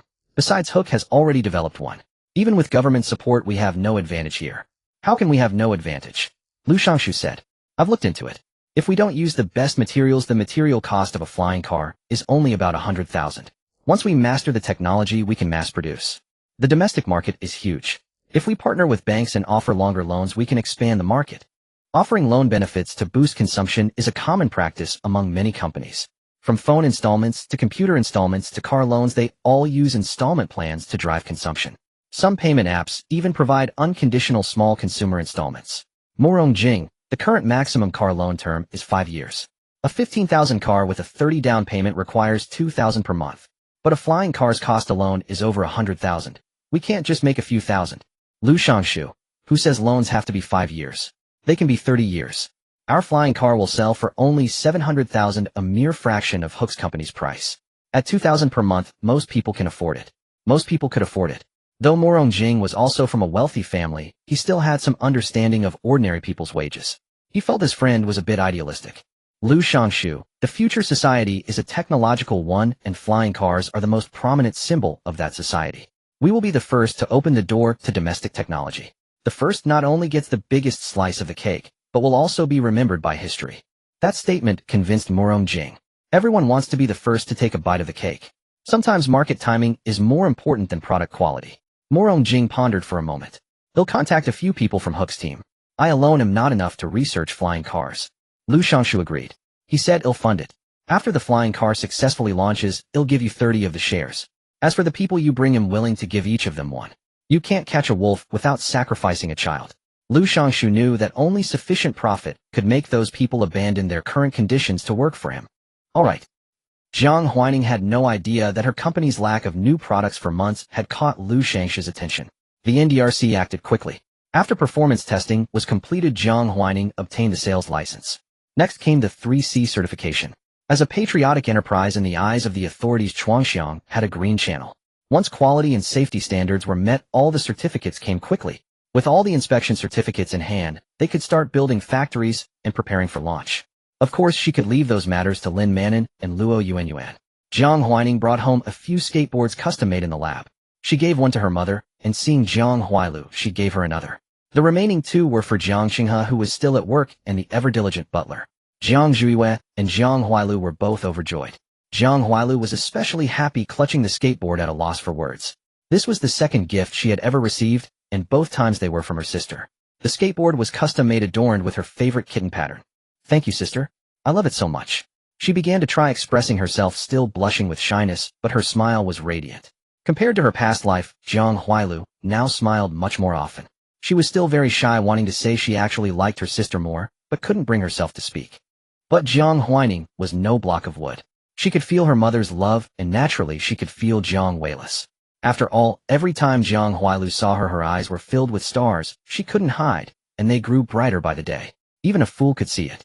Jiang Huaining gently stroked her head. It must be said that Jiang Huailu's hair was soft and fluffy, and she was slightly shorter than him, making it truly pleasant to touch. No wonder his mother also loved to ruffle his hair, but now that he had grown taller, it was no longer as convenient for her. Fortunately, she always wore flat-soled sneakers, and his mother was actually quite tall, so it was still relatively easy for her to reach. And Jiang Huaining enjoyed being touched by his mother. She was gentle, and he liked it. You need to eat more. You're the shortest in the family. The latter half of the sentence remained unsaid by Jiang Huaining. In truth, Jiang Huailu was not short at 1.6 meters. She was considered average height in the south, but Jiang Huaining believed being taller was always better. Jiang Huailu's cheeks flushed slightly. No one had ever made such an intimate gesture toward her. Okay, Jiang Huailu replied softly. Since her sister said she should eat more, she would eat more. She was a high school student now, and it seemed she really should eat more. Every day her brain worked at high speed studying for competitions, consuming energy rapidly. Sometimes she felt very hungry, but because it wasn't mealtime, she dared not eat too much, so she continued studying half full and half hungry. Jiang Huaining smiled and taught the family members how to operate the skateboard. The skateboard was actually quite simple to use, and could even be used as a regular skateboard that is in manual mode. The people in the lab had initially argued over the name, but Jiang Huaining felt it was straightforward and easy to understand, so he went with it. The simpler the name for the skateboard mode, the better. No need for obscure terms. Jiang Huaining watched for a while, and when he saw that they all knew how to operate it, he went upstairs. In the garden, Jiang Huailu glanced toward her sister, pursed her lips, and suddenly stopped. Mom, I still have problems to finish. The teacher is coming tonight for class, so we'll go do my homework first. Although the skateboard was fun, if she worked harder and harder still, maybe one day, she could help her sister, even join her company. She envied Luo Yuan a little, who could always stay by her sister's side. She wanted that too. She could play with the skateboard after finishing her homework. Jiang Zhua paused for a moment, then smiled lightly. All right, Mom, we'll make some brain-nourishing soup for everyone tonight. Jiang Huaining was reviewing the factory site locations sent by Lin Manon. Unlike the scar removal ointment, the skateboard had many parts, not something a single production line could complete. It required a higher level of technical skill. Jiang Huaining did not intend to outsource the skateboard components. Therefore, the site selection was also important. Songyu County's terrain was indeed inconvenient, suitable as a test point, but not appropriate for a factory location. If too many delivery vehicles used the roads, they would eventually deteriorate.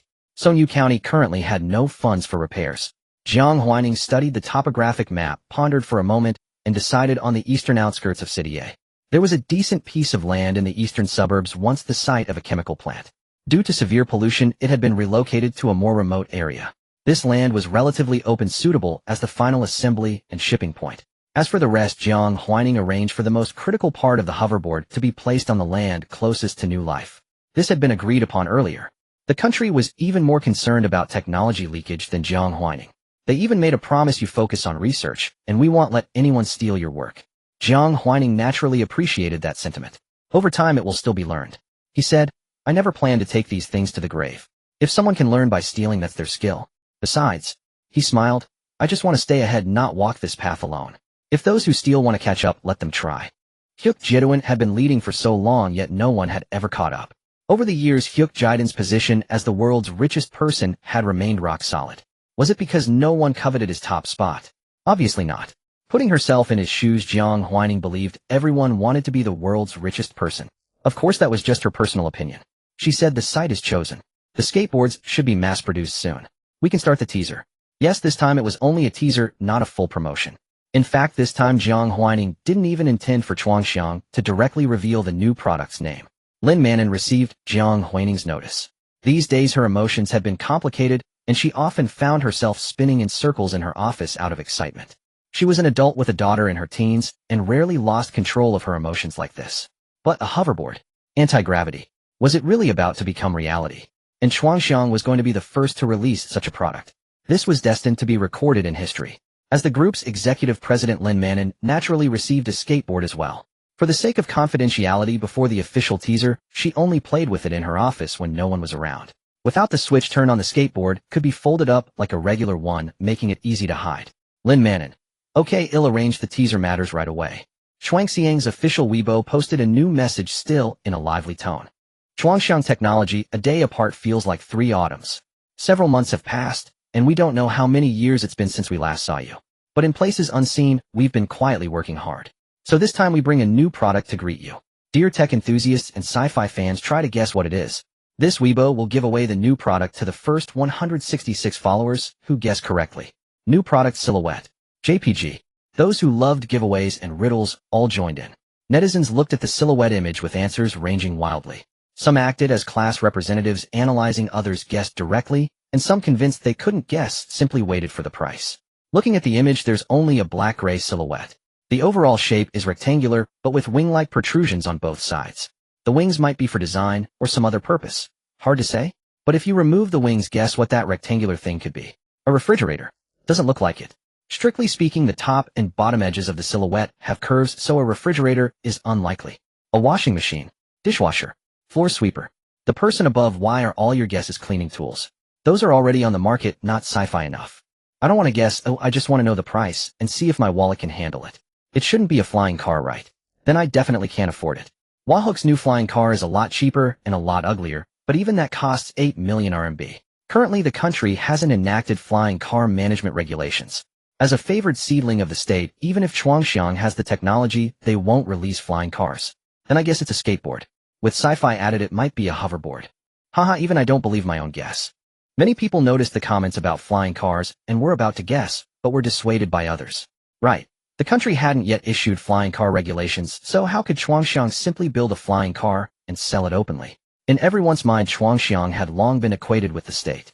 Chuangxiang's new product must be state-supported. That was undeniable. The young social media manager, grinning from ear to ear, scrolled through the netizens' comments, refreshing the page with delight. The online community really knew how to flatter, and it brought her great joy. As an administrator with no new product launches or inventory changes, she had plenty of time on her hands, spending it replying to comments or grinding coffee beans. After a few months at Chuangxiang, she had mastered the art of grinding coffee beans, skilled enough to work as a barista at Starbucks. Of course, she wouldn't leave, though occasionally bored. No other company could offer her the daily dose of adoration from netizens praising her work. It was an emotional boost like no other. She had no interest in dating either. Netizens were far more eloquent than any boyfriend and never made her angry. When she first graduated, her parents had tried to arrange blind dates, but after she joined Chuangxiang, they turned down all suitors, fearing someone might take advantage of their daughter. The company offered excellent benefits, including an additional corporate annuity after 1 year of employment. Before joining Chuangxiang, her family had never even heard of such a thing. Now the HR lady explained it as a supplementary pension system beyond the basic employee retirement plan. Those who wished to participate could apply after a year, with an additional 4 deducted from their monthly salary, matched by the company's 8. Upon retirement, this sum would be paid out monthly as a pension. Of course, should an accident occur, or if she left the company, she or her parents could request a refund, including both her contributions and the company's. If she had strained family relations, she could designate another beneficiary. Upon hearing this, she was overjoyed. As an only child with no concerns, she immediately called her parent. I asked HR to calculate if I work at Chuangxiang until retirement, they'll have contributed to the corporate annuity for 31 years. Based on my current salary, even without raises, my monthly pension would be 110 yuan payable for 10 years. HR also said I could opt for a lump sum withdrawal totaling 1.33 million yuan from both company and personal contributions, and her salary would increase over time. Her parents were initially skeptical. In their eyes, no company could be so generous. The neighbor's child had been laid off at 35. They worried about her job stability, thinking she might need a partner to rely on. If I save up for a down payment on a modest apartment, the company's housing fund will cover the mortgage. You can both move to a city with me. A 3-bedroom, 120 square meter place would be perfect. The couple was stunned, feeling as if they were dreaming. They were ordinary people content with a simple home. Since their daughter joined Chuangxiang, more visitors had come to their house, and more matchmakers had appeared. Could the company fire you? The administrator chuckled. Why would they? I'm not a corporate spy, nor do I commit serious errors. To fire me, the CEO would have to sign off, and he's far too busy to bother with a small employee like me. Plus, the leadership is great, and everyone gets along. There's no nonsense. Even the cleaners wouldn't want to work elsewhere. Such an atmosphere was rare in the workplace. She had been prepared for office politics. After a long silence, her mother spoke. If you really don't marry with all that pension, how about we use your dowry savings for the down payment? She knew her daughter wasn't a spendthrift and planned for her future. But parents always worry. You should have done that sooner, the administrator said, surprised that her parents had saved a dowry despite their modest incomes. She stomped her foot. After the down payment, wouldn't it be great if we all lived together? Why should I be taken to someone else's home? Her mother laughed. Marriage means your own home, not someone else's. But I don't want to marry. Where you are is my home. I grew up with you, so you are my home. Mom, I still feel like a child. I have you, and later the company and the state will provide my pension. I have friends to chat with. So don't worry about my future. I just want to live my life the way I like. This argument convinced her parents. They had no reason to pressure her into marriage. She could buy her own house and car, live well on her own, and her salary and future pension were clearly sufficient. Marriage seemed to offer nothing but what she detested. Meanwhile, Jiang Huaining tapped the table. Let the employees directly draw winners for the netizens. With national support, the production line was built quickly, yielding enough inventory in just days. She stood up, gazing at the distant skyscrapers and clouds. The official release will be on Friday. Friday? That was soon. Chuangxiang's new Weibo post caused a stir. A hoverboard. Was science fiction invading reality? The post shot to the top of trending topics. The comments were filled with excited, incredulous questions. A hoverboard? Really? Not just invisible wheels. I just bought a Mechkey board feel membrane keyboard last week. Please don't fool me, I'm easily fooled. Why ask? Watch the video. It's clearly hovering without any support. If it weren't for the new product reveal on Weibo ID, think it was a sci-fi movie trailer. The promo video is really well made. The administrator was also thrilled, as was the entire company. A hoverboard. Who hadn't dreamed of a flying skateboard in their childhood? Now it was becoming reality. And as employees, they could purchase internally without worrying about supply. The administrator replied, it's real. This Friday at 10 a.m., official sales begin. Netizens QAQ. Dare you let everyone in the comments buy one? The standard reply.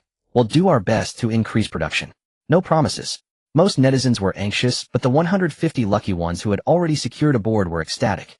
The internet buzzed, news spreading, but the trend was unstoppable.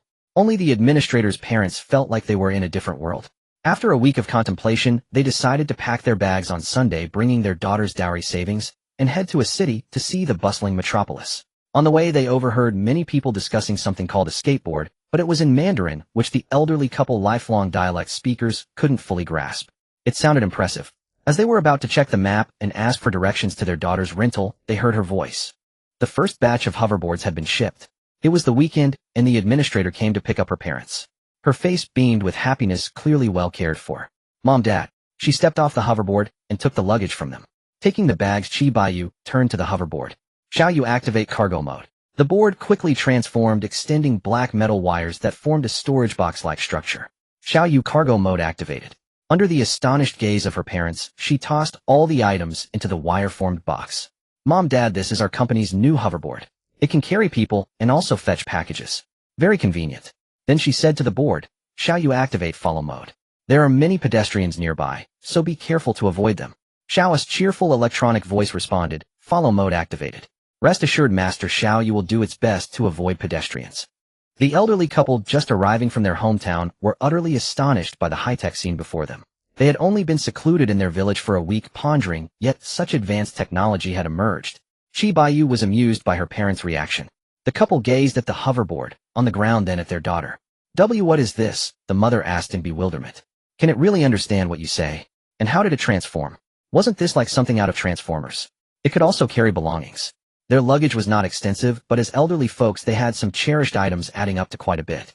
Chi Baiyu chuckled, showing off proudly. Mom, this is our company's new product. I announced it the day before you called. It's a hoverboard first generation. Voice control is just its most basic function. Oh, of course it understands. And it can even comprehend our hometown dialect. The hoverboard had dialect recognition capabilities. As long as it wasn't too obscure, it could identify the dialect, and the system would continue to expand its database to include all existing dialects. When it launched 2 days ago, she had wanted to buy one for her parents, but unfortunately, she wasn't fast enough and could only get one through employee benefits. The old lady had never imagined in her decades of life that she would witness such a marvel. She tentatively reached out to touch it, but the hoverboard Little Yu sensed her approach. It immediately spoke. Madam, Little Yu is currently transporting goods for my dear master. Please do not disturb my work. Chi Baiyu couldn't help but laugh. Little Yu, this is my mother. Please register her voice print as well. Little Us electronic eyes blinked. Voice print of the master's mother recorded. When the master does not need me, the master's mother may summon Little Yu. The old father chimed in, I want that too.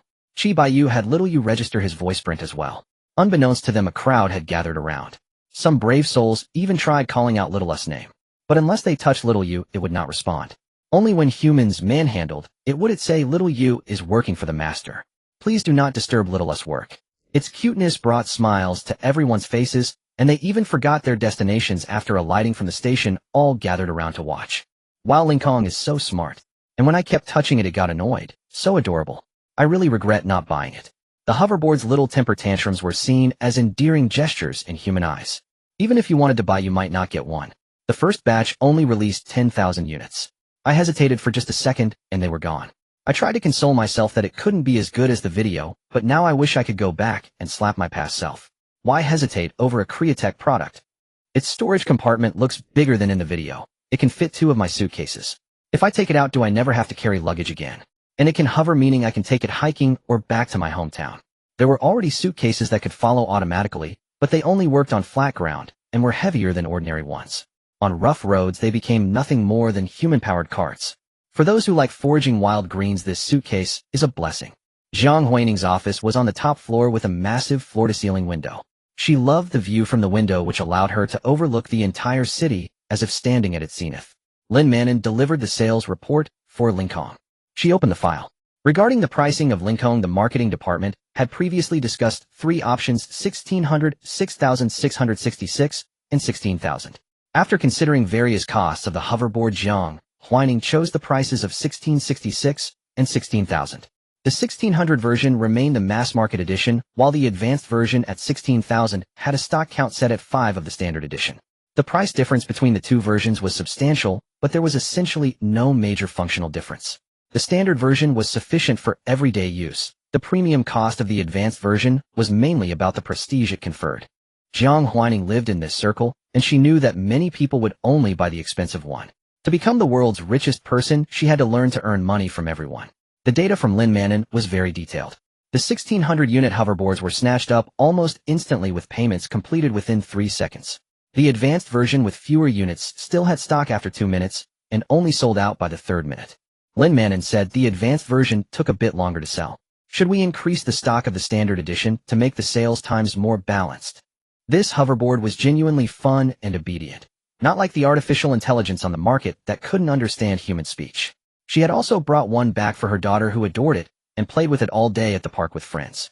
Jiang Huaining shook her head. The issue now isn't whether we can increase production, but that output can't keep up for the time being.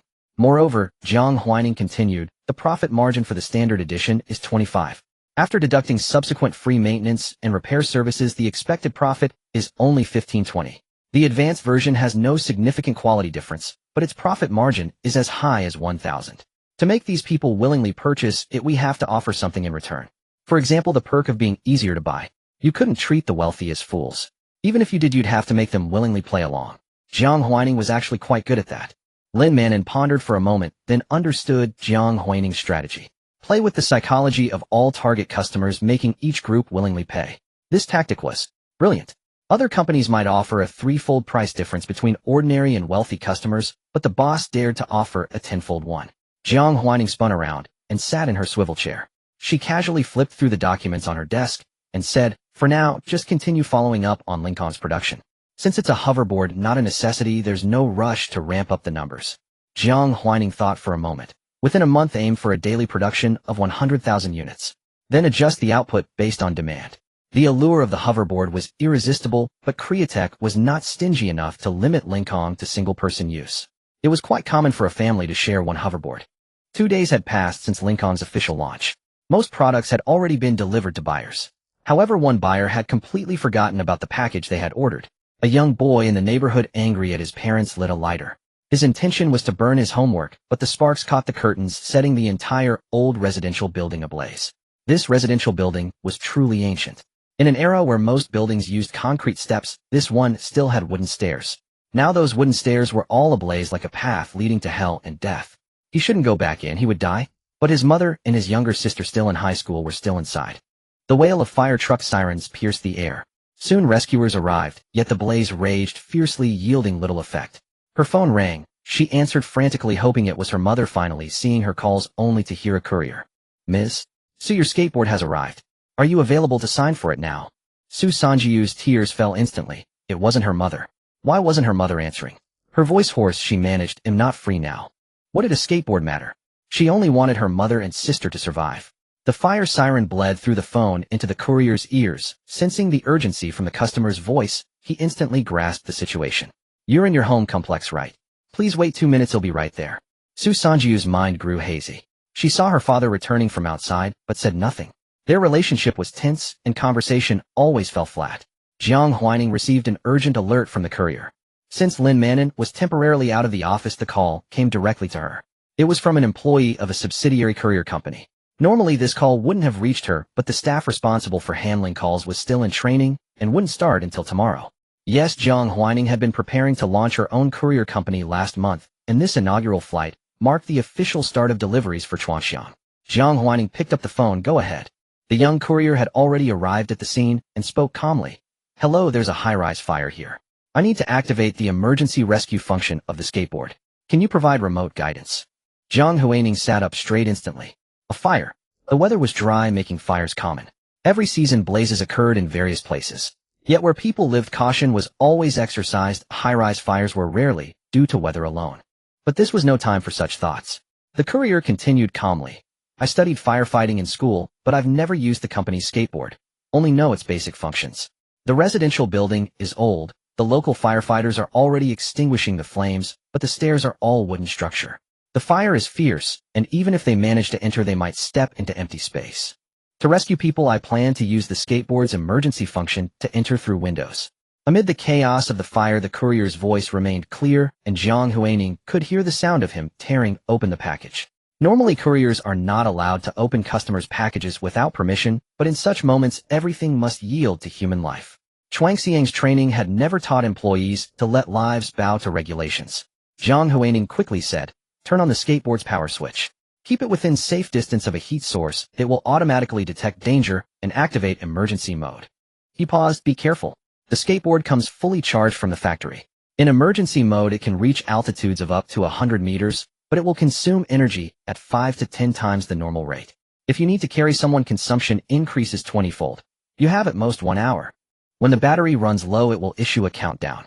Make sure to return to the ground before it ends." Jiang Huaining felt a complex emotion. When developing the skateboard, she had only intended to create a beloved high-tech gadget. The function to give users an extra margin of safety in critical moments was added later. She knew the courier could no longer talk.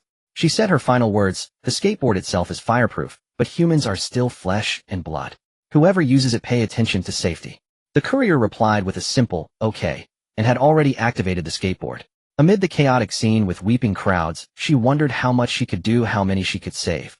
Heat source detected. Emergency mode activated. Do you wish to flee immediately? If no response within 2 seconds, will default to taking the owner away. Yes, that was the skateboard's first instinct, to take the owner away from danger. But if she wanted that, she wouldn't have come. "No. Take me up." The courier's voice was calm. At the end of the call, Jiang Huaining heard cries. Old young adults sobbing, choking, anguished, and some angry shouts. She had never been exposed to so many voices and pains. It felt like glimpsing another side of the world, both illusory and real. She contacted Yan Xiao. 10,000 skateboards were indeed few, spread across the country, only a few dozen per city. She wondered how many of those dozens had discovered Chuanxiang's mutual aid agreement and signed it. Through the skateboard's holographic projection, Jiang Huaining could see the fire specifics. The wooden stairs were already too charred to walk on. Yan Xiao was writing code when he answered, "Huaining." Jiang Huaining said, "Locate all Lincoln skateboards within 100 kilometers of this address. Activate emergency function and ask all owners who sign the mutual aid clause if they are willing to let their skateboards participate in the rescue." Yes, after every successful payment, Chuanxiang would send a message to the customer. That was the Lincoln mutual aid agreement. Originally, Jiang Huaining thought maybe it would come in handy, and it also showcased Chuanxiang's humanitarian spirit. But she never expected it to be used under such circumstances. However, the agreement stipulated that Chuanxiang covered only 30 of the skateboard's damage. The rest was the customer's responsibility. So how many would be willing? Jiang Huaining believed in the goodness of human nature, but she also believed in its evil and indifference. Choice hung on a single thought. Yan Xiao worked swiftly, activating the backend query. Found 103 Lincoln skateboards within 100 kilometers, 36 owners signed the mutual aid agreement. They have been asked if they consent to mutual assistance. Upon consent, the assisting skateboards would also enter emergency mode, speeding through the sky at altitudes above urban buildings, but below aircraft flight paths, racing to the rescue point. Yan Xiao's words had barely faded. Many people who were playing with their skateboards heard the smart system's voice. Master of Fire has been detected within 100 kilometers requiring rescue. Do you agree to let baby go to help? Master of Fire has been detected. Do you agree to let Ling Yijie go to help? Master of Fire has been detected. Do you agree to let Jindo Yin go to help? I called you Jinduyin, so how could I not let you go? Under the sunlight, a youth in a white school uniform gazed at the distant sun, her voice, gentle yet firm, approved for support. Jinduyin has received the signal. Emergency rescue mode activated. With permission granted, Jinduyin soared to unprecedented heights and speeds, vanishing from the youth's sight in an instant. Meanwhile, across every corner of the city, countless voices echoed in agreement to provide support. Ling Lingyi approved for support. Ling Yijie approved for support. Ling Kong Shaoxi approved for support. One by one, the green dots representing rescue acceptance lit up. Within seconds, half of the 36 dots were illuminated. Within a dozen seconds, all the green dots, symbols of hope, had lit up. At that moment, in this remote city, all 36 individuals were fixated on the same direction. On the shared screen, the skateboards responding to the call sped toward the fire scene. Yin Xiao sent a live video feed showing the exact location of the blaze. This was a quaint remote town. A reporter stood about 20 meters away from the small building, broadcasting the fire to the livestream audience. Firefighters were battling the flames, water cannons spraying relentlessly at the high floors. Yet the fire raged fiercely. The surface flames appeared subdued, but hidden sparks within the building flickered like ghostly flames, terrifyingly persistent. This was not the first fire in this city, but it was the most challenging rescue ever. An explosion could occur at any moment. Many people had managed to reach balconies, fleeing the flames, their faces tear-streaked as they held up their children, begging for someone to save them. But there was only one hoverboard, and the building was dozens of meters high. The small building, old and dilapidated, was covered in ivy, once a beautiful sight and a popular tourist photo spot. Yet as autumn arrived, the ivy leaves turned yellow and the dry fallen leaves became a second catalyst for the fire. The reporter on site was clearly struggling to maintain composure. The rescuer currently in charge is a courier. She has already saved 10 people, but according to the property management, there are still dozens trapped in the fire. This is the most severe fire our city has ever faced, and the most difficult rescue. On behalf of all survivors in this neighborhood, and every firefighter, I implore viewers outside the screen, if you are in this city, if you have a hoverboard capable of high-altitude rescue, could you please lend a hand? As the reporter's words faded, the wooden staircase of one building collapsed entirely under the flames. A person nearby suddenly fell to their knees, covering their face and sobbing. I told you we should have removed those ivy vines. But no one listened, letting them grow like that, saying they were beautiful and would attract tourists. What's beauty compared to life? The firefighter didn't know how to console them. Indeed, the ivy-covered row of small buildings was one of the town's most stunning attractions. Without the ivy, the city would lose its greatest feature and competitiveness in the tourism industry. The people on the first and third floors had been mostly rescued thanks to the firefighters, but the higher floors were unreachable. A lighter firefighter tried to climb up the drainpipe, but the upper sections had melted from the intense heat, unable to support an adult's weight. Everyone wanted to survive, but there was only one hoverboard. Countless hands reached out from balconies. Save my child, she was just born. Huayao took the baby from the mother. My child is only 5, please save my child first. A 6-year-old girl home alone with her 3-year-old sister said, Big sister, my little sister is so young and always cries. Can you save her first? I can wait a little longer. In the face of death, most people gave the chance of survival to the children. Time blurred, and Huayao lost count of how many children she had brought down. But suddenly a second person on a hoverboard appeared beside her. After taking a child, they passed Huayao and said, We're here. At the same time, a child who didn't yet understand looked up at the sky, spotted something, and said joyfully, Mom, look. Shooting stars. All the skateboards that had accepted the support request arrived at the scene. A girl nearby was the first to rush over. The shooting stars entered one home after another through windows or balconies. They were equipped with basic infrared detectors and human recognition systems, allowing them to locate trapped victims more precisely. Jiang Huaining's terminal received notifications one after another. Jinduyin has arrived at the scene, beginning support. Ling Lingyi has arrived at the scene, beginning support. Under emergency rescue mode, the metal wires originally used for cargo on the skateboards could deform again, securely fastening injured victims to prevent secondary injuries from falling. But this also meant more energy consumption.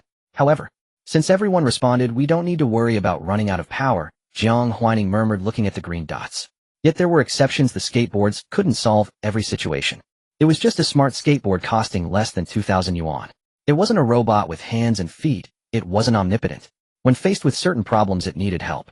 Jiang Huaining and Yin Xiao had set up methods for requesting assistance. One skateboard approached a firefighter.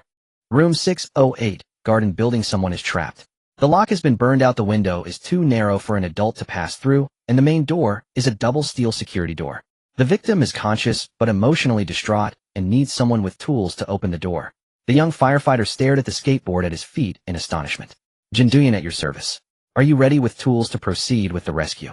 Of course he had tools. The young firefighter stepped onto the skateboard, rising higher and higher from the ground. Meanwhile, the courier who had started the rescue finally caught her breath as all the reinforcements arrived. She heard the name. Jinduyan. What a wonderful name.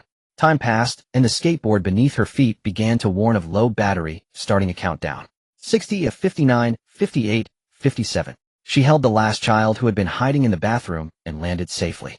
The square erupted in applause and choked sobs. Some people fell to their knees. Thank you. Thank you. The sirens of ambulances wailed continuously. The good news was that although some were seriously injured, no one had died. A total of 37 hoverboards, 5 of which were completely wrecked, while the rest suffered varying degrees of damage. Some were smashed, others had their metal wires warped by the flames. In their current state of energy and condition, they could no longer return to their owners. But their owners came to retrieve them. Linglingi, I've come to take you home. Jinduyan, let's go home. Both Linglingi and Jinduyan were among the hoverboards that had been destroyed in the rescue. The owners had only just received their boards and hadn't played with them long before they broke. No owner could help but feel distressed. Jinduyan heard its owner's voice. Its voice control system was still intact, so it emitted a fragmented response. Jinduyan has successfully completed the rescue mission. It had been destroyed by a heavy blow while shielding the firefighters downstairs from large falling burning debris. The young woman cradled it in her arms, heedless of soiling her white clothes, smiled at the people around her, and then silently departed. Someone called out to her, wanting to catch up and offer a bank card to compensate for the loss, but she merged into the crowd in a few steps and disappeared without looking back. The after-sales department of Chuangxiang's Linkhong received many calls. All were about repairs. But one person was rather special. My hoverboard. The exterior and internal components are severely damaged. Could you check if its chip is still good? If it is, I want to give it a new body. The customer service agent was a bit taken aback. Of course we can, but the cost will be higher than buying a new hoverboard, and our company does not provide a 30 subsidy for expenses beyond the base price. The young woman's tone relaxed and a trace of a smile finally appeared. It's okay as long as it can come back. I said I would take it home. The live stream on the computer continued, but there were hardly any viewers left. The last ambulance screamed away into the distance like souls unwilling to die, shrieking sharply. Jiang Huaining looked at the live stream as if she could still recall the distant white-clad young woman. The hoverboard is not truly an AI with feelings, but at this moment I feel as sorrowful for the board as she does. With this outstanding performance, Linkhong would attract even more fervent adoration. In fact, the online frenzy had already begun the moment the Linkhong hoverboard appeared. The company's backend suddenly received a flood of new reviews. Most buyers didn't like to leave reviews, preferring to default to good ratings or wait until they had fun, but now positive reviews came pouring in like a swarm of bees. Jiang Huaining glanced through them, hoping to see if any buyers could offer suggestions for improvement. I didn't realize the hoverboard's emergency rescue function could fly so high. I was too busy playing with it to read the manual carefully. The mutual assistance agreement is so powerful. I thought it was useless and didn't sign it, but I just retrieved the link and signed it immediately. I'm really moved. I went to work writing it, and I must say it's quite spacious. I used to complain it flew too low to let me become a magic wizard, but now I dare not complain anymore. In a critical moment, it can really take me far away. I saw the video of it's really amazing. Even if you're severely injured and unconscious, it can take you away. It gives me a full sense of security. Am I no longer afraid of human traffickers? Because even if I'm tied up, it will pack me up and take me away. I watched the live stream and saw several hoverboards destroyed. I feel so sorry for them. Although hoverboards don't have real life, their voices are cute, and they spare no effort for humans. I hope they can be repaired. Can the hoverboard have a door opening function? Sometimes the situation is dangerous and humans can't easily get in. If the danger is from humans, can the hoverboard take me away too? After reading more than a dozen reviews, she finally found a few constructive suggestions. She also saw the order details from the after-sales department. Someone requested to keep the chip and replace the shell. This unusual request reminded her of that white-clad young woman. She loved perfection, but this time she felt it was not perfect enough. I originally thought Linkhong was good enough, but now perhaps we should develop a second generation. At the very least, we should add more protection to the chip and include cloud storage functionality. As a high-tech entertainment product, Linkhong might be outstanding enough, but when it comes to rescue, it actually has many shortcomings. She scrolled through the comments again and felt that the battery should be improved. The current battery life is indeed sufficient in normal mode, but it still needs charging once a week. Jiang Huaining was originally satisfied with a week, but now she felt she could do better. Could solar panels be installed on the surface of the hoverboard? How to make solar panels. The principle can be found in a quick search, but to turn it into reality, more detailed courses are needed. Jiang Huaining purchased new courses. Xingji already has many courses on this subject. The system watched for a long time, somewhat puzzled. It even didn't understand why so many people were willing to lend a hand. Host, why don't you develop one specifically for rescue? Why not? Jiang Huaining said. Because the price wouldn't be much cheaper, and it wouldn't be portable. Few people would buy it. Dangers are rare, and I don't want to create panic just to sell things. Besides, some people may not encounter a life-threatening danger even once in their lifetime, so most people have a sense of luck. The hoverboard is relatively large in size, but it can be carried around and can follow intelligently. Other things can hardly achieve this. While chatting with the system, Jiang Huaining received a call request from Qin Xian.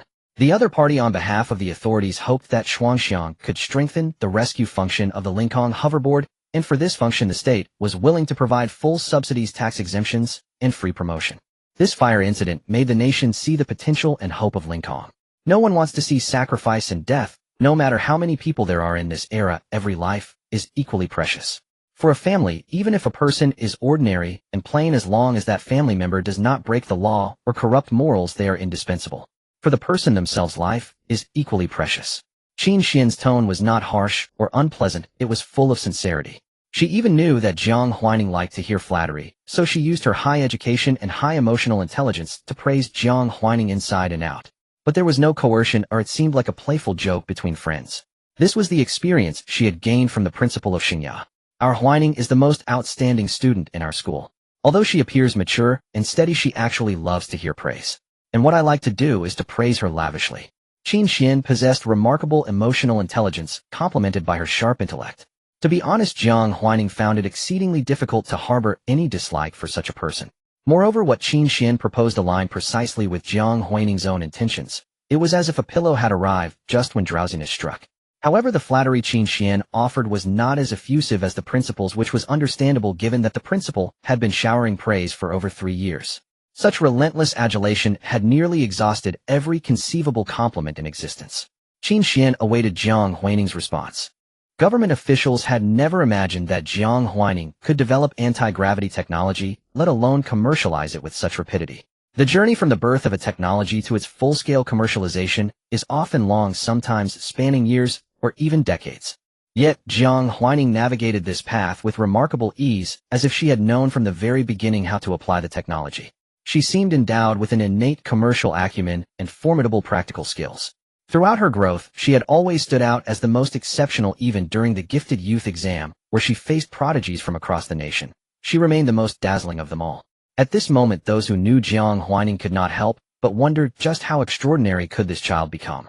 The creations of renewal and rebirth alone were sufficient to secure her a place in human history, and now with the addition of the hoverboard, her legacy seemed boundless. What was even more daunting was that Jiang Huaining was still young, far too young. She had once told Xiang Dinglan that she would bring forth more products, and she had indeed delivered. Gazing at the somewhat messy draft on her notebook, she murmured, "I actually have an idea." "That's perfect. If you need anything else, please let us know. We'll do our best." Qin Xian smiled. "We are adults, we can't let a child do all the giving while we do nothing." Jiang Huaining was accustomed to this, but the system once again fell into bewilderment. It felt that the people of this nation were somewhat different from those of the future. Should adults be required to give, and to give willingly? In the interstellar era, everyone prided themselves on following geniuses, but the paramount concern was glory, not contribution. Yet the adults of this country seemed anxious that the host might suffer a loss. Murong Jing had invited several members of the Hyuk flying car team for Lu Shangshu. He had initially thought this would be a difficult task, but to his surprise they agreed without much effort, and even 2 more individuals came than he had anticipated. As the sole commander of the new company, Lu Shangshu understood the importance of showing respect to talent. He deliberately changed into a suit and accompanied Murong Jing to the airport to pick up the guests. The timing was fortuitous. They had not waited long before they saw several yellow-haired foreigners descending from the plane. Compared to Lu Shangshu, these foreigners were more robust both in stature and in the muscularity of their hands. Murong Jing stepped forward and shook hands with the one at the front, greeting him warmly. In English, "Marco, long time no see." Marco was a foreigner who could speak a bit of Chinese, so when Murong Jing spoke English he responded in Chinese, with an accent, "Long time no see, my friend. Hua Kingdom has been developing rapidly lately. I heard there's a kind of youth-restoring pill here that is extremely popular. I wonder if I have the honor of tasting it." "A youth-restoring pill?" That was undoubtedly Jiang Huaining's creation. Lu Shangshu felt that the foreigner before him was quite tactless. You. Marco seemed to notice Lu Shangshu for the first time. Oh my, who is this? Just as Murong Jing was about to introduce Lu Shangshu, the two foreigners behind him, ignoring the occasion, began discussing only their own concerns. I've heard too that Hua Kingdom has produced many wonderful things recently. Too bad they're so stingy, unwilling to sell to us. Your hoverboards are really cool. I saw the video, and they're totally awesome. When he said awesome, the golden curly-haired foreigner made an exaggerated expression to show his genuine admiration. Lu Shangshu quietly interrupted their praise, saying, I am Lu Shangshu, and I will be your future boss. The hoverboard is decent, but in terms of speed and safety, it is far inferior to our flying cars. It can never become the mainstream mode of transportation. This vast market. Only we will be the first pioneers. He spoke in fluent English, earning him a second glance from the foreign men. However, having all been former subordinates of Hyuk, they were not easily swayed by grand promises. Hyuk's flying car costs at least tens of thousands of US dollars to produce, expensive to manufacture, and even more costly to sell. Even we would have to think twice about our wallets before buying one. To be honest, flying cars are flashy, but only a minority can afford them. And those people, why would they choose your flying car over Hyuk's? A competent boss must also be a competent salesman, understanding the product's positioning better than anyone else. Lu Shangshu reiterated the points he had discussed with Murong Jing. We have cheaper labor and raw materials here. By producing flying cars in this country, we can compress the cost to just over 100,000 RMB, only 1/10 of Hyuk's cost. And lower costs mean we can sell at a lower price. Low price is always the best way to capture the market. A burly man with long brown hair and a beard asked, that's still not cheap. As I understand, your country's per capita disposable monthly income is 5,000. What profit can we make on flying cars? The price of a flying car cannot be lower than that of a traditional fuel car. Whether a flying car sells and how many it sells depends heavily on its pricing. If they were merely employees, they wouldn't need to worry about this, but if they signed the contract, they would receive one of the company's profits. Lu Shangshu 300. Targeting mid to high-end users. No, targeting everyone. Lu Shangshu smiled slightly. You may find it incredulous, but it is achievable. We have already reached an agreement with the largest private bank in the country. They are willing to offer a 30-year loan for all flying car purchases with interest returned monthly for the first 2 years, effectively a 2-year interest-free period. This will tempt many. Indeed, it was enticing. A 30-year mortgage offered no such interest return. Lu Shangshu's confidence instilled a degree of trust in the foreigners from distant lands. They were indeed outstanding talents from Hyuk's team, but as the world's richest man, Hyuk had an abundance of such talents, making them inconspicuous. Being inconspicuous meant that the real benefits would never come their way. That was why they were willing to come to Hua Kingdom. Of course, there was another reason. It was said that the new life green card purchase would soon be available to freshmen, meaning foreigners could also buy a new life with a Huagua green card. Though the quantity was even more limited and harder to obtain, and they had to wait until Huagua citizens finished purchasing, at least there was an opportunity. If what you say is true, then well, sign the contract. Without further ado, he proceeded directly to sign. But Maka still had doubts. The hoverboard, one, it really threatened the flying cars. I've seen its performance in emergency rescues. It's outstanding, capable of reducing many casualties and sacrifices, and it's fast enough. Lu Shangshu's smile faltered slightly. Mako, I understand your concerns, but it's just a skateboard. Even if it can hover, that doesn't change the fact that it's still a skateboard. Besides, its normal speed is even slower than an electric scooter. It's in a completely different league from our flying cars. How could it possibly threaten us? He hadn't seen Jiang Huaining in a long time. Yet, Jiang Huaining followed him like a ghost. Several weeks into the sophomore year, Jiang Huaining hadn't attended a single day of class, but she remained the daily topic of discussion. If not her, then the hoverboard. At school, Jiang Huaining's fan club grew larger, and even his own fans directly defected. Girls who used to blush at him, and even boys who admired him, now blushed at Jiang Huaining's photo on the honor roll, though he couldn't understand why anyone would blush at a guy. He seemed to have fallen from being a beloved teenage idol to an ordinary drab person. So he left school, focused on managing the company, and diligently prepared for the ICHO finals. Maka showed a look of realization and said, what you said seems reasonable, but if we enlarge the skateboard, could it become a flying car? It's still hovering. Maka had a lively mind. He thought of things Lu Shangshu dared not imagine. Murong Jing said calmly, in an ideal state it's possible. But in reality, the structures of a car and a skateboard are completely different. A skateboard can carry at most 300 Jin, while a flying car needs a load capacity of 100 Jin, along with more comprehensive safety and navigation features. These are not easy to overcome. We've only just begun. Don't bolster others' spirits and dampen our own. Now that Huagua is vigorously supporting the research and development of flying cars, once we successfully build them, that will be the time we truly occupy this vast market. Everyone agreed with that statement. From then on, Liu Shangsha's flying car team was officially established. While Liu Shangsha's flying car project was in full swing, Jiang Huaining completed the improvement of the second-generation hoverboard. The second-generation board was equipped with an improved solar panel, allowing it to fly indefinitely, as long as there was sunlight. Of course, the most significant improvement was in the emergency rescue function. Yin Xiao rewrote the system for this flying car and integrated it with the national public security alarm system. She seemed naturally compatible with Jiang Huaining, always able to grasp Jiang Huaining's intentions at the fastest speed and write programs that best matched Jiang Huaining's vision. The second-generation hoverboard had been sent for testing. Results were expected to come out soon. Signing Yin Xiao to the company was one of the best decisions I've ever made. Jiang Huaining marveled at her own genius for spotting talent. She truly enjoyed discovering talent, and Yin Xiao was undoubtedly the most compatible one. Sometimes Jiang Huaining would only mention a few vague words, and before she could elaborate, Yin Xiao would understand directly and even propose improvements. For example, integrating with the public security system was Yin Xiao's suggestion. But this required permission, yet Jiang Huaining had Qin Xian and countless political bigwigs behind her who admired her and wanted a safer society. Thus, this matter was easily accomplished. Moreover, integrating with the public security system incurred little cost beyond system maintenance, and it further enhanced the safety and rescue capabilities of the hoverboard. In addition, Jiang Huaining also improved the mutual aid agreement for the hoverboard. Previously, it was filled out by sending a link from customer service. Now it was directly embedded in the activation system, and when the board was activated, it would ask whether to sign the mutual aid agreement. During a fire, all who had signed the mutual aid agreement extended a helping hand, but that didn't mean everyone who signed would do so in the future. Jiang Huaining understood the goodness of human nature as well as its evil. She couldn't let the kind-hearted feel cold, nor allow the wicked to always take advantage of the good. This was Jiang Huaining's principle. So she had Yin Xiao add a feature to the mutual aid system. Those who participated in aid would receive a little red flower. Those who refused 3 times in a row would get a sad face. 1 refusal is understandable. Maybe it's inconvenient. 2 refusals can also be understood. But 3 consecutive refusals. Then you have to ask yourself why you signed the agreement in the first place. Terms are not just for show. If these things weren't sorted out, some people would be unhappy. Good people can suffer a loss once, twice, 3 times, even 7 or 8 times. But if good people always suffer, who would want to be good? Don't take good people for fools. Even if the good people themselves are willing, their families wouldn't be. The soaring generation seemed to have sparked a wave of enthusiasm, but then suddenly fell silent. Of course, what was silent was the innovation, not the netizens. 3 weeks had passed, and apart from the first batch of hoverboards, there was no news of a second batch. Netizens could no longer sit still. Some kept urging 3 weeks, already shouldn't production be ramping up? The neighboring flying car company is eyeing us covetously. New Life now has a daily inventory of 200, right?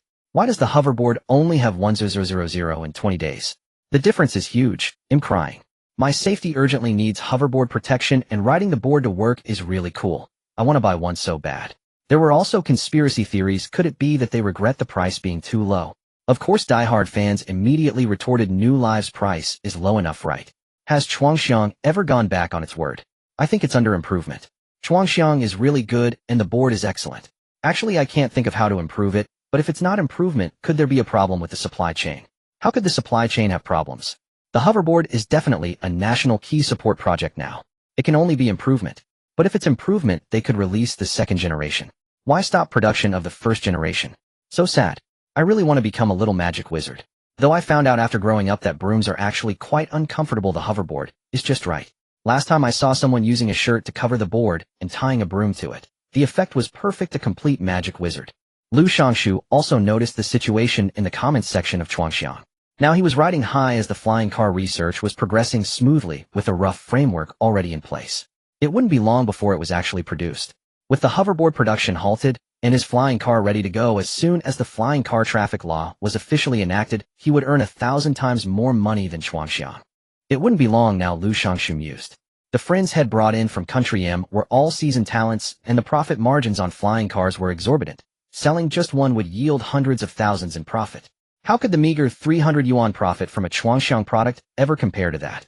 Liu Shangshu understood the market. Though he didn't know exactly how the hoverboards were manufactured, he was certain their costs were far from low. Had he not known that Jiang Huaining was not one to run a losing business, he would have suspected that the 1620 yuan price tag was an act of charity. Liu Shangshu submitted a request to the National Ministry of Transportation for the enactment of flying car traffic regulations. His words were honeyed. For a nation to stay ahead, its laws must outpace those of other countries. Country M had yet to issue flying car laws burdened by countless concerns. But Huaguo, with its vast talent pool and expansive territory, could first conduct regional trials. Once the regulations proved feasible, they could then be rolled out nationwide. He also attached a reference draft of the flying car law written by lawyers he had hired. The leading dragon in an industry has the power to set its standards. Take milk, for instance. The protein content per 100 milliliters isn't mandated by the state, but is jointly determined by the industry's leading dragons. Liu Shangshu didn't care for milk, but that didn't stop him from harboring ambitions of becoming a dragon himself. Thus, he submitted a set of flying car regulations that favored his own interests. Those regulations soon landed on the desk of the Minister of Transportation. From Sidiye, she murmured, opening the thin envelope. She put on her glasses and read the letter. Though advanced in years with graying hair, her mind remained sharp. Attached was a reference draft of regulations. After reading it, she commented in an unreadable tone, "He certainly knows what kind of regulations work to his advantage. Ambitious, greedy enough with decent capability, and clever enough to leverage resources to make Hook's employees work for him." His eagerness to push for the regulations showed he was confident he could build a flying car. But flying car loan, joint family loan, all signatories bear equal liability under any circumstances until the loan is fully repaid. This supplementary clause tucked away in a corner was impossible to ignore. As far as I recall, this clause wasn't in previous car loan agreements. Most car loans max out at 5 years, rarely requiring multiple cosigners. Blue Sky Technology's deliberate inclusion of this clause clearly held great importance for them. She tapped the clause and said to her secretary, "Look into what Blue Sky Technology has been doing with loans." The secretary was puzzled. What could they possibly be doing with loans? Aren't loans regulated by the state? Though confused, she nodded and accepted the task. The Ministry of Transportation had its own channels. Investigating such matters wasn't difficult. Soon a report on Liu Shangshu's activities landed on the minister's desk. A 30-year ultra-long loan. The man certainly had audacity. No wonder he needed the entire family to sign as co-borrowers. After all, if one party lost their job, the other could continue repaying, maximizing the interests of the company and the bank. Of course, given the high price of flying cars, without such ultra-long loans, only a minority could afford them, and the market would be painfully narrow. Blue Sky Technology's introduction of the ultra-long flying car loan was for the sake of its own future. Yet the Minister of Transportation could not tolerate such a practice. Ordinary people already carried 30-year mortgages. Adding another 30-year flying car loan would double the risk of their lives spiraling downward if anything went wrong. Cars are consumer goods, not necessities. But Blue Sky seemed intent on turning flying cars into necessities. Yet, the flying car traffic law could not be delayed any longer. Chuangxiang had not released a new hoverboard in 3 weeks. Unable to find other channels, netizens flooded the official Weibo comments. "Where's my hoverboard? Where's my dream? A company next door is about to launch a flying car, and our hoverboard still isn't out. We need hoverboards urgently. Yeah, the neighbor's flying car is almost here. A flying car next door?" The employees of Chuangxiang had heard the rumors too. After all, Blue Sky Technology, which was developing flying cars, was located in the same industrial park as Chuangxiang, just a short distance away. A company working on flying cars was bound to attract attention. Blue Sky Technology has some skills. They managed to recruit the Hyuk team. This might actually be real. But hasn't the flying car traffic law been enacted yet? Even if they develop a flying car, what's the use? A colleague gave a knowing look. "What do you mean, no use? Believe me, once the government starts discussing the flying car law, it's only a matter of time before it's finalized. Just missing a few details." The colleague ground a cup of coffee. "Personally, I think the flying car law coming out isn't a bad thing. Our second-generation hoverboard is already in testing. It'll be done in a couple of days, and then we can keep improving. Maybe even turn it into a flying car." At the company seminar a few days ago, didn't they discuss derivative products for the hoverboard? They mentioned launching flying shoes. Wear them, and you can fly. I snooped around the R&D department. They said development has already started, and it won't be long before they crack it. That fast? With existing references, of course it's fast. The R&D team has already dismantled who knows how many hoverboards these days. Even by rote memorization, they've learned something. Besides, most of those people in R&D are science geeks. Their minds work fast. I don't know where the boss found them. These words made sense. Chi Baiyu received the news and announced that the Lincoln's second-generation hoverboard would soon be released. Chuangxiang Technology v. Hello everyone, the Lincoln Hoverboard Gen 2, with superior performance and enhanced safety, has passed national safety tests. 100 units will go on sale this Saturday at 10 a.m. Comparison image of Gen 1 and Gen 2. JPG. After more than half a month of waiting, netizens finally got the second-generation hoverboard. Its appearance was not much different from the first generation, but the material looked far superior. Everyone scrutinized the comparison image, then began worrying about their wallets. Dual charging mode, solar and electronic fast charge. Unlimited flight and sunlight. Program update, added emergency call function. Can record audio and directly connect to the local police station. Optimized obstacle detection, added road recognition and traffic light recognition. Added chip protection and cloud upload function. Reinforced the shell's hardness and toughness. Introduced smart heavy load carrying function, fatigue prone, usable only in emergency mode. A cascade of improvements made its flaws invisible. Netizens wept and commented, "What's the price? Will it be restocked every day?" The second-generation hoverboard Chi did not directly announce the price. This was also the requirement conveyed by the chairman's secretary, but she already knew the price. At this moment, comments refreshed in a flood, overwhelming to keep up with. She replied to a few frequently asked questions. The release time is uncertain. Currently, the company has notified that new stock will be released every other day. Customers who purchased the first-generation hoverboard can exchange it for the second generation for free. The price will be announced tomorrow at noon. Jiang Huaining rubbed her temples and walked out of the company gate with a cheerful mood. Getting into the car, it drove out of the industrial park. The industrial park in City A was vast. The Chuangshan headquarters was not far from the gate, but it still took 10 minutes to drive. Luo Yuan was reporting work matters to her. By Jiang Huaining's side, Luo Yuan had become increasingly efficient and more confident in her speech. Currently, the company has 8,000 employees, of which 5,000 are assembly line workers. The HR department is recruiting and expects 500 new employees to join next week. The increasing number of employees was due to the company's expanding business. Jiang Huaining had originally thought that the 30-plus-story office building she purchased would serve for a long time, but unexpectedly, it was about to be filled so soon. She would need to buy a new office building. However, why did she have to buy office buildings at all? Given Chuangxiang's current expansion rate, if they kept buying office buildings, they might end up purchasing all the office buildings in City as industrial park. Jiang Huaining thought for a moment and said, "Look around recently for any land suitable for building the company headquarters and make it a large one." Luo Yuan replied, "Okay."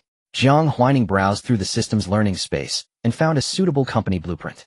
It was a multi-building complex with the tallest building at 30 stories, most others at 20 stories, and each building connected by lanes for hoverboards to glide. The overall design exuded a futuristic sci-fi flavor, satisfying Jiang Huaining both in terms of design and employee capacity. Compared to this blueprint, the current company office building seemed rather ordinary. Such a multi-building complex could accommodate hundreds of thousands of employees. Of course, the price was also quite beautiful, costing hundreds of billions. Jiang Huaining counted the balance in the company account. It's enough, and it was quite sufficient. After arriving home, Jiang Huaining went to the study and began drawing blueprints based on the multi-building complex. The computer screen was on. A blog post popped up. Genius Murong Jing from Huke's flying car team returns to China, joins domestic flying car research, now employed at Blue Sky Technology. A very long title that directly stated all the key points. Even without clicking, Jiang Huaining saw the first line of small text. Blue Sky's philosophy is to let everyone realize their flying car dream. It was obviously written by Lu Shanshu, who loved to paint a rosy picture. An empty pie would be fine, but what she feared was that he was painting an iron pie that would knock out all one's teeth. They've already started promoting and creating hype. Does that mean the research is almost done? That speed was quite fast. But it took her nearly a month to improve a hoverboard she had made herself. Could Lu Shanshu, who had never touched flying cars before, also need only a month? But it's still too hasty. It seems the Lu family's funding gap is severe. Even selling his son into marriage can't patch it up. Of course, there was probably another reason Lu Shanshu wanted to redeem himself. Lu Shanshu was a proud man who couldn't tolerate anyone stronger than him or accept being inferior to others.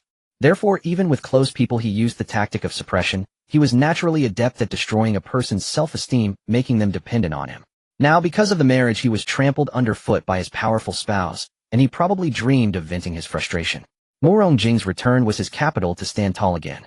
Jiang Huaining clicked on the blog post. As she expected, there were many positive comments and expectations, and netizens were very interested. Flying cars were already attractive enough, and Lu Shanshu was using "let everyone realize their flying car dream" to lure the public. Even those without this dream could be incited by him to have one. Can he make money? By manipulating public opinion, he can make more money than the Lu family. That was the charm of technology: high profits and long-term loans. Once a car was successfully sold to an ordinary person, it was equivalent to buying off half of that person's wealth. Huke became the world's richest man precisely because he held the most powerful technology. And these technologies would generate endless massive wealth for him. Liu Shangshu was even more ruthless than Huke. Huke's cars had a maximum of 5-year car loans. If you couldn't afford it, you just looked. But 30-year car loans allowed many who couldn't originally afford it to become potential flying car consumers by mortgaging their future. This car was developed so fast, who knows how many years it will last. In her past life, in order to deal with Liu Shangshu, Jiang Huaining had deliberately collected information. Domestic cars needed mandatory annual inspections after 15 years, and if they failed they would be forced to be scrapped. A 30-year flying car loan mandatory inspections every 2 years after 15 years. How many rounds could this flying car survive? It was worth noting that at that time, even with only 2 years of use, Jiang Huaining had uncovered many minor issues that the Liu family had suppressed. Could the current blue sky flying car be better than the one from her past life? Jiang Huaining said, just wait for him to launch. He's eager to recoup his investment, so it should be soon. Jiang Huaining scrolled the page in front of her. She certainly wanted to make flying cars, but her first consideration was how to ensure user safety. Flying cars were very fast and operated at high altitudes. Once an accident occurred, it would be a high-altitude fall. How many could survive? Blue Sky's launch speed was indeed very fast. When the Ministry of Transportation announced the pre-implementation cities for the flying car law, Blue Sky Technology announced that its flying car research was successful. The next day was Blue Sky Technology's press conference. Jiang Huailu and Jiang Qinghe were both invited. But Jiang Qinghe didn't go. Huke's flying cars are safer. If I want to buy a flying car, why would I buy his? Jiang Huailu also didn't want to go. He's dishonest. Something will happen sooner or later. Jiang Huailu was gentle-natured. Even if he disliked someone, he rarely attacked them. Jiang Huaining certainly wouldn't go either, but Liu Shangshu's press conference video was all over the internet. Because the flying car did indeed lift off under the live camera. This was the first flying car in China. Our flying car is priced at 700 RMB, the price of an average mid-range car, only 1/10 of Huke's company. Of course, this is not because I don't want to make money, but because I know many people share the same dream as me. To drive their own car, fly into the blue sky, and embrace freedom. To let more people own and drive flying cars, we can make less money, just so everyone's dreams can come true. A reporter at the scene asked, Chuangxiang has now released the second-generation hoverboard with superior performance. Now that everyone has hoverboards and can go to Songyu County for free to experience flying freely, how does your company guarantee that flying cars remain a dream that ordinary people are willing to give everything for? The reporter's questions were sharp, clearly unfriendly. What did she mean by sacrificing everything for a dream? A flying car didn't require one to sacrifice everything, but if you deducted the cost of living, her words weren't entirely wrong. Liu Shangshu realized that this reporter was not one he had invited. Yet she was fully equipped with a microphone and camera seated in the audience. No good intentions. His smile faded slightly. I don't know if it will be the dream of every ordinary person, probably not. But as long as there is one person whose dream is a flying car, it should not be ignored. As for the skateboard, Liu Shangshu paused. The Chuangxiang skateboard indeed has superior performance, and you can experience the freedom of flying in Songyu County, but a car and a skateboard offer different sensations. I think everyone can understand that. At this point, a wise reporter would have stepped down. But this one continued, can your company really be sure that the flying car is made for ordinary people?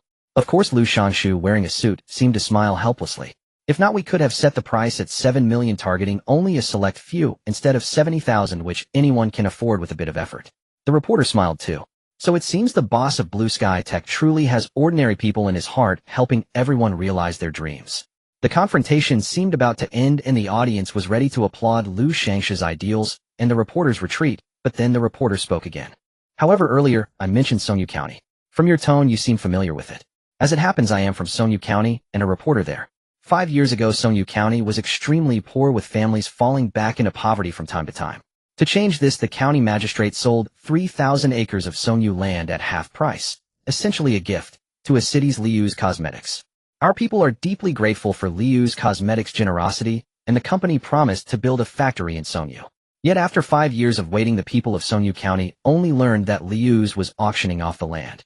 As a reporter, I interviewed Mr. Liu Jianrong, a man who cared for the people and the nation 5 years ago, and I have a faint impression of his son. The reporter chuckled. Now you've grown up and your appearance increasingly resembles Mr. Liu Jianrong. Not only have you achieved success in your career, but you also carry the people's dreams in your heart. Truly a worthy son of a worthy father. Liu Shangshu looked at the reporter, then at the live streaming camera nearby. Blue Sky Tech was meant to sever ties with Liu's. Yet his relationship with Liu Jianrong had been publicly exposed by this reporter. The sale of Songyu County's land had left lingering dissatisfaction in some people's hearts. The reporter's words stirred murmurs across the entire press conference. What should have been a press conference full of applause and joy was ruined single-handedly by this reporter. Yet she hadn't openly attacked or insulted Lu Shangshu. Her tone was calm like casual conversation. But at this moment he could no longer speak of keeping ordinary people in his heart, because his father had failed to do so. Lu Shangshu Blue Sky Tech is an independent company. We will provide every flying car buyer with a free 3-year flying car insurance policy. Additionally, we will establish a dedicated department to offer professional support to all customers who purchase a flying car. Lu Shangshu pressed a button in his hand, projecting the flying car's various functions onto a white screen. Smart voice, auto cruise, auto park, 360-degree panoramic view, radar monitoring. Once the flying car law is officially enacted, we will also add a violation alert feature to ensure every customer drives safely and legally. Applause arose from the audience. The video ended here. Jiang Huaining glanced at the online sentiment. Because of the reporter's words, many people were now skeptical of Lu Shangshu's ideals. If Songyu County had remained as unremarkable as before, it might have been fine, but it had now become the flying base for soaring skateboards. Everyone who bought the second-generation skateboard longed to go to Songyu County for a free glide. There were numerous viral free glide videos online, all set in Songyu County. The reporter's words brought a second wave of attention to Songyu County and cast more suspicion on Blue Sky Tech. Jiang Huaining watched the flying car displayed in the video. Legal and compliant. Compliant with the nation's laws and regulations, or with the Lu family's laws and regulations. Jiang Huaining leaned back in her chair. Luo Yuan came over to massage her shoulders, her touch soothing. Boss, should we keep an eye on Liu's activities? Jiang Huaining said, not for now. They'll dig their own grave. Look at how Lu Shangshu talked about ordinary people's dreams. Did he once mention that the flying car loan was a 30-year ultra-long-term loan? Do you think he didn't want to? No, he dared not. He couldn't say it directly to the countless people watching behind the cameras. Once spoken, things would spiral out of control. Real estate already forces ordinary people to spend most of their lives working for it.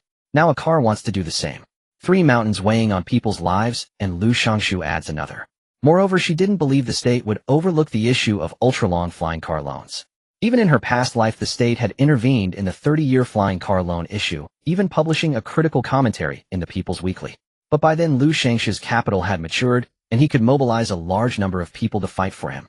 Nonsense like technological progress always comes with growing pains was used to whitewash Lu Shangshu. At the end of the press conference, Lu Shangshu announced that flying cars would go on sale starting October 1st, and that even more favorable loan policies would be introduced. He welcomed anyone interested to come for a test drive. The whole audience applauded. Lu Shangshu breathed a sigh of relief. Backstage, he said to his assistant, monitor the online trends. Don't let netizens connect Blue Sky Tech with Liu's. That reporter really had a loose tongue. Why did she have to mention he was Lu Jianrong's son? The assistant looked at Lu Shangshu's current styling and nodded blankly. Okay. Lu Shangshu had previously attended Liu's apology conference, so to avoid being recognized today, he had changed his hairstyle, clothing style, and even subtly altered his posture. Yet he was still identified. Find out where that reporter works and fire her. If she can't speak properly, she shouldn't be a reporter anymore. Assistant, huh? He was an assistant, not a gangster. The assistant stammered, boss, you said, we should try our best to meet the researchers' demands. But they want the soaring skateboard generation too, which seems to launch tomorrow. My hand speed isn't fast enough. I'm afraid I won't be able to snag one. Do you have any way? His rebirth was only obtained after months of trying.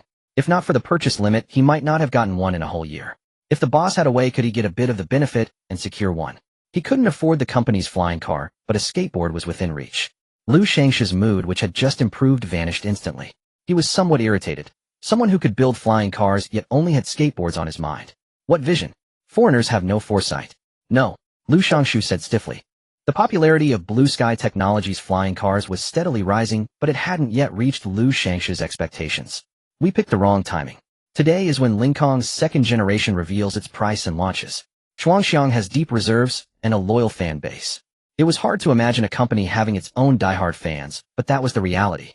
Renewal and innovation had attracted a massive following for Chuangxiang technology, and the government's endorsement reassured fans to continue their devotion. Most citizens thought simply Chuangxiang's products were good and affordable, and the state vouched for them, so they must be trustworthy. Anything they sold was worth a look.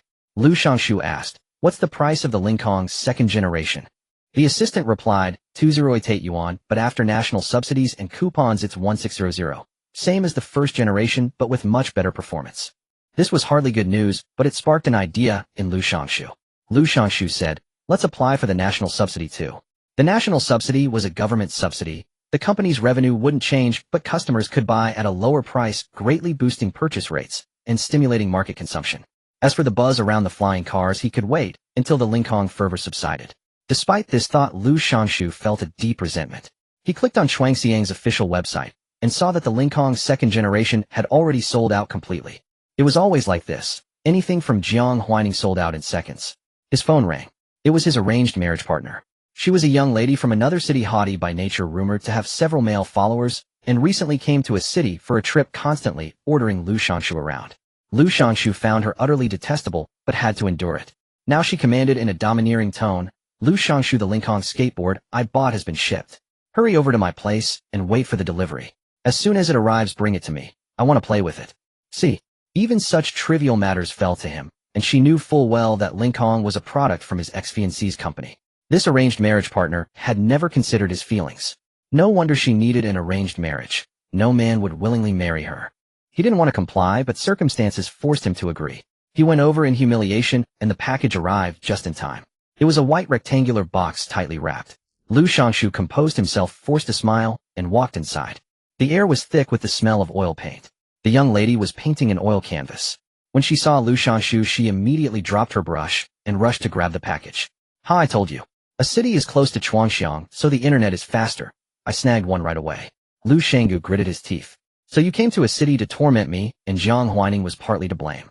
The young lady crouched on the floor, tore open the package in no time, grabbed the skateboard, and headed out to play, completely forgetting there was another person in the villa. The villa's butler approached, a standard 45-degree smile on his face. Miss has a lively personality. Please bear with her, Master Lu. Bear with her. He didn't want to. Lu Shangshu suddenly realized he hadn't seen Jiang Huailu in a long time. Huailu must be studying hard now, right? Campus life was always simpler, and Huailu was the most innocent of all. He had genuinely liked Jiang Huailu, not these crazy women. He remembered her nervousness when she first arrived at Xingya, her confusion and unease about the future. He could have protected her, but he had been rejected. But, just as he was about to send a message to Jiang Huailu through the class group, a red exclamation mark popped up in the chat window. You have been blocked. Lu Shangshu. Lu Shangshu was in a foul mood, but Jiang Huaining was in high spirits. She was on the balcony enjoying the breeze while doing handicrafts with a small table beside her, holding sweet soup made by Jiang Huailu. She had to admit it tasted good. Occasionally she would open the company account and glance at the balance. The money kept piling up, which meant she was getting closer to the title of the world's richest person, a pleasing thought. Her phone screen lit up with a message from a newly added friend. Hua Tianqing, Lu Shangshu is in my hands now. They'll mess with him for you. Can you give me an internal purchase quota for Chuangxiang's new products? Your company's stuff is really hard to snag. I didn't even get a skateboard this time. Pretty please. Please, please. Cat bowing emoji. Hua Tianqing really loved skateboarding. After playing for a while, she was already driving to Songyu County to experience free skating. Thinking it over, she worried she might not be able to snag future Chuangxiang products. Plus, she disliked Lu Shangshu and guessed Jiang Huaining felt the same, so she came up with a plan. She could trade labor. She was the youngest daughter of the Hua family. Her elder sister Hua Jiao, 7 years older, was already the undisputed heir. So Hua Tianqing was destined to live on a few dividend shares, forever dependent on her sister. Because of this, she had developed two faces from a young age, sweet and cutesy to her sister for allowances, and a bully to outsiders. She was really good at tormenting people. That was her greatest strength. After sending that message, Hua Tianqing felt a bit nervous, afraid Jiang Huaining might refuse, so she continued typing. Hua Tianqing, whatever you want to see, I can do it. The Lu family relies entirely on our Hua family's funds now, and doesn't dare to defy me. I heard Lu Shangshu once tried to make your sister fall into the sea. I can make him fall into the sea. You can name any sea you want him to fall into. Hua Tianqing had a kind of naive cruelty. When she played dirty, she was ruthless, but she had a bottom line. She didn't bully the weak or the innocent, and she wouldn't harm kind-hearted ordinary people. Jiang Huaining wasn't surprised she knew about that incident. The Hua family had connections in the public security system. Jiang Huaining had heard of Hua Tianqing's willful and spoiled reputation. Jiang Huailu happened to see the message too, not because she was trying to peek at her sister's phone, but because she was about to feed her sister some fruit when she accidentally caught sight of it. Jiang Huaining looked up and asked, "Do you want to see it? If you want to see, you'll agree to her." Jiang Huailu's hand suspended in midair froze. Did she truly wish to see this? Was it within her power to decide? If she merely voiced her desire, would Lu Shangshu, who once harbored ill intentions toward her, indeed be cast into the sea? It seemed her fate had always been determined by others. Just as when she discovered she was not their biological child before she could even decide whether to return to her birth parents, her adoptive parents had already eagerly taken the child's support and severed ties with her. Now could she for once decide the fate of another? Jiang Huailu hesitated, a flicker of temptation stirring within her, yet the ingrained lessons of the past made it difficult for her to follow her heart. Is it really possible? Jiang Huaining let out a chuckle. Of course. If you wish to see it, you may. There's nothing wrong with that. He deserves it after all. If the male lead's act of pushing the heroine into the water was a chivalrous rescue, then wouldn't an extra, pushing the male lead into the water, be just as righteous? Lu Shangshu sought to turn his fortunes around with his flying car, but for that turnaround to happen, he first needed to be able to rise.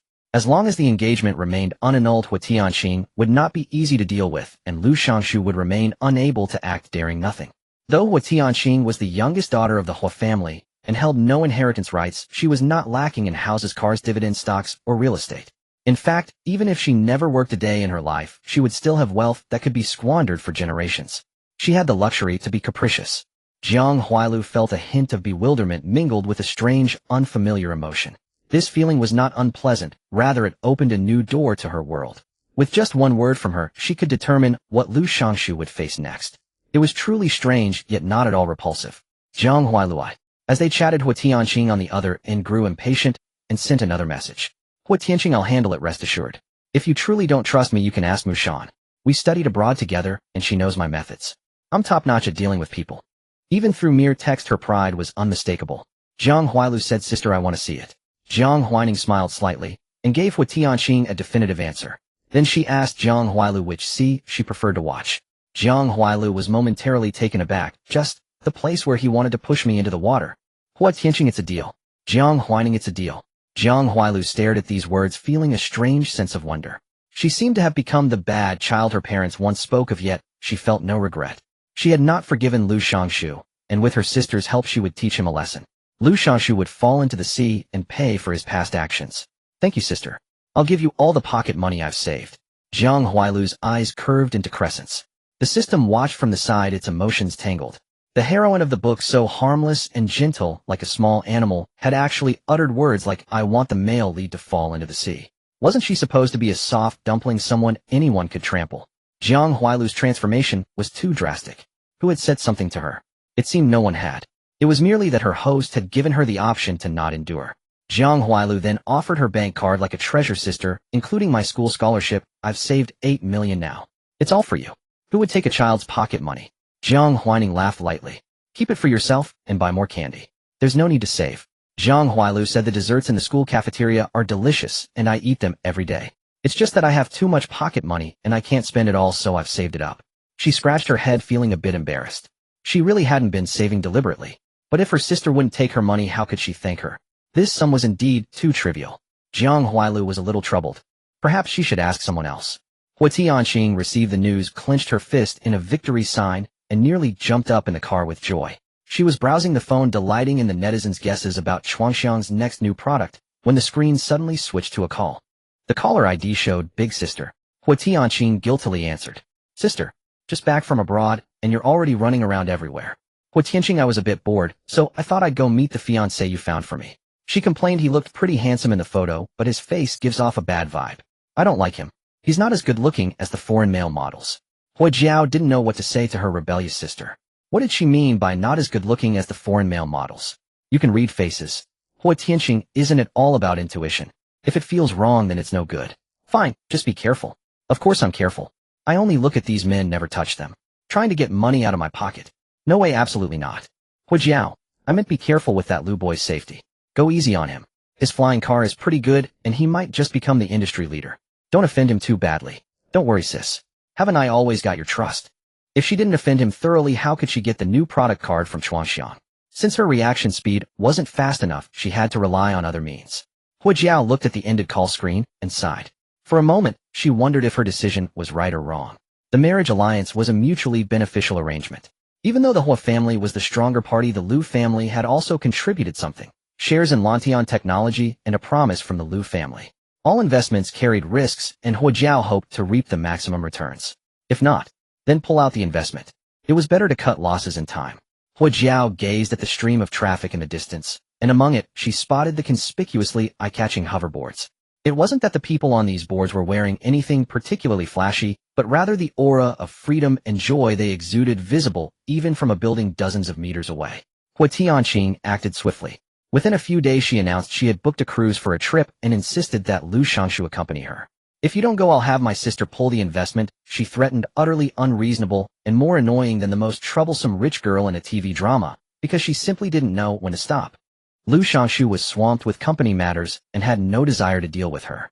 The loan cooperation with the private bank had been stalled, and the foreign researchers in the office were constantly playing with hoverboards, shouting CL, CL, in exaggerated excitement, testing his patience to the limit.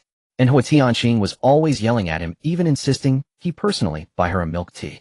He was on the verge of success, yet his life remained stifling. Even Lu Shangshu, with his usually good temper, could no longer endure. Is the cooperation between our two companies something you can decide? How could Hua Jiao listen to you? Stop being willful, Tianqing. I've been very busy lately and don't have time to always entertain you. Who gave you the audacity to shout at me? A cup of bubble tea smashed onto Lu Shangshu's head, dripping down his bangs in a sticky cascade. He froze in place. Hua Tianqing acted even more outraged than Lu Shangshu. Lu Shangshu, do you think I'm asking for your permission? I'm giving you an order. What right do you have to speak to me like that? If you don't comply, I'll call my sister right now and see whether she listens to you or to me. Lu Shangshu lowered his head, staring at the cloying pool of tea on the floor. Suddenly he found it absurd. How dare you? Hua Tianqing didn't know why she wouldn't dare. No one had ever taught her what fear meant. Her family's only expectation was that she stayed within the bounds of the law. Are you coming or not? Hua Tianqing waved her phone, pretending to dial her sister's number. Lu Shangshu, fine. He'll go with you. We'll see who gets the last laugh. Hua Tianqing grinned in satisfaction, immediately flopping onto the sofa to report her progress to Jiang Huaining. A maid came over to massage Hua Tianqing's shoulders. The butler approached Lu Shangshu with an apologetic smile. I'm terribly sorry. Our young miss has been spoiled rotten. Please bear with her, Master Lu.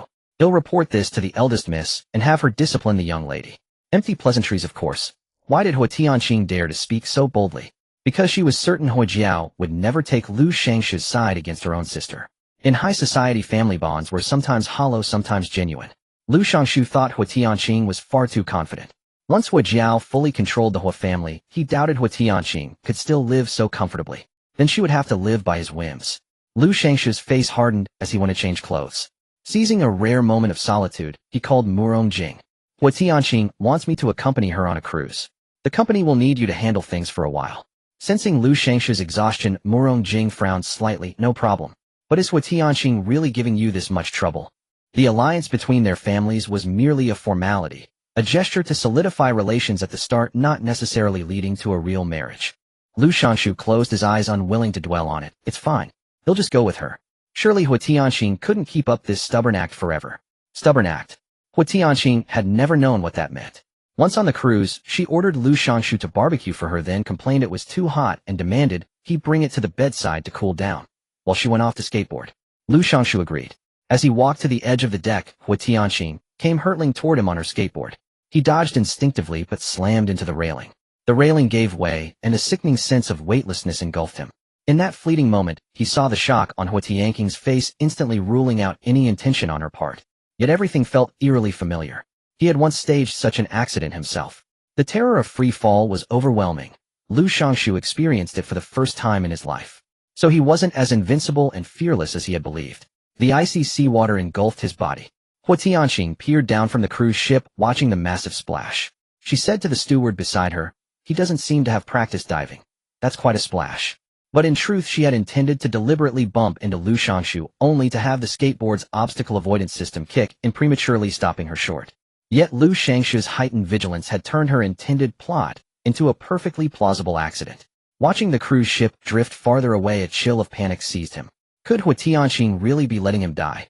A drone transmitted the footage to Jiang Huaining. Only a few seconds of video, but it captured everything, including the inevitable look of terror on Lu Shangshu's face as he experienced weightlessness.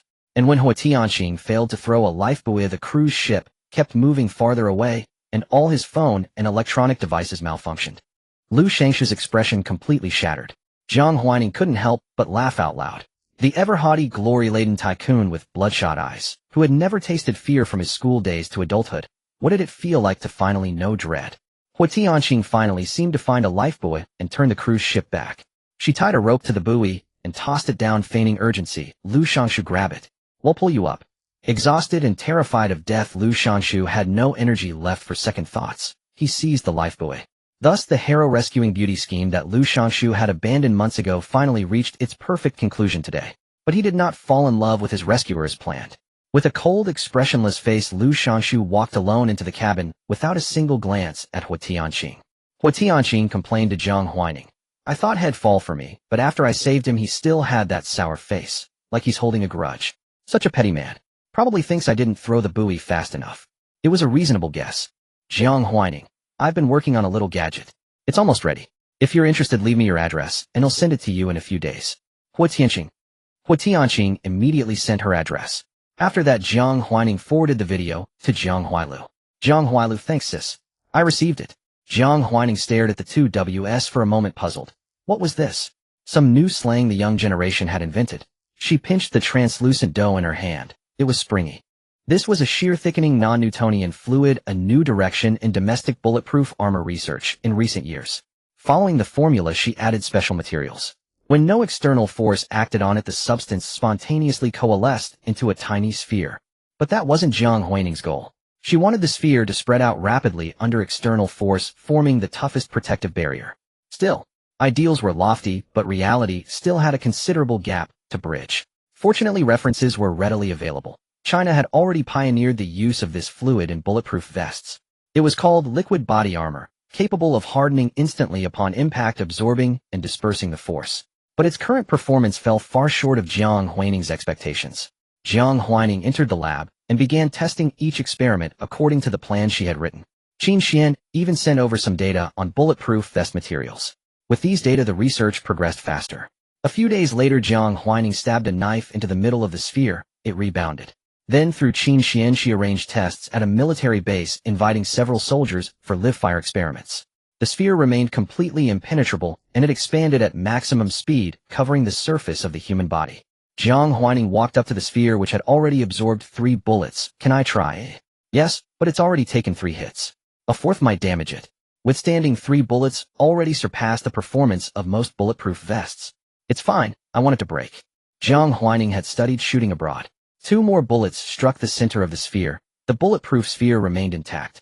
She flexed her wrist, a smile spreading across her face. At this level, it should be able to protect the user's life in car accidents and other mishaps. A profound silence fell over the scene. You created this contraption to save the lives of car accident victims. But it appears it can actually do that. Everyone gazed at the small sphere a few meters away, which upon impact rapidly expanded and enveloped the dummy. No wonder it wasn't made into clothing, but took this form. Bulletproof vests struggle to protect the head, and even if made into a hood, they must leave room for the eyes. It's impossible for the people of Huagua to walk around perpetually hooded in plain sight. Qin Xian asked, should we continue testing? We can call for more people. No need, these are enough. Jiang Huaining replied, handing the gun back to the soldier beside him. Can you use different calibers until they pierce through I want to test the limits. Of course, a slightly hoarse female voice responded. Jiang Huaining smiled. Thank you for the trouble. By the way, can these data serve as test results? Absolutely. Jiang Huaining waited for the data. Nearby soldiers were curious about her, occasionally stealing glances, wondering about her origins. Their gazes held curiosity, but no malice. Qin Xian explained, this base is closed off and uses an internal network. Even if they play on their phones, they can't access internet news, so none of them recognize you. Jiang Huaining picked up her water cup, puzzled. Am I famous online? She hadn't even started marketing herself, but given the company's current situation, she no longer needed to. Countless strangers online would naturally become her fans, admiring her talent and character. Qin Xian couldn't help but laugh. You're very famous. Many high school students see you all over their feeds. Jiang Huaining hadn't paid attention. Her gaze fell on the test site.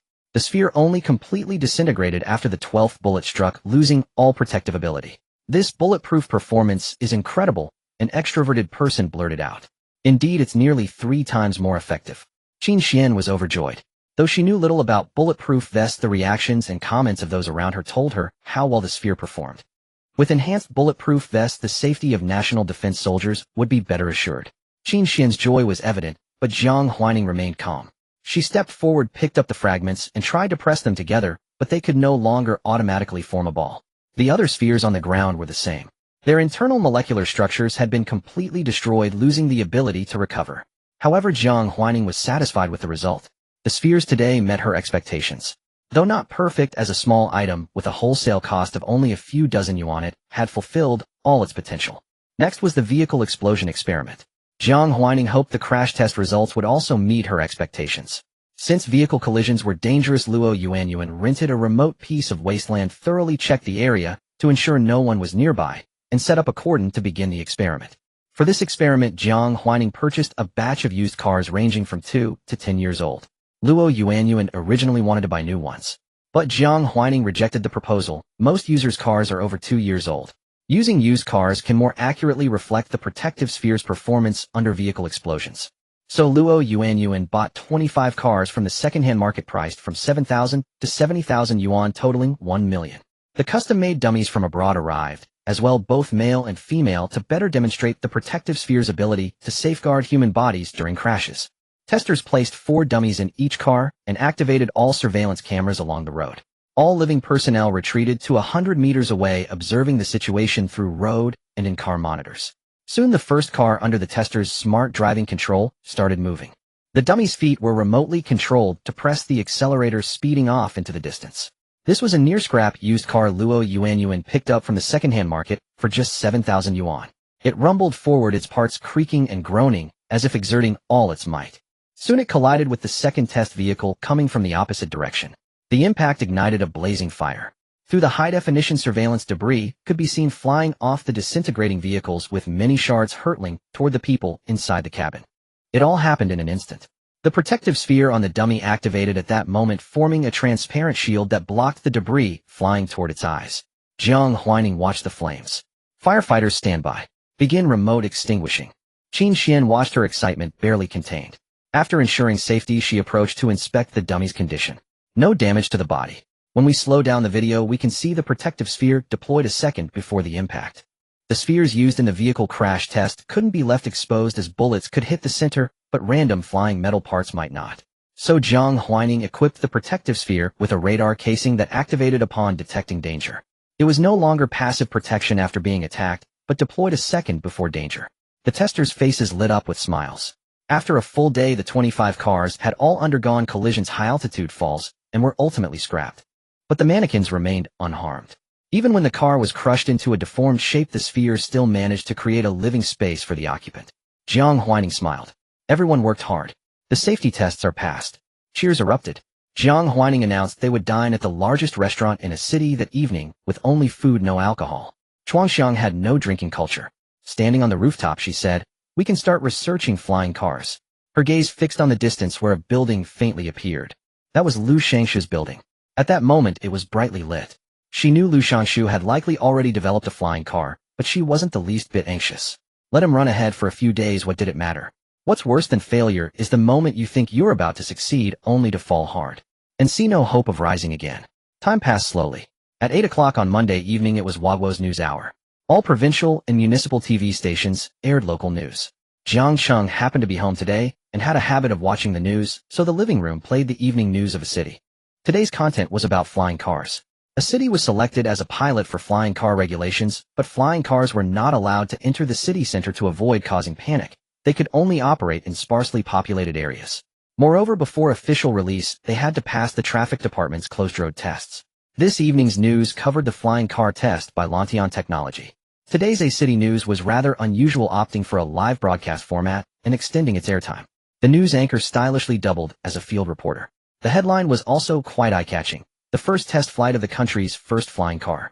This was a monumental event, not just for a city, but for the entire Huagua. The viewership ratings for a city news channel reached their peak in recent years. Simultaneously, a live online stream was running. On any social media platform, news of the A City flying car trial was among the top trending topics. Many netizens were discussing the event. Jiang Huaining took a sip of milk, casually tapping on his phone, seemingly indifferent to what he was looking at. But Jiang Qinghe couldn't help feeling a bit concerned. Watching Lu Shangshu on the news channel, he knew, without thinking, how smug Lu Jianrong must be feeling right now. In recent months, sales of Liu's cosmetics had declined, with former customers drifting away. As a company also in the beauty market, Jiang's naturally had a share of the pie that originally belonged to Liu's, seeing a monthly revenue increase of 10 to 15. For a company, even a 0.5 increase in performance is significant, let alone such a substantial growth. Jiangxing has certainly didn't want Liu's to recover. However, once Blue Sky Technology became the country's first flying car company, it would inevitably boost Liu's cosmetics. In that case, not only would the pie Jiang's had gained be lost, but they might even have their own original market share taken away. Soon the flying car test began. First was the ground test. From pressing the accelerator to the actual start, everything appeared smooth, and the vehicle's body was sleek. The wings were retracted, enhancing the car's aesthetics. The news channel couldn't show the netizens' reactions and questions, but the online stream could. Lu Shanshu was answering netizens' questions in the online live stream. How high can it fly? Currently the flying car is limited to 3 meters, and our car is also 3 meters. How heavy is this flying car? When will it be on the market? How can I buy it? Is the on-road price 7,000? Lu Shanshu had mentioned the price of the flying car at the press conference. Knowing this detail, it seemed the questioner was genuinely interested in purchasing one. The flying car weighs 600 kilograms with a weight limit of 900 kilograms. Once the trial passes, it will officially go on sale within a week. 7,000 is our guide price, and we are also giving away various flying car decorations for free. The on-road price would be at least 7,800, and with flying car insurance even more. Lu Shanshu ignored this comment. How do I buy insurance? We have reached a cooperation with Taiping Auto Insurance. For specific insurance costs, please consult Taiping. For the first year, we are subsidizing 2,000. A subsidy of 2,000. Just how expensive was the original price? Someone looked it up and shared the information. The premium was reportedly 6,000 a year with a 2,000 subsidy, making it 4,000. Viewers outside the live stream counted their wallets and fell into deep thought. Weren't they supposed to let everyone own their own flying car? How come they couldn't even afford the insurance? Someone raised an objection only to be immediately shouted down. Can't afford it. Don't buy it. Who's forcing you, a pauper, to buy it? Do you think you're the only one with a mouth? This price is already very cheap. Go tell that to the 7 million car and call it expensive. This price is indeed cheap for a flying car, but my 700 second-hand car has lasted me 5 years and passed 2 annual inspections. I wonder how many rounds this flying car can survive. Flying cars were indeed a dream for many. It was a magnificent childhood fantasy that could draw people in like moths to a flame. If not for the hoverboard, which had raised everyone's expectations for tech products, the live stream would probably be a frenzy, with no one questioning the flying car's price. Because it really was very cheap. Hook's flying car cost 7 million, and this one was only 7,000. But a hoverboard that could truly hover only cost 1,600. Most people in the live stream were rational. Lu Shanshu remained calm. Please don't argue. Whether to buy a flying car is a decision you can make based on your financial situation. Our company will also provide you with the most favorable loan options. The test was still ongoing, and with the news coverage, Lu Shanshu couldn't publicly mention the ultra-long-term loan that the government had subtly hinted several times he should cancel. But giving up was impossible. Without it, wouldn't the flying car just remain a dream for ordinary people? Only something within reach could unlock the wallets of the common folk. 7,000 was not a random price. He chose it was equivalent to most housing mortgages in Huagua. Just give up the house, and you can have the dream. Lu Shanshu believed it was a simple choice. All our flying car seats can be folded flat, equivalent to a 1.4 x 2m bed. We've also equipped it with air conditioning, a 13-inch central control screen, and in-car Wi-Fi, so you don't have to worry about data. It sounded truly wonderful. Lu Shanshu also played a promotional video. A flying car was heading towards a grassland. This was the dream of every urbanite trapped in a cubicle. We hope the sky can take you wherever you want to go and embrace the freedom you desire. The promotional video ended. Next came the flight test. Obstacle avoidance, parking, turning, ascending, and descending. One by one, all the tests were passed. The Blue Sky employees breathed a sigh of relief. The car was ready for market. We have adopted the most advanced obstacle avoidance system from abroad to safeguard your life. Finally, the news anchor said a few words looking forward to Blue Sky's future performance, and the day's news segment concluded. For many, tonight was destined to be a sleepless night. Flying cars. Blue Sky Technology released news of the flying car loan under the cover of night, and had marketing accounts post emotionally charged videos or texts disguised as personal opinions. Their tone was extremely excited, highly infectious. A 30-year flying car loan may seem long, but how many 30 years does one have in life? In these most precious 3 decades of our youth, we had no choice before. But now we can choose to either keep spinning our wheels for a living or to carry our dreams forward. Dreams or life? Which one do you choose? The burden of our generation is too heavy. You should live for yourself once. Why think so much? By the time you come to your senses, you'll be 50 or 60 at an age where you can only drive an old-timer's car. If you don't chase your dreams when young, will you wait until old age to regret? The internet easily sweeps people's emotions, especially with all kinds of big data. When you swipe to a video and pause for a moment, you'll be bombarded by an endless stream of videos. They may look like a patch of grass a few people from the outside, but the content inside is all similar, and the message they imply is also similar. That is freedom living for yourself. On the surface, it's for your own good, but in reality, it's all about promoting their products, just like the salesman who tricked the elderly into buying health supplements, as if taking those expensive vitamins could grant immortality.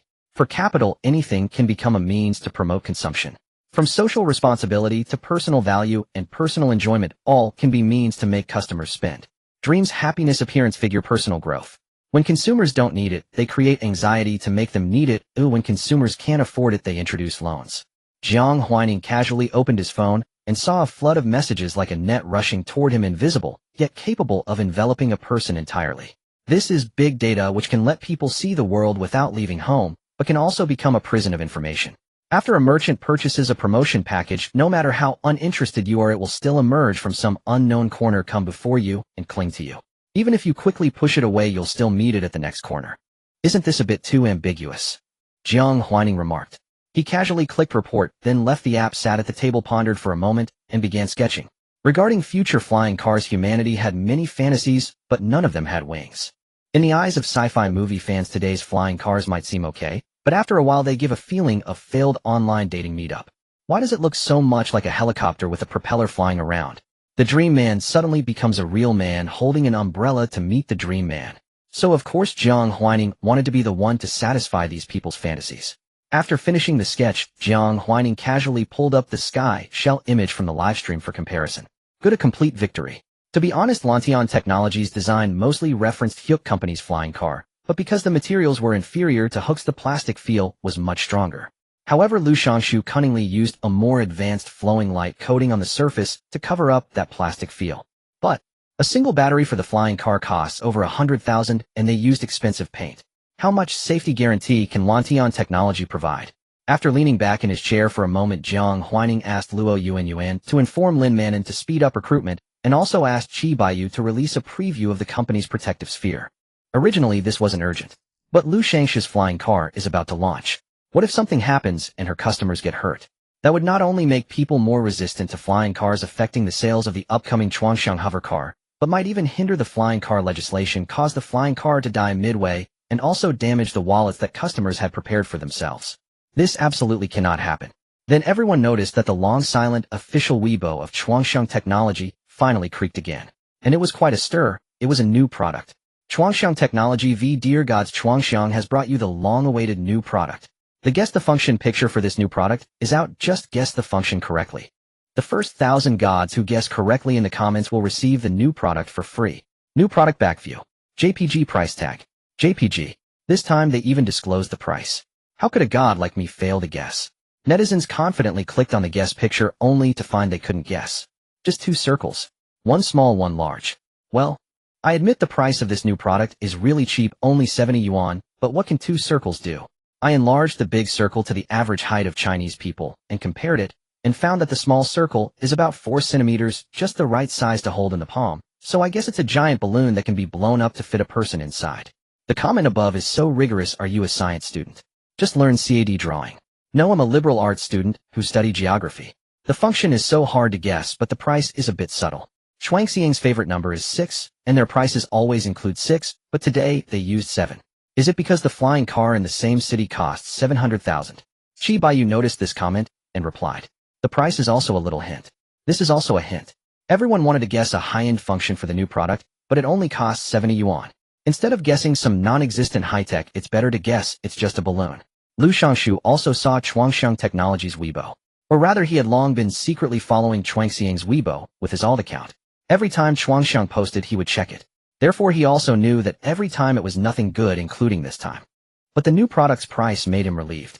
A 70 yuan trinket, at most a toy, what trouble could it stir? He confidently walked into the company's assembly workshop again, only to see a lifeless scene. Lu Shangshu was a bit displeased. Lantian Technology was on the path to soaring, so why were all the employees like sick ducks? The workshop supervisor hurried over President Lu. Lu Shangshu, what's wrong with the employees? Didn't you say they were in good physical condition? Why are they all listless? The workshop supervisor said, they've been working overtime for 10 days. She became the workshop supervisor because most of the people in this factory had previously worked for her parents. After her parents passed away, they started working for her. This time they received an order from the Liu family to make flying cars. They were initially happy thinking they could make money, and also let everyone contribute to the country, gaining a sense of self-worth. But they never expected that Lantian technology, which had always boasted itself as the light of domestic automobiles, was actually a merciless exploiter.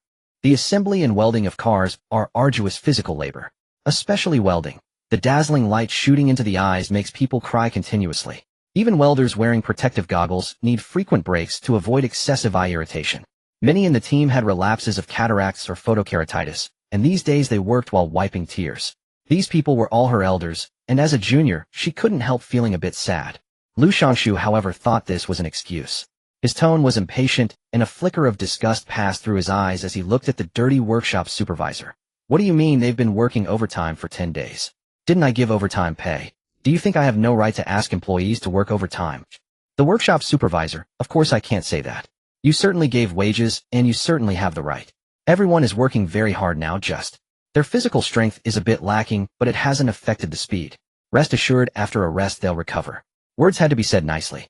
Although the boss didn't give much overtime pay, how could she argue with the boss? Liu Shangshu suppressed his anger. It was only 12 hours of work a day, what was there to keep up with? And he had given wages. He was much better to these employees than his father. Yet he never expected that his kindness would only be met with the employees taking advantage. He had clearly said he wanted people with good physical strength, but he ended up hiring these useless people, and they became like this in just a few days. Truly useless. What speed hasn't changed? All excuses. How could the pace of work remain unchanged when people are tired? His father had told him that employees were the best at making excuses to slack off. He hadn't believed it before, but now he saw it was true. Then he thought about how Chuangxiang had deliberately sent a pathetic 70 yuan piece of junk to irritate him, and Liu Shangshu felt an even tighter pang in his chest. Rest, Liu Shangshu said. The company has provided you with accommodation and even installed washing machines for free. After deducting meal times, you have 10 hours of rest. Isn't that enough? Was it truly enough? The workshop supervisor almost wanted to retort, but though she was younger than her subordinates, she had been in the workforce for several years and understood the principle of not arguing with the boss. A single outburst might bring her momentary relief, but it could also cost her team their wages. Enough. Mr. Liu, the company requires us to produce and assemble 100 flying cars per day, and we've completed that. If you're concerned you can inspect more, we won't fall behind. Some auto plants could assemble 800 vehicles per day in a single workshop, but Lantian Technologies' workshops were small, understaffed, and not highly automated. With 2 12-hour shifts, 100 cars was their limit. These words made Liu Shangshu's expression soften slightly. He glanced at the woman covered in oil stains and said, "Don't dirty my car." With that he left. The workshop supervisor was speechless, holding back a torrent of words she wanted to say and a desire to spit. But finding it all too disgusting, she refrained. She began her patrol of the workshop, lending a hand wherever help was needed, just as her mother and father had done. At 8 in the evening the shift change arrived, and the day shift workers could finally go back to rest. After handing over the duties to the deputy supervisor, Tan and dragged her exhausted body back to the employee dormitory. Standing on the balcony, she washed her face, then raised her head to gaze at the moon outside the window and the still brightly lit workshop. Working in such a high-pressure assembly line factory, people no longer seemed human. They had become mere machines. When you can no longer work, the factory won't fire you or repair you. It will simply scrap you without hesitation, as easily as discarding a defective part at no cost whatsoever. Tannen felt hopeless about such a life. She desperately wanted to lead her fellow villagers to find another way out, but they had all signed contracts with Lantian Technology. Unless the company voluntarily dismissed them, not a single one could leave, and they might even face hefty fines. Tannen was filled with guilt. After delivering eye drops to a villager with eye problems, she returned to the dormitory and checked the time. It was already 10 o'clock. But at least she still had 2 hours that belonged to her. Tannen opened her phone and saw that the Chuangxiang account she followed had posted a new product teaser. When she saw the price, she froze. 70 yuan. How could it be so cheap? She looked at the image but couldn't tell what it was. Confused, she clicked into the comments section and found that the admin said the price also contained a hidden hint. The comments all said it was related to the recent viral 70,000. Tannen thought to herself, 70,000. That's what they're building downstairs, isn't it? A ball that can expand. Could it be an airbag? Her mother had been a welder, and she had grown up by her mother's side, so she naturally knew something about various welded products. Therefore, she also knew that Lantian Technologies' flying cars were nothing but paper shells. The steel, plastic, and titanium alloy frames were all barely passing grades. A car like that would end in death and destruction in the event of an accident. A high-altitude fall combined with instant exploding hydrogen fuel cells would leave no chance for survival. At that moment, Tan wasn't thinking about what Xuanxiang's new product was, she was thinking about what she hoped it could be. So she left a comment, "I think it can protect people's lives." But after posting, she herself felt she was being a bit fanciful. This was 70 yuan, not 7,000. How could something that protects human life be bought for just 70? A day passed. Xuanxiang Technology posted its second Weibo, officially unveiling the protective ball and announcing the winner list. In the video, the 4-centimeter ball had a black metallic shell on the outside, while inside was a transparent fluid that seemed to glow under the light, exuding a strong sci-fi aesthetic. Xuanxiang Technology, the new product revealed. Morningstar will officially meet everyone this Saturday at 10 a.m. Its name is taken from the Greek goddess of dawn and life, so it will strive to inherit the goddess' will and guard every dawn and hope of ours. But weighing only half an egg, can it be your choice? Morningstar Promotional MV. The promotional video fully showcased the charm of Morningstar, interspersed with clips from the earlier vehicle impact test. The dummy came out completely unharmed, not even a single fracture. This was enough to prove Morningstar's capability. With it, whether driving or walking, safety was elevated to a new level. The internet seemed to pause for a second. The next second, the People's Daily reposted this Weibo. Technology and law will jointly protect every citizen's life. This sentence was very brief, but it mentioned law. Those with good reading comprehension understood the product is good, but if you rely on it to break the law won't let you off easy. These words made everyone very happy. Who would want to break the law when they can live a good life? The dual protection of technology and law was simply too lovable, wasn't it? But Lantian Technology was not happy. They felt that Xuanxiang was taking a jab at the poor quality of Sky. Jiang Huaining said, "Post another one. Say that we will escort every driver's life, and those who need it can purchase in advance at the Morningstar flagship store on Friday." Yes, Morningstar had opened its own store, and it was located right across the street from the soon-to-be-launched Sky Flying Car 4S store. They faced each other, separated only by a main road. The renovation of the store across the street had naturally been noticed by the staff of the Sky 4S store, but at first no one paid it any mind. It wasn't until the construction barrier was removed, revealing the words Morningstar Specialty Store in large letters, that they took notice. More crucially, the specialty store across the way was larger than theirs, and its lights were brighter. Is this Morningstar?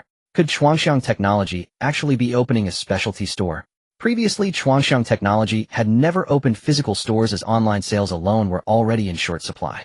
No one had expected Xuanxiang to suddenly and silently open a specialty store, and right across from the Sky 4S store at that. The distance between the two stores was merely 20 meters.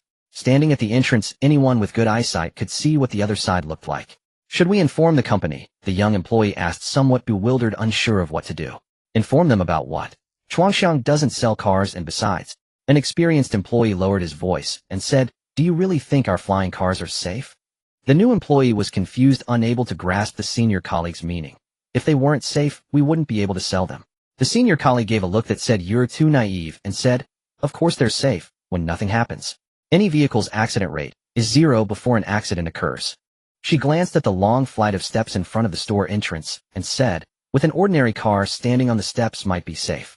But if the opposite store sells flying cars, even lying in your own bedroom isn't necessarily safe. Once the store next door opens, I'm going to buy 2 Morningstars to keep on me." This was the Sky 4S store, and she was afraid that if she wasn't careful, she might really end up in heaven. The Morningstar Specialty Store acted quickly. As soon as the storefront was renovated, a car arrived immediately. The 4S store staff watched from across the street, initially thinking it was for restocking, but then they saw a group of people rushing in with professional equipment. They were here to remove formaldehyde. The young 4S store clerk said, "I feel like the air in our store isn't great either. My skin has been a bit itchy lately." Their store had also just been renovated. Had Blue Sky Technology ever removed formaldehyde from this store? Probably not. They had moved in after just 2 days of ventilation after the renovation. At first they didn't notice anything, but now, seeing the formaldehyde removal across the street, they started to feel uncomfortable. Being allergic to formaldehyde causes skin itchiness, but if you think your skin is itchy, it's probably the clothes. The ones we're wearing haven't been washed and contain formaldehyde. The other staff members were silent. Formaldehyde is an indispensable solvent in the chemical industry, used in many sectors, including everyday clothing. "So, should we wash them?" one asked. The staff member replied, "Washing will make them look old, affecting the company's image. Then we'll be in deep trouble." The staff had nothing to say, so they just watched the other side. However, after a flurry of activity, the team across the street closed the store and left. A curious employee sneaked over to take a look and discovered that inside there was a transparent ecological glass wall with fish and colorful lights. So beautiful. The environment was wonderful. She looked at the currently empty display cases and could already imagine the morning stars placed one by one on them. In Shuangxiang's promotional videos, the morning star was stunning. A black matte shell with tiny specks of starlight against the dark background resembling stars in the universe. Just as she was about to go back, she suddenly noticed a small sign nearby with a job advertisement. She fell into deep thought. She couldn't get in now, but she had other sisters at home. She took photos and sent them to a few close relatives and classmates, then returned to the 4S store to resume her role as an obedient employee. Soon Friday arrived. Both stores had already stocked their goods the day before. Friday was the ribbon-cutting ceremony. Lu Shangshu put on his suit early and arrived at the 4S store. The store doors were closed. They would not open to the public until the ceremony was over. Morong Jing and a few foreigners also arrived. A hairstylist was fixing Lu Shangshu's wind-ruffled hair. Shangshu, the Morningstar specialty store, is right next door. Morong Jing had noticed it as soon as he got out of the car.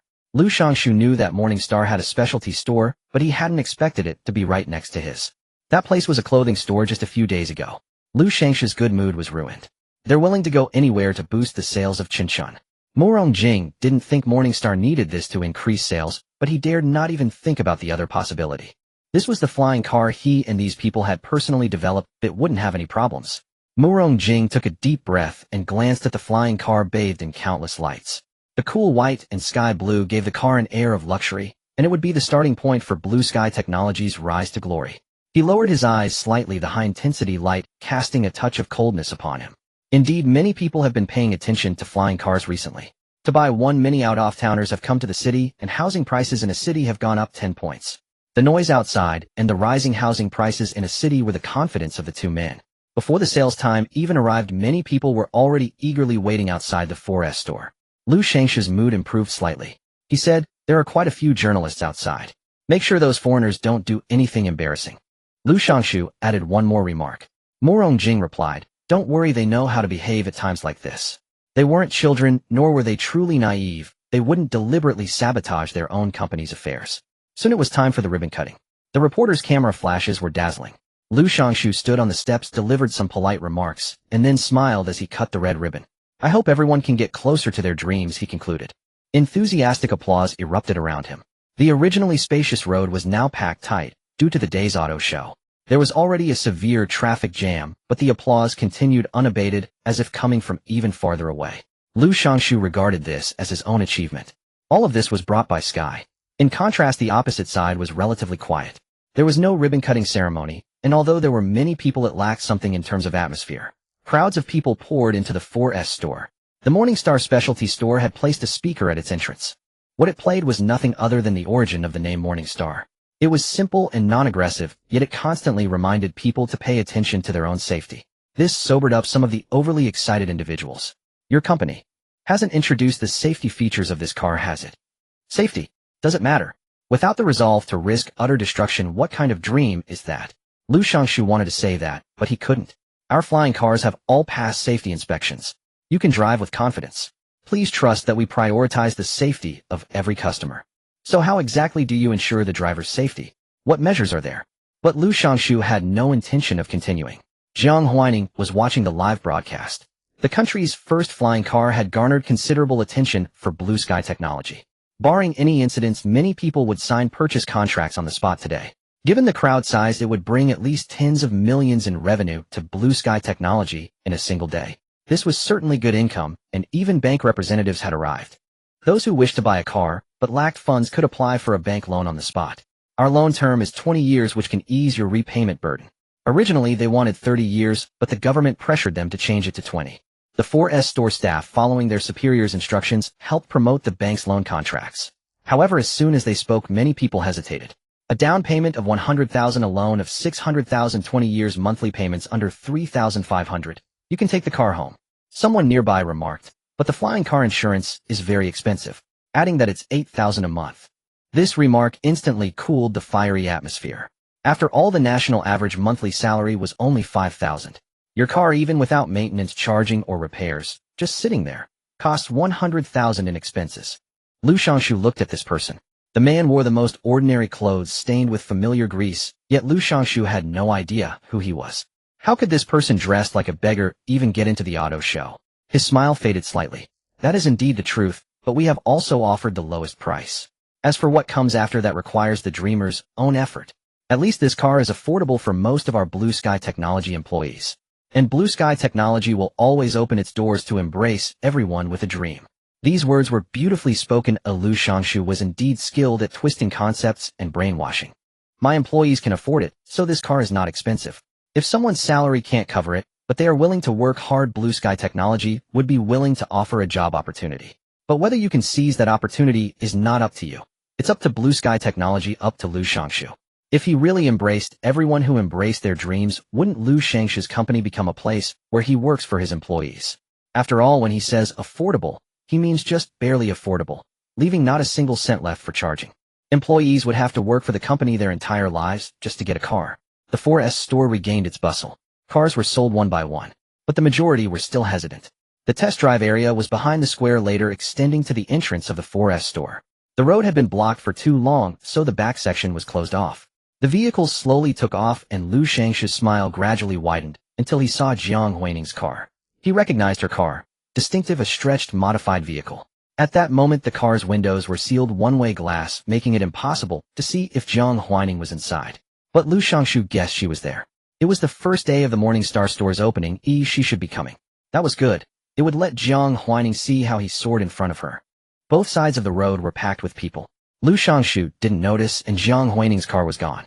In fact, Jiang Huaining had arrived at the store. Lin Manon was by her side. Take out the store's inventory, find a ladder to hang on the door, and tell the staff not to leave the store casually.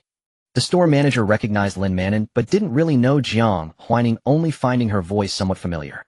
Seeing that Lin Manon deferred to Jiang Huaining, she quickly followed Jiang Huaining's instructions.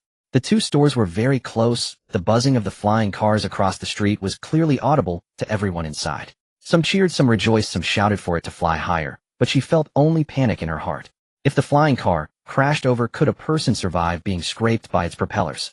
They found a ladder and inventory from the warehouse, and two female employees began working together to hang morning stars on the store door. They deliberately chose white ones which matched the overall decor and looked like ornaments. Several potential car buyers happened to walk by, and seeing the flying cars in the sky couldn't move on. Oh my god, that's so cool. The flying car driver was also shouting with excitement. One of them tugged at his friend. Let's go buy morning stars first. We can watch the flying cars all day and even test drive them, but I'm afraid Morningstar will run out of stock later. If we want to test drive without Morningstar, it always feels unsafe. That made sense.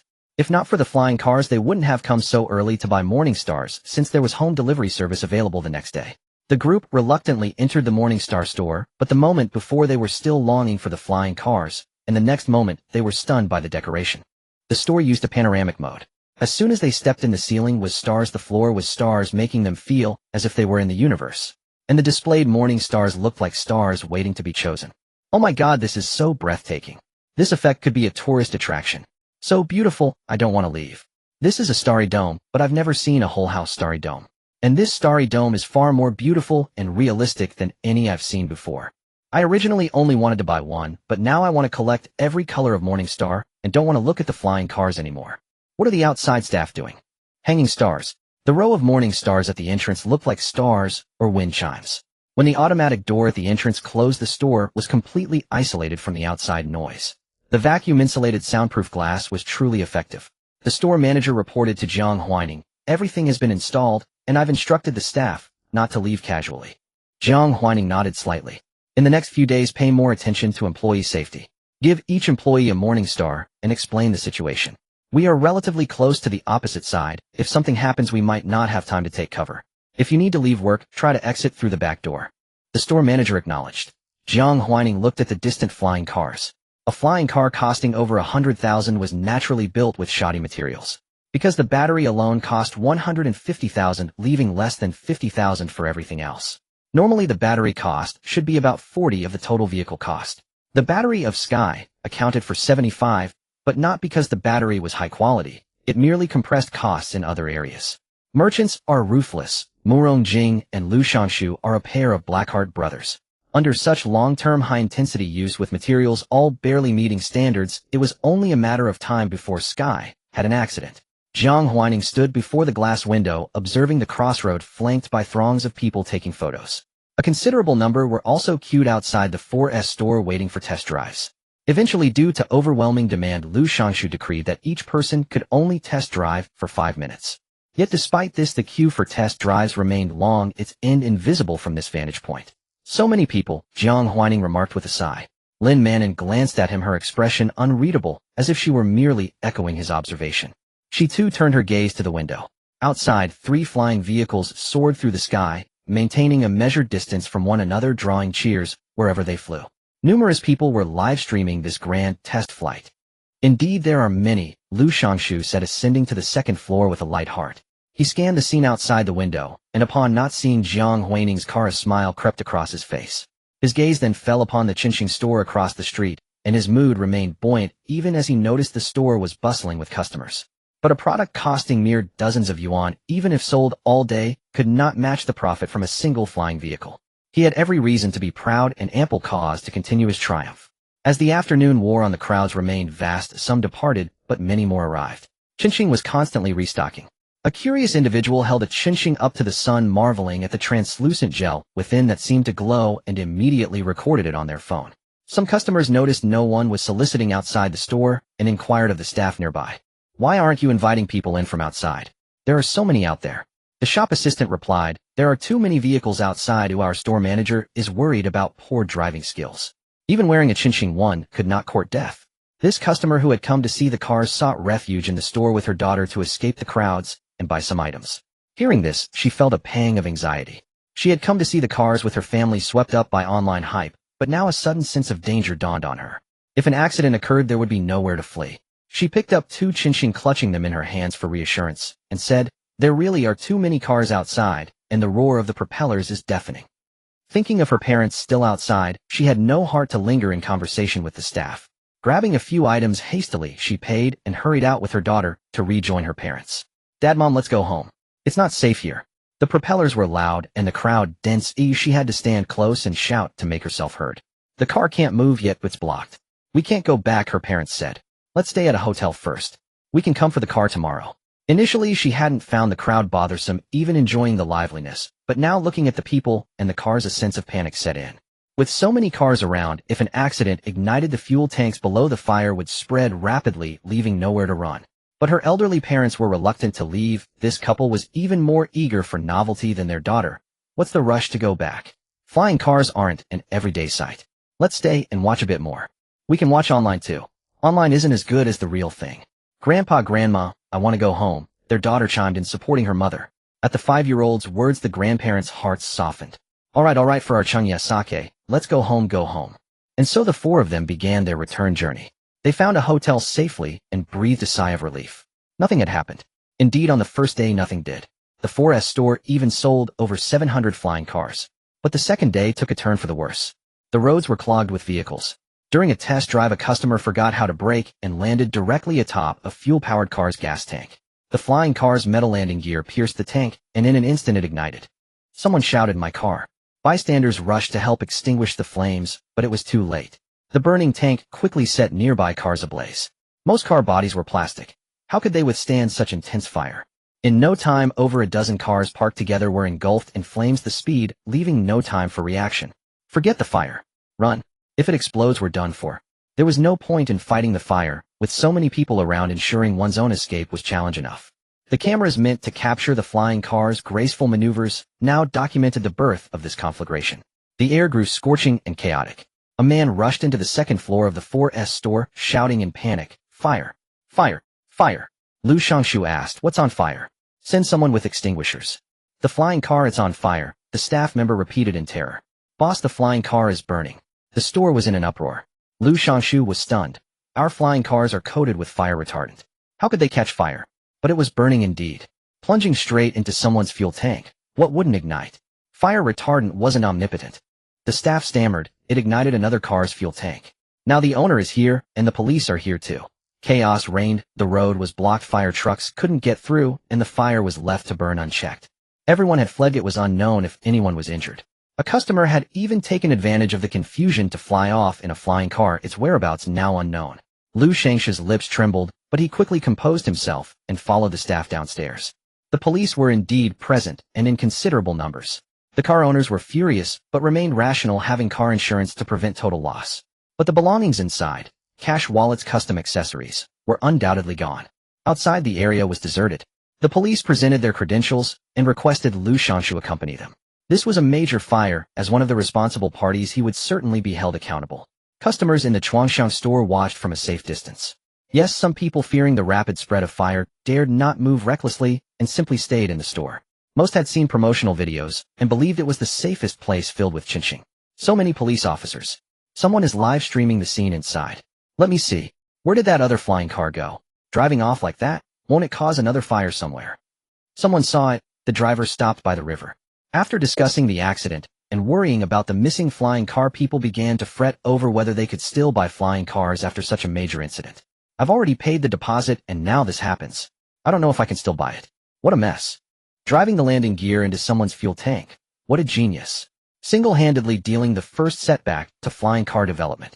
But you can't really blame Blue Sky Technology, can you? Some were discussing the accident while others watched the live broadcast. The phone screen showed a sea of burning cars with occasional explosions echoing. Among the wreckage, a flying car had also been set ablaze, its frame now twisted and deformed, molten metal dripping like melting icicles. The entire intersection resembled a sea of fire. The 4S store's door had warped from the intense heat. After seeing off the last customer, Chinching also closed its doors. The store manager said, "We'll be closed today, and tomorrow we'll wait for further notice. Everyone leave through the back door and stay safe." After sending off all the employees, the store manager tidied the shelves, leaving a few Chinching units in the store and storing the rest in the warehouse. Then she went upstairs to report the situation. Honestly, she was a bit nervous knowing that one of the people present was the executive president of Chuangxiang, but she had never imagined she would see the president in person. The other person, though unknown, seemed to be a high-ranking official, perhaps a director of Chuangxiang, with a very distinctive aura. Jiang Huaining nodded slightly and left with Lin Manon and Luo Yuan. Lantian Technology was in trouble, yet none of the three showed any sign of relief. In fact, such a massive fire was bad news for Chuangxiang, which was about to launch its flying car. The National Development and Reform Commission and the Ministry of Transport would surely take notice. If things went poorly, even the flying car pilot program in City A could be revoked. They could only hope that Lu Shanshu would step up and not ruin the flying car project before the national authorities. Although Jiang Huaining was confident in convincing the government of Chuangxiang's flying car, she didn't want to add unnecessary work. The next day was Sunday. The entire city seemed to have fallen silent. The various promotional videos of flying cars online had suddenly turned into grim footage of the fire scene. This is the driver's fault, not Lantian Technologies. The landing gear hitting the fuel tank might not be Lantian's fault, but what about the burnt frame? Clearly substandard materials were used. It burned worse than the Favetha car next to it. Cheap stuff never brings good quality. Will insurance cover all these burned cars? They should, but they'll definitely argue with Lantian Technology and make them pay too. You only care about compensation. Oh, I worry about my head. That propeller nearly decapitated someone when it fell. I was terrified. It was aimed right at the neck. Ever since I saw the flying car, I've been afraid of the propeller, and now it's become reality. I'm scared too. A fan blade can slice your fingers, let alone a flying car propeller. Can we please stop flying cars from hitting the roads? I'm afraid my head will fall off while I'm walking. The conversation inevitably turned to this.